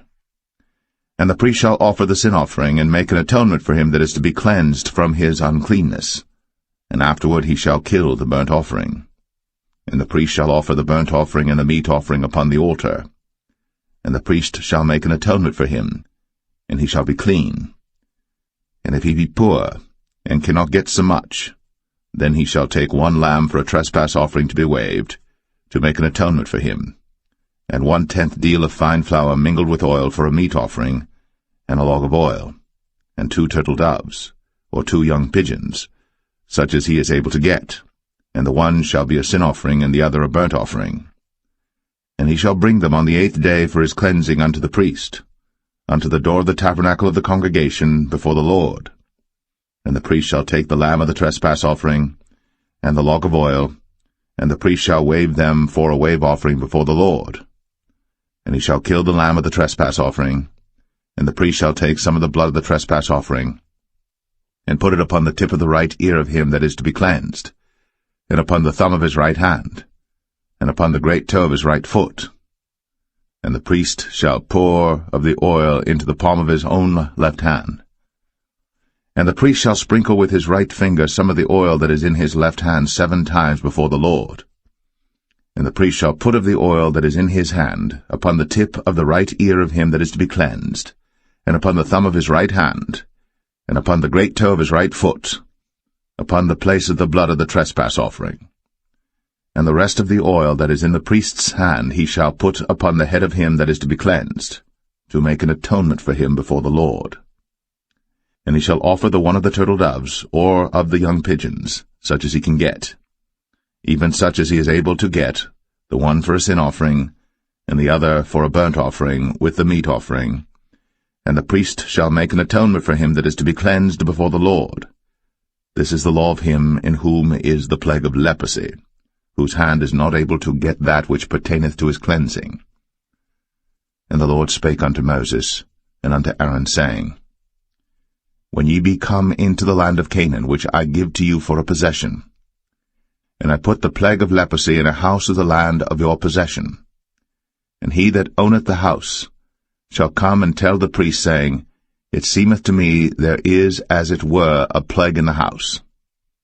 Then the priest shall command that they empty the house before the priest go into it to see the plague, that all that is in the house be not made unclean. And afterward the priest shall go in to see the house. And he shall look on the plague, and behold, if the plague be in the walls of the house with hollow strakes, greenish or reddish, which in sight are lower than the wall, then the priest shall go out of the house to the door of the house, and shut up the house 7 days. And the priest shall come again the 7th day, and shall look, and behold, if the plague be spread in the walls of the house, then the priest shall command that they take away the stones in which the plague is, and they shall cast them into an unclean place without the city.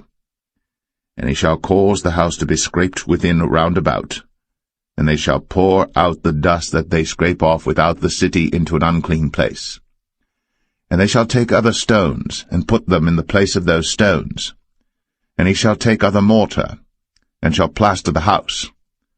And if the plague come again and break out in the house, after that he hath taken away the stones, and after he hath scraped the house, and after it is plastered, then the priest shall come and look, and behold, if the plague be spread in the house, it is a fretting leprosy in the house, it is unclean. And he shall break down the house, the stones of it, and the timber thereof, and all the mortar of the house, and he shall carry them forth out of the city into an unclean place.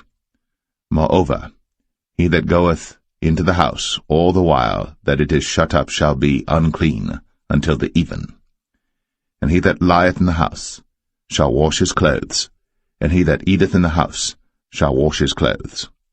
And if the priest shall come in and look upon it, and behold, the plague hath not spread in the house, after the house was plastered, then the priest shall pronounce the house clean, because the plague is healed. And he shall take to cleanse the house 2 birds, and cedar wood, and scarlet, and hyssop. And he shall kill the one of the birds in an earthen vessel over running water.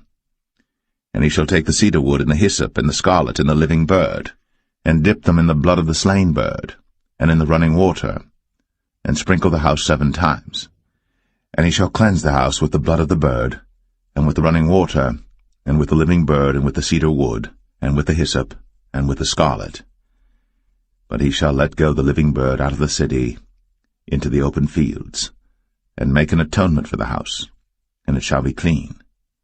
This is the law for all manner of plague of leprosy, and scall, and for the leprosy of a garment and of a house, and for a rising, and for a scab, and for a bright spot, to teach when it is unclean, and when it is clean. This is the law of leprosy.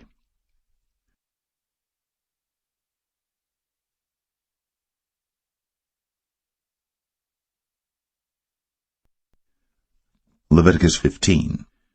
And the Lord spake unto Moses and to Aaron, saying, Speak unto the children of Israel, and say unto them, When any man hath a running issue out of his flesh, because of his issue he is unclean. And this shall be his uncleanness in his issue, whether his flesh run with his issue, or his flesh be stopped from his issue, it is his uncleanness. Every bed whereon he lieth that hath the issue is unclean, and everything whereon he sitteth shall be unclean. And whosoever toucheth his bed shall wash his clothes, and bathe himself in water, and be unclean until the even. And he that sitteth on anything whereon he sat that hath the issue shall wash his clothes, and bathe himself in water, and be unclean until the even.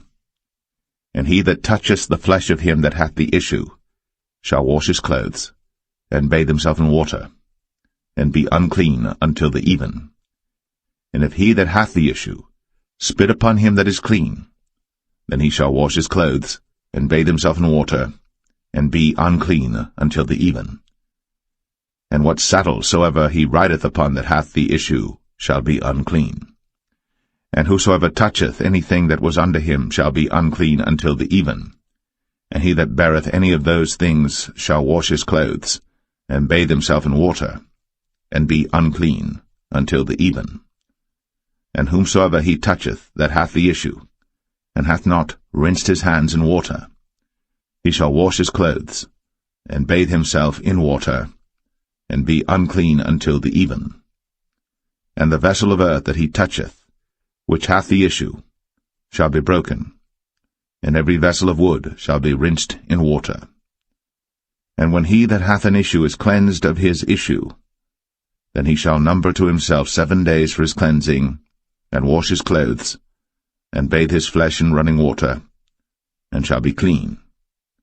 And on the 8th day he shall take to him 2 turtle doves, or 2 young pigeons, and come before the Lord unto the door of the tabernacle of the congregation, and give them unto the priest. And the priest shall offer them, the one for a sin offering, and the other for a burnt offering. And the priest shall make an atonement for him before the Lord for his issue. And if any man's seed of copulation go out from him, then he shall wash all his flesh in water, and be unclean until the even. And every garment, and every skin, whereon is the seed of copulation, shall be washed with water, and be unclean until the even. The woman also with whom man shall lie with seed of copulation, they shall both bathe themselves in water, and be unclean until the even.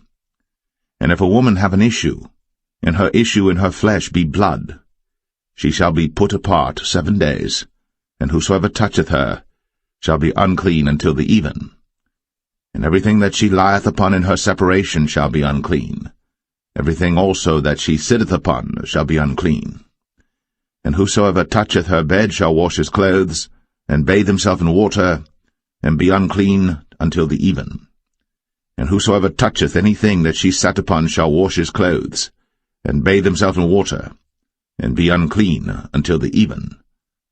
And if it be on her bed, or on any thing whereon she sitteth, when he toucheth it, he shall be unclean until the even. And if any man lie with her at all, and her flowers be upon him, he shall be unclean 7 days, and all the bed whereon he lieth shall be unclean. And if a woman have an issue of her blood many days out of the time of her separation, or if it run beyond the time of her separation, all the days of the issue of her uncleanness shall be as the days of her separation. She shall be unclean. Every bed whereon she lieth all the days of her issue shall be unto her as the bed of her separation. And whatsoever she sitteth upon shall be unclean, as the uncleanness of her separation. And whosoever toucheth those things shall be unclean, and shall wash his clothes, and bathe himself in water, and be unclean until the even. But if she be cleansed of her issue, then she shall number to herself 7 days, and after that she shall be clean. And on the 8th day she shall take unto her 2 turtles, or 2 young pigeons, and bring them unto the priest, to the door of the tabernacle of the congregation. And the priest shall offer the one for a sin offering, and the other for a burnt offering, and the priest shall make an atonement for her before the Lord for the issue of her uncleanness. Thus shall ye separate the children of Israel from their uncleanness, that they die not in their uncleanness, when they defile my tabernacle that is among them. This is the law of him that hath an issue, and of him whose seed goeth from him, and is defiled therewith, and of her that is sick of her flowers, and of him that hath an issue, of the man, and of the woman, and of him that lieth with her, that is unclean.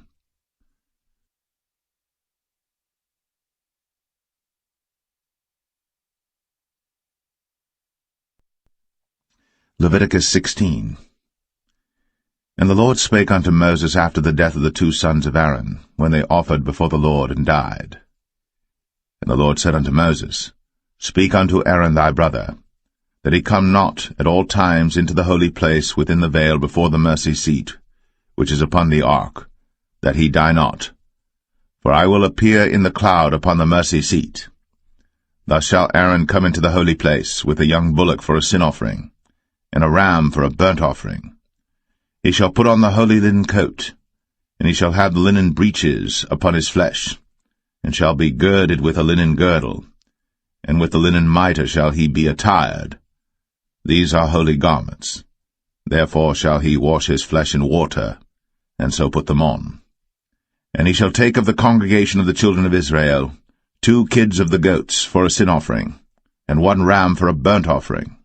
And Aaron shall offer his bullock of the sin offering which is for himself, and make an atonement for himself, and for his house. And he shall take the 2 goats and present them before the Lord at the door of the tabernacle of the congregation. And Aaron shall cast lots upon the 2 goats, 1 lot for the Lord, and the other lot for the scapegoat. And Aaron shall bring the goat upon which the Lord's lot fell, and offer him for a sin offering. But the goat on which the lot fell to be the scapegoat shall be presented alive before the Lord to make an atonement with him, and to let him go for a scapegoat into the wilderness. And Aaron shall bring the bullock of the sin offering which is for himself, and shall make an atonement for himself, and for his house, and shall kill the bullock of the sin offering which is for himself.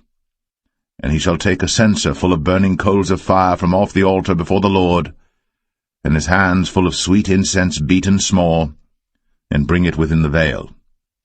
And he shall put the incense upon the fire before the Lord, that the cloud of the incense may cover the mercy seat that is upon the testimony, that he die not. And he shall take of the blood of the bullock, and sprinkle it with his finger upon the mercy seat eastward, and before the mercy seat shall he sprinkle of the blood with his finger 7 times. Then shall he kill the goat of the sin offering that is for the people, and bring his blood within the veil, and do with that blood as he did with the blood of the bullock, and sprinkle it upon the mercy seat, and before the mercy seat. And he shall make an atonement for the holy place, because of the uncleanness of the children of Israel, and because of their transgressions and all their sins.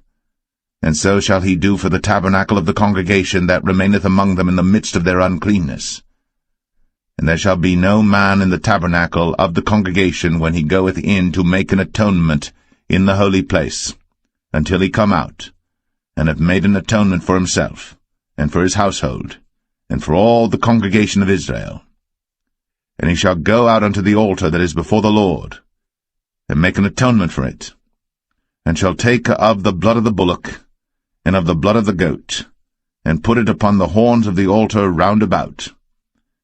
And he shall sprinkle of the blood upon it with his finger 7 times, and cleanse it, and hallow it from the uncleanness of the children of Israel. And when he hath made an end of reconciling the holy place, and the tabernacle of the congregation, and the altar, he shall bring the live goat. And Aaron shall lay both his hands upon the head of the live goat, and confess over him all the iniquities of the children of Israel, and all their transgressions and all their sins, putting them upon the head of the goat, and shall send him away by the hand of a fit man into the wilderness. And the goat shall bear upon him all their iniquities unto a land not inhabited. And he shall let go the goat in the wilderness. And Aaron shall come into the tabernacle of the congregation, and shall put off the linen garments, which he put on when he went into the holy place, and shall leave them there. And he shall wash his flesh with water in the holy place, and put on his garments, and come forth, and offer his burnt offering, and the burnt offering of the people, and make an atonement for himself and for the people. And the fat of the sin offering shall he burn upon the altar. And he that let go the goat for the scapegoat shall wash his clothes, and bathe his flesh in water, and afterward come into the camp. And the bullock for the sin offering, and the goat for the sin offering, whose blood was brought in to make atonement in the holy place, shall one carry forth without the camp, and they shall burn in the fire their skins, and their flesh, and their dung. And he that burneth them shall wash his clothes, and bathe his flesh in water, and afterward he shall come into the camp. And this shall be a statute for ever unto you, that in the 7th month, on the 10th day of the month, ye shall afflict your souls, and do no work at all, whether it be one of your own country or a stranger that sojourneth among you. For on that day shall the priest make an atonement for you, to cleanse you, that ye may be clean from all your sins before the Lord. It shall be a Sabbath of rest unto you, and ye shall afflict your souls, by a statute for ever. And the priest, whom he shall anoint, and whom he shall consecrate to minister in the priest's office in his father's stead, shall make the atonement, and shall put on the linen clothes, even the holy garments. And he shall make an atonement for the holy sanctuary, and he shall make an atonement for the tabernacle of the congregation, and for the altar, and he shall make an atonement for the priests, and for all the people of the congregation. And this shall be an everlasting statute unto you, to make an atonement for the children of Israel, for all their sins, once a year. And he did, as the Lord commanded Moses.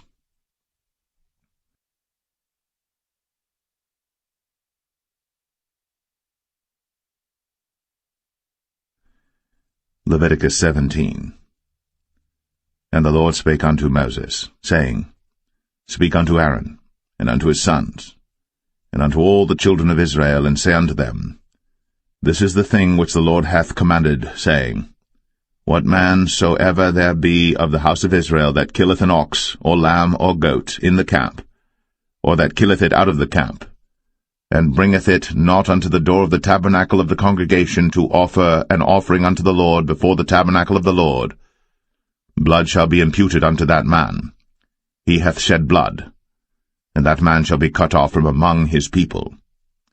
To the end that the children of Israel may bring their sacrifices which they offer in the open field, even that they may bring them unto the Lord, unto the door of the tabernacle of the congregation, unto the priest, and offer them for peace offerings unto the Lord.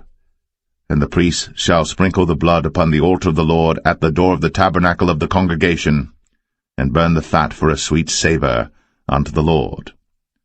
And they shall no more offer their sacrifices unto devils, after whom they have gone a-whoring. This shall be a statute for ever unto them throughout their generations. And thou shalt say unto them, Whatsoever man there be of the house of Israel, or of the strangers which sojourn among you, that offereth a burnt offering or sacrifice, and bringeth it not unto the door of the tabernacle of the congregation, to offer it unto the Lord, even that man shall be cut off from among his people. And whatsoever man there be of the house of Israel, or of the strangers that sojourn among you, that eateth any manner of blood, I will even set my face against that soul that eateth blood, and will cut him off from among his people. For the life of the flesh is in the blood, and I have given it to you upon the altar to make an atonement for your souls. For it is the blood that maketh an atonement for the soul. Therefore I said unto the children of Israel, No soul of you shall eat blood, neither shall any stranger that sojourneth among you eat blood. And whatsoever man there be of the children of Israel, or of the strangers that sojourn among you, which hunteth and catcheth any beast or fowl that may be eaten, he shall even pour out the blood thereof, and cover it with dust. For it is the life of all flesh, the blood of it is for the life thereof. Therefore I said unto the children of Israel, Ye shall eat the blood of no manner of flesh, for the life of all flesh is the blood thereof. Whosoever eateth it shall be cut off. And every soul that eateth that which died of itself, or that which was torn with beasts, whether it be one of your own country or a stranger, he shall both wash his clothes, and bathe himself in water, and be unclean until the even. Then shall he be clean. But if he wash them not, nor bathe his flesh, then he shall bear his iniquity.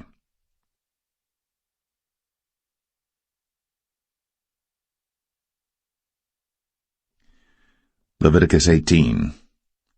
And the Lord spake unto Moses, saying, Speak unto the children of Israel, and say unto them, I am the Lord your God. After the doings of the land of Egypt, wherein ye dwelt, shall ye not do, and after the doings of the land of Canaan, whither I bring you, shall ye not do, neither shall ye walk in their ordinances. Ye shall do my judgments, and keep mine ordinances, to walk therein. I am the Lord your God. Ye shall therefore keep my statutes and my judgments, which if a man do, he shall live in them. I am the Lord. None of you shall approach to any that is near of kin to him, to uncover their nakedness. I am the Lord. The nakedness of thy father, or the nakedness of thy mother, shalt thou not uncover. She is thy mother, thou shalt not uncover her nakedness. The nakedness of thy father's wife shalt thou not uncover. It is thy father's nakedness. The nakedness of thy sister, the daughter of thy father, or daughter of thy mother, whether she be born at home, or born abroad, even their nakedness thou shalt not uncover. The nakedness of thy son's daughter, or of thy daughter's daughter, even their nakedness thou shalt not uncover. For theirs is thine own nakedness. The nakedness of thy father's wife's daughter, begotten of thy father, she is thy sister. Thou shalt not uncover her nakedness. Thou shalt not uncover the nakedness of thy father's sister. She is thy father's near kinswoman. Thou shalt not uncover the nakedness of thy mother's sister, for she is thy mother's near kinswoman. Thou shalt not uncover the nakedness of thy father's brother. Thou shalt not approach to his wife. She is thine aunt. Thou shalt not uncover the nakedness of thy daughter-in-law. She is thy son's wife. Thou shalt not uncover her nakedness. Thou shalt not uncover the nakedness of thy brother's wife. It is thy brother's nakedness. Thou shalt not uncover the nakedness of a woman and her daughter, neither shalt thou take her son's daughter, or her daughter's daughter, to uncover her nakedness, for they are her near kinswoman. It is wickedness. Neither shalt thou take a wife to her sister, to vex her, to uncover her nakedness, beside the other in her lifetime. Also thou shalt not approach unto a woman to uncover her nakedness, as long as she is put apart for her uncleanness. Moreover, thou shalt not lie carnally with thy neighbor's wife, to defile thyself with her. And thou shalt not let any of thy seed pass through the fire to Moloch, neither shalt thou profane the name of thy God. I am the Lord. Thou shalt not lie with mankind, as with womankind. It is abomination. Neither shalt thou lie with any beast, to defile thyself therewith. Neither shall any woman stand before a beast to lie down thereto. It is confusion. Defile not ye yourselves in any of these things. For in all these the nations are defiled which I cast out before you, and the land is defiled. Therefore I do visit the iniquity thereof upon it, and the land itself vomiteth out her inhabitants. Ye shall therefore keep my statutes, and my judgments, and shall not commit any of these abominations, neither any of your own nation, nor any stranger that sojourneth among you. For all these abominations have the men of the land done, which were before you, and the land is defiled, that the land spew not you out also, when ye defile it, as it spewed out the nations that were before you. For whosoever shall commit any of these abominations, even the souls that commit them, shall be cut off from among their people. Therefore shall ye keep mine ordinance, that ye commit not any one of these abominable customs, which were committed before you, and that ye defile not yourselves therein. I am the Lord your God.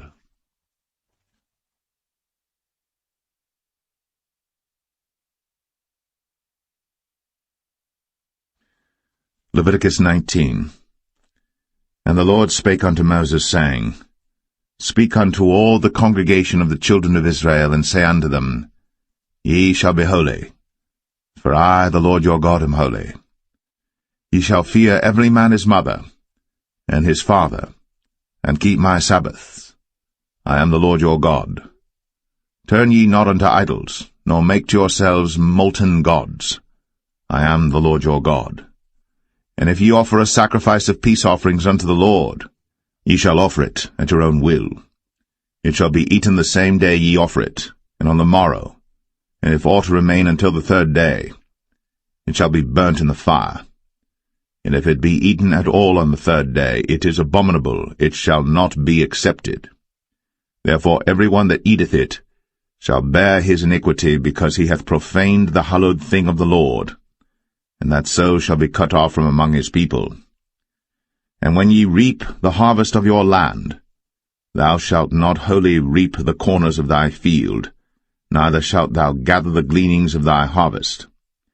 And thou shalt not glean thy vineyard, neither shalt thou gather every grape of thy vineyard.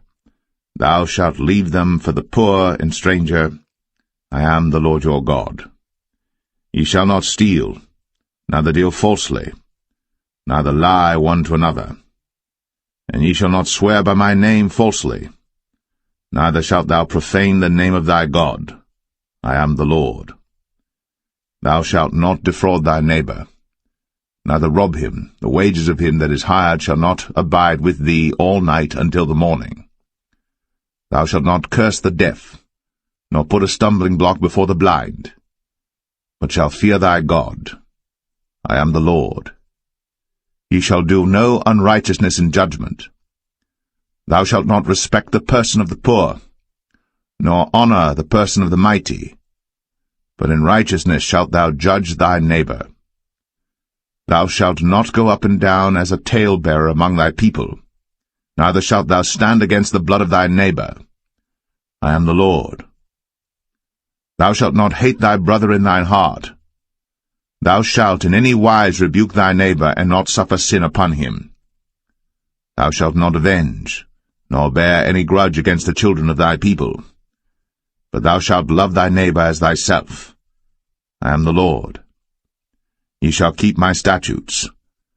Thou shalt not let thy cattle gender with a diverse kind. Thou shalt not sow thy field with mingled seed, neither shall a garment mingled of linen and woolen come upon thee. And whosoever lieth carnally with a woman that is a bondmaid, betrothed to an husband, and not at all redeemed, nor freedom given her, she shall be scourged. They shall not be put to death, because she was not free. And he shall bring his trespass offering unto the Lord, unto the door of the tabernacle of the congregation, even a ram for a trespass offering.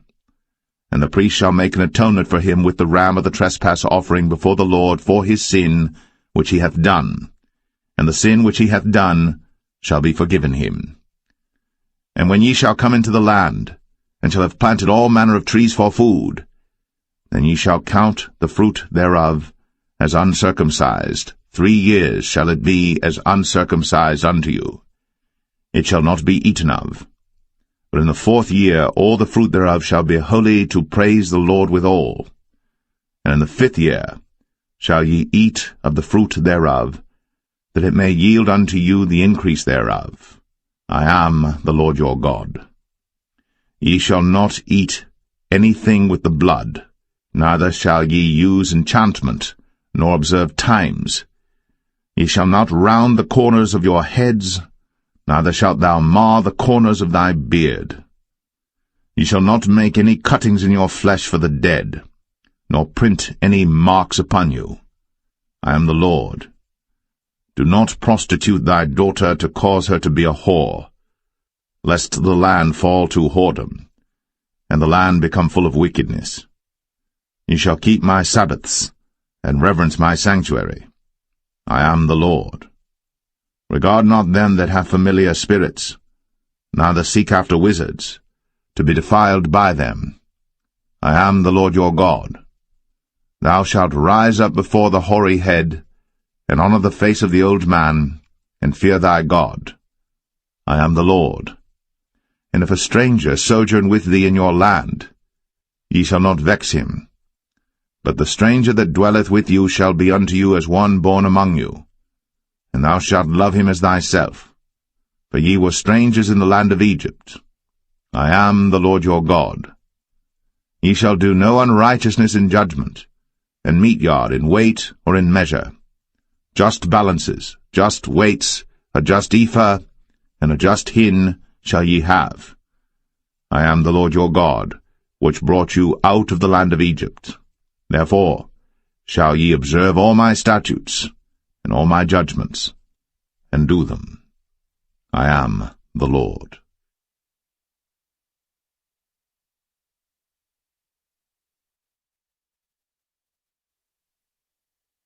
Leviticus 20.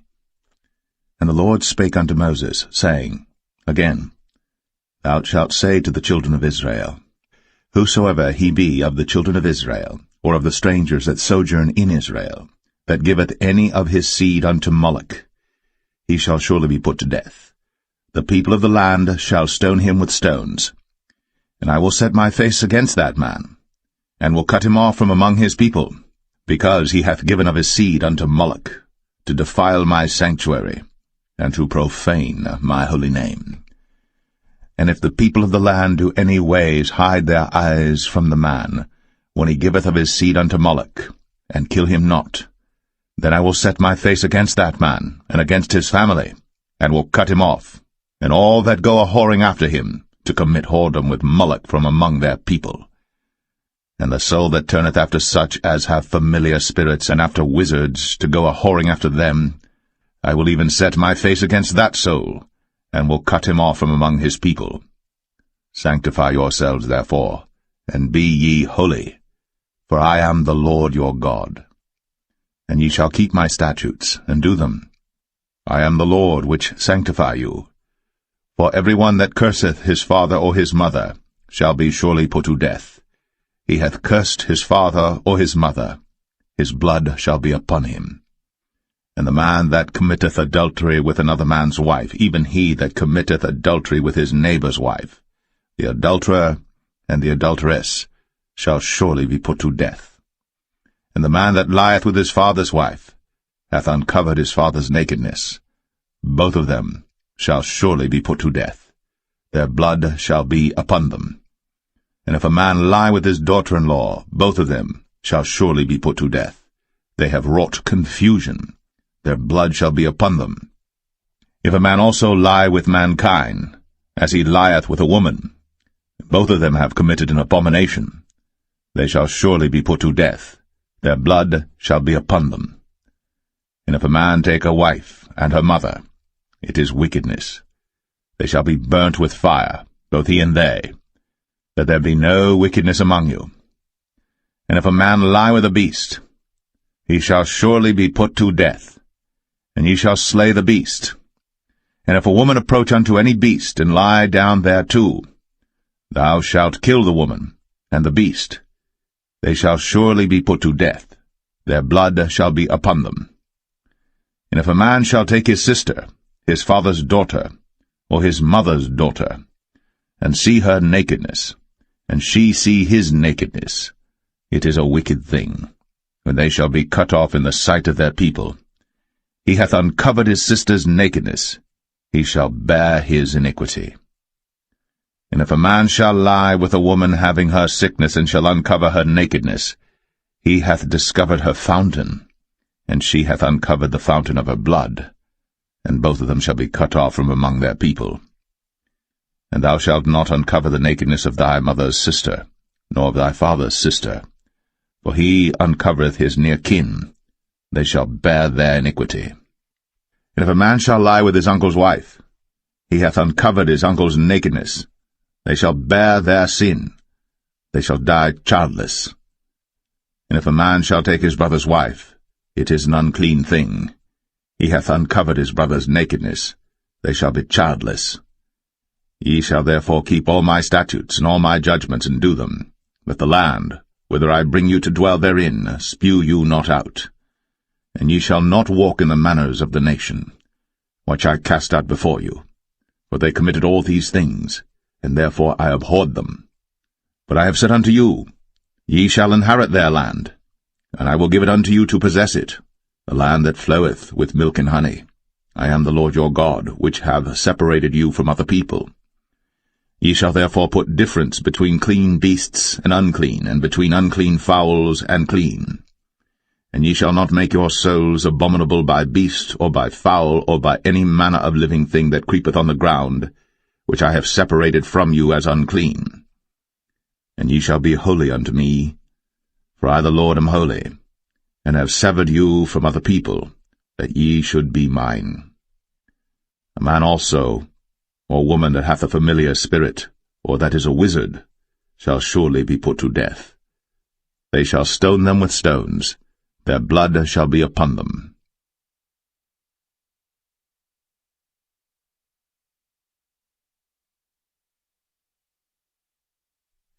Leviticus 21. And the Lord said unto Moses, Speak unto the priests, the sons of Aaron, and say unto them, There shall none be defiled for the dead among his people. But for his kin that is near unto him, that is, for his mother, and for his father, and for his son, and for his daughter, and for his brother, and for his sister a virgin, that is nigh unto him, which hath had no husband, for her may he be defiled. But he shall not defile himself, being a chief man among his people, to profane himself.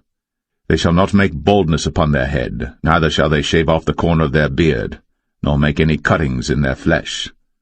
They shall be holy unto their God, and not profane the name of their God, for the offerings of the Lord made by fire, and the bread of their God, they do offer, therefore they shall be holy. They shall not take a wife that is a whore, or profane, neither shall they take a woman put away from her husband, for he is holy unto his God. Thou shalt sanctify him therefore, for he offereth the bread of thy God. He shall be holy unto thee. For I, the Lord, which sanctify you, am holy. And the daughter of any priest, If she profane herself by playing the whore, she profaneth her father. She shall be burnt with fire. And he that is the high priest among his brethren, upon whose head the anointing oil was poured, and that is consecrated to put on the garments, shall not uncover his head nor rend his clothes.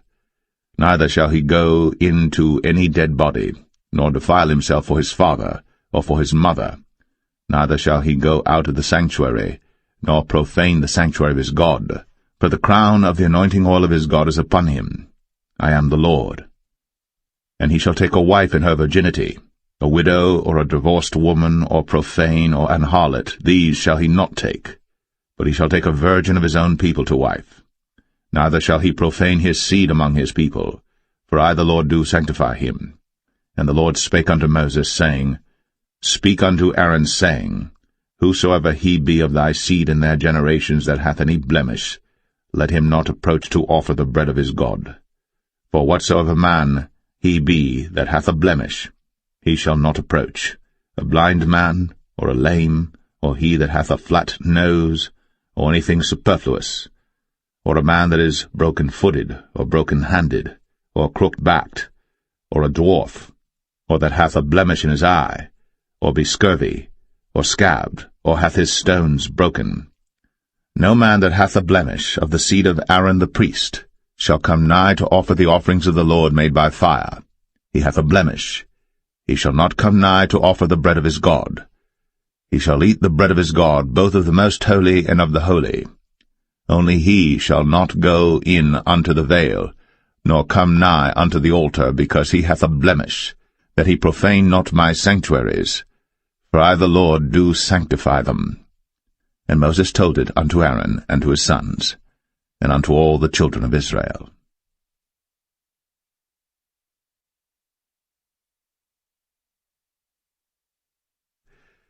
Leviticus 22. And the Lord spake unto Moses, saying, Speak unto Aaron and to his sons, that they separate themselves from the holy things of the children of Israel, and that they profane not my holy name in those things which they hallow unto me. I am the Lord. Say unto them, Whosoever he be of all your seed among your generations, that goeth unto the holy things, which the children of Israel hallow unto the Lord, having his uncleanness upon him, that soul shall be cut off from my presence. I am the Lord. What man soever of the seed of Aaron is a leper, or hath a running issue, he shall not eat of the holy things until he be clean.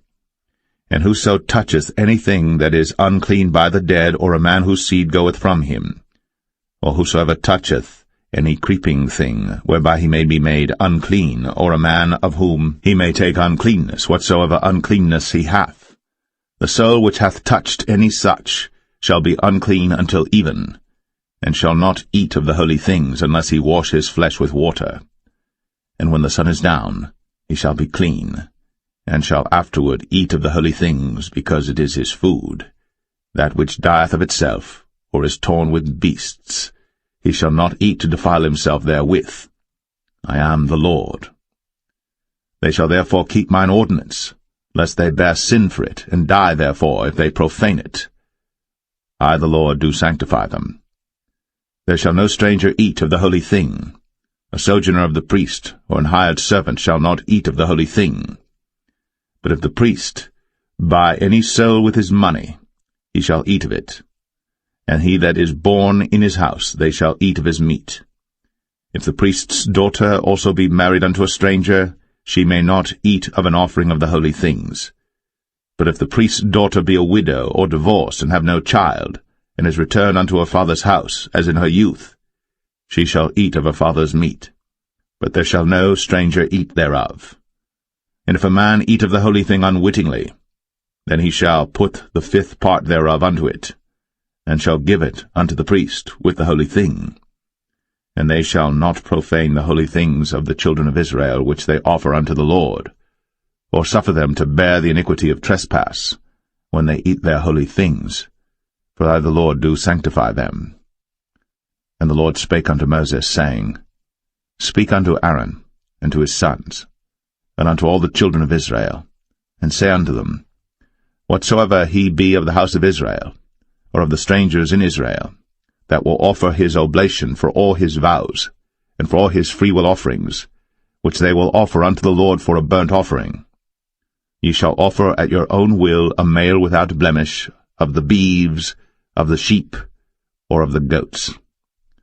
But whatsoever hath a blemish, that shall ye not offer, for it shall not be acceptable for you. And whosoever offereth a sacrifice of peace offerings unto the Lord to accomplish his vow, or a freewill offering in beeves or sheep, it shall be perfect to be accepted. There shall be no blemish therein.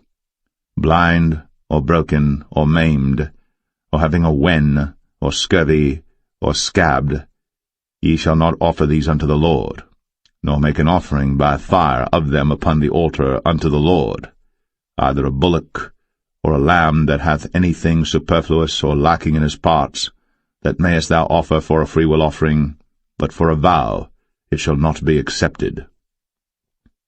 Ye shall not offer unto the Lord that which is bruised, or crushed, or broken, or cut, neither shall ye make any offering thereof in your land. Neither from a stranger's hand shall ye offer the bread of your God of any of these, because their corruption is in them, and blemishes be in them. They shall not be accepted for you. And the Lord spake unto Moses, saying, When a bullock or a sheep or a goat is brought forth, then it shall be 7 days under the dam, and from the 8th day and thenceforth it shall be accepted for an offering made by fire unto the Lord. And whether it be cow or ewe, ye shall not kill it and her young both in 1 day. And when ye will offer a sacrifice of thanksgiving unto the Lord, offer it at your own will. On the same day it shall be eaten up. Ye shall leave none of it until the morrow. I am the Lord. Therefore shall ye keep my commandments, and do them. I am the Lord. Neither shall ye profane my holy name, but I will be hallowed among the children of Israel. I am the Lord which hallow you, that brought you out of the land of Egypt, to be your God. I am the Lord.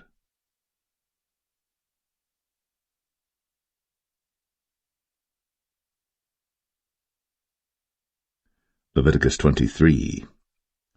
And the Lord spake unto Moses, saying, Speak unto the children of Israel, and say unto them, Concerning the feasts of the Lord, which ye shall proclaim to be holy convocations, even these are my feasts. 6 days shall work be done, but the 7th day is the Sabbath of rest, and holy convocation. Ye shall do no work therein. It is the Sabbath of the Lord in all your dwellings. These are the feasts of the Lord, even holy convocations, which ye shall proclaim in their seasons. In the 14th day of the 1st month at even is the Lord's Passover, and on the 15th day of the same month is the feast of unleavened bread unto the Lord. 7 days ye must eat unleavened bread. In the 1st day ye shall have an holy convocation. Ye shall do no servile work therein. But ye shall offer an offering made by fire unto the Lord 7 days. In the 7th day is an holy convocation. Ye shall do no servile work therein. And the Lord spake unto Moses, saying, Speak unto the children of Israel, and say unto them, When ye be come into the land which I give unto you, and shall reap the harvest thereof, then ye shall bring a sheaf of the first fruits of your harvest unto the priest. And he shall wave the sheaf before the Lord, to be accepted for you. On the morrow after the Sabbath the priest shall wave it. And ye shall offer that day, when ye wave the sheaf, an he-lamb without blemish of the 1st year for a burnt offering unto the Lord. And the meat offering thereof shall be 2/10 deals of fine flour mingled with oil, an offering made by fire unto the Lord for a sweet savour. And the drink offering thereof shall be of wine, the 4th part of an hin. And ye shall eat neither bread, nor parched corn, nor green ears, until the selfsame day that ye have brought an offering unto your God. It shall be a statute for ever throughout your generations in all your dwellings. And ye shall count unto you from the morrow after the Sabbath, from the day that ye brought the sheaf of the wave offering, 7 Sabbaths shall be complete. Even unto the morrow, after the 7th Sabbath, shall ye number 50 days. And ye shall offer a new meat offering unto the Lord.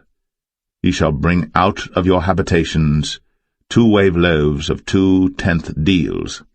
They shall be of fine flour. They shall be baked with leaven. They are the first fruits unto the Lord. And ye shall offer with the bread 7 lambs without a blemish of the first year, and 1 young bullock, and 2 rams.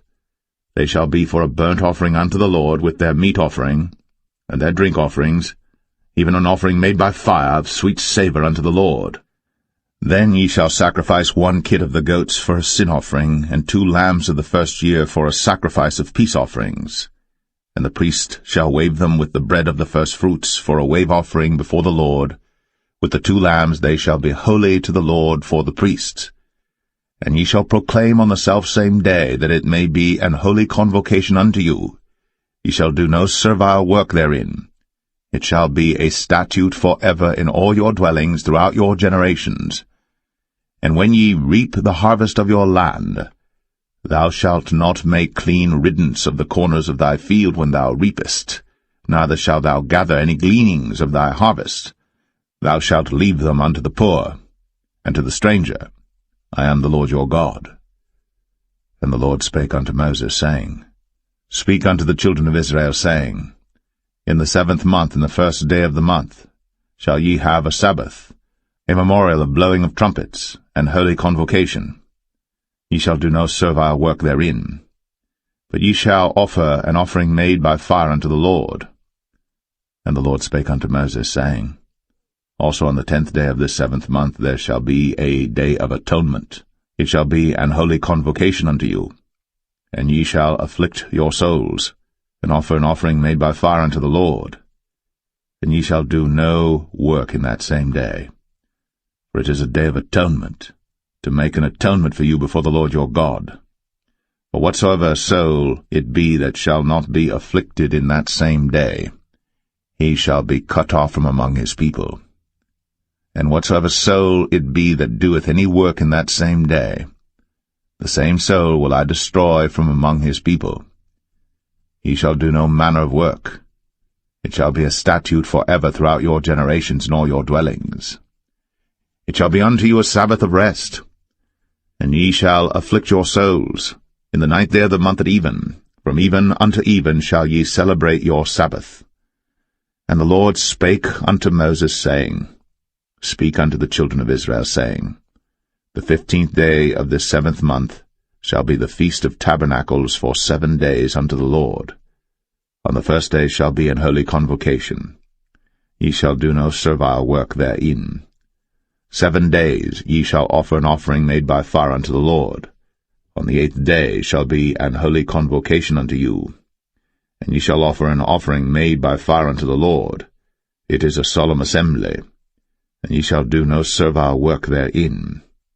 These are the feasts of the Lord which ye shall proclaim to be holy convocations, to offer an offering made by fire unto the Lord, a burnt offering, and a meat offering, a sacrifice, and drink offerings, everything upon his day.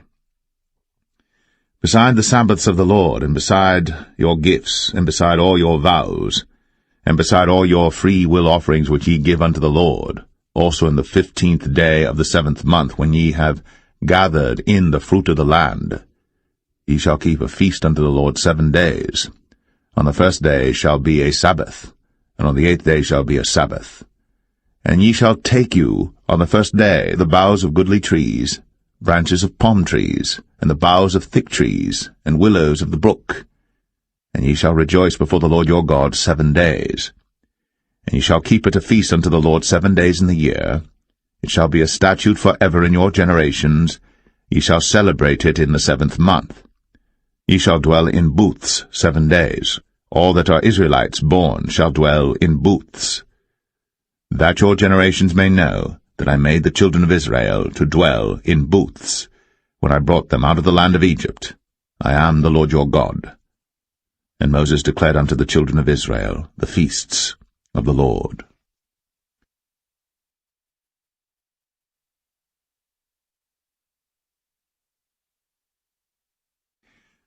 Leviticus 24.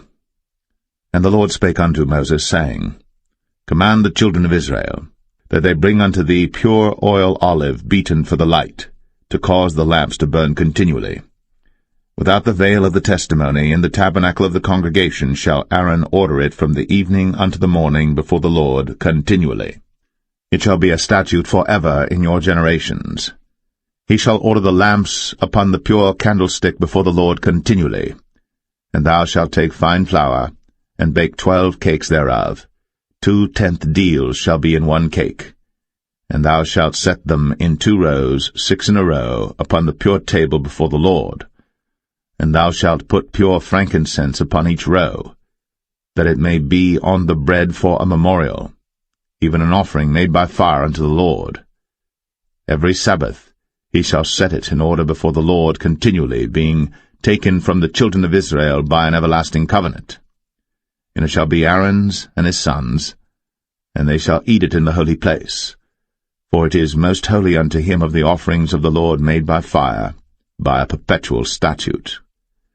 And the son of an Israelitish woman, whose father was an Egyptian, went out among the children of Israel. And this son of the Israelitish woman and a man of Israel strove together in the camp. And the Israelitish woman's son blasphemed the name of the Lord, and cursed. And they brought him unto Moses. And his mother's name was Shilemeth, the daughter of Dibri of the tribe of Dan. And they put him in ward, that the mind of the Lord might be shown them. And the Lord spake unto Moses, saying, Bring forth him that hath cursed without the camp, and let all that heard him lay their hands upon his head, and let all the congregation stone him. And thou shalt speak unto the children of Israel, saying, Whosoever curseth his God shall bear his sin. And he that blasphemeth the name of the Lord, he shall surely be put to death, and all the congregation shall certainly stone him, as well the stranger, as he that is born in the land, when he blasphemeth the name of the Lord, shall be put to death. And he that killeth any man shall surely be put to death. And he that killeth a beast shall make it good, beast for beast.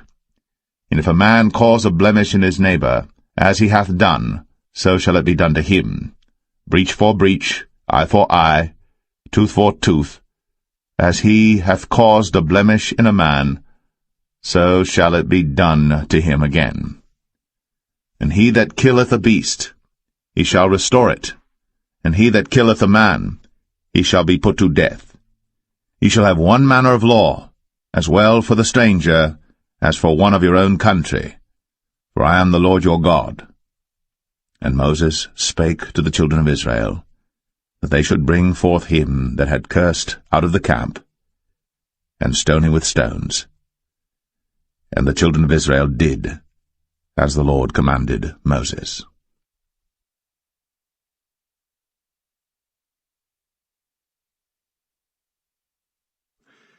Leviticus 25. And the Lord spake unto Moses in Mount Sinai, saying, Speak unto the children of Israel, and say unto them, When ye come into the land which I give you, then shall the land keep a Sabbath unto the Lord. 6 years thou shalt sow thy field, and 6 years thou shalt prune thy vineyard, and gather in the fruit thereof. But in the 7th year shall be a Sabbath of rest unto the land, a Sabbath for the Lord. Thou shalt neither sow thy field, nor prune thy vineyard. That which groweth of its own accord of thy harvest thou shalt not reap, neither gather the grapes of thy vine undressed. For it is a year of rest unto the land, and the Sabbath of the land shall be meat for you, for thee and for thy servant, and for thy maid, and for thy hired servant, and for thy stranger that sojourneth with thee, and for thy cattle, and for the beast that are in thy land shall all the increase thereof be meat. And thou shalt number 7 Sabbaths of years unto thee, 7 times 7 years, and the space of the 7 Sabbaths of years shall be unto thee 49 years. Then shalt thou cause the trumpet of the Jubilee to sound on the 10th day of the 7th month. In the day of atonement shall ye make the trumpet sound throughout all your land.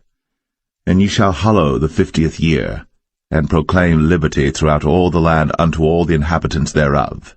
It shall be a jubilee unto you. And ye shall return every man unto his possession, and ye shall return every man unto his family. A jubilee shall that 50th year be unto you. Ye shall not sow, neither reap that which groweth of itself in it, nor gather the grapes in it of thy vine undressed. For it is the jubilee. It shall be holy unto you. Ye shall eat the increase thereof out of the field. In the year of this Jubilee ye shall return every man unto his possession. And if thou sell aught unto thy neighbor, or buyest aught of thy neighbor's hand, ye shall not oppress one another. According to the number of years after the Jubilee thou shalt buy of thy neighbor, and according unto the number of years of the fruits he shall sell unto thee. According to the multitude of years thou shalt increase the price thereof, and according to the fewness of years thou shalt diminish the price of it, for according to the number of the years of the fruits doth he sell unto thee. Ye shall not therefore oppress one another, but thou shalt fear thy God, for I am the Lord your God. Wherefore ye shall do my statutes, and keep my judgments, and do them. And ye shall dwell in the land in safety, and the land shall yield her fruit, and ye shall eat your fill, and dwell therein in safety. And if ye shall say, What shall we eat the 7th year? Behold, we shall not sow, nor gather in our increase. Then I will command my blessing upon you in the 6th year, and it shall bring forth fruit for 3 years. And ye shall sow the 8th year, and eat yet of old fruit until the 9th year. Until her fruits come in, ye shall eat of the old store. The land shall not be sold forever, for the land is mine, for ye are strangers and sojourners with me. And in all the land of your possession ye shall grant a redemption for the land. If thy brother be waxen poor, and hath sold away some of his possession, and if any of his kin come to redeem it, then shall he redeem that which his brother sold. And if the man have none to redeem it, and himself be able to redeem it, then let him count the years of the sale thereof, and restore the overplus unto the man to whom he sold it, that he may return unto his possession. But if he be not able to restore it to him, then that which is sold shall remain in the hand of him that hath bought it until the year of Jubilee, and in the Jubilee it shall go out, and he shall return unto his possession. And if a man sell a dwelling house in a walled city, then he may redeem it within a whole year after it is sold. Within a full year may he redeem it. And if it be not redeemed within the space of a full year, then the house that is in the walled city shall be established for ever to him that bought it throughout his generations. It shall not go out in the Jubilee. But the houses of the villages which have no wall round about them shall be counted as the fields of the country. They may be redeemed, and they shall go out in the Jubilee. Notwithstanding the cities of the Levites, and the houses of the cities of their possession, may the Levites redeem at any time. And if a man purchase of the Levites, then the house that was sold, and the city of his possession, shall go out in the year of Jubilee, for the houses of the cities of the Levites are their possession among the children of Israel. But the field of the suburbs of their cities may not be sold, for it is their perpetual possession. And if thy brother be waxen poor, and fallen in decay with thee, then thou shalt relieve him, yea, though he be a stranger, or a sojourner, that he may live with thee. Take thou no usury of him, or increase, but fear thy God, that thy brother may live with thee. Thou shalt not give him thy money upon usury, nor lend him thy victuals for increase. I am the Lord your God, which brought you forth out of the land of Egypt, to give you the land of Canaan, and to be your God.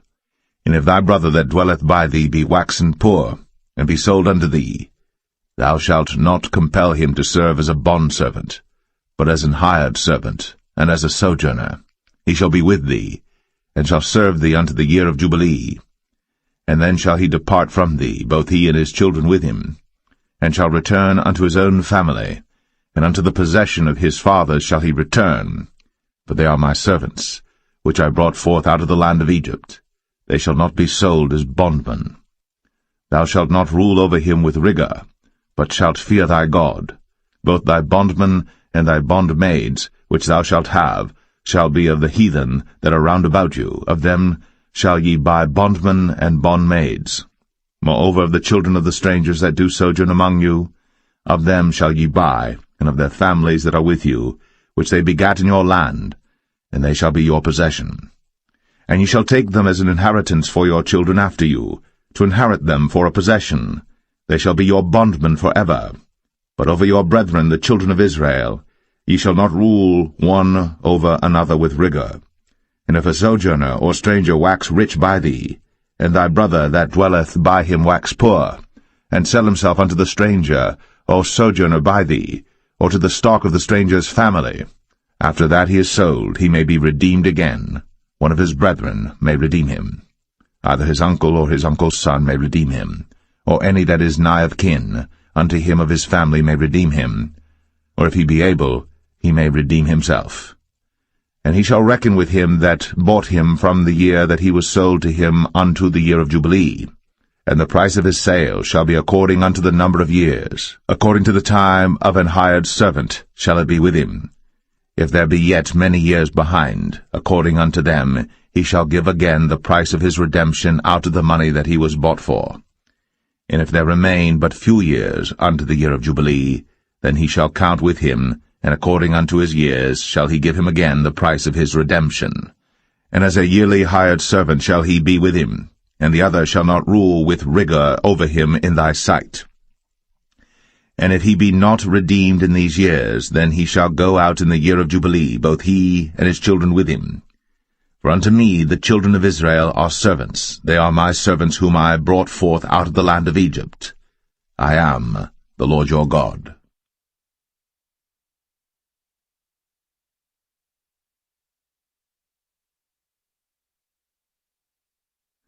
Leviticus 26. Ye shall make you no idols nor graven image, neither rear you up a standing image, neither shall ye set up any image of stone in your land, to bow down unto it, for I am the Lord your God. Ye shall keep my Sabbaths, and reverence my sanctuary. I am the Lord. If ye walk in my statutes, and keep my commandments, and do them, then I will give you rain in due season, and the land shall yield her increase, and the trees of the field shall yield their fruit. And your threshing shall reach unto the vintage, and the vintage shall reach unto the sowing time. And ye shall eat your bread to the full, and dwell in your land safely. And I will give peace in the land, and ye shall lie down, and none shall make you afraid. And I will rid evil beasts out of the land, neither shall the sword go through your land. And ye shall chase your enemies, and they shall fall before you by the sword. And 5 of you shall chase 100, and 100 of you shall put 10,000 to flight. And your enemies shall fall before you by the sword. For I will have respect unto you, and make you fruitful, and multiply you, and establish my covenant with you. And ye shall eat old store, and bring forth the old because of the new. And I will set my tabernacle among you, and my soul shall not abhor you. And I will walk among you, and will be your God, and ye shall be my people. I am the Lord your God, which brought you forth out of the land of Egypt, that ye should not be their bondmen. And I have broken the bands of your yoke, and made you go upright. But if ye will not hearken unto me, and will not do all these commandments, and if ye shall despise my statutes, or if your soul abhor my judgments, so that ye will not do all my commandments, but that ye break my covenant, I also will do this unto you. I will even appoint over you terror, consumption, and the burning ague, that shall consume the eyes, and cause sorrow of heart. And ye shall sow your seed in vain, for your enemies shall eat it. And I will set my face against you, and ye shall be slain before your enemies. They that hate you shall reign over you, and ye shall flee when none pursueth you. And if ye will not yet for all this hearken unto me, then I will punish you 7 times more for your sins. And I will break the pride of your power, and I will make your heaven as iron, and your earth as brass, and your strength shall be spent in vain. For your land shall not yield her increase, neither shall the trees of the land yield their fruits. And if ye walk contrary unto me, and will not hearken unto me, I will bring 7 times more plagues upon you according to your sins. I will also send wild beasts among you, which shall rob you of your children, and destroy your cattle, and make you few in number, and your highways shall be desolate. And if ye will not be reformed by me by these things, but will walk contrary unto me, then will I also walk contrary unto you, and will punish you yet 7 times for your sins. And I will bring a sword upon you, that shall avenge the quarrel of my covenant. And when ye are gathered together within your cities, I will send the pestilence among you, and ye shall be delivered into the hand of the enemy. And when I have broken the staff of your bread, 10 women shall bake your bread in one oven, and they shall deliver you your bread again by weight, and ye shall eat and not be satisfied. And if ye will not for all this hearken unto me, but walk contrary unto me, then I will walk contrary unto you also in fury, and I, even I, will chastise you 7 times for your sins. And ye shall eat the flesh of your sons, and the flesh of your daughters shall ye eat. And I will destroy your high places, and cut down your images, and cast your carcasses upon the carcasses of your idols. And my soul shall abhor you. And I will make your cities waste, and bring your sanctuaries unto desolation, and I will not smell the savour of your sweet odours. And I will bring the land into desolation, and your enemies which dwell therein shall be astonished at it. And I will scatter you among the heathen, and will draw out a sword after you, and your land shall be desolate, and your cities waste. Then shall the land enjoy her Sabbaths, as long as it lieth desolate, and ye be in your enemy's land. Even then shall the land rest, and enjoy her Sabbaths. As long as it lieth desolate it shall rest, because it did not rest in your Sabbaths, when ye dwelt upon it.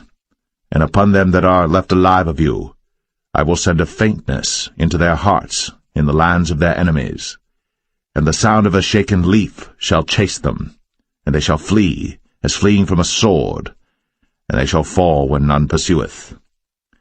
And they shall fall one upon another, as it were before a sword, when none pursueth. And ye shall have no power to stand before your enemies, and ye shall perish among the heathen. And the land of your enemies shall eat you up, and they that are left of you shall pine away in their iniquity in your enemies' lands, and also in the iniquities of their fathers shall they pine away with them, if they shall confess their iniquity, and the iniquity of their fathers, with their trespass which they trespassed against me, and that also they have walked contrary unto me, and that I also have walked contrary unto them, and have brought them into the land of their enemies.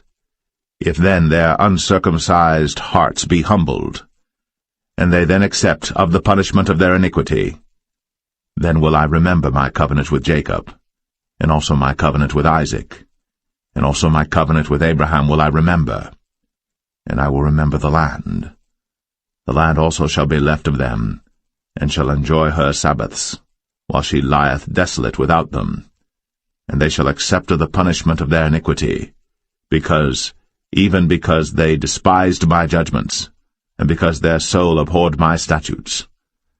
And yet for all that, when they be in the land of their enemies, I will not cast them away, neither will I abhor them to destroy them utterly, and to break my covenant with them, for I am the Lord their God.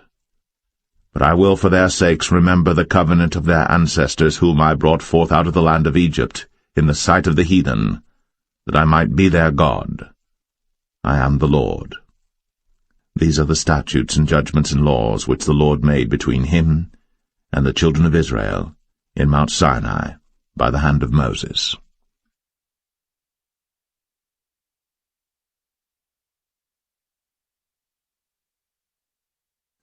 Leviticus 27. And the Lord spake unto Moses, saying, Speak unto the children of Israel, and say unto them, When a man shall make a singular vow, the person shall be for the Lord by thy estimation. And thy estimation shall be of the male from 20 years old even unto 60 years old. Even thy estimation shall be 50 shekels of silver after the shekel of the sanctuary. And if it be a female, then thy estimation shall be 30 shekels. And if it be from 5 years old even unto 20 years old, then thy estimation shall be of the male 20 shekels, and for the female 10 shekels. And if it be from a month old even unto 5 years old, then thy estimation shall be of the male 5 shekels of silver, and for the female thy estimation shall be 3 shekels of silver. And if it be from 60 years old and above, if it be a male, then thy estimation shall be 15 shekels, and for the female 10 shekels. But if he be poorer than thy estimation, then he shall present himself before the priest, and the priest shall value him, according to his ability that vowed shall the priest value him. And if it be a beast, whereof men bring an offering unto the Lord, all that any man giveth of such unto the Lord shall be holy. He shall not alter it, nor change it, a good for a bad, or a bad for a good. And if he shall at all change beast for beast, then it, and the exchange thereof, shall be holy. And if it be any unclean beast, of which they do not offer a sacrifice unto the Lord, then he shall present the beast before the priest. And the priest shall value it, whether it be good or bad, as thou valuest it, who art the priest, so shall it be. But if he will at all redeem it, then he shall add a 5th part thereof unto thy estimation. And when a man shall sanctify his house to be holy unto the Lord, then the priest shall estimate it, whether it be good or bad, as the priest shall estimate it, so shall it stand. And if he that sanctified it will redeem his house, then he shall add the 5th part of the money of thy estimation unto it, and it shall be his. And if a man shall sanctify unto the Lord some part of a field of his possession, then thy estimation shall be according to the seed thereof, and homer of barley seed shall be valued at 50 shekels of silver. If he sanctify his field from the year of Jubilee according to thy estimation, it shall stand. But if he sanctify his field after the Jubilee, then the priest shall reckon unto him the money according to the years that remain, even unto the year of the Jubilee, and it shall be abated from thy estimation. And if he that sanctified the field will in any wise redeem it, then he shall add the 5th part of the money of thy estimation unto it, and it shall be assured to him. And if he will not redeem the field, or if he have sold the field to another man, it shall not be redeemed any more. But the field, when it goeth out in the Jubilee, shall be holy unto the Lord, as a field devoted. The possession thereof shall be the priest's. And if a man sanctify unto the Lord a field which he hath bought, which is not of the fields of his possession, then the priest shall reckon unto him the worth of thy estimation, even unto the year of the Jubilee, and he shall give thine estimation in that day as a holy thing unto the Lord. In the year of the Jubilee, the field shall return unto him of whom it was bought, even to him to whom the possession of the land did belong. And all thy estimation shall be according to the shekel of the sanctuary. 20 gerahs shall be the shekel. Only the firstling of the beasts, which should be the Lord's firstling, no man shall sanctify it, whether it be ox or sheep, it is the Lord's. And if it be of an unclean beast, then he shall redeem it according to thine estimation, and shall add a 5th part of it thereto. Or if it be not redeemed, then it shall be sold according to thy estimation. Notwithstanding no devoted thing, that a man shall devote unto the Lord of all that he hath, both of man and beast, and of the field of his possession, shall be sold or redeemed. Every devoted thing is most holy unto the Lord. None devoted, which shall be devoted of men, shall be redeemed, but shall surely be put to death. And all the tithe of the land, whether of the seed of the land or of the fruit of the tree, is the Lord's. It is holy unto the Lord. And if a man will at all redeem aught of his tithes, he shall add thereto the 5th part thereof. And concerning the tithe of the herd or of the flock, even of whatsoever passeth under the rod, the 10th shall be holy unto the Lord. He shall not search whether it be good or bad, neither shall he change it. And if he change it at all, then both it and the change thereof shall be holy. It shall not be redeemed. These are the commandments which the Lord commanded Moses for the children of Israel in Mount Sinai.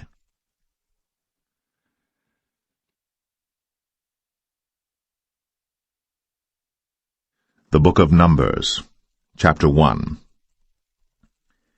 And the Lord spake unto Moses in the wilderness of Sinai, in the tabernacle of the congregation, on the 1st day of the 2nd month, in the 2nd year after they were come out of the land of Egypt, saying, Take ye the sum of all the congregation of the children of Israel, after their families, by the house of their fathers, with the number of their names, every male by their polls.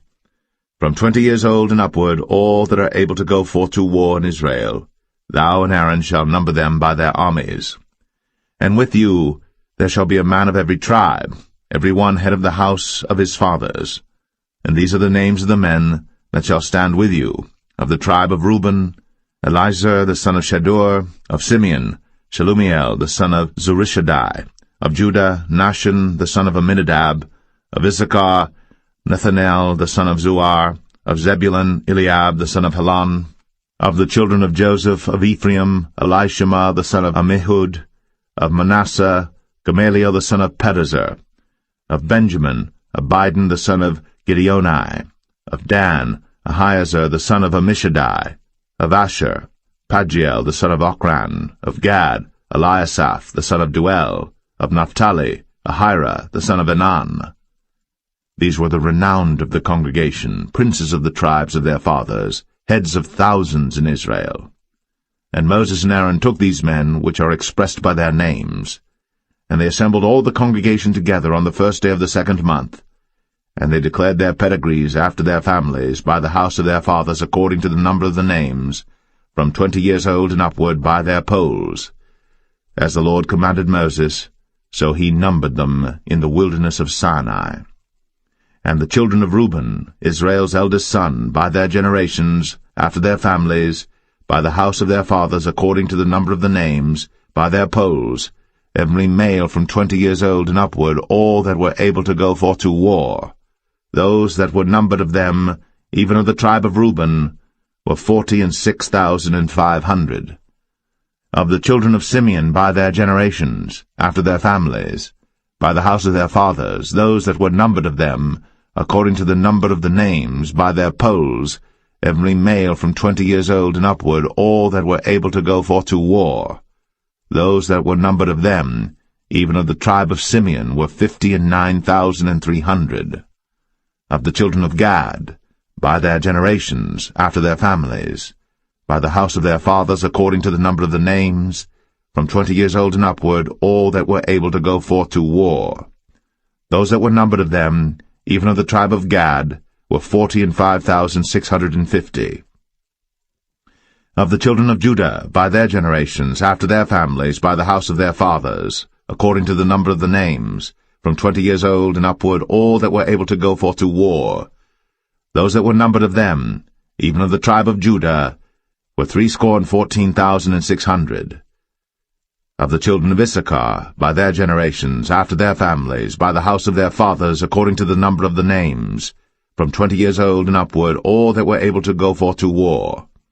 Those that were numbered of them, even of the tribe of Issachar, were 54,400. Of the children of Zebulun, by their generations, after their families, by the house of their fathers, according to the number of the names, from 20 years old and upward, all that were able to go forth to war, those that were numbered of them, even of the tribe of Zebulun, were 57,400.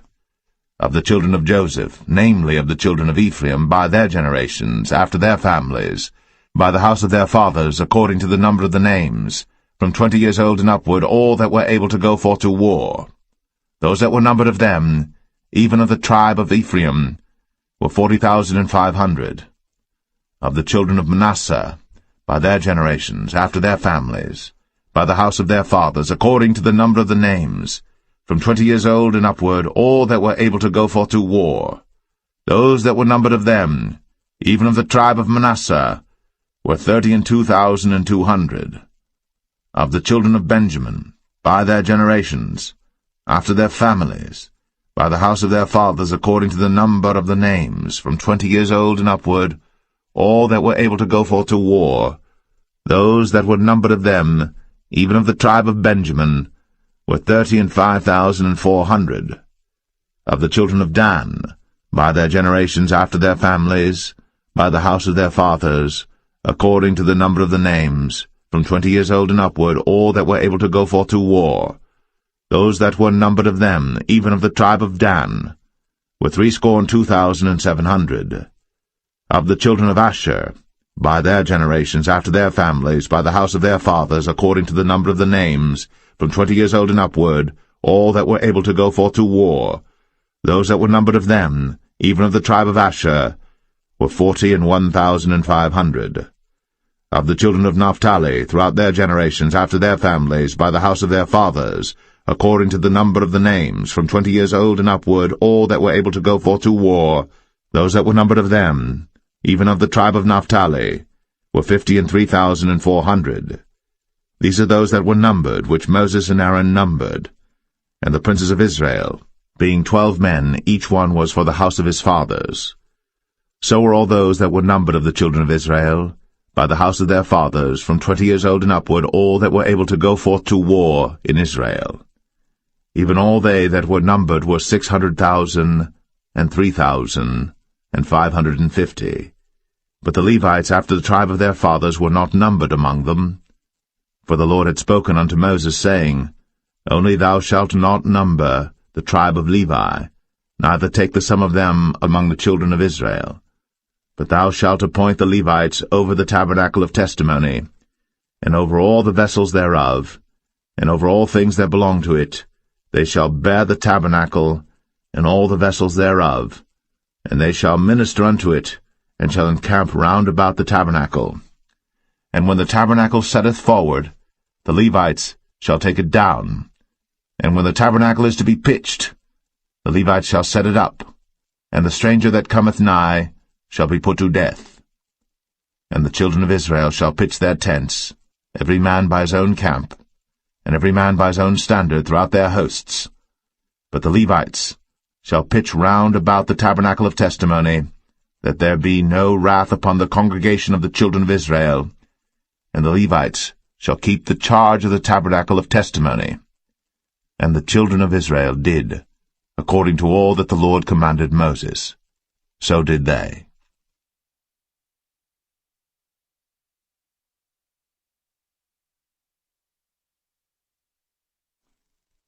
Numbers 2. And the Lord spake unto Moses and unto Aaron, saying, Every man of the children of Israel shall pitch by his own standard, with the ensign of their father's house. Far off about the tabernacle of the congregation shall they pitch. And on the east side toward the rising of the sun shall they of the standard of the camp of Judah pitch throughout their armies. And Nahshon the son of Amminadab shall be captain of the children of Judah. And his host, and those that were numbered of them, were 314,600. And those that do pitch next unto him shall be the tribe of Issachar. And Nethaniel the son of Zuar shall be captain of the children of Issachar. And his host, and those that were numbered thereof, were 54,400. Then the tribe of Zebulun, and Eliab the son of Helon, shall be captain of the children of Zebulun. And his host, and those that were numbered thereof, were 57,400. All that were numbered in the camp of Judah were 100,000 and 80,000 and 6,400 throughout their armies. These shall first set forth. On the south side shall be the standard of the camp of Reuben, according to their armies, and the captain of the children of Reuben shall be Elizur, the son of Shedeur. And his host, and those that were numbered thereof, were 46,500. And those which pitched by him shall be the tribe of Simeon. And the captain of the children of Simeon shall be Shelumiel, the son of Zerushadai. And his host, and those that were numbered of them, were 59,300. Then the tribe of Gad, and the captain of the sons of Gad shall be Eliasaph, the son of Ruel. And his host, and those that were numbered of them, were 45,650. All that were numbered in the camp of Reuben were 100,050 and 1,450 throughout their armies, and they shall set forth in the second rank. Then the tabernacle of the congregation shall set forward with the camp of the Levites, in the midst of the camp, as they encamp, so shall they set forward, every man in his place by their standards. On the west side shall be the standard of the camp of Ephraim, according to their armies, and the captain of the sons of Ephraim shall be Elishama, the son of Ammihud. And his host, and those that were numbered of them, were 40,500. And by him shall be the tribe of Manasseh, and the captain of the children of Manasseh shall be Gamaliel, the son of Pedazur. And his host, and those that were numbered of them, were 32,200. Then the tribe of Benjamin, and the captain of the sons of Benjamin shall be Abidan, the son of Gideoni. and his host and those that were numbered of them were 35,400.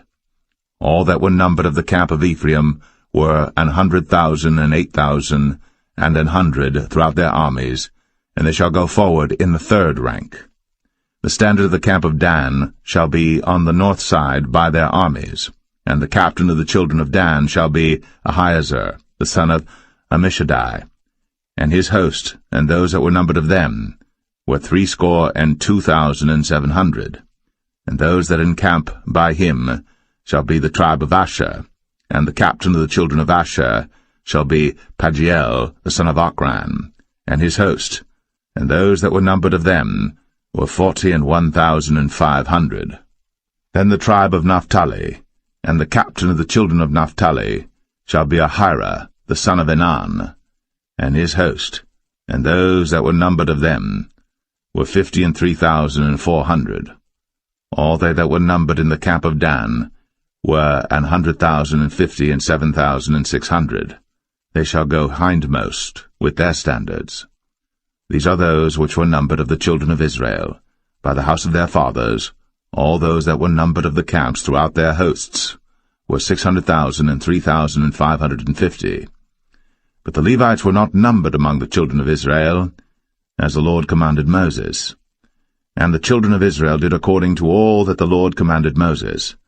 So they pitched by their standards, and so they set forward, every one after their families, according to the house of their fathers.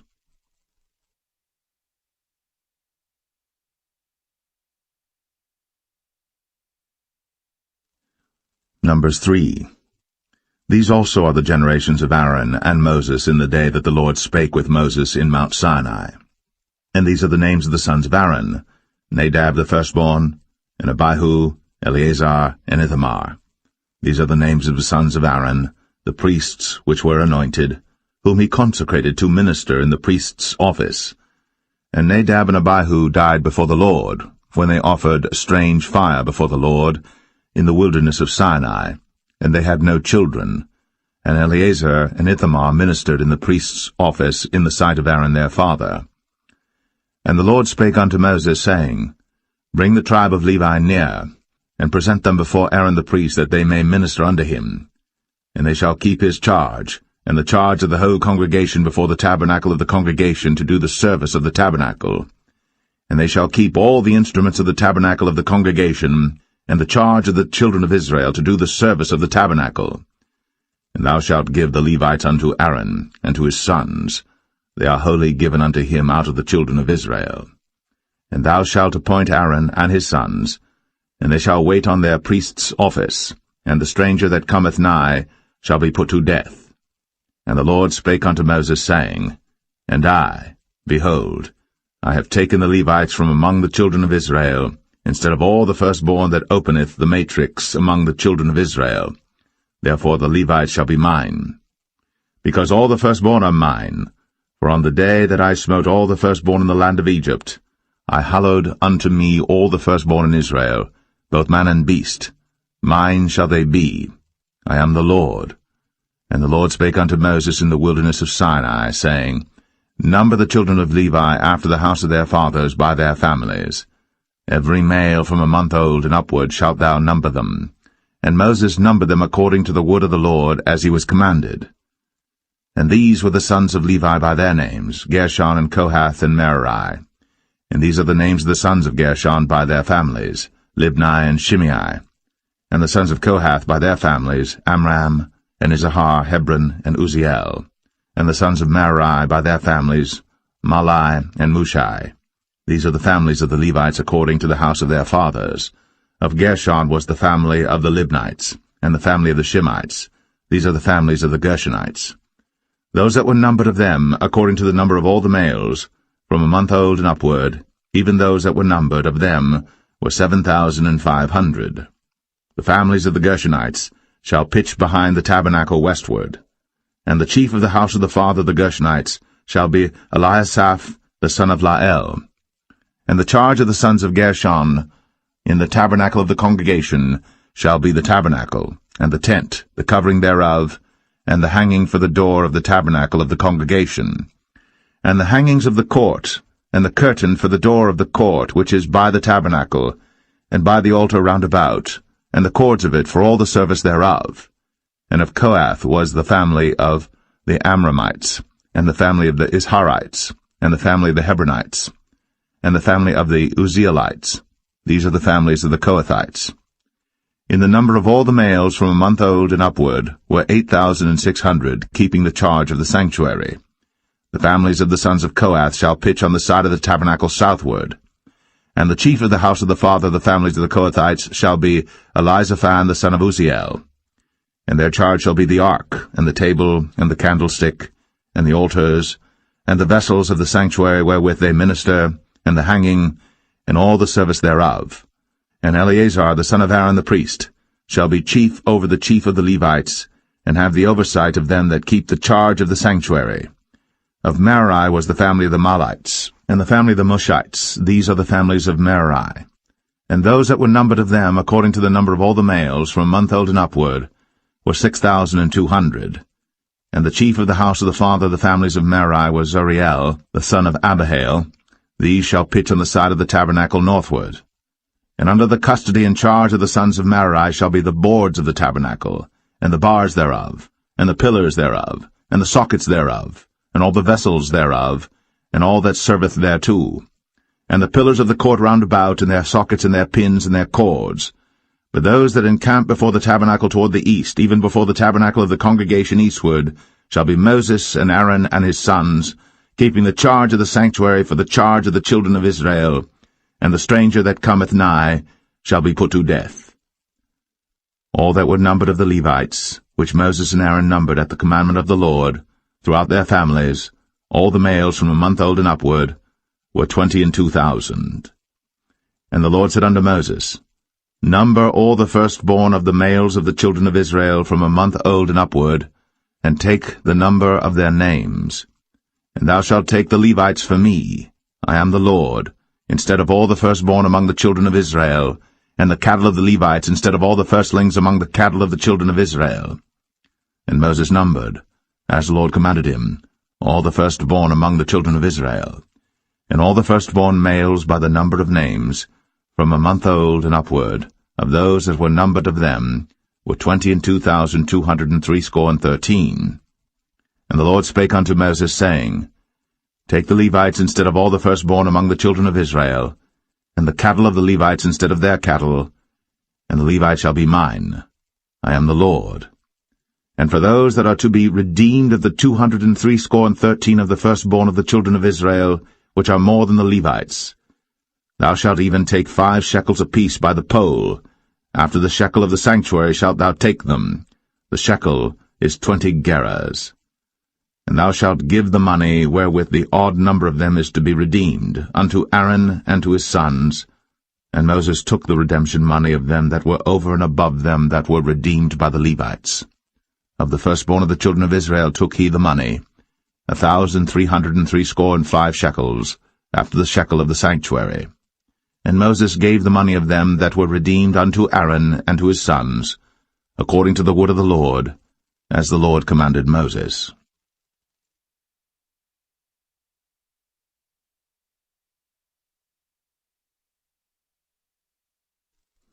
Numbers 4. And the Lord spake unto Moses and unto Aaron, saying, Take the sum of the sons of Kohath, from among the sons of Levi, after their families, by the house of their fathers, from 30 years old and upward, even until 50 years old, all that enter into the host, to do the work in the tabernacle of the congregation.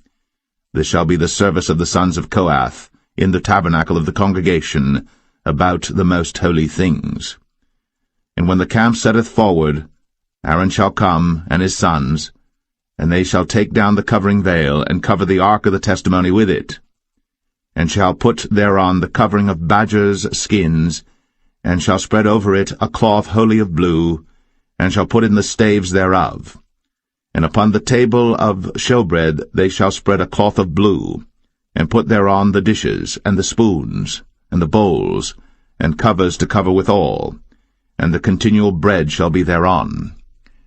And they shall spread upon them a cloth of scarlet, and cover the same with the covering of badgers' skins, and shall put in the staves thereof. And they shall take a cloth of blue, and cover the candlestick of the light, and his lamps, and his tongs, and his snuff dishes, and all the oil vessels thereof, wherewith they minister unto it. And they shall put it and all the vessels thereof within a covering of badgers' skins, and shall put it upon a bar, and upon the golden altar they shall spread a cloth of blue, and cover it with a covering of badgers' skins, and shall put to the staves thereof.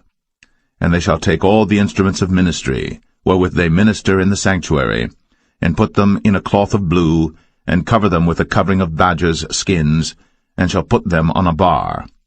And they shall take away the ashes from the altar, and spread a purple cloth thereon. And they shall put upon it all the vessels thereof, wherewith they minister about it, even the censers, the flesh hooks, and the shovels, and the basins, all the vessels of the altar, and they shall spread upon it a covering of badgers' skins, and put to the staves of it. And when Aaron and his sons have made an end of covering the sanctuary, and all the vessels of the sanctuary as the camp is to set forward, after that the sons of Kohath shall come to bear it.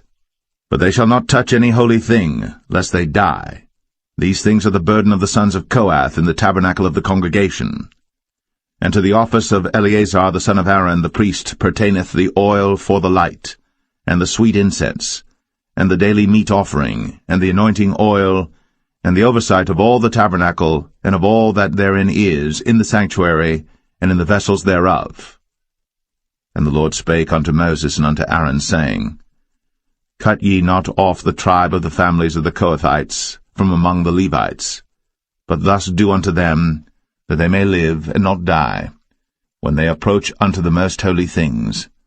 Aaron and his sons shall go in, and appoint them every one to his service and to his burden. But they shall not go in to see when the holy things are covered, lest they die. And the Lord spake unto Moses, saying, Take also the sum of the sons of Gershon, throughout the houses of their fathers by their families. From 30 years old and upward until 50 years old shalt thou number them, all that enter in to perform the service, to do the work in the tabernacle of the congregation. This is the service of the families of the Gershonites, to serve and for burdens. And they shall bear the curtains of the tabernacle, and the tabernacle of the congregation, his covering, and the covering of the badger skins that is above upon it, and the hanging for the door of the tabernacle of the congregation, and the hangings of the court, and the hanging for the door of the gate of the court, which is by the tabernacle, and by the altar round about, and their cords, and all the instruments of their service, and all that is made for them, so shall they serve. At the appointment of Aaron and his sons shall be all the service of the sons of the Gershonites, in all their burdens, and in all their service, and ye shall appoint unto them in charge all their burdens. This is the service of the families of the sons of Gershon, in the tabernacle of the congregation, and their charge shall be under the hand of Ithamar the son of Aaron the priest. As for the sons of Merari, thou shalt number them after their families by the house of their fathers. From 30 years old and upward, even unto 50 years old, shalt thou number them, every one that entereth into the service, to do the work of the tabernacle of the congregation. And this is the charge of their burden, according to all their service in the tabernacle of the congregation, the boards of the tabernacle, and the bars thereof, and the pillars thereof, and sockets thereof. And the pillars of the court round about, and their sockets, and their pins, and their cords, with all their instruments, and with all their service. And by name ye shall reckon the instruments of the charge of their burden. This is the service of the families of the sons of Merari, according to all their service, in the tabernacle of the congregation under the hand of Ithamar the son of Aaron the priest. And Moses and Aaron, and the chief of the congregation numbered the sons of the Kohathites after their families, and after the house of their fathers, from 30 years old and upward, even unto 50 years old, every one that entereth into the service, for the work in the tabernacle of the congregation. And those that were numbered of them by their families were 2,750. These were they that were numbered of the families of the Kohathites, all that might do service in the tabernacle of the congregation, which Moses and Aaron did number, according to the commandment of the Lord, by the hand of Moses. And those that were numbered of the sons of Gershon throughout their families and by the house of their fathers, from 30 years old and upward, even unto 50 years old, every one that entereth into the service, for the work in the tabernacle of the congregation, even those that were numbered of them throughout their families by the house of their fathers, were 2,630. These are they that were numbered of the families of the sons of Gershon, of all that might do service in the tabernacle of the congregation, whom Moses and Aaron did number according to the commandment of the Lord. And those that were numbered of the families of the sons of Merari, throughout their families by the house of their fathers, from 30 years old and upward, even unto 50 years old, every one that entereth into the service, for the work in the tabernacle of the congregation, even those that were numbered of them after their families, were 3,200. These be those that were numbered of the families of the sons of Merari, whom Moses and Aaron numbered according to the word of the Lord by the hand of Moses. All those that were numbered of the Levites, whom Moses and Aaron and the chief of Israel numbered, after their families, and after the house of their fathers, from 30 years old and upward, even unto 50 years old, every one that came to do the service of the ministry, and the service of the burden in the tabernacle of the congregation, even those that were numbered of them, were 8,580. According to the commandment of the Lord they were numbered by the hand of Moses, every one, according to his service, and according to his burden. Thus were they numbered of him, as the Lord commanded Moses.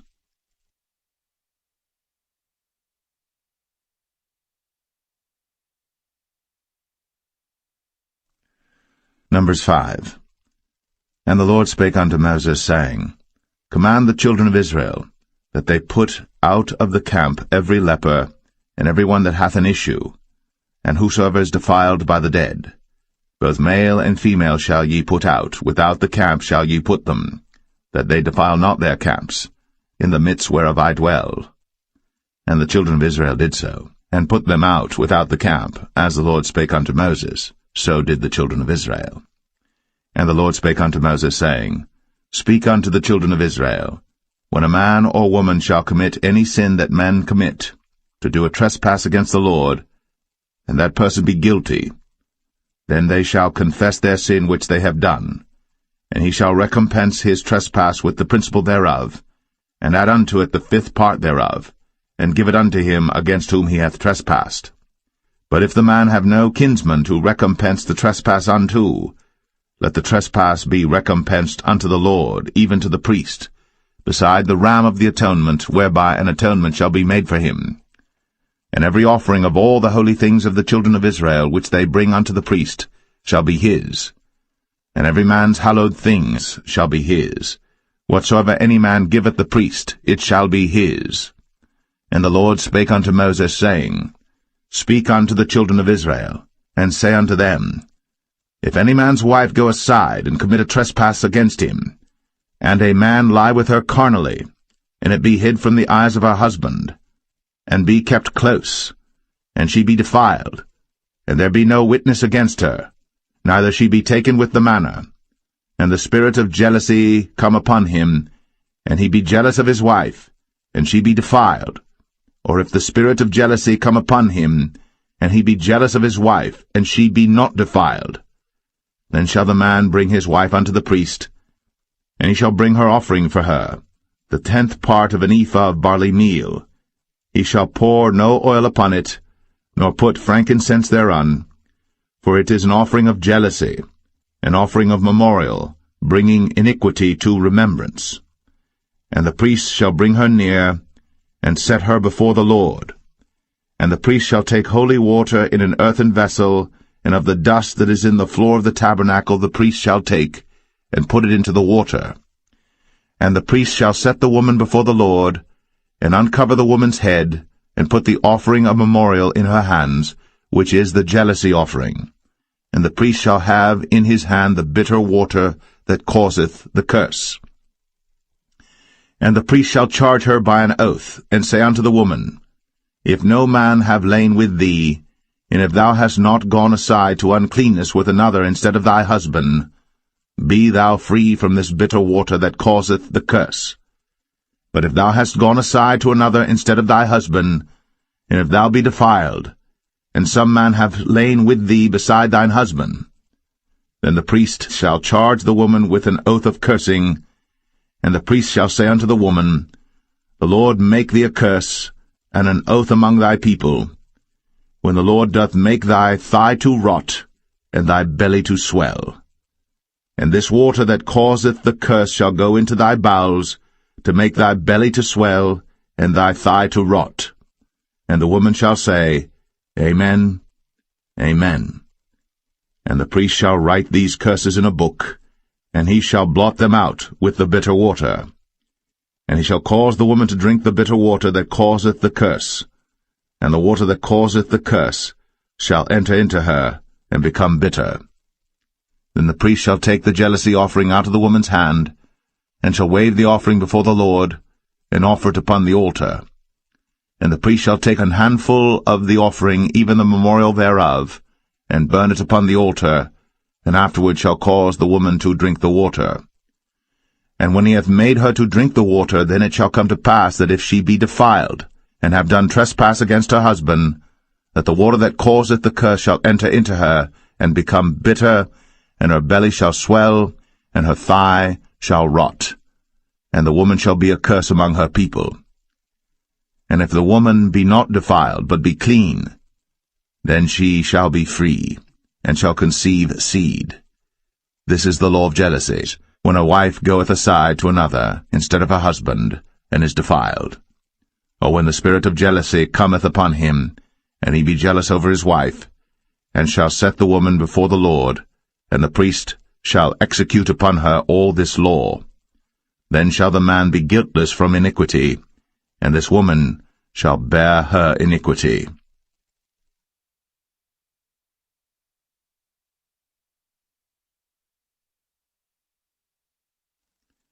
Number 6.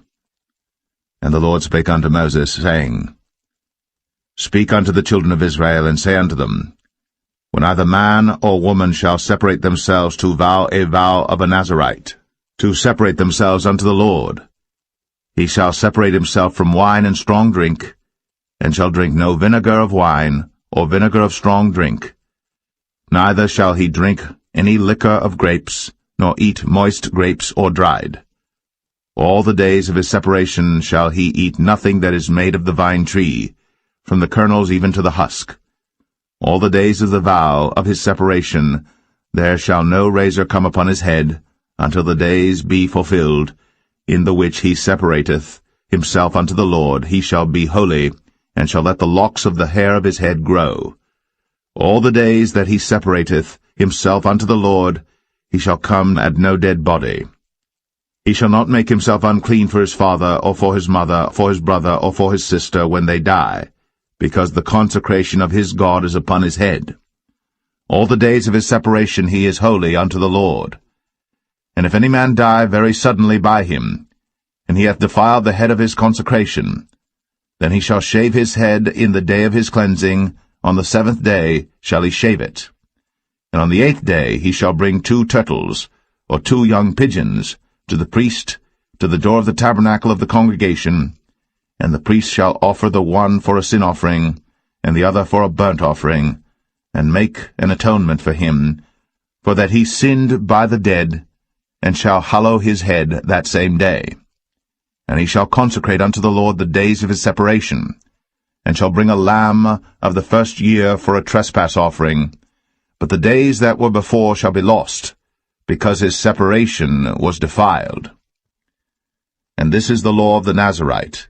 When the days of his separation are fulfilled, he shall be brought unto the door of the tabernacle of the congregation, and he shall offer his offering unto the Lord, 1 he-lamb of the first year without blemish for a burnt offering, and 1 ewe-lamb of the first year without blemish for a sin offering, and 1 ram without blemish for peace offerings, and a basket of unleavened bread, cakes of fine flour mingled with oil, and wafers of unleavened bread anointed with oil, and their meat offering, and their drink offerings. And the priest shall bring them before the Lord, and shall offer his sin offering and his burnt offering. And he shall offer the ram for a sacrifice of peace offerings unto the Lord, with the basket of unleavened bread. The priest shall offer also his meat offering and his drink offering.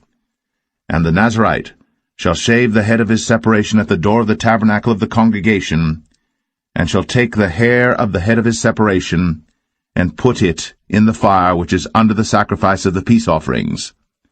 And the priest shall take the sodden shoulder of the ram, and 1 unleavened cake out of the basket, and 1 unleavened wafer, and shall put them upon the hands of the Nazarite, after the hair of his separation is shaven. And the priest shall wave them for a wave offering before the Lord. This is holy for the priest, with the wave breast and heave shoulder. And after that the Nazarite may drink wine. This is the law of the Nazarite who hath vowed, and of his offering unto the Lord for his separation, beside that his hand shall get, according to the vow which he vowed, so he must do after the law of his separation. And the Lord spake unto Moses, saying, Speak unto Aaron and unto his sons, saying, On this wise ye shall bless the children of Israel, saying unto them, The Lord bless thee, and keep thee. The Lord make his face shine upon thee, and be gracious unto thee. The Lord lift up his countenance upon thee, and give thee peace. And they shall put my name upon the children of Israel, and I will bless them.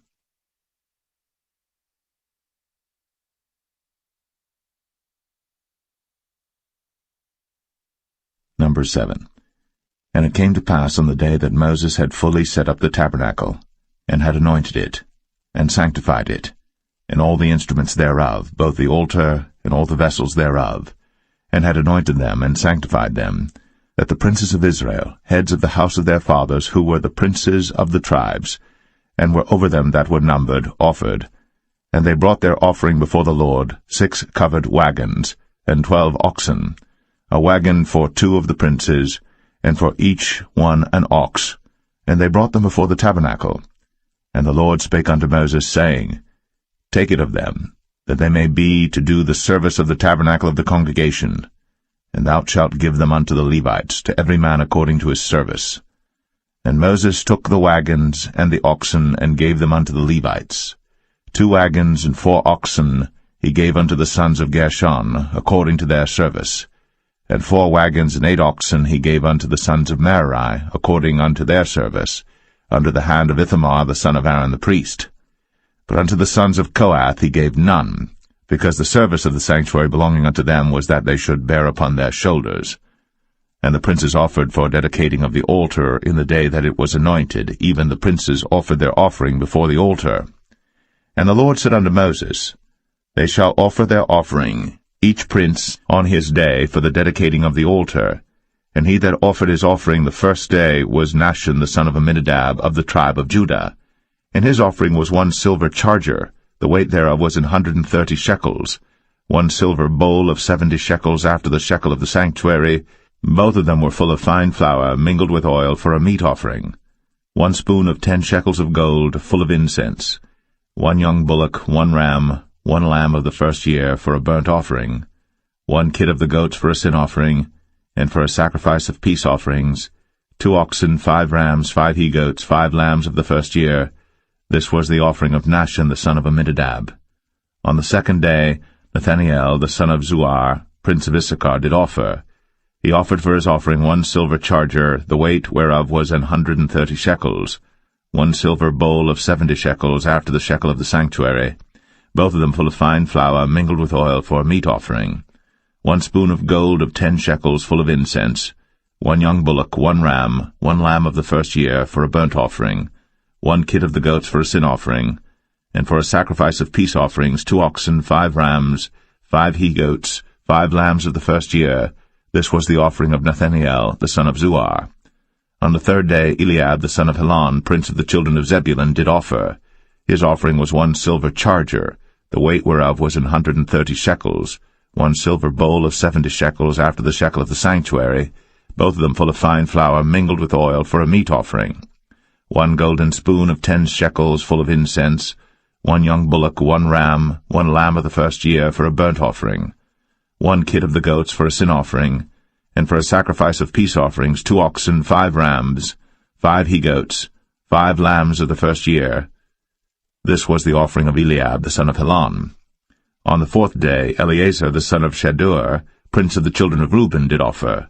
His offering was 1 silver charger of the weight of 130 shekels, 1 silver bowl of 70 shekels after the shekel of the sanctuary, both of them full of fine flour mingled with oil for a meat offering, 1 golden spoon of 10 shekels full of incense, 1 young bullock, 1 ram, 1 lamb of the first year for a burnt offering, 1 kid of the goats for a sin offering, and for a sacrifice of peace offerings 2 oxen, 5 rams, 5 he-goats, 5 lambs of the first year.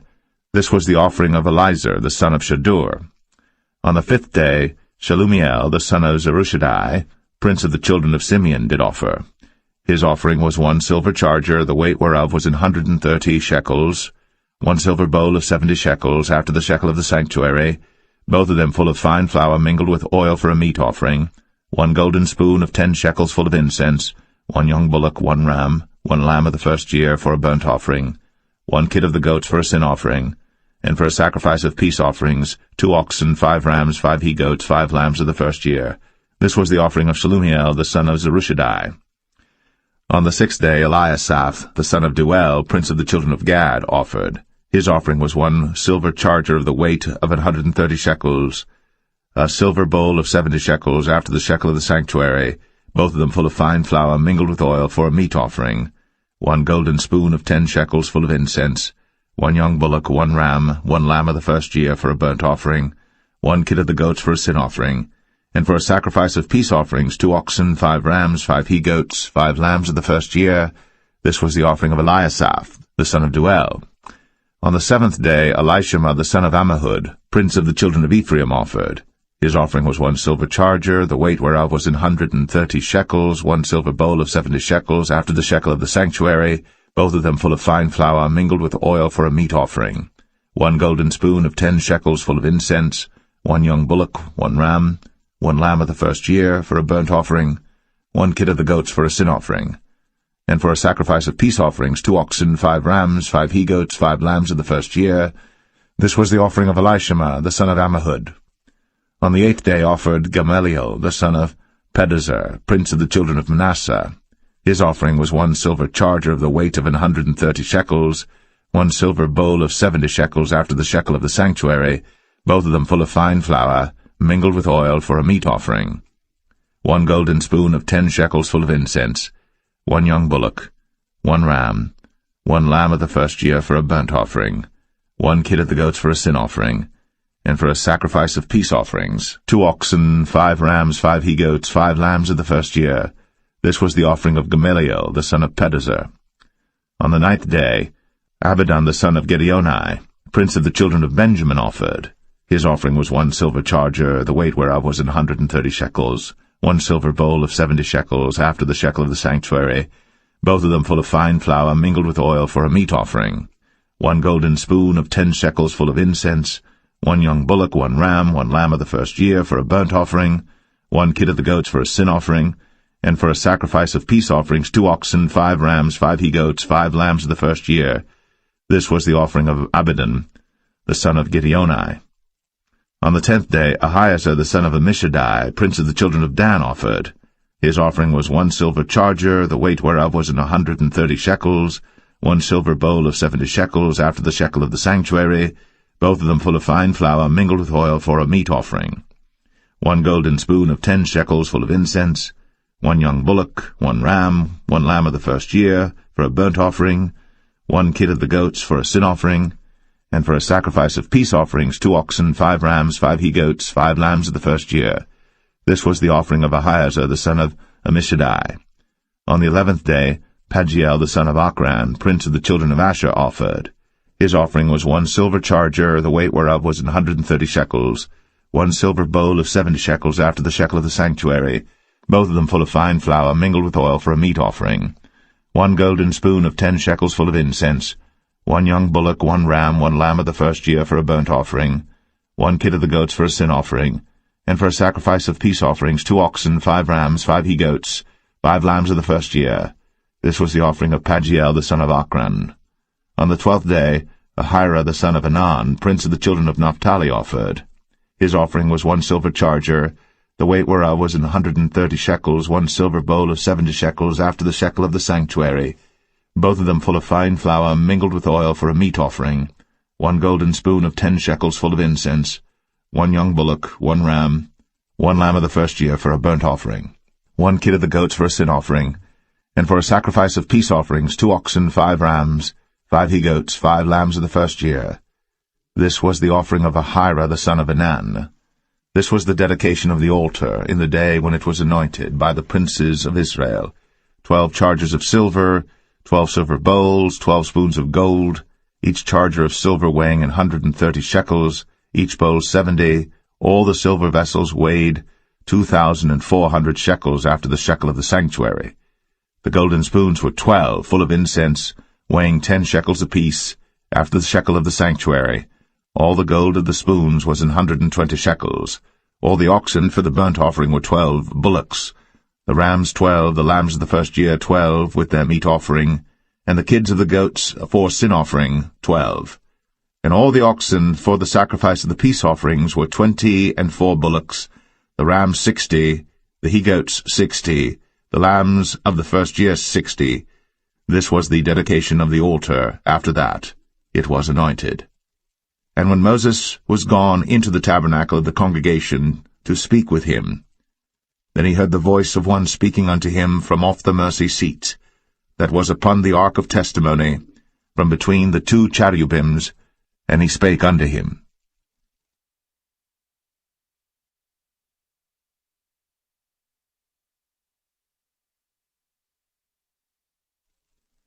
Numbers 8. And the Lord spake unto Moses, saying, Speak unto Aaron, and say unto him, When thou lightest the lamps, the 7 lamps shall give light over against the candlestick. And Aaron did so. He lighted the lamps thereof over against the candlestick, as the Lord commanded Moses. And this work of the candlestick was of beaten gold, unto the shaft thereof, unto the flowers thereof was beaten work, according unto the pattern which the Lord had shown Moses. So he made the candlestick. And the Lord spake unto Moses, saying, Take the Levites from among the children of Israel, and cleanse them. And thus shalt thou do unto them to cleanse them. Sprinkle water of purifying upon them, and let them shave all their flesh, and let them wash their clothes, and so make themselves clean. Then let them take a young bullock with his meat offering, even fine flour mingled with oil, and another young bullock shalt thou take for a sin offering.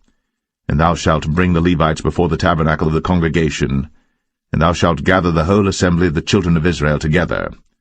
And thou shalt bring the Levites before the Lord, and the children of Israel shall put their hands upon the Levites.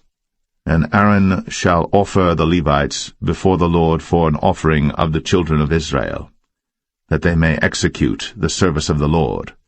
And the Levites shall lay their hands upon the heads of the bullocks, and thou shalt offer the one for a sin offering, and the other for a burnt offering unto the Lord, to make an atonement for the Levites. And thou shalt set the Levites before Aaron, and before his sons, and offer them for an offering unto the Lord. Thus shalt thou separate the Levites from among the children of Israel, and the Levites shall be mine. And after that shall the Levites go in to do the service of the tabernacle of the congregation, and thou shalt cleanse them and offer them for an offering. For they are wholly given unto me from among the children of Israel, instead of such as open every womb, even instead of the firstborn of all the children of Israel, have I taken them unto me. For all the firstborn of the children of Israel are mine, both man and beast. On the day that I smote every firstborn in the land of Egypt, I sanctified them for myself. And I have taken the Levites for all the firstborn of the children of Israel, and I have given the Levites as a gift to Aaron and to his sons from among the children of Israel, to do the service of the children of Israel in the tabernacle of the congregation, and to make an atonement for the children of Israel, that there be no plague among the children of Israel, when the children of Israel come nigh unto the sanctuary. And Moses and Aaron and all the congregation of the children of Israel did to the Levites according unto all that the Lord commanded Moses concerning the Levites. So did the children of Israel unto them. And the Levites were purified, and they washed their clothes, and Aaron offered them as an offering before the Lord, and Aaron made an atonement for them to cleanse them. And after that went the Levites in to do their service in the tabernacle of the congregation before Aaron, and before his sons, as the Lord had commanded Moses concerning the Levites, so did they unto them. And the Lord spake unto Moses, saying, This is it that belongeth unto the Levites. From 25 years old and upward they shall go in to wait upon the service of the tabernacle of the congregation. and from the age of 50 years they shall cease waiting upon the service thereof, and shall serve no more, but shall minister with their brethren in the tabernacle of the congregation, to keep the charge, and shall do no service. Thus shalt thou do unto the Levites touching their charge.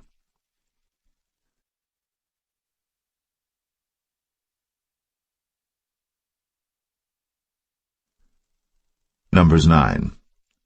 And the Lord spake unto Moses in the wilderness of Sinai, in the 1st month of the 2nd year, after they were come out of the land of Egypt, saying, Let the children of Israel also keep the Passover at his appointed season.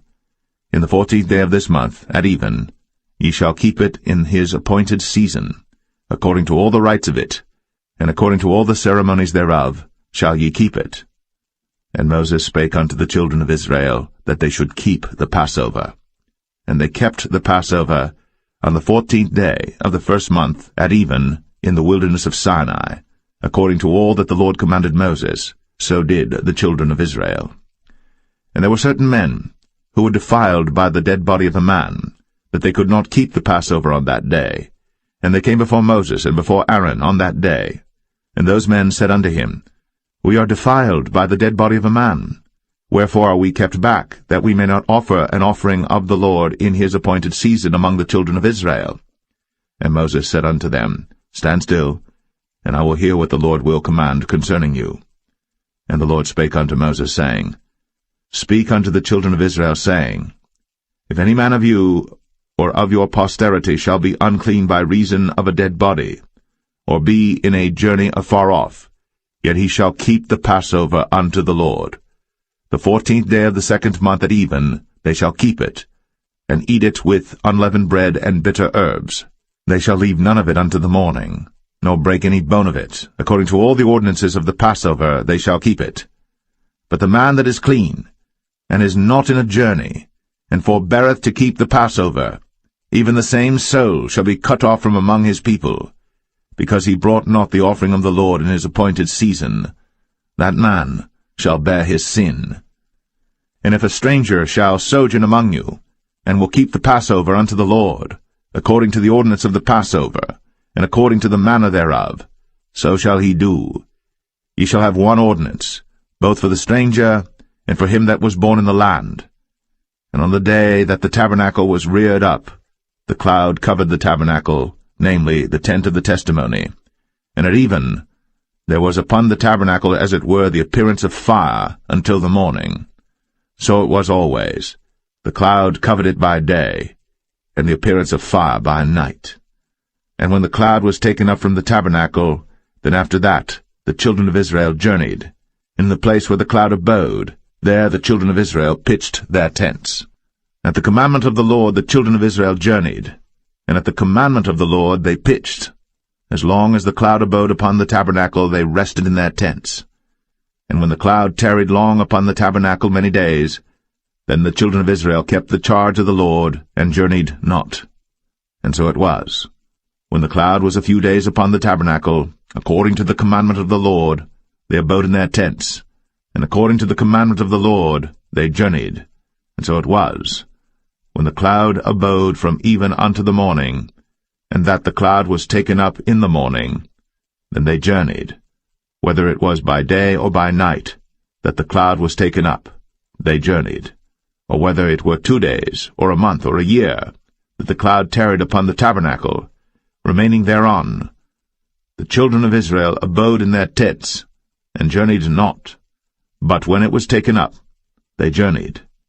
At the commandment of the Lord they rested in the tents, and at the commandment of the Lord they journeyed. They kept the charge of the Lord, at the commandment of the Lord, by the hand of Moses.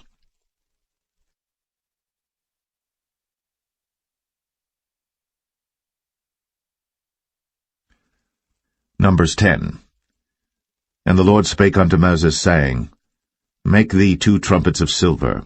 Of a whole piece shalt thou make them, that thou mayest use them for the calling of the assembly, and for the journeying of the camps. And when they shall blow with them, all the assembly shall assemble themselves to thee at the door of the tabernacle of the congregation. And if they blow but with 1 trumpet, then the princes, which are heads of the thousands of Israel, shall gather themselves unto thee. When ye blow an alarm, then the camps that lie on the east parts shall go forward. When ye blow an alarm the second time, then the camps that lie on the south side shall take their journey. They shall blow an alarm for their journeys.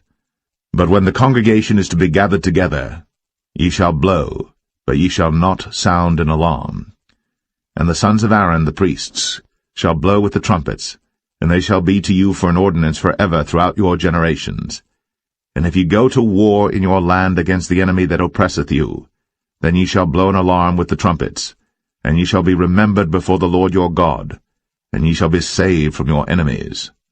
Also in the day of your gladness, and in your solemn days, in the beginnings of your months, ye shall blow with the trumpets over your burnt offerings, and over the sacrifices of your peace offerings, that they may be to you for a memorial before your God.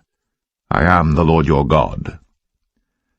And it came to pass on the 20th day of the 2nd month, in the 2nd year, that the cloud was taken up from off the tabernacle of the testimony. And the children of Israel took their journeys out of the wilderness of Sinai, and the cloud rested in the wilderness of Paran. And they first took their journey according to the commandment of the Lord by the hand of Moses. In the first place went the standard of the camp of the children of Judah according to their armies, and over his host was Nahshon the son of Amminadab. And over the host of the tribe of the children of Issachar was Nethanel the son of Zuar. And over the host of the tribe of the children of Zebulun was Eliab the son of Helon. And the tabernacle was taken down, and the sons of Gershon and the sons of Merari set forward, bearing the tabernacle. And the standard of the camp of Reuben set forward according to their armies. And over his host was Elizur the son of Shadur. And over the host of the tribe of the children of Simeon was Shelumiel the son of Zerushadai. And over the host of the tribe of the children of Gad was Eliasaph the son of Duel. And the Kohathites set forward, bearing the sanctuary, and the other did set up the tabernacle against they came. And the standard of the camp of the children of Ephraim set forward according to their armies, and over his host was Elishama the son of Ammihud. And over the host of the tribe of the children of Manasseh was Gamaliel the son of Pedazur. And over the host of the tribe of the children of Benjamin was Abidan the son of Gideoni. And the standard of the camp of the children of Dan set forward, which was the rearward of all the camps throughout their hosts. And over his host was Ahiezer the son of Ammishaddai. And over the host of the tribe of the children of Asher was Pagiel the son of Ochran. And over the host of the tribe of the children of Naphtali was Ahira the son of Enan. Thus were the journeyings of the children of Israel according to their armies, when they set forward. And Moses said unto Hobab the son of Raguel the Midianite, Moses' father-in-law, We are journeying unto the place of which the Lord said, I will give it you. Come thou with us, and we will do thee good. For the Lord hath spoken good concerning Israel. And he said unto him, I will not go, but I will depart to mine own land, and to my kindred. And he said, Leave us not, I pray thee, for as much as thou knowest how we are to encamp in the wilderness, and thou mayest be to us instead of eyes. And it shall be, if thou go with us, yea, it shall be that what goodness the Lord shall do unto us, the same will we do unto thee. And they departed from the mount of the Lord 3 days' journey. And the ark of the covenant of the Lord went before them in the 3 days' journey, to search out a resting place for them. And the cloud of the Lord was upon them by day, when they went out of the camp. And it came to pass, when the ark set forward, that Moses said, Rise up, Lord, and let thine enemies be scattered, and let them that hate thee flee before thee. And when it rested, he said, Return, O Lord, unto the many thousands of Israel.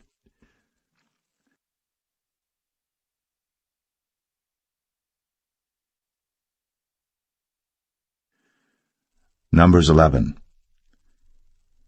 And when the people complained, it displeased the Lord. And the Lord heard it, and his anger was kindled. And the fire of the Lord burnt among them, and consumed them that were in the uttermost parts of the camp. And the people cried unto Moses. And when Moses prayed unto the Lord, the fire was quenched. And he called the name of the place Taberah, because the fire of the Lord burnt among them. And the mixed multitude that was among them fell a-lusting, And the children of Israel also wept again, and said, Who shall give us flesh to eat? We remember the fish which we did eat in Egypt freely, the cucumbers, and the melons, and the leeks, and the onions, and the garlic. But now our soul is dried away. There is nothing at all beside this manna before our eyes. And the manna was as coriander seed, and the color thereof as the color of bdellium. And the people went about, and gathered it, and ground it in mills, or beat it in a mortar, and baked it in pans, and made cakes of it. And the taste of it was as the taste of fresh oil. And when the dew fell upon the camp in the night, the manna fell upon it. Then Moses heard the people weep throughout their families, every man in the door of his tent. And the anger of the Lord was kindled greatly. Moses also was displeased. And Moses said unto the Lord, Wherefore hast thou afflicted thy servant? And wherefore have I not found favor in thy sight, that thou layest the burden of all this people upon me? Have I conceived all this people? Have I begotten them, that thou shouldst say unto me, Carry them in thy bosom, as a nursing father beareth the sucking child, unto the land which thou swarest unto their fathers? Whence should I have flesh to give unto all this people? For they weep unto me, saying, Give us flesh, that we may eat. I am not able to bear all this people alone, because it is too heavy for me. And if thou deal thus with me, kill me, I pray thee, out of hand, if I have found favor in thy sight, and let me not see my wretchedness. And the Lord said unto Moses, Gather unto me 70 men of the elders of Israel, whom thou knowest to be the elders of the people, and officers over them, and bring them unto the tabernacle of the congregation, that they may stand there with thee. And I will come down and talk with thee there. And I will take of the Spirit which is upon thee, and will put it upon them, and they shall bear the burden of the people with thee, that thou bear it not thyself alone. And say thou unto the people, Sanctify yourselves against tomorrow, and ye shall eat flesh. For ye have wept in the ears of the Lord, saying, Who shall give us flesh to eat? For it was well with us in Egypt. Therefore the Lord will give you flesh, and ye shall eat. Ye shall not eat 1 day, nor 2 days, nor 5 days, neither 10 days, nor 20 days, but even a whole month, until it come out at your nostrils, and it be loathsome unto you, because that ye have despised the Lord which is among you, and have wept before him, saying, Why came we forth out of Egypt? And Moses said, The people, among whom I am, are 600,000 footmen, and thou hast said, I will give them flesh, that they may eat a whole month. Shall the flocks and the herds be slain for them to suffice them? Or shall all the fish of the sea be gathered together for them to suffice them? And the Lord said unto Moses, Is the Lord's hand waxed short? Thou shalt see now whether my word shall come to pass unto thee or not. And Moses went out, and told the people the words of the Lord, and gathered the 70 men of the elders of the people, and set them round about the tabernacle. And the Lord came down in a cloud, and spake unto him, and took of the Spirit that was upon him, and gave it unto the 70 elders. And it came to pass that, when the Spirit rested upon them, they prophesied, and did not cease. But there remained 2 of the men in the camp. The name of the one was Eldad, and the name of the other Medad. And the Spirit rested upon them, and they were of them that were written, but went not out unto the tabernacle, and they prophesied in the camp. And there ran a young man, and told Moses, and said, Eldad and Medad do prophesy in the camp. And Joshua the son of Nun, the servant of Moses, one of his young men, answered and said, My lord Moses, forbid them. And Moses said unto him, Enviest thou for my sake? Would God that all the Lord's people were prophets, and that the Lord would put his Spirit upon them. And Moses gat him into the camp, he and the elders of Israel. And there went forth a wind from the Lord, and brought quails from the sea, and let them fall by the camp, as it were a day's journey on this side, and as it were a day's journey on the other side, round about the camp, and as it were 2 cubits high upon the face of the earth. And the people stood up all that day, and all that night, and all the next day.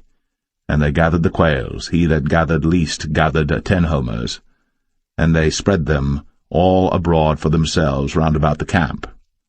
And while the flesh was yet between their teeth, ere it was chewed, the wrath of the Lord was kindled against the people, and the Lord smote the people with a very great plague. And he called the name of that place Kibroth Hattaavah, because there they buried the people that lusted. And the people journeyed from Kibroth Hattaavah unto Hazeroth, and abode at Hazeroth.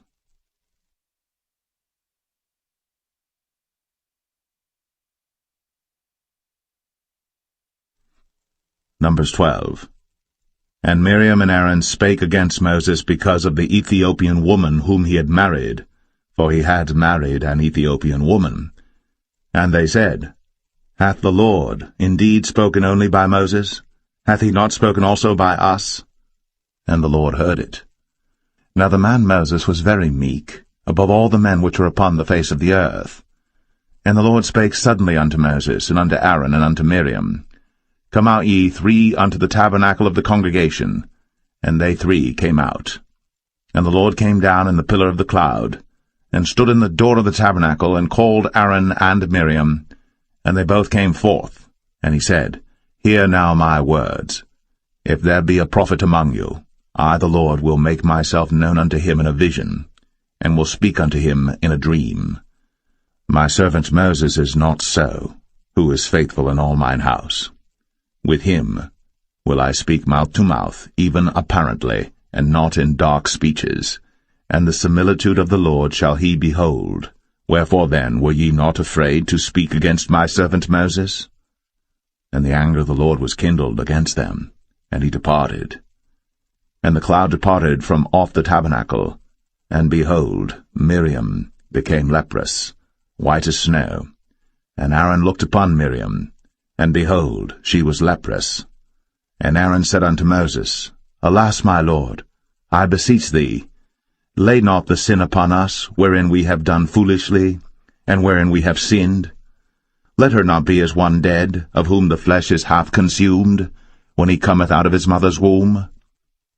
And Moses cried unto the Lord, saying, Heal her now, O God, I beseech thee. And the Lord said unto Moses, If her father had but spit in her face, should she not be ashamed 7 days? Let her be shut out from the camp 7 days, and after that let her be received in again. And Miriam was shut out from the camp 7 days. And the people journeyed not till Miriam was brought in again. And afterward the people removed from Hazeroth, and pitched in the wilderness of Paran.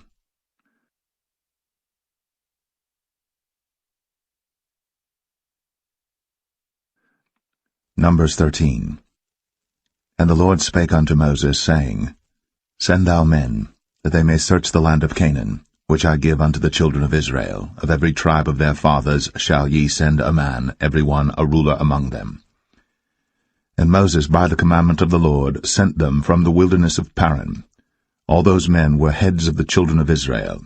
And these were their names: of the tribe of Reuben, Shammua, the son of Zakur; of the tribe of Simeon, Shaphat, the son of Ori; of the tribe of Judah, Caleb, the son of Jephunneh; of the tribe of Issachar, Igal, the son of Joseph; of the tribe of Ephraim, Hoshea, the son of Nun; of the tribe of Benjamin, Paltai, the son of Raphu; of the tribe of Zebulun, Gadiel, the son of Sodai; of the tribe of Joseph, namely of the tribe of Manasseh, Gadai, the son of Susai; of the tribe of Dan, Amiel, the son of Gemalli; of the tribe of Asher, Sethar, the son of Michael; of the tribe of Naphtali, Nabai, the son of Vosai; of the tribe of Gad, Geuel, the son of Machi.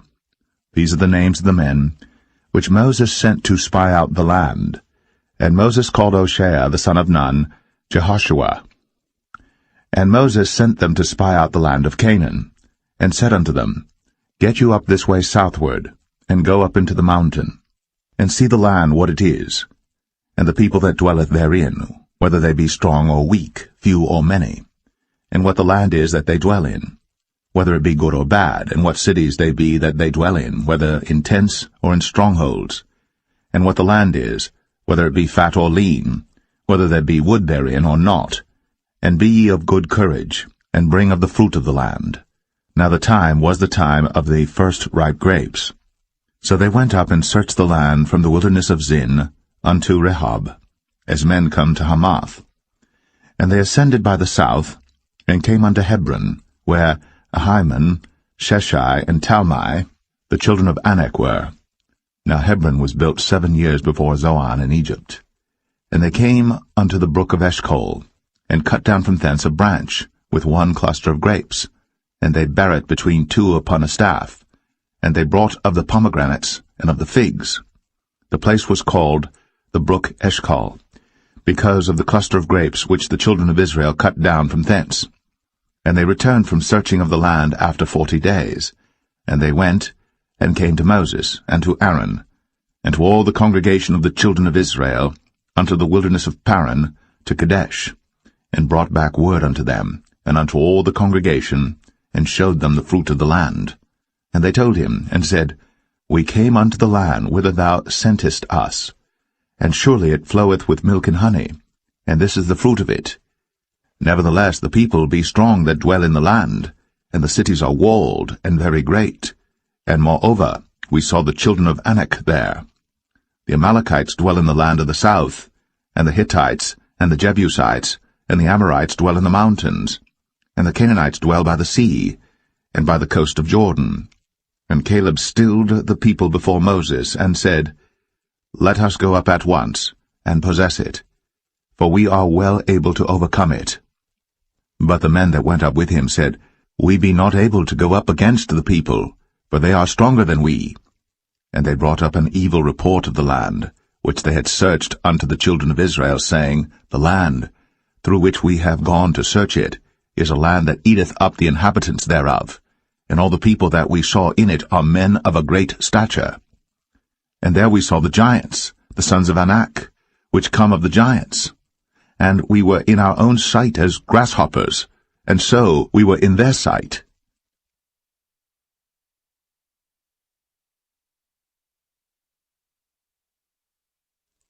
Numbers 14. And all the congregation lifted up their voice, and cried, and the people wept that night. And all the children of Israel murmured against Moses, and against Aaron. And the whole congregation said unto them, Would God that we had died in the land of Egypt, or would God we had died in this wilderness?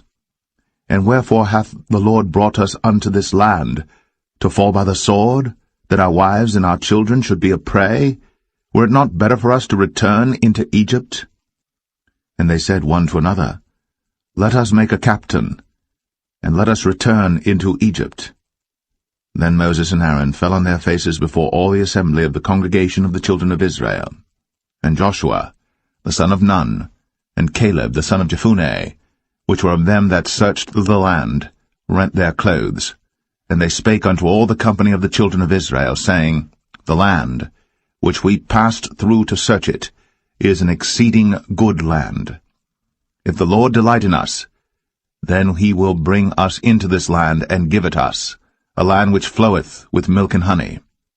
Only rebel not ye against the Lord, neither fear ye the people of the land, for they are bread for us, their defense is departed from them, and the Lord is with us, fear them not. But all the congregation bade stone them with stones. And the glory of the Lord appeared in the tabernacle of the congregation before all the children of Israel. And the Lord said unto Moses, How long will this people provoke me? And how long will it be ere they believe me, for all the signs which I have shown among them? I will smite them with the pestilence, and disinherit them, and will make of thee a greater nation, and mightier than they. And Moses said unto the Lord, Then the Egyptians shall hear it, for thou broughtest up this people in thy might from among them, and they will tell it to the inhabitants of this land. For they have heard that thou, Lord, art among this people, that thou, Lord, art seen face to face, and that thy cloud standeth over them, and that thou goest before them by daytime in a pillar of a cloud, and in a pillar of fire by night. Now if thou shalt kill all this people as one man, then the nations which have heard the fame of thee will speak, saying, Because the Lord was not able to bring this people into the land which he sware unto them, therefore he hath slain them in the wilderness.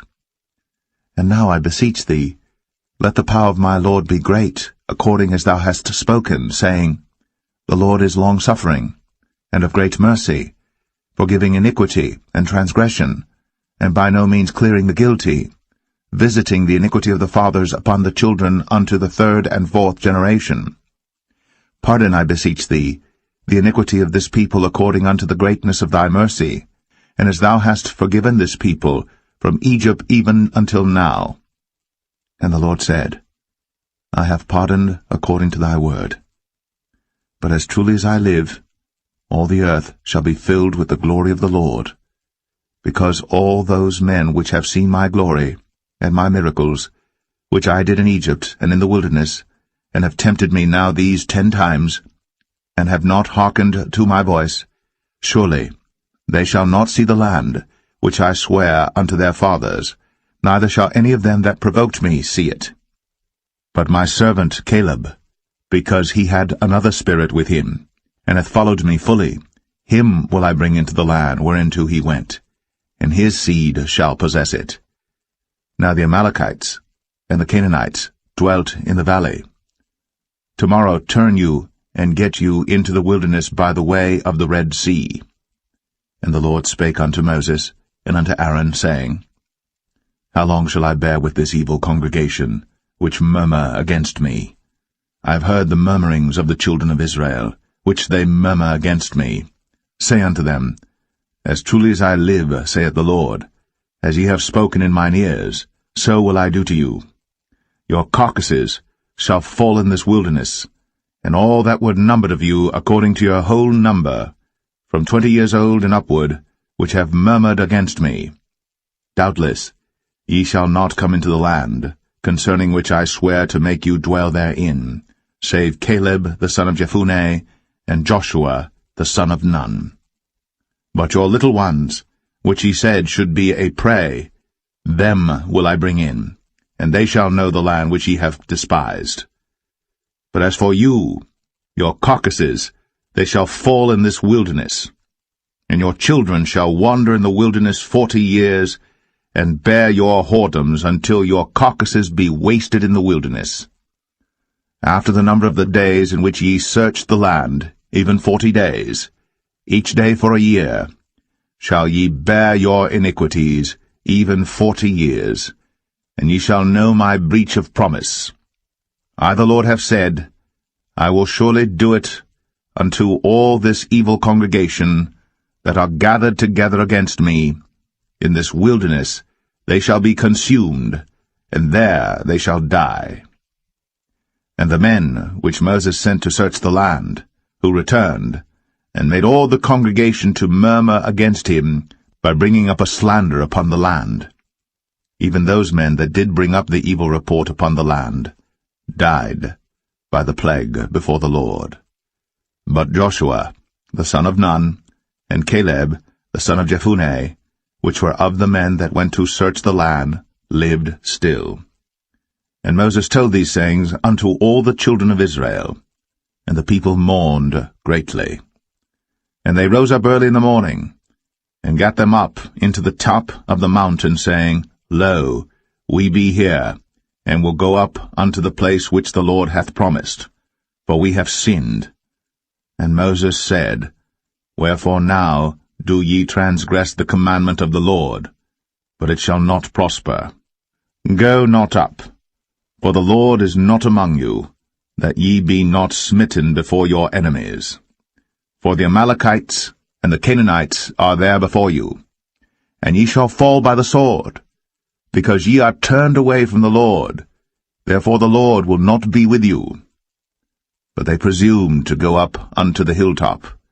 Nevertheless the ark of the covenant of the Lord and Moses departed not out of the camp. Then the Amalekites came down, and the Canaanites which dwelt in that hill, and smote them, and discomfited them, even unto Hormah.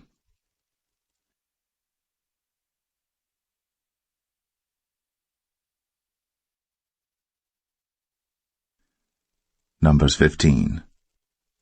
And the Lord spake unto Moses, saying, Speak unto the children of Israel, and say unto them, When ye be come into the land of your habitations, which I give unto you, and will make an offering by fire unto the Lord, a burnt offering, or a sacrifice in performing a vow, or in a freewill offering, or in your solemn feasts, to make a sweet savour unto the Lord, of the herd or of the flock. Then shall he that offereth his offering unto the Lord bring a meat offering of a 10th deal of flour mingled with the 4th part of an hin of oil, and the 4th part of an hin of wine for a drink offering shalt thou prepare with the burnt offering or sacrifice for 1 lamb. Or for a ram thou shalt prepare for a meat offering 2/10 deals of flour mingled with the 3rd part of an hin of oil. And for a drink offering thou shalt offer the 3rd part of an hin of wine for a sweet savour unto the Lord.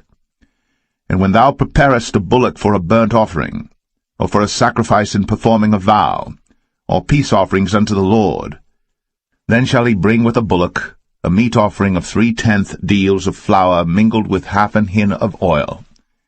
And thou shalt bring for a drink offering half an hin of wine, for an offering made by fire, of a sweet savour unto the Lord. Thus shall it be done for 1 bullock, or for 1 ram, or for a lamb, or a kid, according to the number that ye shall prepare.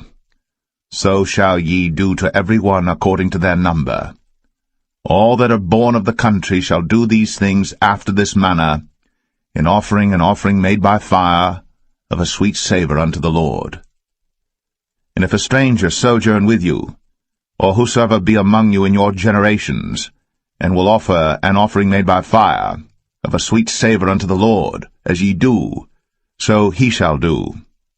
1 ordinance shall be both for you of the congregation, and also for the stranger that sojourneth with you, an ordinance for ever in your generations, as ye are, so shall the stranger be before the Lord. 1 law and 1 manner shall be for you, and for the stranger that sojourneth with you. And the Lord spake unto Moses, saying, Speak unto the children of Israel, and say unto them, When ye come into the land whither I bring you, then it shall be that when ye eat of the bread of the land, ye shall offer up an heave offering unto the Lord. Ye shall offer up a cake of the first of your dough for an heave offering. As ye do the heave offering of the threshing floor, so shall ye heave it. Of the first of your dough ye shall give unto the Lord an heave offering in your generations. And if ye have erred, and not observed all these commandments which the Lord hath spoken unto Moses, even all that the Lord hath commanded you by the hand of Moses, from the day that the Lord commanded Moses, and henceforward among your generations, then it shall be, if aught be committed by ignorance without the knowledge of the congregation, that all the congregation shall offer 1 young bullock for a burnt offering, for a sweet savour unto the Lord, with his meat offering and his drink offering, according to the manner, and 1 kid of the goats for a sin offering. And the priest shall make an atonement for all the congregation of the children of Israel, and shall be forgiven them, for it is ignorance, and they shall bring their offering, a sacrifice made by fire unto the Lord, and their sin offering before the Lord, for their ignorance. And it shall be forgiven all the congregation of the children of Israel, and the stranger that sojourneth among them, seeing all the people were in ignorance. And if any soul sin through ignorance, then he shall bring a she-goat of the first year for sin offering, and the priest shall make an atonement for the soul that sinneth ignorantly. When he sinneth by ignorance before the Lord, to make an atonement for him, and it shall be forgiven him. You shall have 1 law for him that sinneth through ignorance, both for him that is born among the children of Israel, and for the stranger that sojourneth among them. But the soul that doeth aught presumptuously, whether he be born in the land or a stranger, the same reproacheth the Lord, and that soul shall be cut off from among his people, because he hath despised the word of the Lord, and hath broken his commandment. That soul shall utterly be cut off. His iniquity shall be upon him. And while the children of Israel were in the wilderness, they found a man that gathered sticks upon the Sabbath day. And they that found him gathering sticks brought him unto Moses and Aaron, and unto all the congregation. And they put him in ward, because it was not declared what should be done to him. And the Lord said unto Moses, The man shall be surely put to death. All the congregation shall stone him with stones without the camp. And all the congregation brought him without the camp, and stoned him with stones, and he died, as the Lord commanded Moses. And the Lord spake unto Moses, saying, Speak unto the children of Israel, and bid them that they make them fringes in the borders of their garments throughout their generations, and that they put upon the fringe of the borders a ribbon of blue. And it shall be unto you for a fringe, that ye may look upon it, and remember all the commandments of the Lord, and do them, and that ye seek not after your own heart, and your own eyes, after which ye used to go a-whoring, that ye may remember, and do all my commandments, and be holy unto your God. I am the Lord your God, which brought you out of the land of Egypt, to be your God. I am the Lord your God.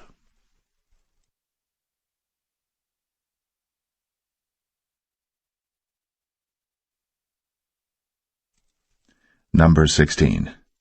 Now Korah the son of Izhar, the son of Kohath, the son of Levi, and Dathan and Abiram, the sons of Eliab, and On, the son of Paulett, sons of Reuben, took men. And they rose up before Moses with certain of the children of Israel, 250 princes of the assembly, famous in the congregation, men of renown. And they gathered themselves together against Moses and against Aaron, and said unto them, Ye take too much upon you, seeing all the congregation are holy, every one of them, and the Lord is among them, wherefore then lift ye up yourselves above the congregation of the Lord. And when Moses heard it, he fell upon his face. And he spake unto Korah and unto all his company, saying, Even tomorrow the Lord will show who are his, and who is holy, and will cause him to come near unto him. Even him whom he hath chosen will he cause to come near unto him. This do, take your censers, Korah, and all his company, and put fire therein, and put incense in them before the Lord tomorrow. And it shall be, that the man whom the Lord doth choose, he shall be holy. Ye take too much upon you, ye sons of Levi. And Moses said unto Korah, Hear, I pray you, ye sons of Levi. Seemeth it but a small thing unto you, that the God of Israel hath separated you from the congregation of Israel, to bring you near to himself, to do the service of the tabernacle of the Lord, and to stand before the congregation to minister unto them? And he hath brought thee near to him, and all thy brethren, the sons of Levi, with thee. And seek ye the priesthood also? For which cause both thou and all thy company are gathered together against the Lord? And what is Aaron, that ye murmur against him? And Moses sent to call Dathan and Abiram, the sons of Eliab, which said, We will not come up. Is it a small thing that thou hast brought us up out of the land that floweth with milk and honey, to kill us in the wilderness, except thou make thyself altogether a prince over us? Moreover, thou hast not brought us into a land that floweth with milk and honey, or given us inheritance of fields and vineyards. Wilt thou put out the eyes of these men? We will not come up. And Moses was very wroth, and said unto the Lord, Respect not thou their offering. I have not taken one ass from them, neither have I hurt one of them. And Moses said unto Korah, Be thou and all thy company before the Lord, thou and they, and Aaron, tomorrow. And take every man his censer, and put incense in them, and bring ye before the Lord every man his censer, 250 censers, thou also, and Aaron, each of you his censer. And they took every man his censer, and put fire in them, and laid incense thereon, and stood in the door of the tabernacle of the congregation with Moses and Aaron. And Korah gathered all the congregation against them unto the door of the tabernacle of the congregation. And the glory of the Lord appeared unto all the congregation. And the Lord spake unto Moses and unto Aaron, saying, Separate yourselves from among this congregation, that I may consume them in a moment. And they fell upon their faces and said, O God, the God of the spirits of all flesh, shall one man sin, and wilt thou be wroth with all the congregation? And the Lord spake unto Moses, saying, Speak unto the congregation, saying, Get you up from about the tabernacle of Korah, Dathan, and Abiram. And Moses rose up, and went unto Dathan and Abiram, and the elders of Israel followed him. And he spake unto the congregation, saying, Depart, I pray you, from the tents of these wicked men, and touch nothing of theirs, lest ye be consumed in all their sins. So they gat up from the tabernacle of Korah, Dathan and Abiram, on every side. And Dathan and Abiram came out, and stood in the door of their tents, and their wives and their sons, and their little children.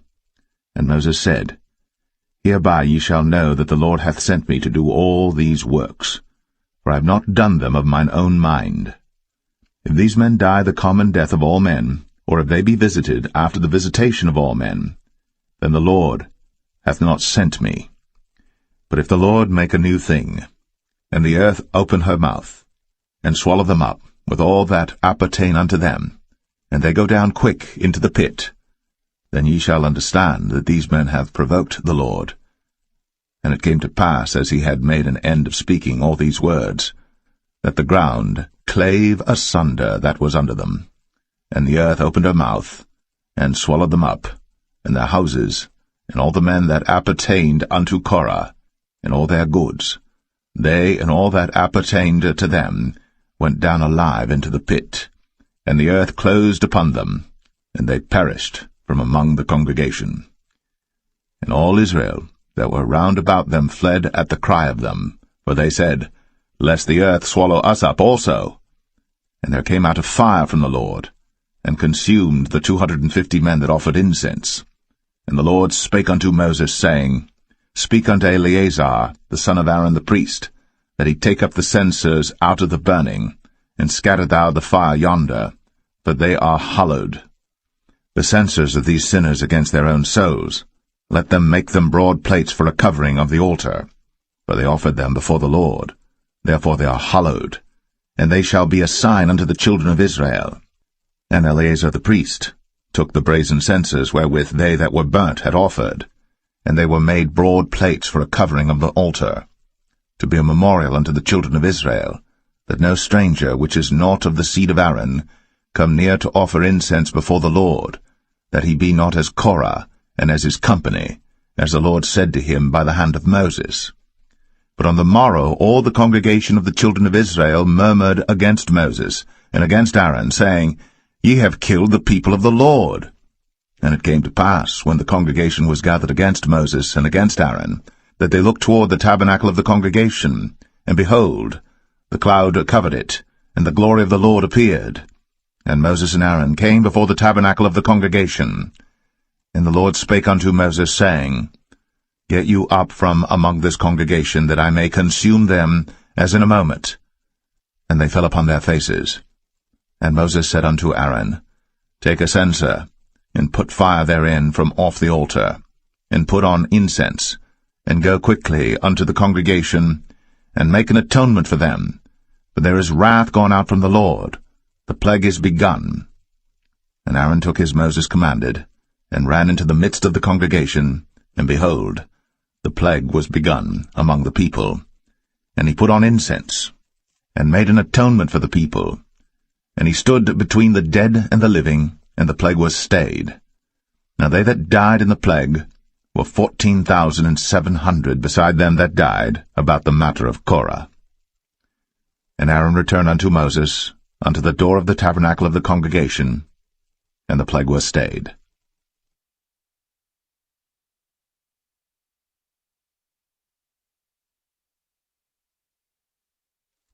Number 17. And the Lord spake unto Moses, saying, Speak unto the children of Israel, and take of every one of them a rod according to the house of their fathers, of all their princes according to the house of their fathers 12 rods. Write thou every man's name upon his rod. And thou shalt write Aaron's name upon the rod of Levi. For 1 rod shall be for the head of the house of their fathers. And thou shalt lay them up in the tabernacle of the congregation before the testimony, where I will meet with you. And it shall come to pass that the man's rod, whom I shall choose, shall blossom, and I will make to cease from me the murmurings of the children of Israel, whereby they murmur against you. And Moses spake unto the children of Israel, and every one of their princes gave him a rod apiece, for each prince 1 according to their fathers' houses, even 12 rods, and the rod of Aaron was among their rods. And Moses laid up the rods before the Lord in the tabernacle of witness. And it came to pass that on the morrow Moses went into the tabernacle of witness, and behold, the rod of Aaron for the house of Levi was budded, and brought forth buds, and bloomed blossoms, and yielded almonds. And Moses brought out all the rods from before the Lord unto all the children of Israel. And they looked, and took every man his rod. And the Lord said unto Moses, Bring Aaron's rod again before the testimony to be kept for a token against the rebels. And thou shalt quite take away their murmurings from me, that they die not. And Moses did so. As the Lord commanded him, so did he. And the children of Israel spake unto Moses, saying, Behold, we die, we perish, we all perish. Whosoever cometh anything near unto the tabernacle of the Lord shall die. Shall we be consumed with dying?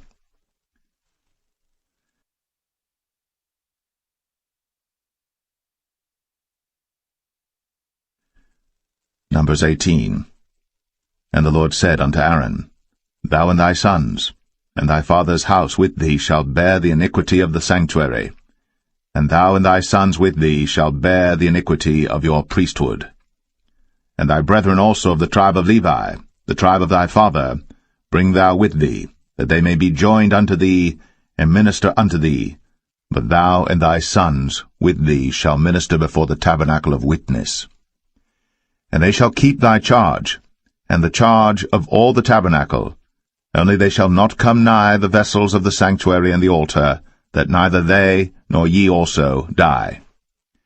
And they shall be joined unto thee, and keep the charge of the tabernacle of the congregation, for all the service of the tabernacle, and a stranger shall not come nigh unto you. And ye shall keep the charge of the sanctuary, and the charge of the altar, that there be no wrath any more upon the children of Israel. And I, behold, I have taken your brethren the Levites from among the children of Israel. To you they are given as a gift for the Lord, to do the service of the tabernacle of the congregation. Therefore thou, and thy sons with thee, shall keep your priest's office for everything of the altar, and within the veil, and ye shall serve. I have given your priest's office unto you as a service of gift, and the stranger that cometh nigh shall be put to death.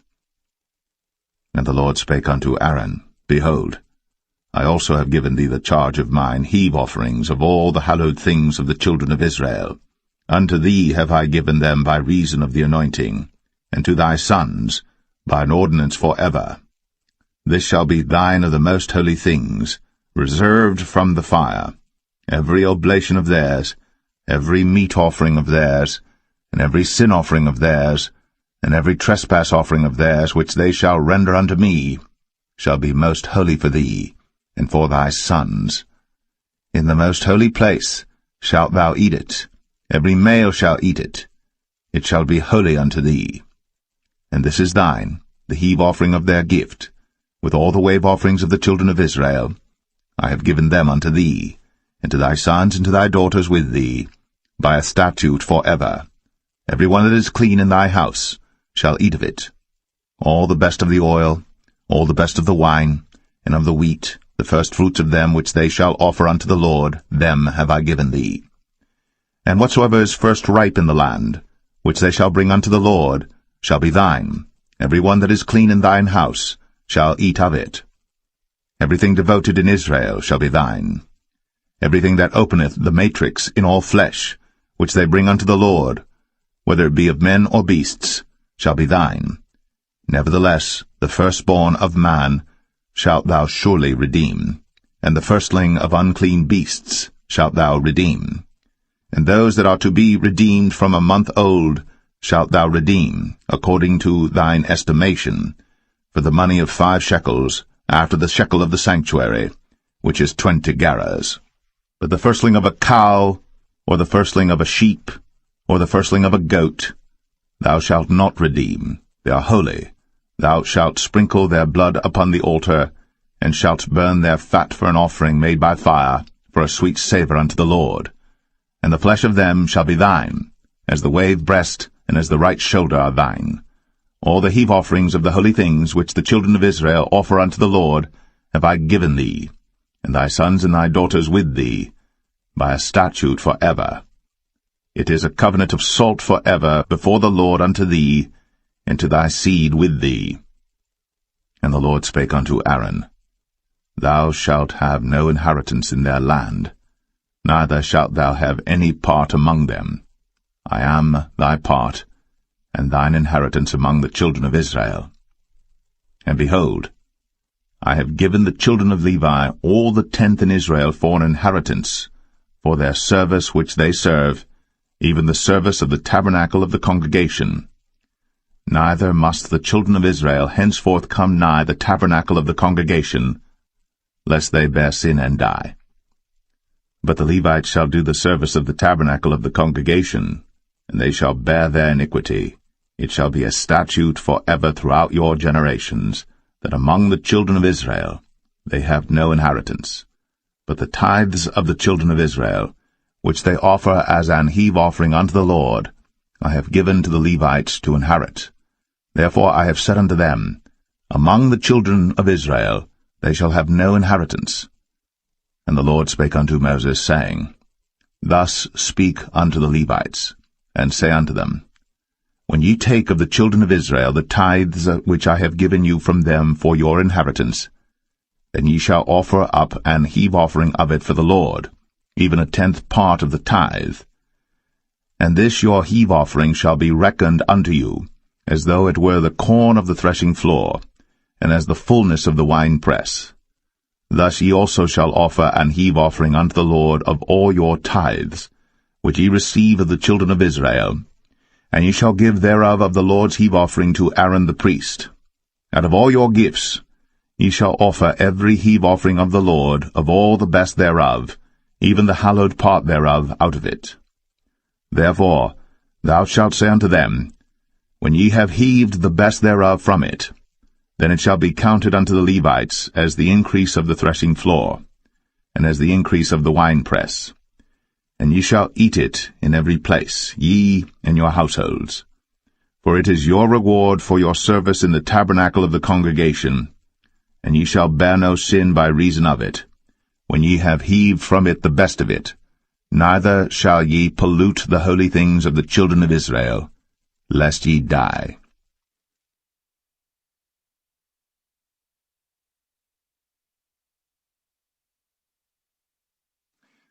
Numbers 19. And the Lord spake unto Moses and unto Aaron, saying, This is the ordinance of the law which the Lord hath commanded, saying, Speak unto the children of Israel, that they bring thee a red heifer without spot, wherein is no blemish, and upon which never came yoke. And ye shall give her unto Eleazar the priest, that he may bring her forth without the camp, and one shall slay her before his face. And Eleazar the priest shall take of her blood with his finger, and sprinkle of her blood directly before the tabernacle of the congregation 7 times. And one shall burn the heifer in his sight, her skin and her flesh, and her blood, with her dung shall he burn. And the priest shall take cedar wood and hyssop, and scarlet, and cast it into the midst of the burning of the heifer. Then the priest shall wash his clothes, and he shall bathe his flesh in water, and afterward he shall come into the camp, and the priest shall be unclean until the even. And he that burneth her shall wash his clothes in water, and bathe his flesh in water, and shall be unclean until the even. And the man that is clean shall gather up the ashes of the heifer, and lay them up without the camp in a clean place. And it shall be kept for the congregation of the children of Israel for a water of separation. It is a purification for sin. And he that gathereth the ashes of the heifer shall wash his clothes, and be unclean until the even. And it shall be unto the children of Israel, and unto the stranger that sojourneth among them, for a statute for ever. He that toucheth the dead body of any man shall be unclean 7 days. He shall purify himself with it on the 3rd day, and on the 7th day he shall be clean. But if he purify not himself the 3rd day, then the 7th day he shall not be clean. Whosoever toucheth the dead body of any man that is dead, and purifieth not himself, defileth the tabernacle of the Lord, and that soul shall be cut off from Israel, because the water of separation was not sprinkled upon him. He shall be unclean, his uncleanness is yet upon him. This is the law when a man dieth in a tent. All that come into the tent, and all that is in the tent, shall be unclean 7 days. And every open vessel, which hath no covering bound upon it, is unclean. And whosoever toucheth one that is slain with a sword in the open fields, or a dead body, or a bone of a man, or a grave, shall be unclean 7 days. And for an unclean person, they shall take of the ashes of the burnt heifer, of purification for sin, and running water shall be put thereto in a vessel. And a clean person shall take hyssop, and dip it in the water, and sprinkle it upon the tent, and upon all the vessels, and upon the persons that were there, and upon him that touched a bone, or one slain, or one dead, or a grave. And the clean person shall sprinkle upon the unclean on the 3rd day, and on the 7th day. And on the 7th day he shall purify himself, and wash his clothes, and bathe himself in water, and shall be clean at even. But the man that shall be unclean, and shall not purify himself, that soul shall be cut off from among the congregation, because he hath defiled the sanctuary of the Lord. The water of separation hath not been sprinkled upon him. He is unclean. And it shall be a perpetual statute unto them, that he that sprinkleth the water of separation shall wash his clothes, and he that toucheth the water of separation shall be unclean until even. And whatsoever the unclean person toucheth shall be unclean, and the soul that toucheth it shall be unclean until even.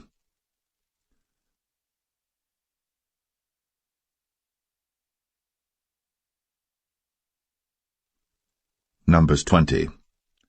Then came the children of Israel, even the whole congregation, into the desert of Zin, in the 1st month, and the people abode in Kadesh. And Miriam died there, and was buried there. And there was no water for the congregation, and they gathered themselves together against Moses and against Aaron. And the people chode with Moses, and spake, saying, Would God that we had died when our brethren died before the Lord! And why have ye brought up the congregation of the Lord into this wilderness, that we and our cattle should die there? And wherefore have ye made us to come up out of Egypt, to bring us in unto this evil place? It is no place of seed, or of figs, or of vines, or of pomegranates, neither is there any water to drink. Then Moses and Aaron went from the presence of the assembly unto the door of the tabernacle of the congregation, and they fell upon their faces, and the glory of the Lord appeared unto them. And the Lord spake unto Moses, saying, Take the rod, and gather thou the assembly together, thou and Aaron thy brother, and speak ye unto the rock before their eyes, and it shall give forth his water. And thou shalt bring forth to them water out of the rock, so thou shalt give the congregation and their beasts drink. And Moses took the rod from before the Lord, as he commanded him. And Moses and Aaron gathered the congregation together before the rock, and he said unto them, Hear now, ye rebels, must we fetch you water out of this rock? And Moses lifted up his hand, and with his rod he smote the rock twice, and the water came out abundantly, and the congregation drank, and their beasts also. And the Lord spake unto Moses and Aaron, Because ye believed me not, to sanctify me in the eyes of the children of Israel, therefore ye shall not bring this congregation into the land which I have given them. This is the water of Meribah, because the children of Israel strove with the Lord, and he was sanctified in them. And Moses sent messengers from Kadesh unto the king of Edom. Thus saith thy brother Israel, Thou knowest all the travail that hath befallen us, how our fathers went down into Egypt, and we have dwelt in Egypt a long time, and the Egyptians vexed us and our fathers. And when we cried unto the Lord, he heard our voice, and sent an angel, and hath brought us forth out of Egypt. And behold, we are in Kadesh, a city in the uttermost of thy border. Let us pass, I pray thee, through thy country. We will not pass through the fields, or through the vineyards, neither will we drink of the water of the wells. We will go by the king's highway. We will not turn to the right hand, nor to the left, until we have passed thy borders. And Edom said unto him, Thou shalt not pass by me, lest I come out against thee with the sword.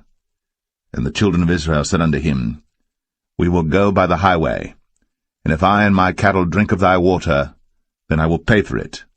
I will only, without doing anything else, go through on my feet. And he said, Thou shalt not go through. And Edom came out against him with much people, and with a strong hand. Thus Edom refused to give Israel passage through his border. Wherefore Israel turned away from him. And the children of Israel, even the whole congregation, journeyed from Kadesh, and came unto Mount Or. And the Lord spake unto Moses and Aaron in Mount Or, by the coast of the land of Edom, saying, Aaron shall be gathered unto his people, for he shall not enter into the land which I have given unto the children of Israel, because ye rebelled against my word at the water of Meribah.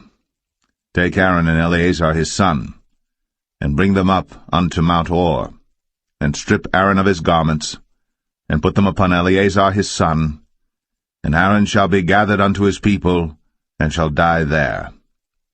And Moses did as the Lord commanded. And they went up into Mount Or, in the sight of all the congregation. And Moses stripped Aaron of his garments, and put them upon Eleazar his son. And Aaron died there, in the top of the mount. And Moses and Eleazar came down from the mount.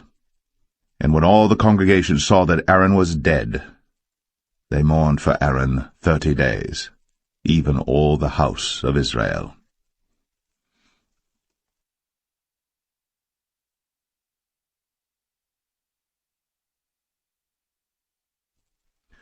Numbers 21. And when King Arad, the Canaanite, which dwelt in the south, heard tell that Israel came by the way of the spies, then he fought against Israel, and took some of them prisoners. And Israel vowed a vow unto the Lord, and said, If thou wilt indeed deliver this people into my hand, then I will utterly destroy their cities. And the Lord hearkened to the voice of Israel, and delivered up the Canaanites, and they utterly destroyed them in their cities. And he called the name of the place Ormah.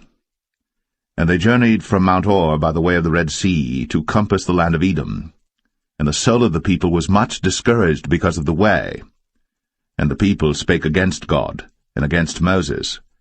Wherefore have ye brought us up out of Egypt to die in the wilderness? For there is no bread, neither is there any water, and our soul loatheth this light bread. And the Lord sent fiery serpents among the people, and they bit the people, and much people of Israel died. Therefore the people came to Moses and said, We have sinned, for we have spoken against the Lord, and against thee. Pray unto the Lord that he take away the serpents from us. And Moses prayed for the people. And the Lord said unto Moses, Make thee a fiery serpent, and set it upon a pole. And it shall come to pass, that every one that is bitten, when he looketh upon it, shall live. And Moses made a serpent of brass, and put it upon a pole.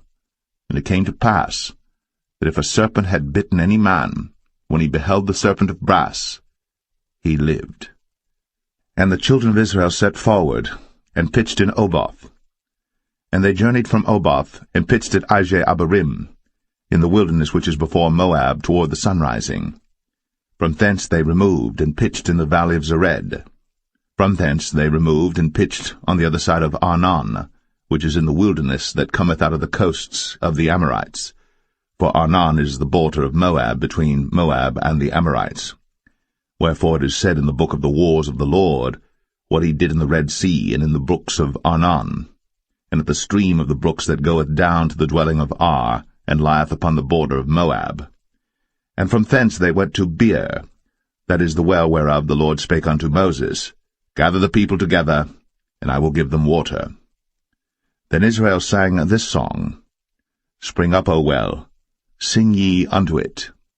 The princes digged the well, the nobles of the people digged it, by the direction of the lawgiver, with their staves. And from the wilderness they went to Mattanah, and from Mattanah to Nahaliel, and from Nahaliel to Bamoth, and from Bamoth in the valley, that is in the country of Moab, to the top of Pisgah, which looketh toward Jeshimon. And Israel sent messengers unto Sihon, king of the Amorites, saying, Let me pass through thy land. We will not turn into the fields or into the vineyards, we will not drink of the waters of the well, but we will go along by the king's highway until we be past thy borders. And Sihon would not suffer Israel to pass through his border. But Sihon gathered all his people together, and went out against Israel into the wilderness. And he came to Jahaz, and fought against Israel. And Israel smote him with the edge of the sword, and possessed his land from Arnon unto Jabbok, even unto the children of Ammon. For the border of the children of Ammon was strong.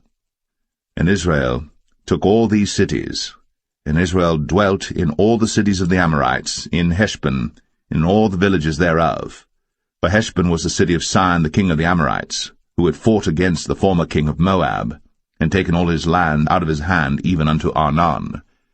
Wherefore they that speak in Proverbs say, Come into Heshbon, let the city of Sihon be built and prepared. For there is a fire gone out of Heshbon, a flame from the city of Sihon. It hath consumed Ar of Moab, and the lords of the high places of Arnon.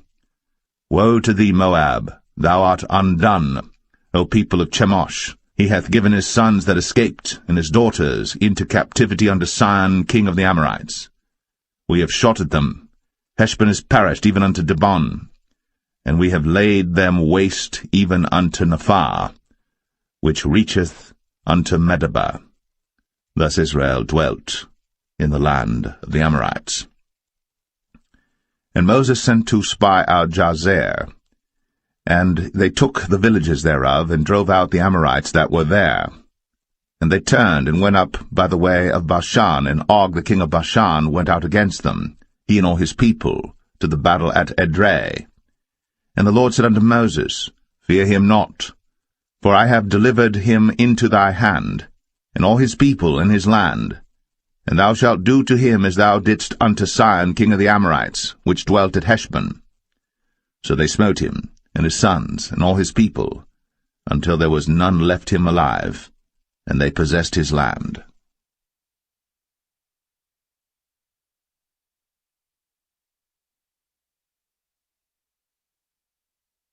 Numbers 22.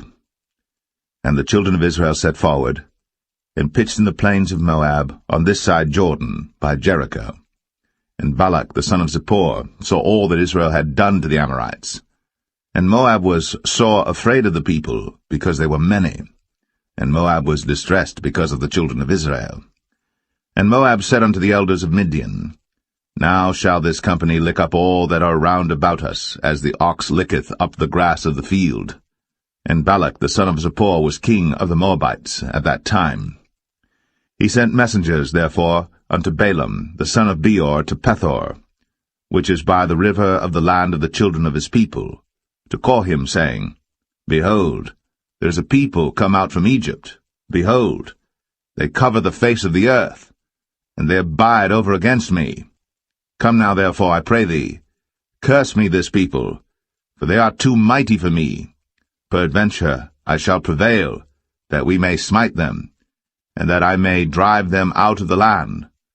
For I wot that he whom thou blessest is blessed, and he whom thou cursest is cursed. And the elders of Moab and the elders of Midian departed with the rewards of divination in their hand. And they came unto Balaam, and spake unto him the words of Balak. And he said unto them, Lodge here this night, and I will bring you word again, as the Lord shall speak unto me. And the princes of Moab abode with Balaam. And God came unto Balaam, and said, What men are these with thee? And Balaam said unto God, Balak the son of Zippor, king of Moab, hath sent unto me, saying, Behold, there is a people come out of Egypt, which covereth the face of the earth. Come now, curse me them. Peradventure I shall be able to overcome them, and drive them out. And God said unto Balaam, Thou shalt not go with them. Thou shalt not curse the people, for they are blessed. And Balaam rose up in the morning, and said unto the princes of Balak, Get you into your land, for the Lord refuseth to give me leave to go with you. And the princes of Moab rose up, and they went unto Balak, and said, Balaam refuseth to come with us. And Balak sent yet again princes, more and more honorable than they. And they came to Balaam, and said to him, Thus saith Balak the son of Zippor, Let nothing, I pray thee, hinder thee from coming unto me. For I will promote thee unto very great honor, and I will do whatsoever thou sayest unto me. Come therefore, I pray thee, curse me this people. And Balaam answered and said unto the servants of Balak, If Balak would give me his house full of silver and gold, I cannot go beyond the word of the Lord my God to do less or more. Now therefore I pray you, tarry ye also here this night, that I may know what the Lord will say unto me more. And God came unto Balaam at night, and said unto him, If the men come to call thee, rise up and go with them. But yet the word which I shall say unto thee, that shalt thou do. And Balaam rose up in the morning, and saddled his ass, and went with the princes of Moab. And God's anger was kindled because he went. And the angel of the Lord stood in the way for an adversary against him. Now he was riding upon his ass, and his 2 servants were with him. And the ass saw the angel of the Lord standing in the way, and his sword drawn in his hand. And the ass turned aside out of the way, and went into the field. And Balaam smote the ass, to turn her into the way. But the angel of the Lord stood in a path of the vineyards, a wall being on this side, and a wall on that side. And when the ass saw the angel of the Lord, she thrust herself unto the wall, and crushed Balaam's foot against the wall. And he smote her again. And the angel of the Lord went further, and stood in a narrow place, where was no way to turn either to the right hand or to the left. And when the ass saw the angel of the Lord, she fell down under Balaam, and Balaam's anger was kindled, and he smote the ass with a staff. And the Lord opened the mouth of the ass, and she said unto Balaam, What have I done unto thee, that thou hast smitten me these 3 times? And Balaam said unto the ass, Because thou hast mocked me, I would there were a sword in mine hand, for now would I kill thee. And the ass said unto Balaam, Am not I thine ass, upon which thou hast ridden ever since I was thine unto this day? Was I ever wont to do so unto thee? And he said, Nay. Then the Lord opened the eyes of Balaam, and he saw the angel of the Lord standing in the way, and his sword drawn in his hand. And he bowed down his head, and fell flat on his face. And the angel of the Lord said unto him, Wherefore hast thou smitten thine ass these 3 times? Behold, I went out to withstand thee, because thy way is perverse before me. And the ass saw me, and turned from me these 3 times. Unless she had turned from me, surely now also I had slain thee, and saved her alive. And Balaam said unto the angel of the Lord, I have sinned, for I knew not that thou stoodest in the way against me. Now therefore, if it displease thee, I will get me back again. And the angel of the Lord said unto Balaam, Go with the men, but only the word that I shall speak unto thee, that thou shalt speak. So Balaam went with the princes of Balak. And when Balak heard that Balaam was come, he went out to meet him unto a city of Moab, which is in the border of Arnon, which is in the utmost coast. And Balak said unto Balaam, Did I not earnestly send unto thee to call thee? Wherefore camest thou not unto me? Am I not able indeed to promote thee to honor? And Balaam said unto Balak, Lo, I am come unto thee. Have I now any power at all to say anything? The word that God putteth in my mouth, that shall I speak. And Balaam went with Balak, and they came unto Kirjath-Uzoth. And Balak offered oxen and sheep, and sent to Balaam, and to the princes that were with him. And it came to pass on the morrow that Balak took Balaam, and brought him up into the high places of Baal, that thence he might see the utmost part of the people.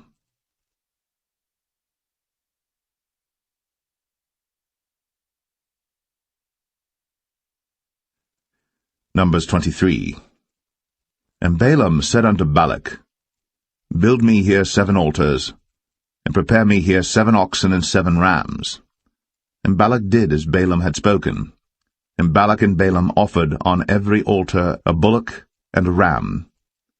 And Balaam said unto Balak, Stand by thy burnt offering, and I will go. Peradventure the Lord will come to meet me, and whatsoever he showeth me, I will tell thee. And he went to an high place. And God met Balaam, and he said unto him, I have prepared 7 altars, and I have offered upon every altar a bullock and a ram. And the Lord put a word in Balaam's mouth, and said, Return unto Balak, and thus thou shalt speak. And he returned unto him, and lo, he stood by his burnt sacrifice, he and all the princes of Moab. And he took up his parable, and said, Balak the king of Moab hath brought me from Aram out of the mountains of the east, saying, Come, curse me, Jacob, and come, defy Israel. How shall I curse whom God hath not cursed? Or how shall I defy whom the Lord hath not defied? For from the top of the rocks I see him, and from the hills I behold him. Lo, the people shall dwell alone, and shall not be reckoned among the nations. Who can count the dust of Jacob, and the number of the 4th part of Israel?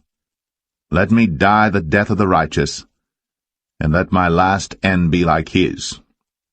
And Balak said unto Balaam, What hast thou done unto me? I took thee to curse mine enemies, and behold, thou hast blessed them altogether. And he answered and said, Must I not take heed to speak that which the Lord hath put in my mouth? And Balak said unto him, Come, I pray thee, with me unto another place, from whence thou mayest see them. Thou shalt see but the utmost part of them, and shalt not see them all. And curse me them from thence. And he brought him into the field of Zophim, to the top of Pisgah, and built 7 altars, and offered a bullock and a ram on every altar. And he said unto Balak, Stand here by thy burnt offering, while I meet the Lord yonder. And the Lord met Balaam, and put a word in his mouth, and said, Go again unto Balak, and say thus. And when he came to him, behold, he stood by his burnt offering, and the princes of Moab with him. And Balak said unto him, What hath the Lord spoken? And he took up his parable, and said, Rise up, Balak, and hear. Hearken unto me, thou son of Zippor. God is not a man, that he should lie, neither the son of man, that he should repent. Hath he said, and shall he not do it?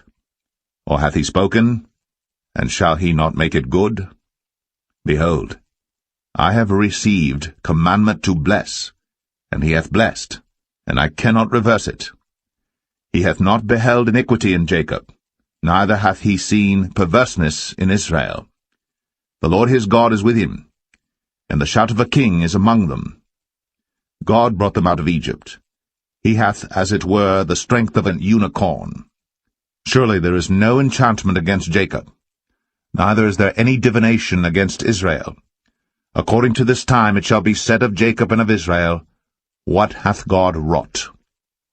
Behold, the people shall rise up as a great lion, and lift up himself as a young lion. He shall not lie down until he eat of the prey, and drink the blood of the slain. And Balak said unto Balaam, Neither curse them at all, nor bless them at all. But Balaam answered, and said unto Balak, Told not I thee, saying, All that the Lord speaketh, that I must do? And Balak said unto Balaam, Come, I pray thee, I will bring thee unto another place. Peradventure it will please God that thou mayest curse me them from thence. And Balak brought Balaam unto the top of Peor, that looketh toward Jeshimon. Then Balaam said unto Balak, Build me here 7 altars, and prepare me here 7 bullocks and 7 rams. And Balak did as Balaam had said, and offered a bullock and a ram on every altar.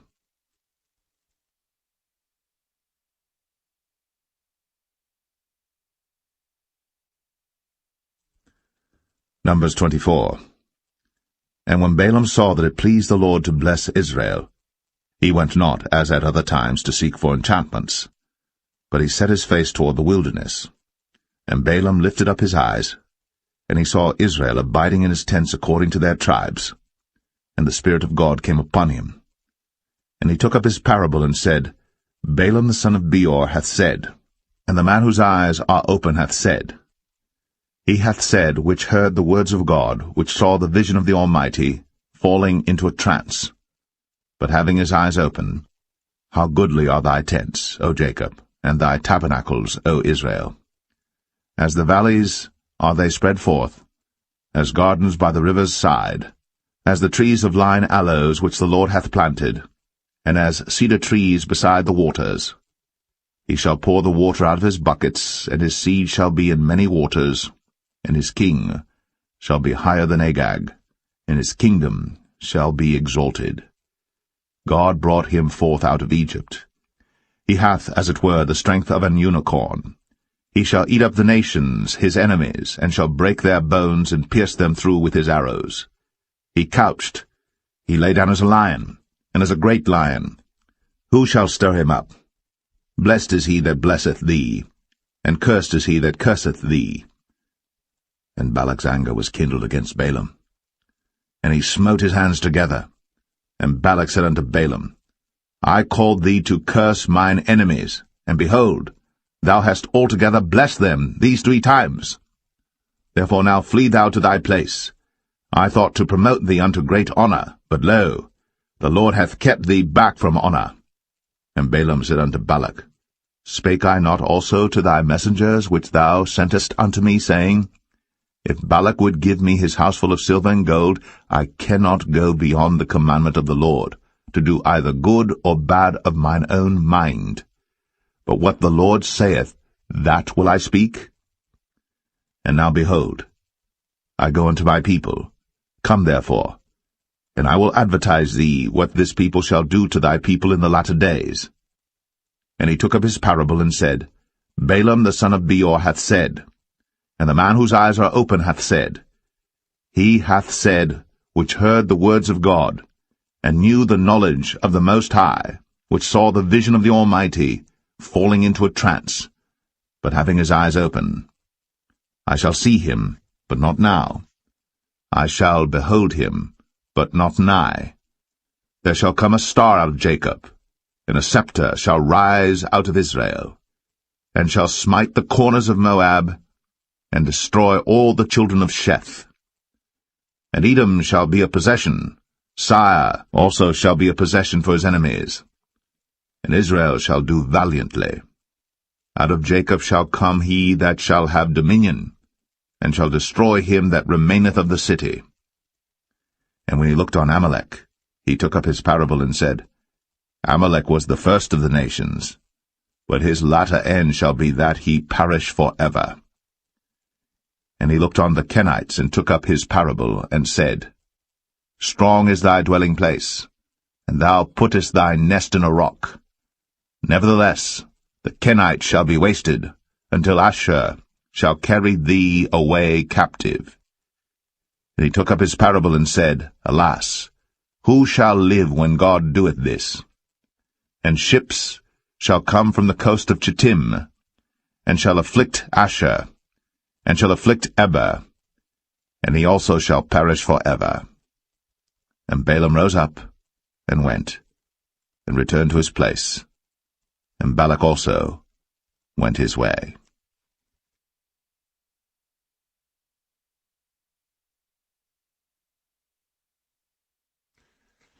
Numbers 25. And Israel abode in Shittim, and the people began to commit whoredom with the daughters of Moab. And they called the people unto the sacrifices of their gods, and the people did eat, and bowed down to their gods. And Israel joined himself unto Baal Peor, and the anger of the Lord was kindled against Israel. And the Lord said unto Moses, Take all the heads of the people, and hang them up before the Lord against the sun, that the fierce anger of the Lord may be turned away from Israel. And Moses said unto the judges of Israel, Slay ye every one his men that were joined unto Baal Peor. And behold, one of the children of Israel came and brought unto his brethren a Midianitish woman in the sight of Moses, and in the sight of all the congregation of the children of Israel, who were weeping before the door of the tabernacle of the congregation. And when Phinehas the son of Eleazar the son of Aaron the priest saw it, he rose up from among the congregation, and took a javelin in his hand, and he went after the man of Israel into the tent, and thrust both of them through, the man of Israel, and the woman through her belly. So the plague was stayed from the children of Israel. And those that died in the plague were 24,000. And the Lord spake unto Moses, saying, Phinehas the son of Eleazar, the son of Aaron the priest, hath turned my wrath away from the children of Israel, while he was zealous for my sake among them, that I consumed not the children of Israel in my jealousy. Wherefore say, Behold, I give unto him my covenant of peace, and he shall have it, and his seed after him, even the covenant of an everlasting priesthood, because he was zealous for his God, and made an atonement for the children of Israel. Now the name of the Israelite that was slain, even that was slain with the Midianitish woman, was Zimri, the son of Salu, a prince of a chief house among the Simeonites. And the name of the Midianitish woman that was slain was Cosbi, the daughter of Zur. He was head over a people, and of a chief house in Midian. And the Lord spake unto Moses, saying, Vex the Midianites, and smite them, for they vex you with their wiles, wherewith they have beguiled you in the matter of Peor, and in the matter of Cosbi, the daughter of a prince of Midian, their sister, which was slain in the day of the plague, for Peor's sake.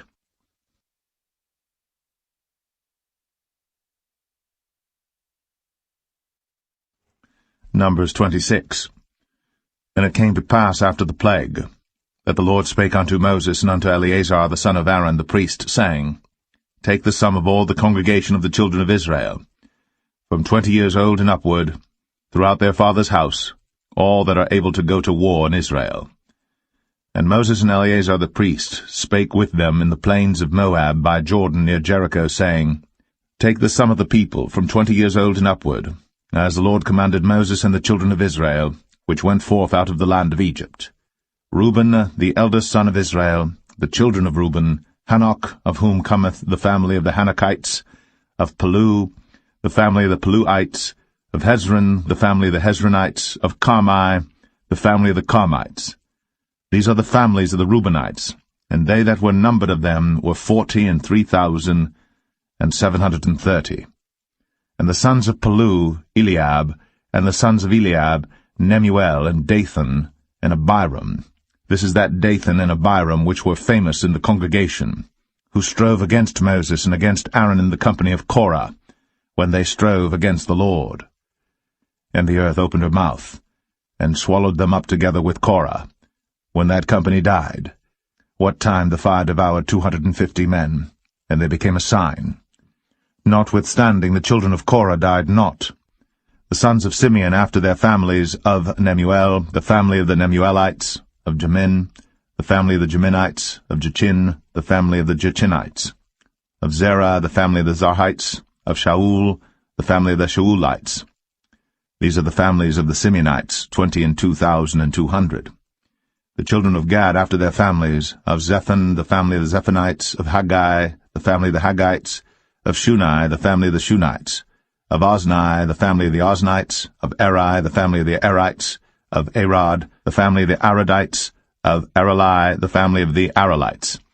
These are the families of the children of Gad according to those that were numbered of them, 40,500. The sons of Judah were Er and Onan, and Er and Onan died in the land of Canaan.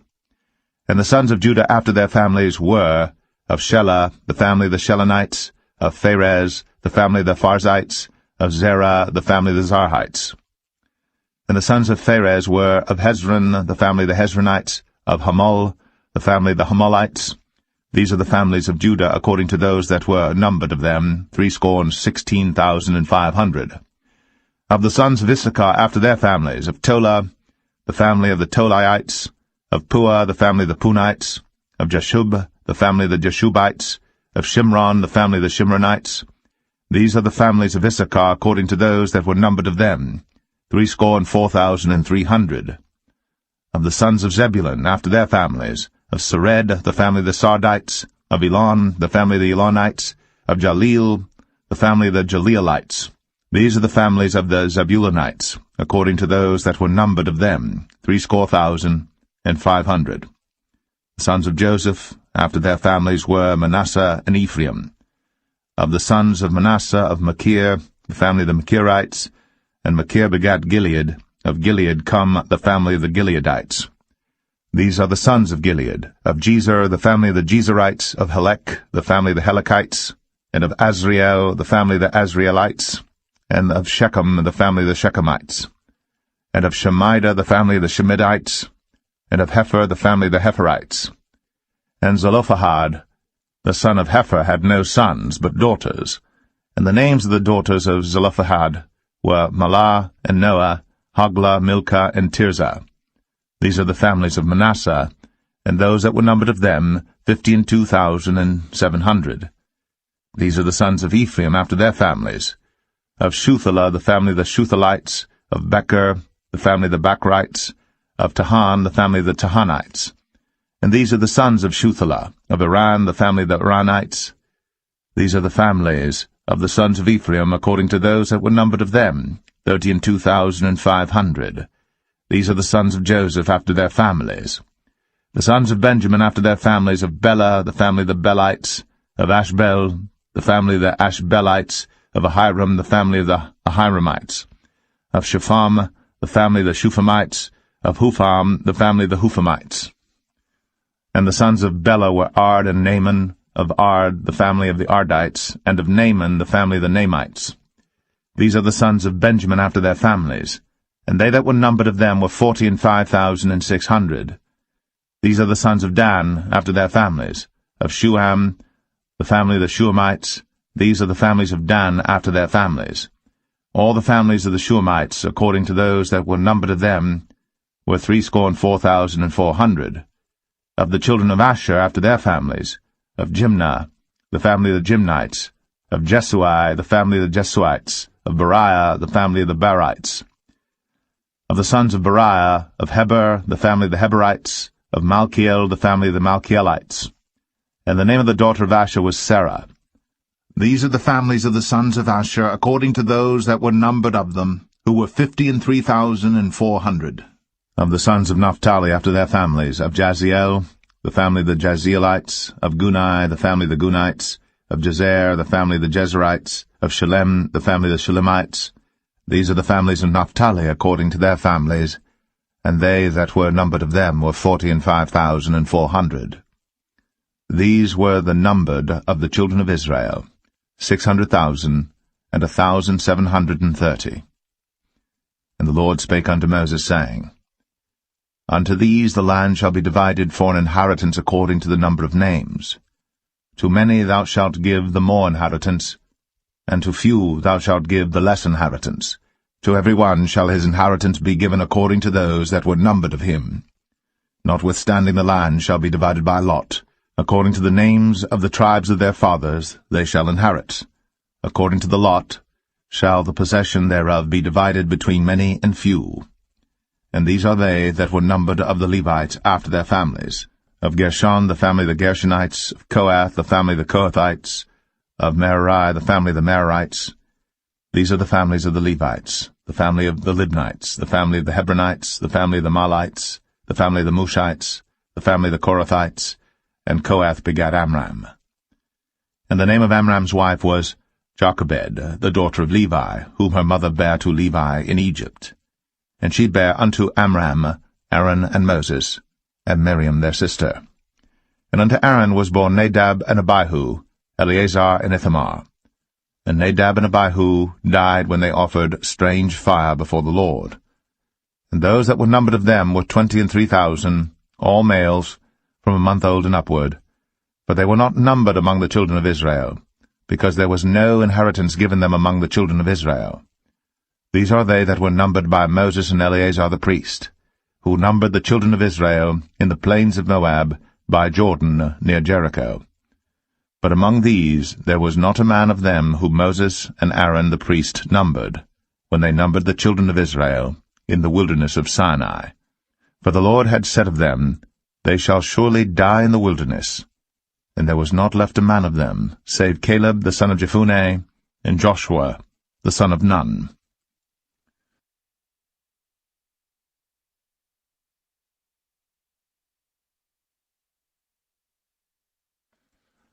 Numbers 27. Then came the daughters of Zelophehad, the son of Hepher, the son of Gilead, the son of Machir, the son of Manasseh, of the families of Manasseh, the son of Joseph. And these are the names of his daughters, Mahlah, Noah, and Hoglah, and Milcah, and Tirzah. And they stood before Moses, and before Eleazar the priest, and before the princes and all the congregation, by the door of the tabernacle of the congregation, saying, Our father died in the wilderness, and he was not in the company of them that gathered themselves together against the Lord in the company of Korah, but died in his own sin, and had no sons. Why should the name of our father be done away from among his family, because he hath no son? Give unto us therefore possession among the brethren of our father. And Moses brought their cause before the Lord.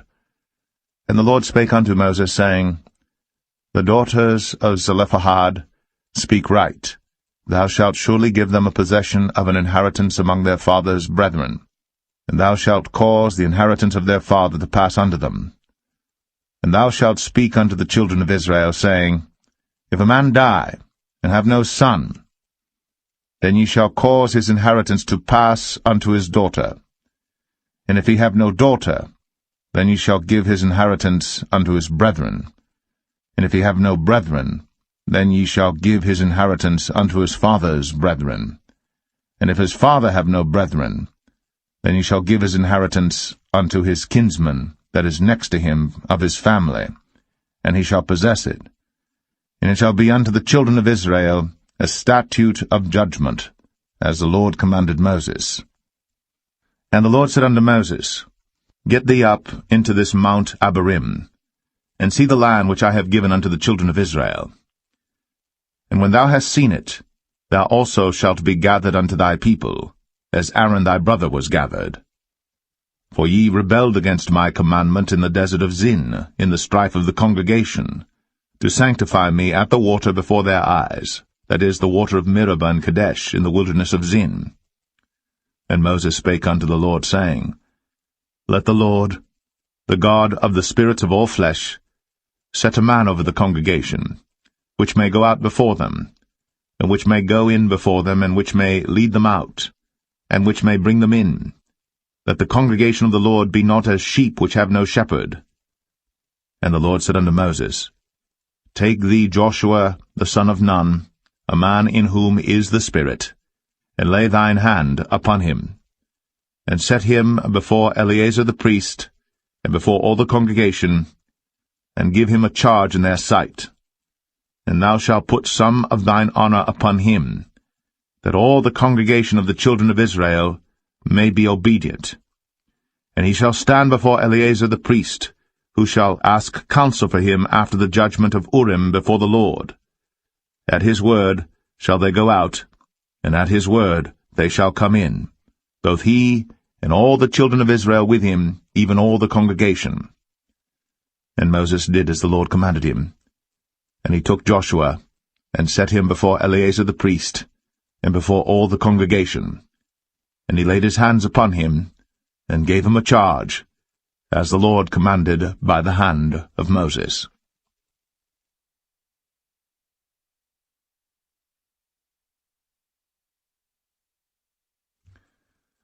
Numbers 28.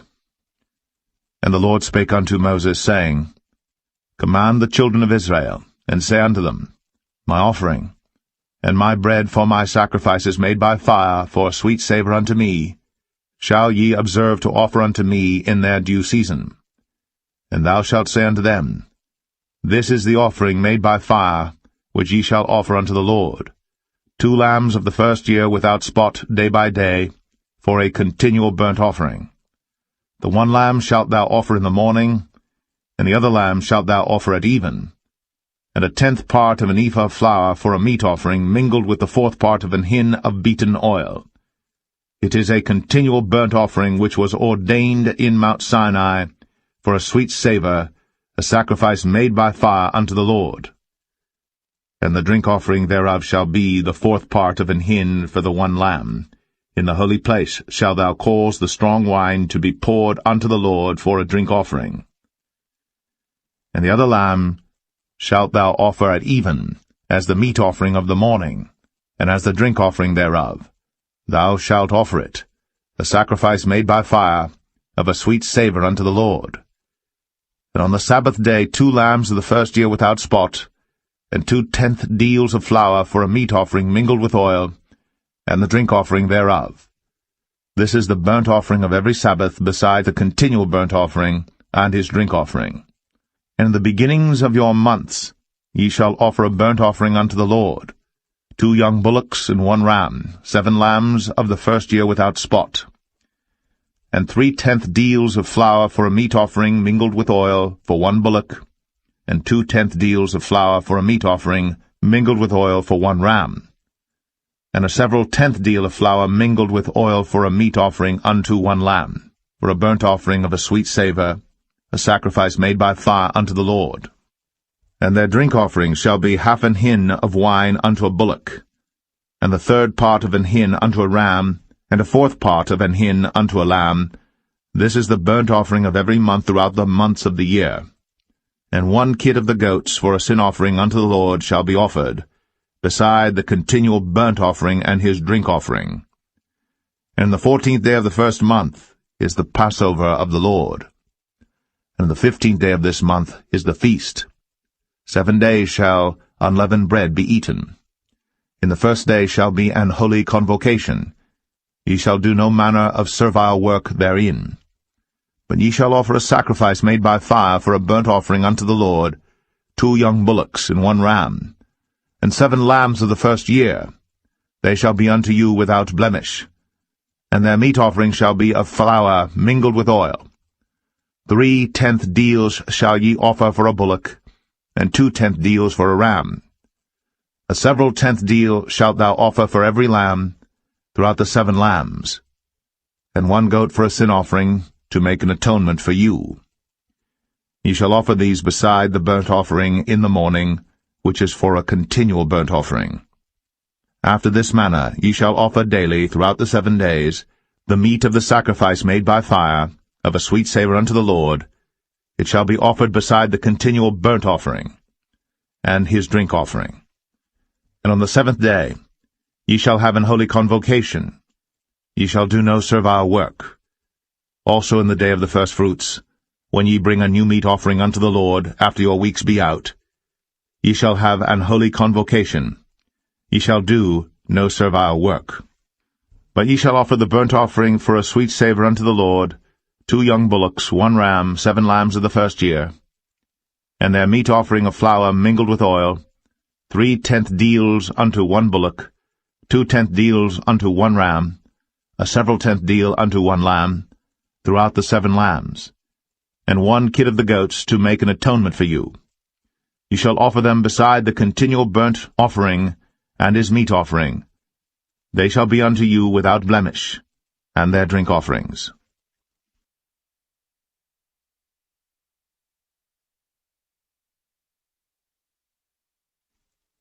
Numbers 29.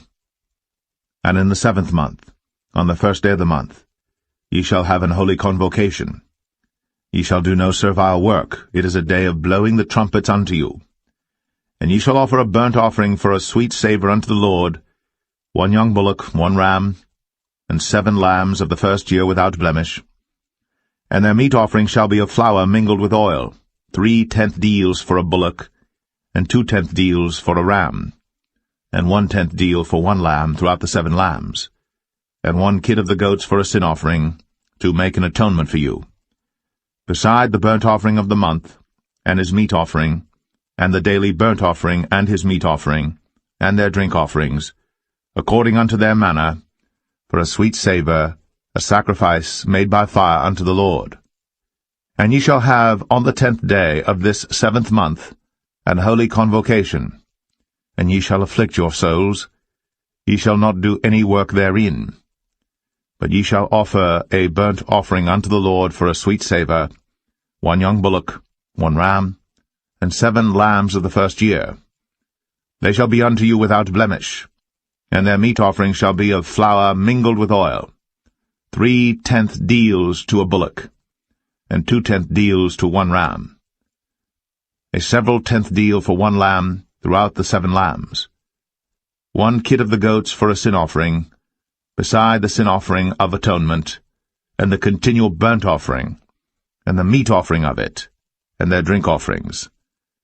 And on the 15th day of the 7th month ye shall have an holy convocation. Ye shall do no servile work, and ye shall keep a feast unto the Lord 7 days.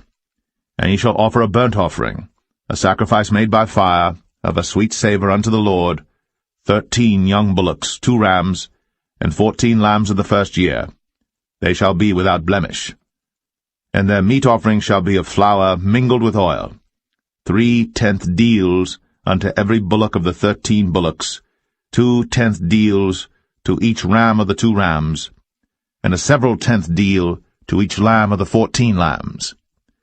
And 1 kid of the goats for a sin offering, beside the continual burnt offering, his meat offering, and his drink offering.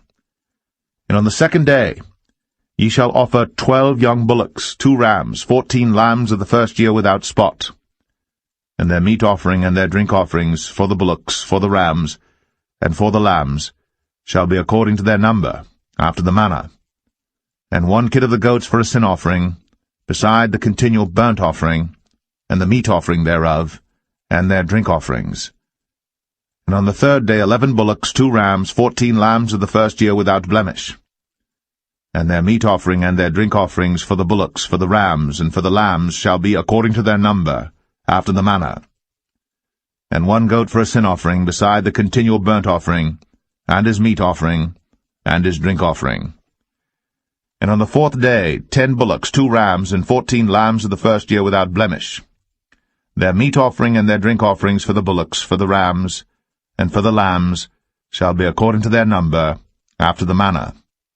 And 1 kid of the goats for a sin offering, beside the continual burnt offering, his meat offering, and his drink offering. And on the 5th day 9 bullocks, 2 rams, and 14 lambs of the first year without spot. And their meat offering and their drink offerings for the bullocks, for the rams, and for the lambs shall be according to their number, after the manner. And 1 goat for a sin offering, beside the continual burnt offering, and his meat offering, and his drink offering. And on the 6th day 8 bullocks, 2 rams, and 14 lambs of the first year without blemish. And their meat offering and their drink offerings for the bullocks, for the rams, and for the lambs shall be according to their number, after the manner. And 1 goat for a sin offering, beside the continual burnt offering, his meat offering, and his drink offering. And on the 7th day 7 bullocks, 2 rams, and 14 lambs of the first year without blemish. And their meat offering and their drink offerings for the bullocks, for the rams, and for the lambs shall be according to their number, after the manner. And 1 goat for a sin offering, beside the continual burnt offering, his meat offering, and his drink offering. On the 8th day ye shall have a solemn assembly. Ye shall do no servile work therein. But ye shall offer a burnt offering, a sacrifice made by fire, of a sweet savour unto the Lord, 1 bullock, 1 ram, 7 lambs of the first year without blemish. Their meat offering and their drink offerings for the bullock, for the ram, and for the lambs shall be according to their number, after the manner. And 1 goat for a sin offering, beside the continual burnt offering, and his meat offering, and his drink offering. These things ye shall do unto the Lord in your set feasts, beside your vows, and your freewill offerings, for your burnt offerings, and for your meat offerings, and for your drink offerings, and for your peace offerings. And Moses told the children of Israel according to all that the Lord commanded Moses.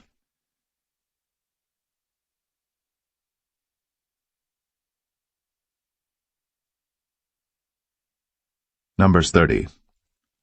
And Moses spake unto the heads of the tribes concerning the children of Israel, saying, This is the thing which the Lord hath commanded. If a man vow a vow unto the Lord, or swear an oath to bind his soul with a bond, he shall not break his word. He shall do according to all that proceedeth out of his mouth.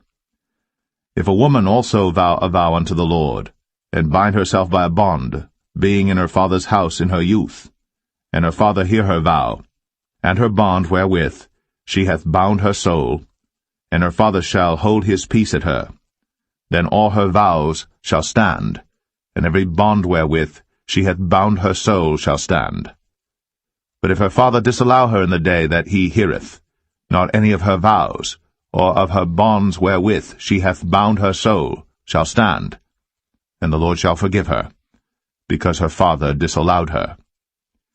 And if she had at all an husband, when she vowed or uttered aught out of her lips, wherewith she bound her soul, and her husband heard it, and held his peace at her in the day that he heard it, then her vows shall stand, and her bonds wherewith she bound her soul shall stand.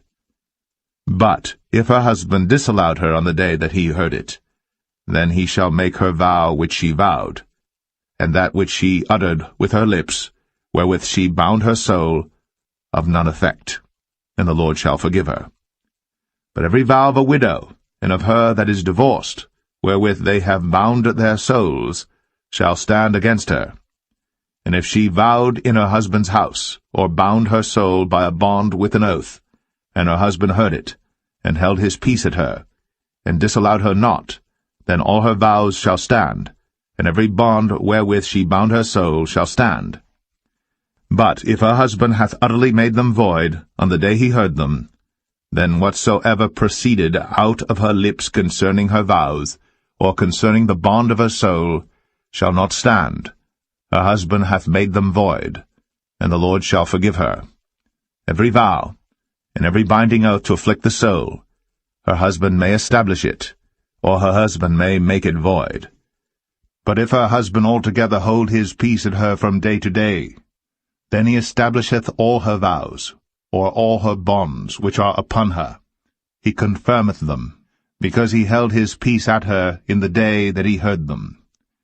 But if he shall any ways make them void after that he hath heard them, then he shall bear her iniquity. These are the statutes which the Lord commanded Moses, between a man and his wife, between the father and his daughter, being yet in her youth, in her father's house.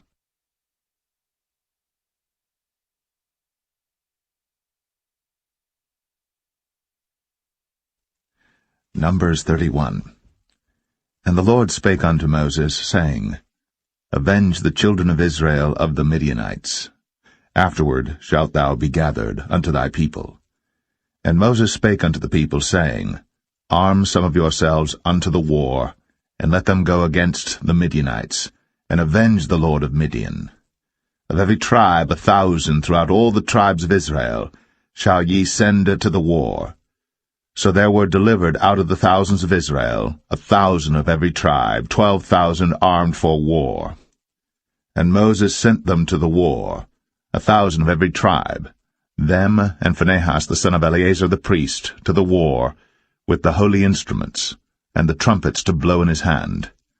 And they warred against the Midianites, as the Lord commanded Moses. And they slew all the males, and they slew the kings of Midian, beside the rest of them that were slain, namely Evi, and Rechem, and Zur, and Hur, and Reba, 5 kings of Midian. Balaam also, the son of Beor, they slew with the sword. And the children of Israel took all the women of Midian captives, and their little ones, and took the spoil of all their cattle, and all their flocks, and all their goods. And they burnt all their cities wherein they dwelt, and all their goodly castles with fire. And they took all the spoil, and all the prey, both of men and of beasts. And they brought the captives, and the prey, and the spoil unto Moses, and Eleazar the priest, and unto the congregation of the children of Israel, unto the camp at the plains of Moab, which are by Jordan near Jericho. And Moses and Eleazar the priest, and all the princes of the congregation went forth to meet them without the camp. And Moses was wroth with the officers of the host, with the captains over thousands, and captains over hundreds, which came from the battle. And Moses said unto them, Have ye saved all the women alive? Behold, these caused the children of Israel, through the counsel of Balaam, to commit trespass against the Lord in the matter of Peor, and there was a plague among the congregation of the Lord. Now therefore kill every male among the little ones, and kill every woman that hath known man by lying with him. But all the women children that have not known a man, by lying with him, keep alive for yourselves. And do ye abide without the camp 7 days, whosoever hath killed any person, and whosoever hath touched any slain, purify both yourselves and your captives on the 3rd day, and on the 7th day. And purify all your raiment, and all that is made of skins, and all work of goat's hair, and all things made of wood. And Eleazar the priest said unto the men of war, which went to the battle, This is the ordinance of the law which the Lord commanded Moses. Only the gold, and the silver, the brass, the iron, the tin, and the lead, everything that may abide the fire, ye shall make it go through the fire, and it shall be clean. Nevertheless it shall be purified with the water of separation, and all that abideth not the fire ye shall make go through the water. And ye shall wash your clothes on the 7th day, and ye shall be clean, and afterward ye shall come into the camp. And the Lord spake unto Moses, saying, Take the sum of the prey that was taken, both of man and of beast, thou, and Eleazar the priest, and the chief fathers of the congregation, and divide the prey into 2 parts, between them that took the war upon them, who went out to battle, and between all the congregation. And levy a tribute unto the Lord of the men of war which went out to battle, 1 soul of 500, both of the persons, and of the beeves, and of the asses, and of the sheep. Take it of their half, and give it unto Eleazar the priest, for an heave offering of the Lord. And of the children of Israel's half thou shalt take 1 portion of 50 of the persons, of the beeves, of the asses, and of the flocks, of all manner of beasts, and give them unto the Levites, which keep the charge of the tabernacle of the Lord. And Moses and Eleazar the priest did as the Lord commanded Moses. And the booty, being the rest of the prey which the men of war had caught, was 600,000, and 70,000, and 5,000 sheep, and 12,000 beeves, and 1,000 asses, and 32,000 persons in all, of women that had not known man, by lying with him. And the half which was the portion of them that went out to war was in number 300,000, and 37,000, and 500 sheep. And the Lord's tribute of the sheep was 615. And the beeves were 36,000, of which the Lord's tribute was 312. And the asses were 30,500, of which the Lord's tribute was 301. And the persons were 16,000, of which the Lord's tribute was 32 persons. And Moses gave the tribute which was the Lord's heave offering unto Eleazar the priest, as the Lord commanded Moses. And of the children of Israel's half, which Moses divided from the men that warred, now the half that pertained unto the congregation was 300,000, and 30,000, and 7,500 sheep, and 36,000 beeves, and 30,000 asses, and 500, and 16,000 persons. Even of the children of Israel's half, Moses took 1 portion of 50, both of man and of beast, and gave them unto the Levites, which kept the charge of the tabernacle of the Lord, as the Lord commanded Moses. And the officers which were over thousands of the host, the captains of thousands and captains of hundreds, came near unto Moses. And they said unto Moses, Thy servants have taken the sum of the men of war which are under our charge, and there lacketh not 1 man of us. We have therefore brought an oblation for the Lord, what every man hath gotten, of jewels of gold, chains and bracelets, rings, earrings, and tablets, to make an atonement for our souls before the Lord. And Moses and Eleazar the priest took the gold of them, even all wrought jewels, and all the gold of the offering that they offered up to the Lord, of the captains of thousands, and of the captains of hundreds, was 16,750 shekels, for the men of war had taken spoil, every man for himself. And Moses and Eleazar the priest took the gold of the captains of thousands and of hundreds, and brought it into the tabernacle of the congregation, for a memorial for the children of Israel before the Lord.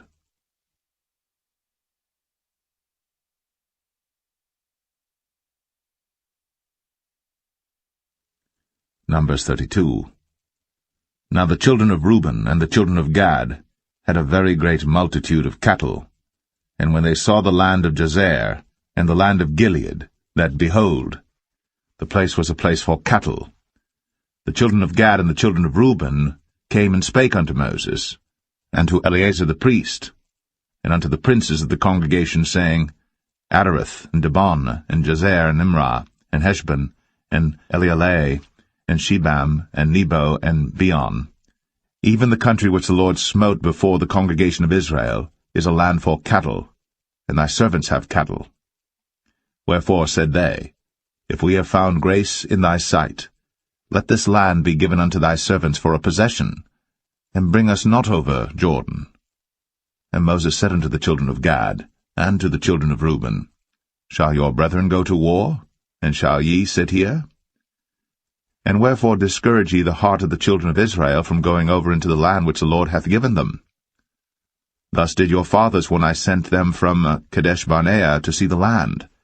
For when they went up unto the valley of Eshcol, and saw the land, they discouraged the heart of the children of Israel, that they should not go into the land which the Lord had given them. And the Lord's anger was kindled the same time, and he sware, saying, Surely none of the men that came up out of Egypt from 20 years old and upward shall see the land which I swear unto Abraham, unto Isaac, and unto Jacob, because they have not wholly followed me, save Caleb the son of Jephunneh the Kenizzite, and Joshua the son of Nun, for they have wholly followed the Lord. And the Lord's anger was kindled against Israel, and he made them wander in the wilderness 40 years, until all the generation that had done evil in the sight of the Lord was consumed. And behold, ye are risen up in your father's stead, an increase of sinful men, to augment yet the fierce anger of the Lord toward Israel. For if ye turn away from after him, he will yet again leave them in the wilderness, and ye shall destroy all this people. And they came near unto him, and said, We will build sheepfolds here for our cattle, and cities for our little ones. But we ourselves will go ready armed before the children of Israel, until we have brought them unto their place. And our little ones shall dwell in the fenced cities because of the inhabitants of the land. We will not return unto our houses until the children of Israel have inherited every man his inheritance. For we will not inherit with them on yonder side Jordan, or forward, because our inheritance is fallen to us on this side Jordan eastward. And Moses said unto them, If ye will do this thing, if ye will go armed before the Lord to war, and will go all of you armed over Jordan before the Lord, until he hath driven out his enemies from before him, and the land be subdued before the Lord, then afterward ye shall return, and be guiltless before the Lord, and before Israel. And this land shall be your possession before the Lord. But if ye will not do so, behold, ye have sinned against the Lord, and be sure your sin will find you out. Build you cities for your little ones, and folds for your sheep, and do that which hath proceeded out of your mouth. And the children of Gad and the children of Reuben spake unto Moses, saying, Thy servants will do as my Lord commandeth. Our little ones, our wives, our flocks, and all our cattle shall be there in the cities of Gilead. But thy servants will pass over, every man armed for war, before the Lord to battle, as my Lord saith. So concerning them Moses commanded Eleazar the priest, and Joshua the son of Nun, and the chief fathers of the tribes of the children of Israel. And Moses said unto them, If the children of Gad and the children of Reuben will pass with you over Jordan, every man armed to battle, before the Lord, and the land shall be subdued before you, then ye shall give them the land of Gilead for a possession. But if they will not pass over with you armed, they shall have possessions among you in the land of Canaan. And the children of Gad and the children of Reuben answered, saying, As the Lord hath said unto thy servants, so will we do. We will pass over armed before the Lord into the land of Canaan, that the possession of our inheritance on this side Jordan may be ours. And Moses gave unto them, even to the children of Gad, and to the children of Reuben, and unto half the tribe of Manasseh the son of Joseph, the kingdom of Sihon, king of the Amorites, and the kingdom of Og, king of Bashan, the land with the cities thereof in the coasts, even the cities of the country round about. And the children of Gad built Dibon, and Adaroth, and Aroer, and Atroth, Shophan, and Jazer, and Jogbehah, and Beth-Nimrah, and Beth-Haran, fenced cities, and folds for sheep. And the children of Reuben built Heshbon, and Elealeh, and Kirjathaim, and Nebo, and Baal-Meon, their names being changed, and Shibmah, and gave other names unto the cities which they builded. And the children of Machir the son of Manasseh went to Gilead, and took it, and dispossessed the Amorite which was in it. And Moses gave Gilead unto Machir the son of Manasseh, and he dwelt therein. And Jair the son of Manasseh went and took the small towns thereof, and called them Havoth-Jair. And Nobah went and took Kenath, and the villages thereof, and called it Nobah, after his own name.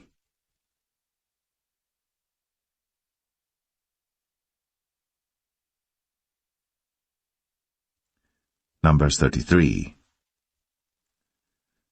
These are the journeys of the children of Israel, which went forth out of the land of Egypt with their armies under the hand of Moses and Aaron. And Moses wrote their goings out according to their journeys by the commandment of the Lord. And these are their journeys according